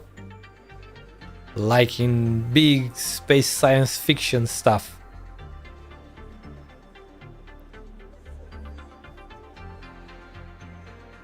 Rudimentary prototype of a city. A city like a ship flying and even going, maybe even a spaceship into space. And this is how, and this will be how the people of this planet will be able to reach Talos 2. I assume in Enfield. Only 600 years into the future. Kinda surprising, in just 600 years they managed to advance technology enough to allow space travel onto other planets. And me, I can fill the city up with life. Yes. So now our goals are aligned. To use your words, we're now going the same way. Let's go. The meeting's about to start.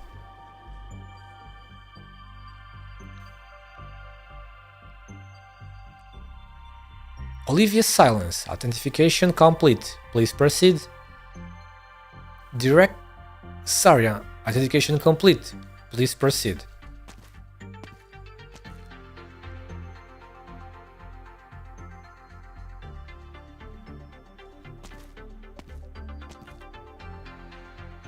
Silence and Saria walked through the long corridor one after another, neither of them speaking a word, both of them enveloped in quietude.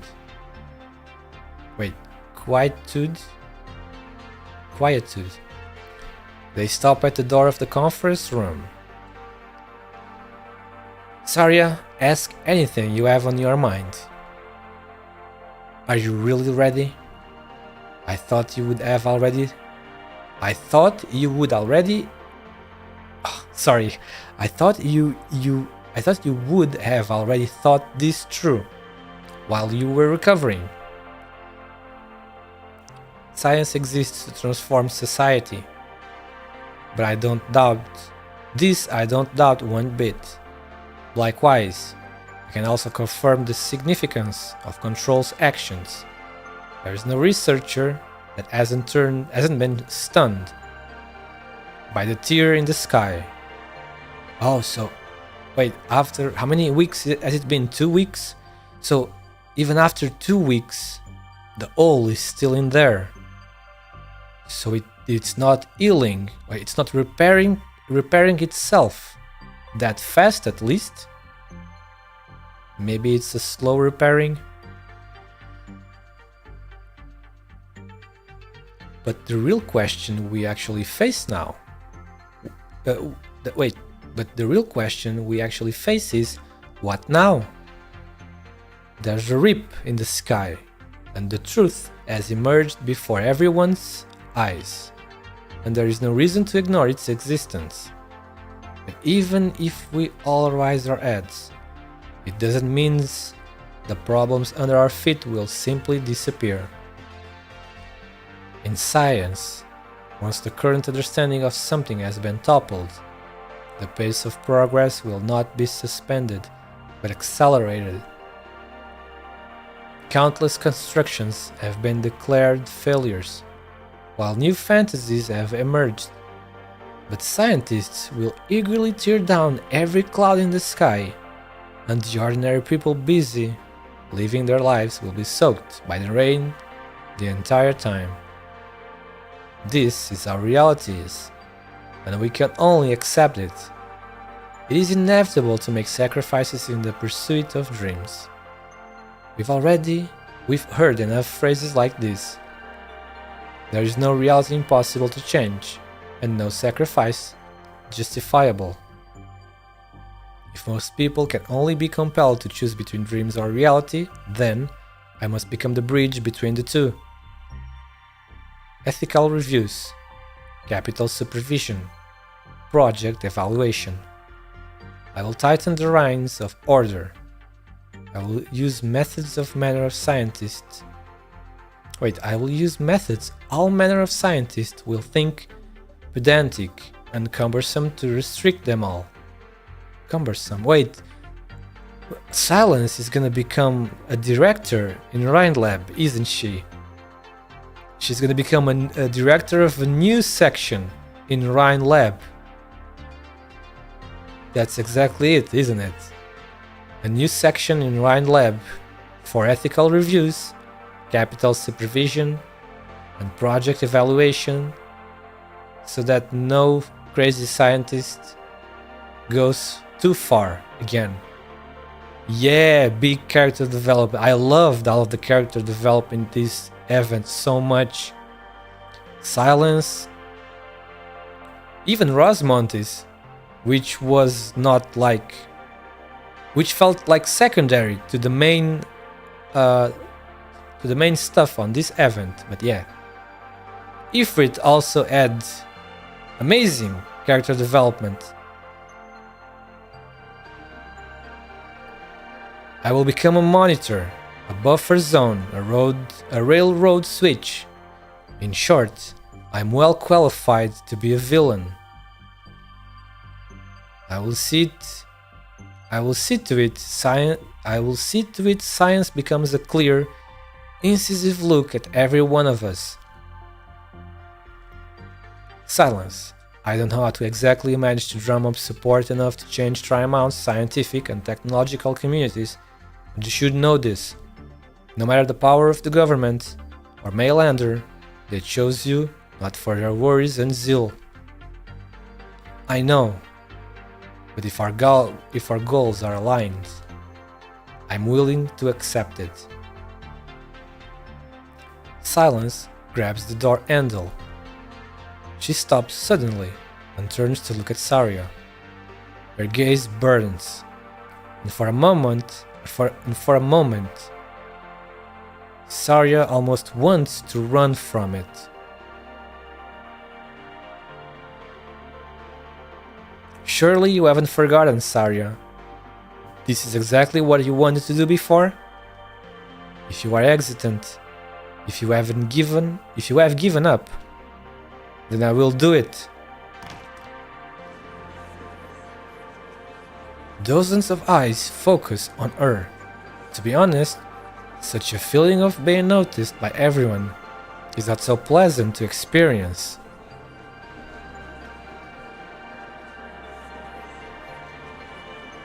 Silence takes a deep breath and responds to those expressions of surprise, astonishment, and ridicule one by one.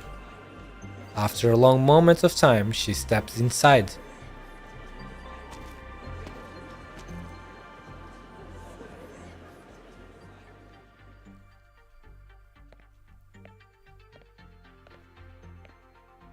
Hello everyone, my name is Olivia Silence, sponsor of the Tri-Mounts Ethics and Scientific Research Joint Declaration.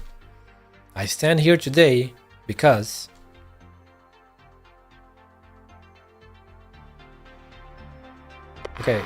she didn't become a director of Rhine Lab after all. A new organization, it seems, and she's the sponsor. Thank you, Mr. Chairman. No. Back then, I merely provided Miss Penny with an audition opportunity in Rankwood. It truly is nothing compared to the help you have provided us this time. Yes, that girl is most probably just about to drown in the drool of various company representatives. I do hope she'll be able to handle the situation. After all, this will be the new normal for her in the future. Such worries are indeed superfluous. These youth are indeed not lacking in courage, and they always run so fast. All we can do is to accompany them on their journey. You are absolutely right. I've become an old lady who loves to worry. A golf game next month? Sorry, but I don't think I'll be able to join you this time. Yes, Mr. Chairman, I no longer have a reason to remain with Rhine Lab, and besides, I'm well past the retirement age. This should be a long and extensive vacation.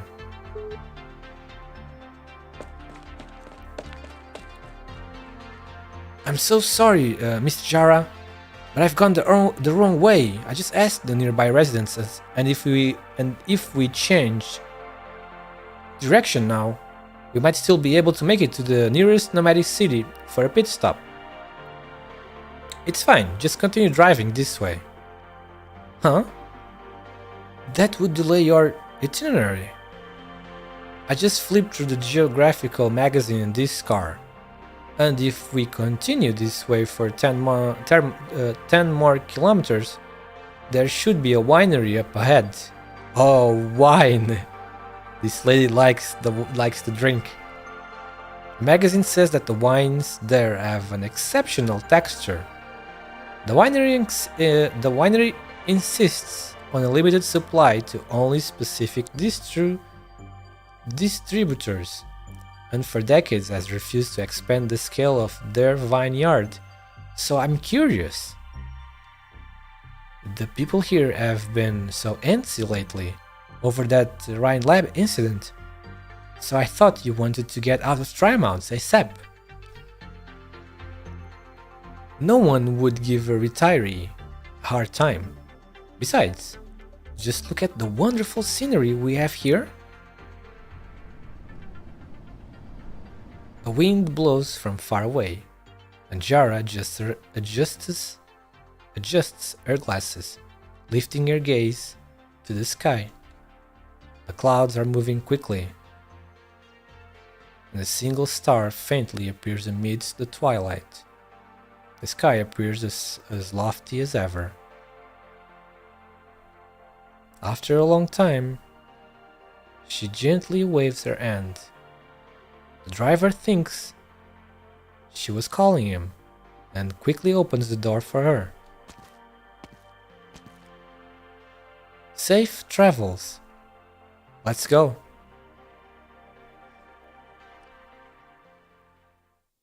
What? Kristen? Wait, oh, she's still... Oh, she's still in the... Oh, yeah. Wait, but it's been 2 weeks. Well, maybe this is not in 2 weeks, this specific scene. Galeria Stellaria service cabin shutting down.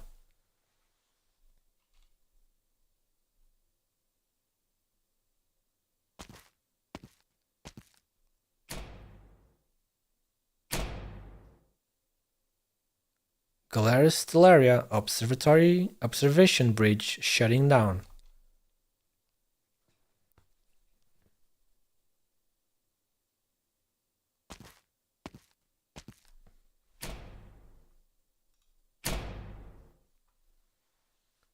Galeria Stellaria Vivarium shutting down.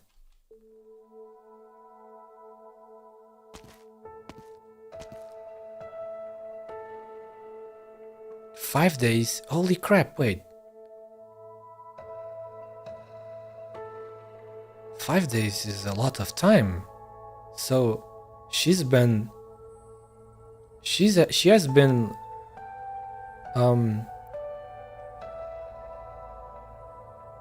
what's the word? I forgot the fucking English word, dude. Drifting. So yeah, so she's been drifting in space for 5 days. That's a long time to be drifting in space, you know? Man, this place had a lot of oxygen. Well, but also, see, it's just one person, so that actually makes sense.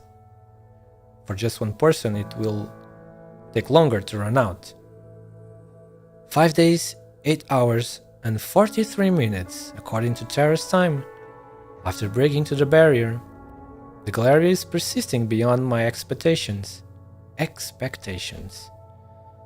Not long after, this cabin's condensing the most advanced science and technology on Terra will be reduced to dust. The Galeria Stellaria was never equipped with the technology and conditions required for interstellar travel. I still remember Friston scoffing at Nasty's plans when she handed them over. And now I will lay... Wait, she's not gonna... Wait, it's not like she really will die then. They developed... They managed to develop something similar to a sarcophagus, I guess. So she's gonna be in hibernation, like cold sleep. Man. Imagine if Kristen appears in Enfield. There's no way, right? But imagine if the writers pulled that on us. 600 years into the future, someone discovers the Galeria Stellaria drifting in space and Kristen sleeping in the pod. And then we get Kristen in ARKNIGHTS Enfield. Oh man, the copium is so much. I'm sorry about my copium. Holy crap, I'm full of copium right now. But man, that would have been amazing. Would be amazing. And now I will lay down in the life support hibernation pod that Loken developed. We could never simulate the actual environment back on the ground. So I'm not exactly sure how long I can survive. Oh, please, no.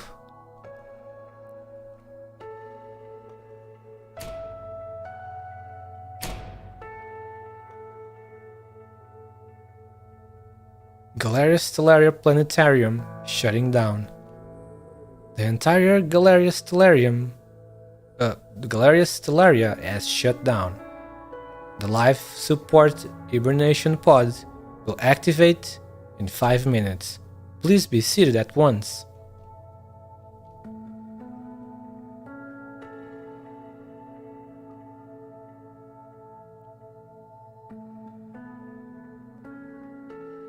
The universe. The first time I learned of this concept from Friston, I had no way of envisioning how encompassing, boundless, magnificent, beautiful, and touching it could be.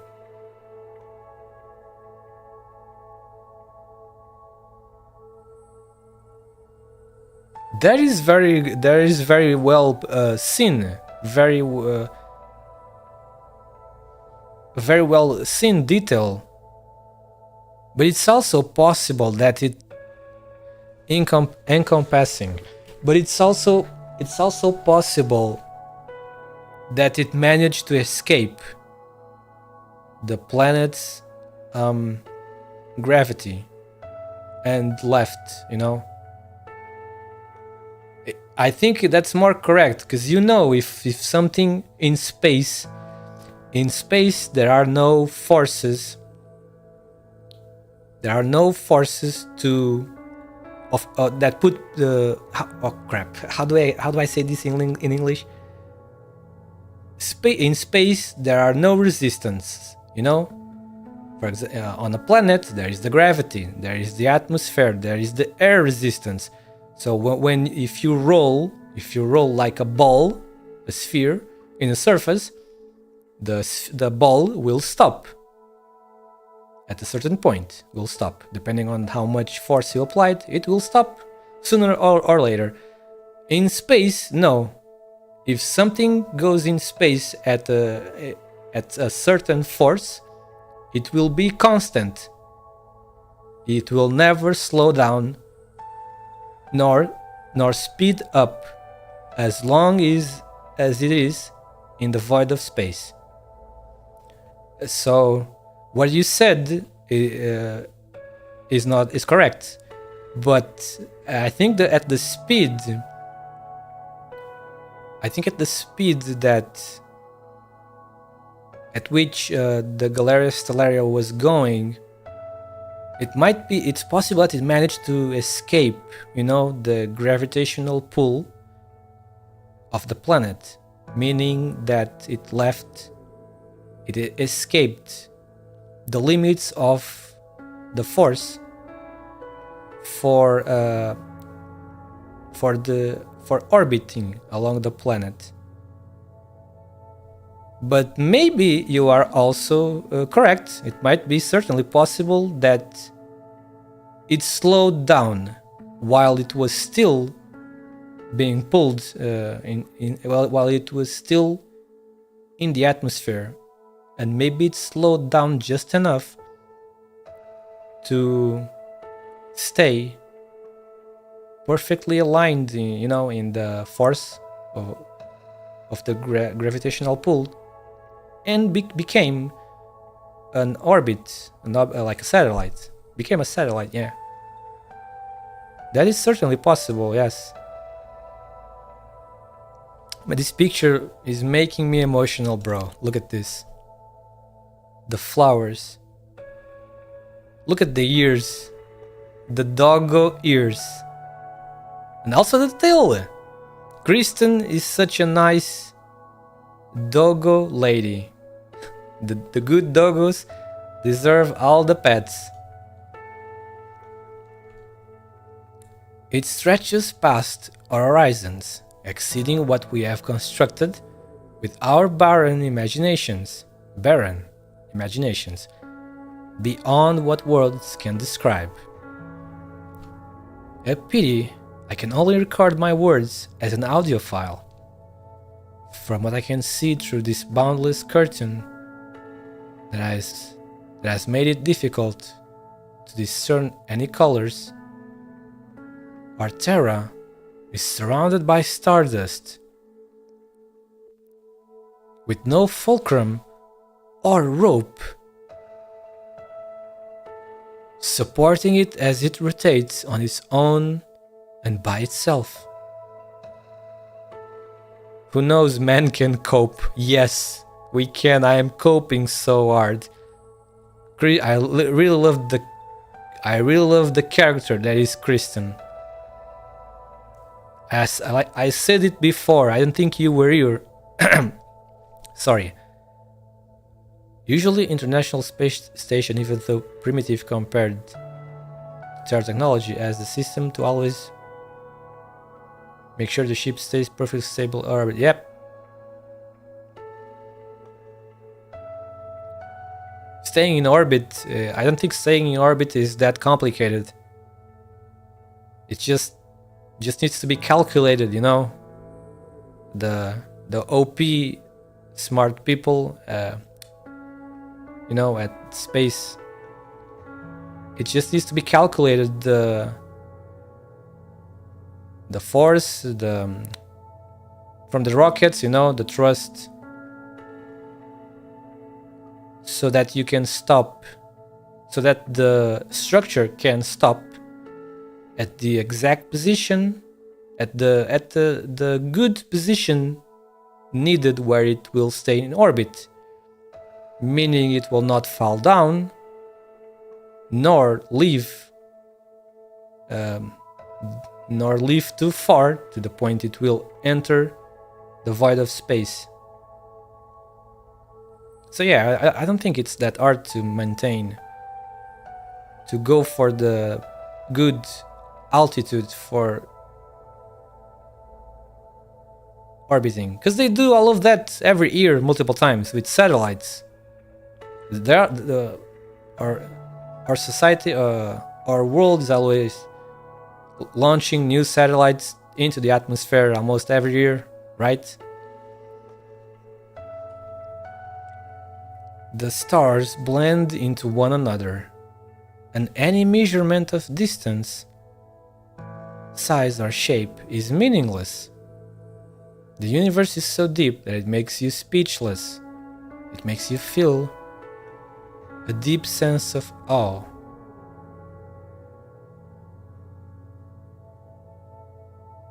I hope so as well. I hope so.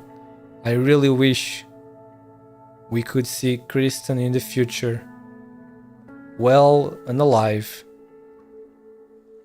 Like I was trying to say a bit ago, you were not here, Yandere, because you were sleeping, I think.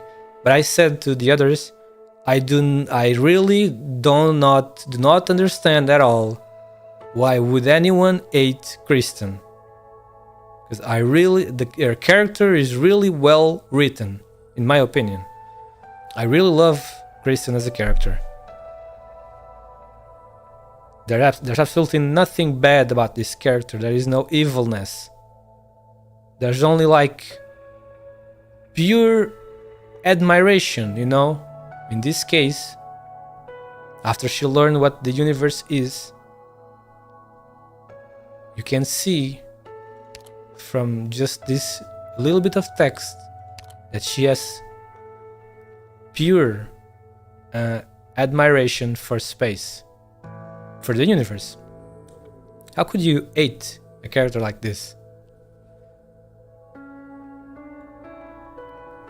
As I observe with just the naked eye, the stars look similar to Terra.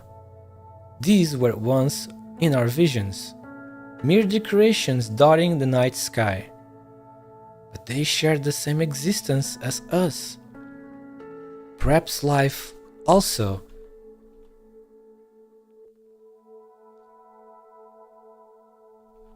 Sorry.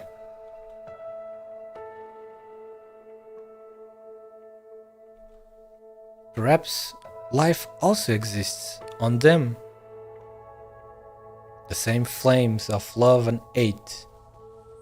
Terrible disasters, grand plans and romance, as well as mundane struggles and persistence, going on stage over and over again.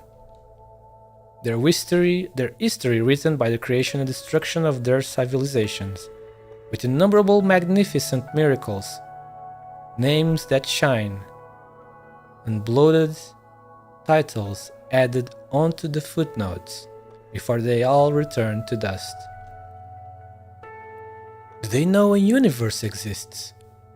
And are they our enemies or neighbors we can get along with? If it's possible, perhaps everyone should try to understand us from this position, to understand the land, the sky, and sea we rely on to live, to understand where exactly we are in the history of humanity, and where exactly that entire history belongs in the universe. Only then will we be qualified to consider what direction to head in. The life support hibernation pod will close in 1 minute. Please be seated immediately. Repeat. The life support hibernation pod will close in 1 minute. Please be seated immediately. Pre-hibernation records. Vital signs are normal. Emotions are relatively stable. It is truly gratifying to see that all the plants here are still alive. A pity that Moelsis has no way to obtain this data. Well, yeah, obviously if as long as there's oxygen and air, everything can live in space, right? Just need oxygen. Maybe the light of the sun is also necessary, obviously.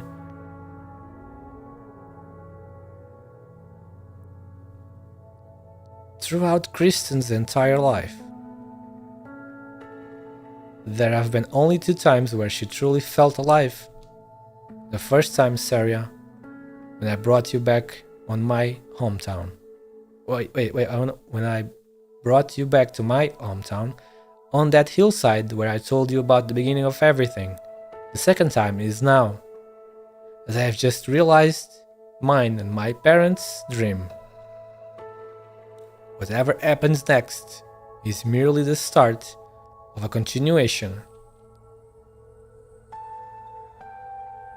Once a clear night, find a spot with a wide and open view and set up a telescope. There will be a single star twinkling for you in the sky.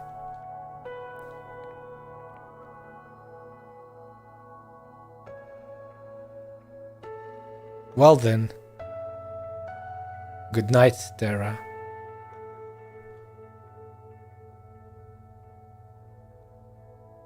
Good night, universe.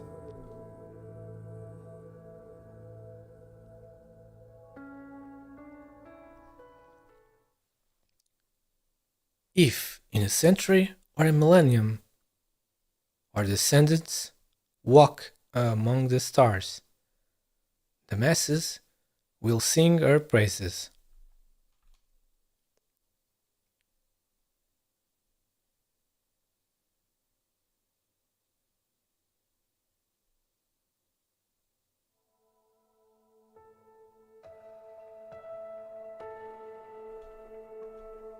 Who are you?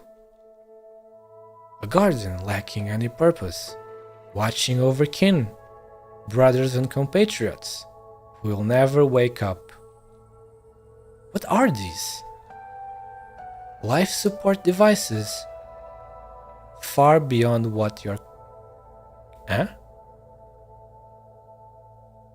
This is another typo. Life support devices far beyond what your comprehension can handle? I don't know. They do not rely on the originum you are familiar with, but tens of thousands of years is enough to wear them down to nothing, and now they are merely coffins for the deceased, just like in the olden days. This must be Kristen talking with I forgot his name. Trevor? When she was asking him all of the stuff. Freeston.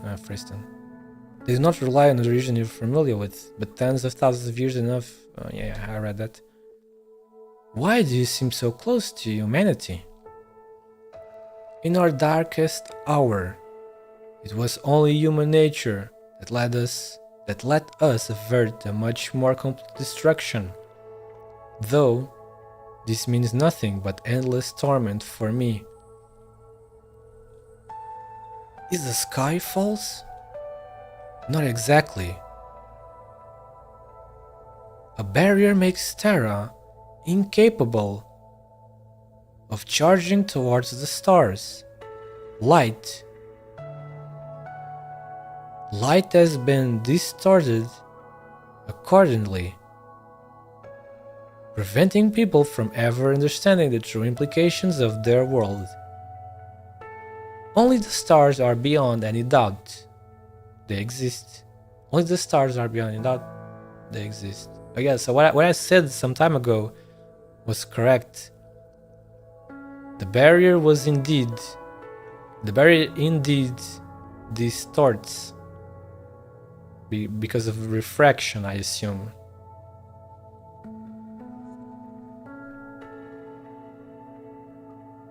So the people could never see exactly the real stars and the exact positions. What does the universe look like? An interesting question.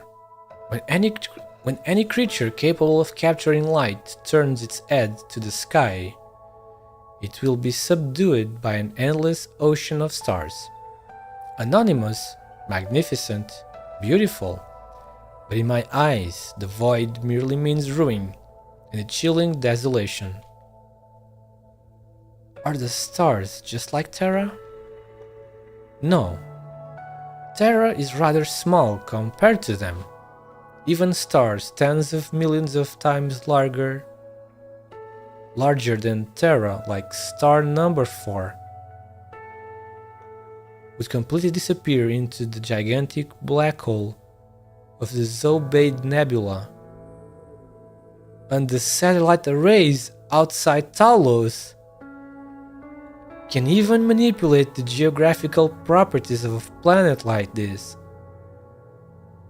Oh.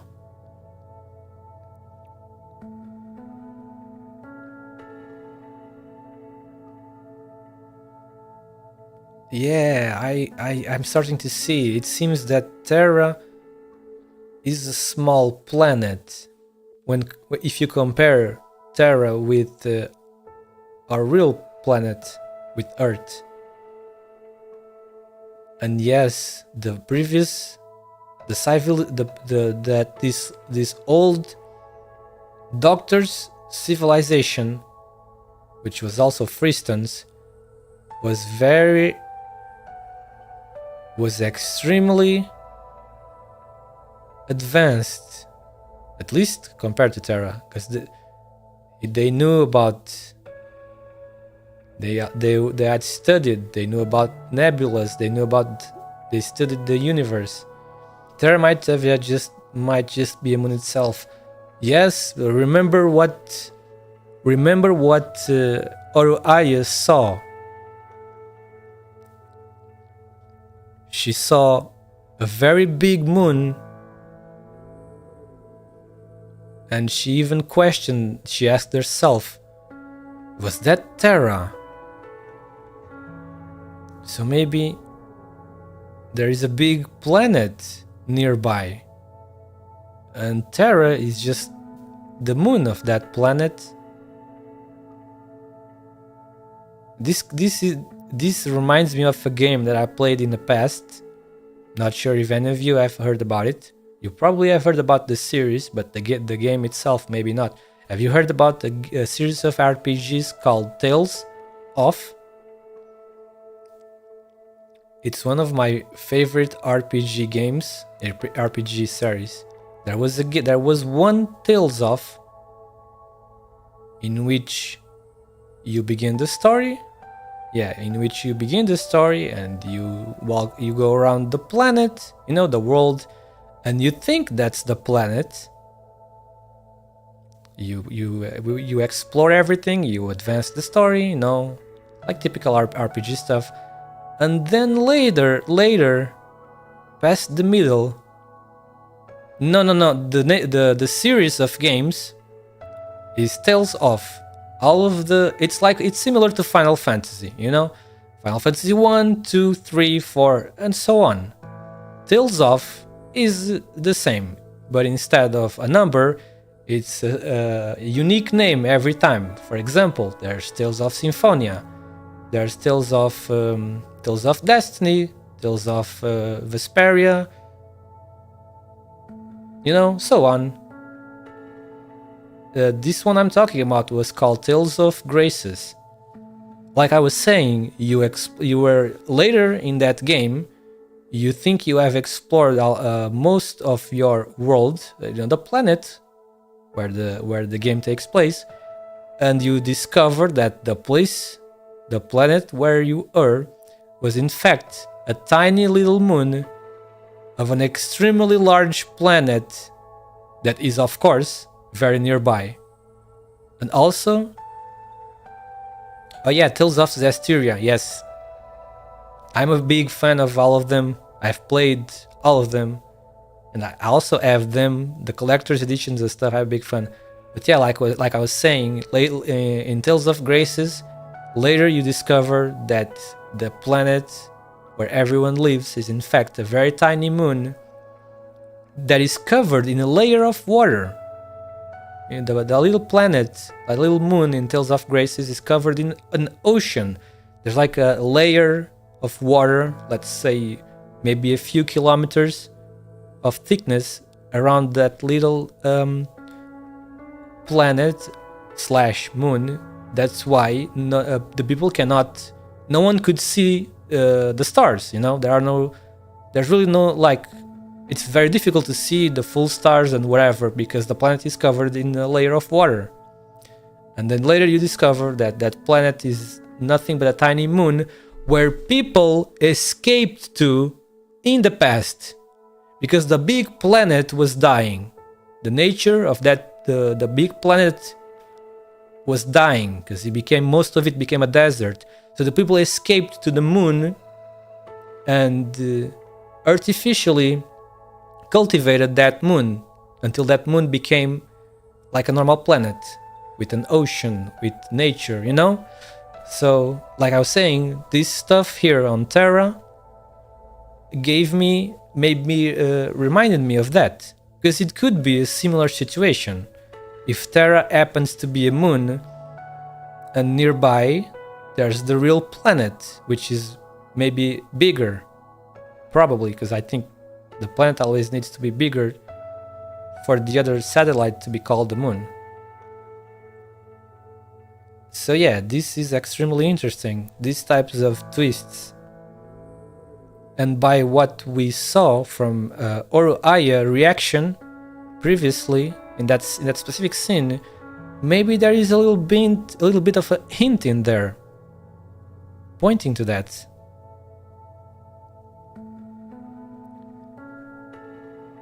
Well, okay, wait, so let's see, where was I? Okay, she asked if the stars are just like Terra, and he said no.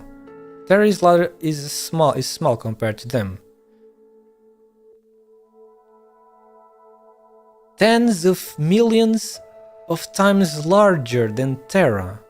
Like star number 4 would completely disappear into the gigantic black hole of the Zobaid Nebula. Man, the scale is so large, a person can barely even imagine it. And the satellite arrays outside Talos, again the Talos mentioned, can even manipulate the geographical properties of a planet like this. And like Yandere Enjoyer said, the barrier was protecting Terra from outside things like you said solar flares.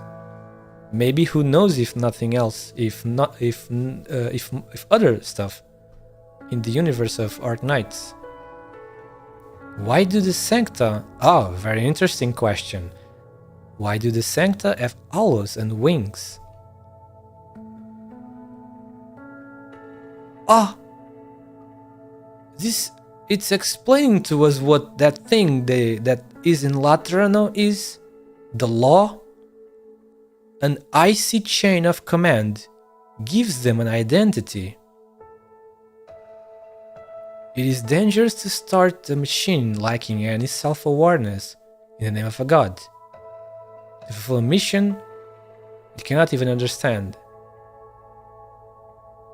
Okay, so that thing in Laterano, the law, is probably some kind of machine.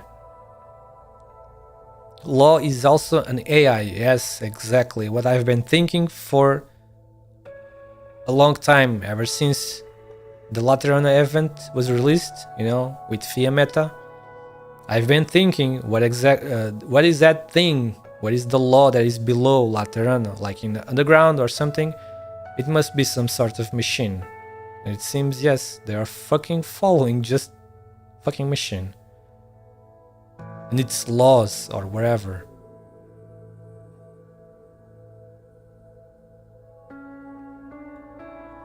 Compero, what is that? Halo. Oh, you mean this? Halo. What did I say? Did I not say that? I said halos and wings, right? Amia's crowned, Kelshi, Freestone, bird president, law, all these. What? The crown? The crown is a fucking machine too. Are you kidding me? So the crown is a created object. It fucking speaks? Oh my god.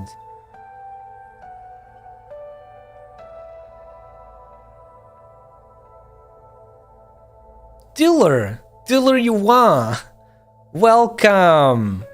Thank you very much for checking out my stream. I really appreciate it. Streaming for 10 hours, of course. I can go for half a day, bro, without any trouble. Especially when the thing I'm streaming is amazing, like this freaking event. I can say instantly that this event has been my favorite one so far. It's freaking amazing. I did read Amiya module lore. I don't remember those details.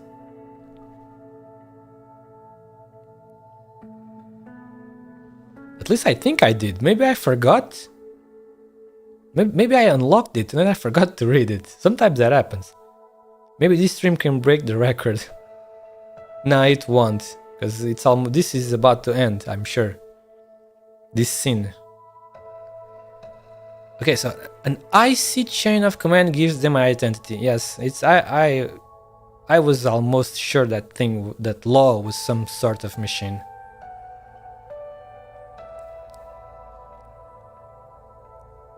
Have you ever seen a burdened beast? The creatures, known to you as burdened beasts, have not changed too drastically in the course of evolution. Their tenacity is as durable as the planet itself. People should treat them with more humility and respect. You should maybe check it after this module lore. There is something related to space there. I probably will. Because I know I have Amiya module, and every time I unlock a module, I go read the lore. But maybe somehow I forgot.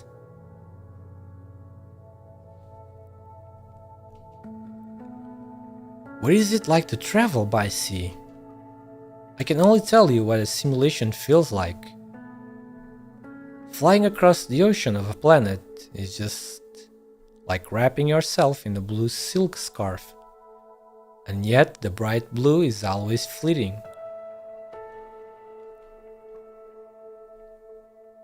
Kristen, say your piece. After knowing all of this, do you still intend on gambling with your life to tear open the sky? Terra is ill prepared, and your death will be without meaning or reason. Allow me to ask you a final question, to serve as my answer. Ask your question. Our careers, cities, homes, heart, as well as our cruel history, suffering, war, catastrophes, and the arrogance that destroys everything, trends of thought and ideals, greatness granted by others, and equality gifted from birth, the civilization born on this tiny patch of wilderness, and everything that we have ever loved without compare. What do they inevitably mean, and what it is that life ultimately seeks? And that's it. It ends with that big question. Well, gentlemen, ladies and gentlemen, I can only say, holy fucking shit, goddamn.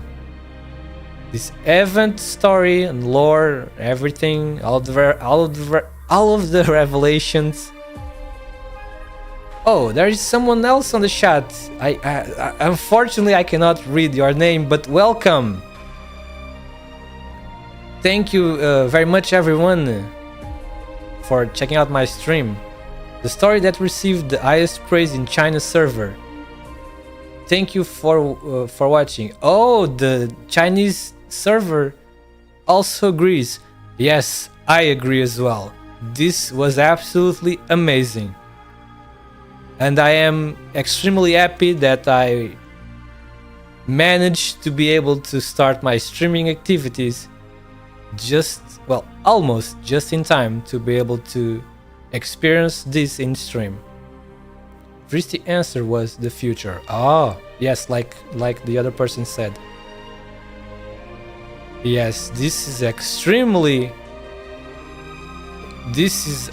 extremely high quality writing, man.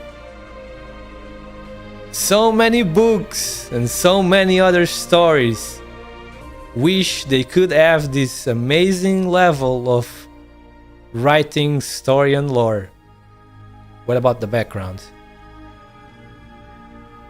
With a lot of translation errors. Nah, it wasn't that much, I guess. Maybe 10 in total.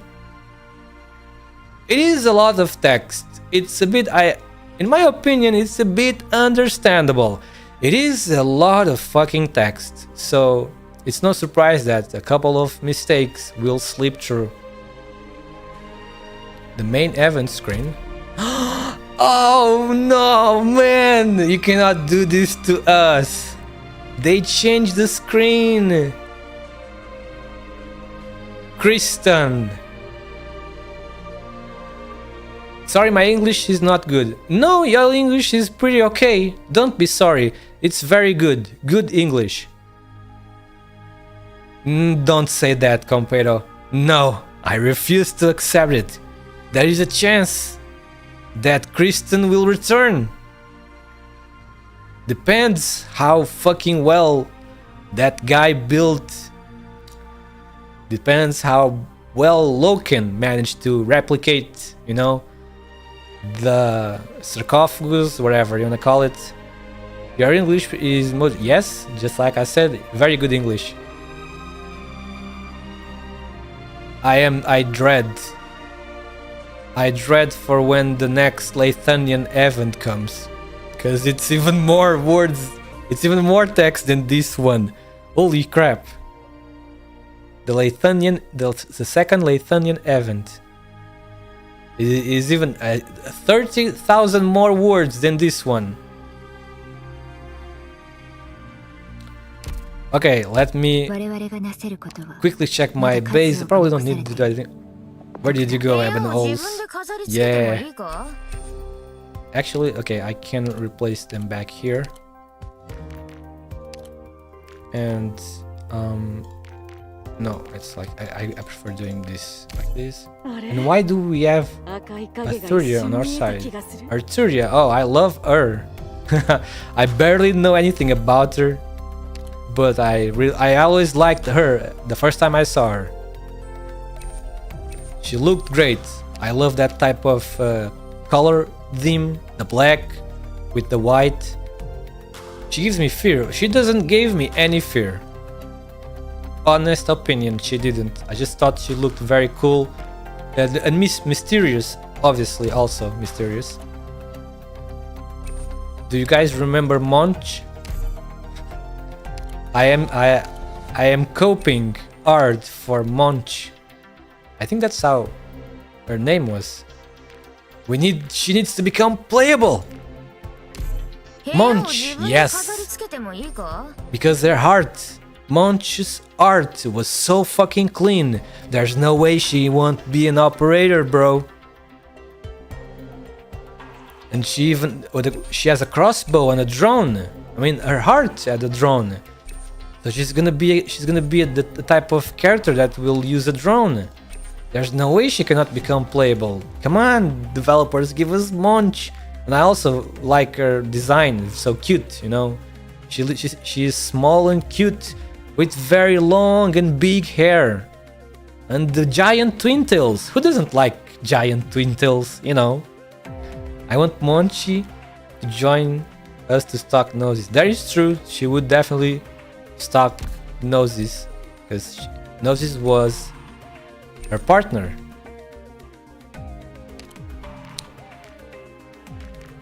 Okay. なかなかいい部屋じゃないか。今夜はパーティーをやろうか。我々がなせることは Before まだ数 it's 多 time く to go 残されている sleep. ドクタ Wait.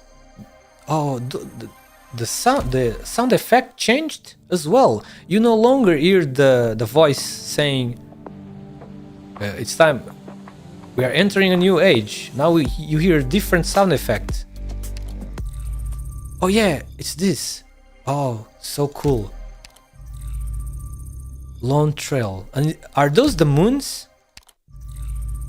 Oh yeah, it looks like it is. Maybe the planet and the moons also.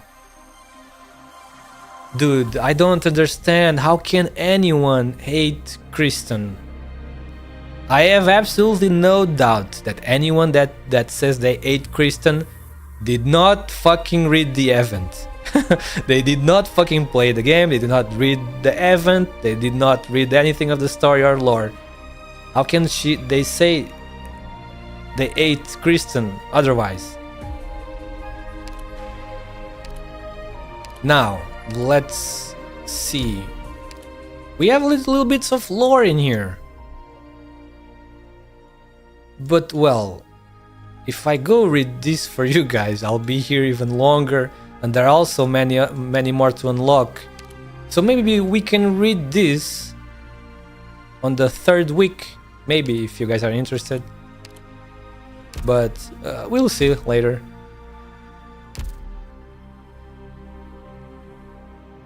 I'm literally hiring her to stock Noses. I want some quality entertainment. I mean, you can hate their boss fight.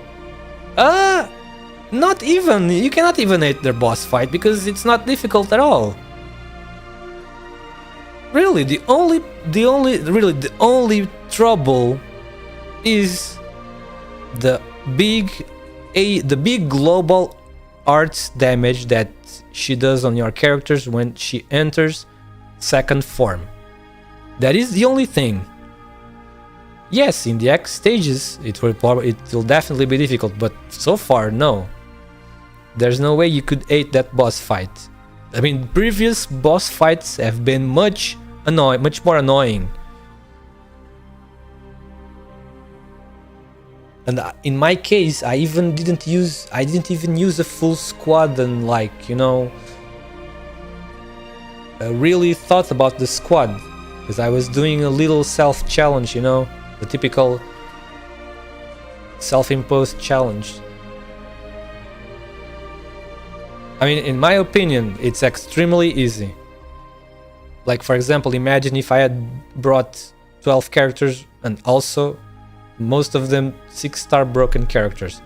It would have been over. Super easy. But of course, the X one will definitely be more interesting. But well, we have 70 days remaining. A lot of time left. For people that might not be able to defeat her yet, the stage yet, they have a lot of time to build some characters. But yes, whew, we're gonna hit the 11 hours mark. Not that matters anyway, I don't care about these, about thinking about the hour, the time. I'm just very happy we were able to experience all of this. Party all night. It was really amazing. When I was making my preparations to begin streaming with a VTuber model, my limit was exactly this event. So obviously I knew it was coming. I was like, man, I need to begin streaming in time to experience LONETRAIL with Liv and hopefully with other people. And it happened, and I finished, and we also everyone else also finished. This was really amazing. It's not gonna be easy for ARKNIGHTS to top this experience with future events. In my opinion, how are they going to top this? It doesn't seem like it doesn't seem very good. It doesn't seem easy for them to be able to top this experience. But maybe in another event that will also reveal lots of mysteries and other things, maybe they will be able to top that later in the game when the story has further progressed and the world lore has also progressed more. Maybe. But it seems incredible art for me to top this one, because this one is very good. The design of the stages is very good as well. The gimmicks with the gravity are nice. The boss also has interesting gimmicks without being super annoying gimmicks like previous bosses had. Like, for example, the first when the Laterano event came. What was the name of the boss? I forgot. Anduin. Yes, Anduin. I also like Anduin, even though he was a boss, because Anduin also possesses no evilness, you know. Anduin, in my opinion, is an interesting character, but in the game, you know, his game mechanics with the fucking evasion field, that was annoying. Anduin can't block. Dodge L. Yes, that was annoying. When that event came, yeah, that was a bit annoying. Especially in the X stage, it was a bit more annoying. It was tough dealing with the field.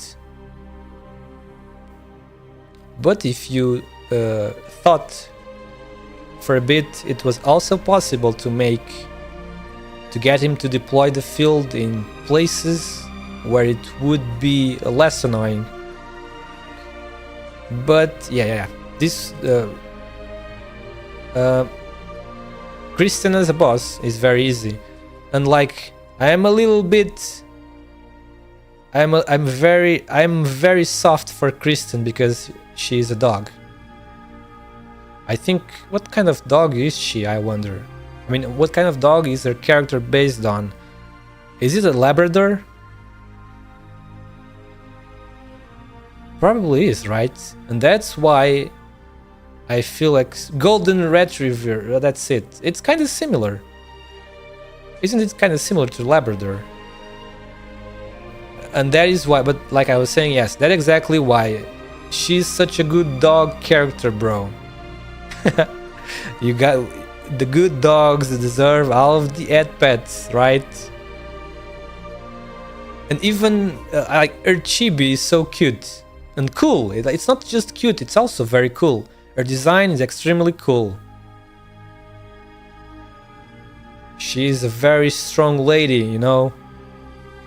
Some people in the internet say that, a lot of people actually, it's not just some, it's a lot of people in the internet always say that video games need strong female characters. And then I read their comments and I'm like, these people don't know what they're talking about. They don't play any games. They're just full of bullshit. Because there are so many strong female characters in so many games, right? Ah, the golden retrievers have fluffier features. What dog is Tequila? Tequila is the Labrador then, right?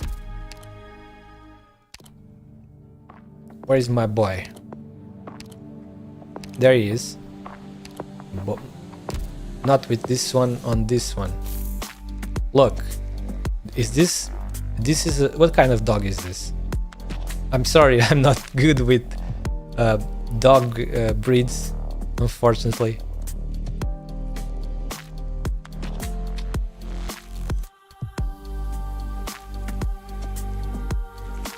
Let me stab the nerds. Be right back. Eh?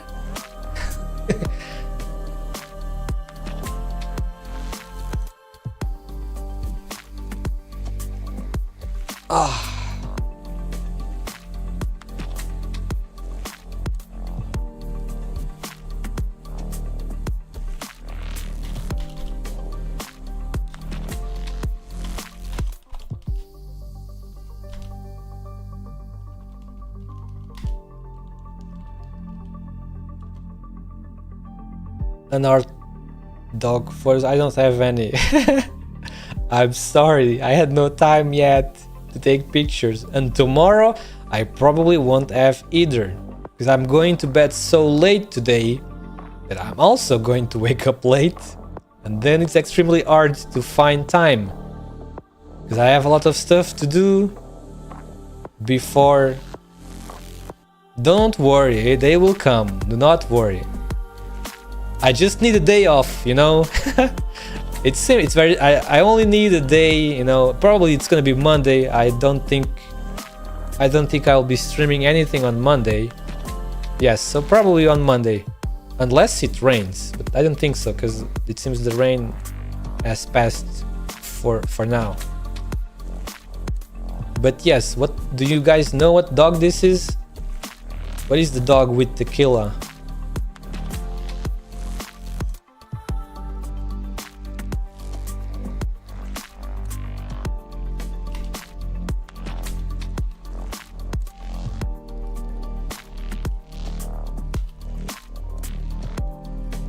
Oh, so it's the same.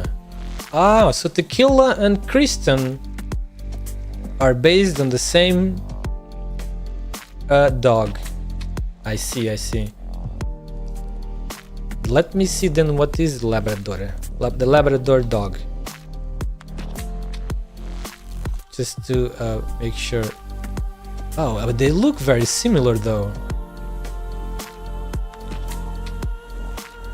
Are you sure they're not the same dog? Because they look extremely similar. Oh wait, no, I think I see the difference. Yes, the golden retriever is indeed a bit more fluffy. The fur of the golden retriever is a little bit longer. That's the difference, right? From what I can tell from photos, that seems to be it.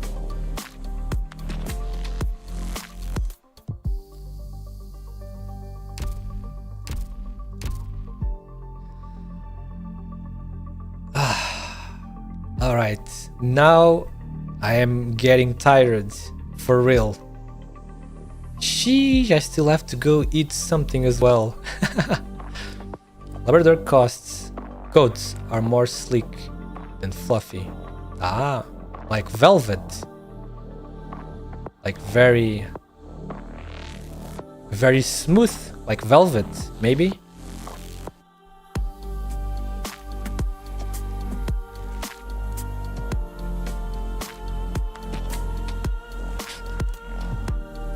Like water off a duck's back smooth. Ah, I see.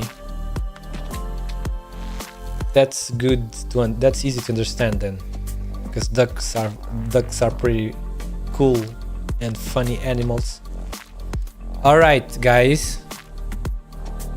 I managed to finish this today, but had to extend by a lot. Crap, I didn't think it would extend this long. Alright guys, everybody, thank you so much for showing up for my stream and being here for all this time with me as well, experiencing the lore and the story of LONETRAIL, which is freaking amazing in my opinion.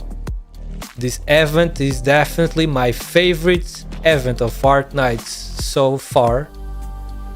By far. It's gonna be extremely hard for the developers to release an event that will top this one personally. But you never know. So yeah, it is time for me to go, and I hope everyone that came to check out my stream and that has been here with me all this time enjoyed this as much as I did, because I really enjoyed this one. And I hope you have a great rest of day and also a good night when it's time for you to go sleep, you know. And tomorrow I will probably be back here to stream a different game, just less serious game for some quick and easy and faster fun, you know. Yeah, it's probably gonna be Apex Legends. I think I already said that yesterday. Yes, there is a new game mode in Apex Legends that seems that the community is saying is very good, and the community wants that game mode to become permanent. So tomorrow I will play Apex Legends to have some chill fun, and hopefully also chat a little bit with you guys if you happen to be here. So yeah, tomorrow it will be that. Thank you again, thank you very much, and have a good night. Goodbye everyone. Otsuyuki. Bye bye.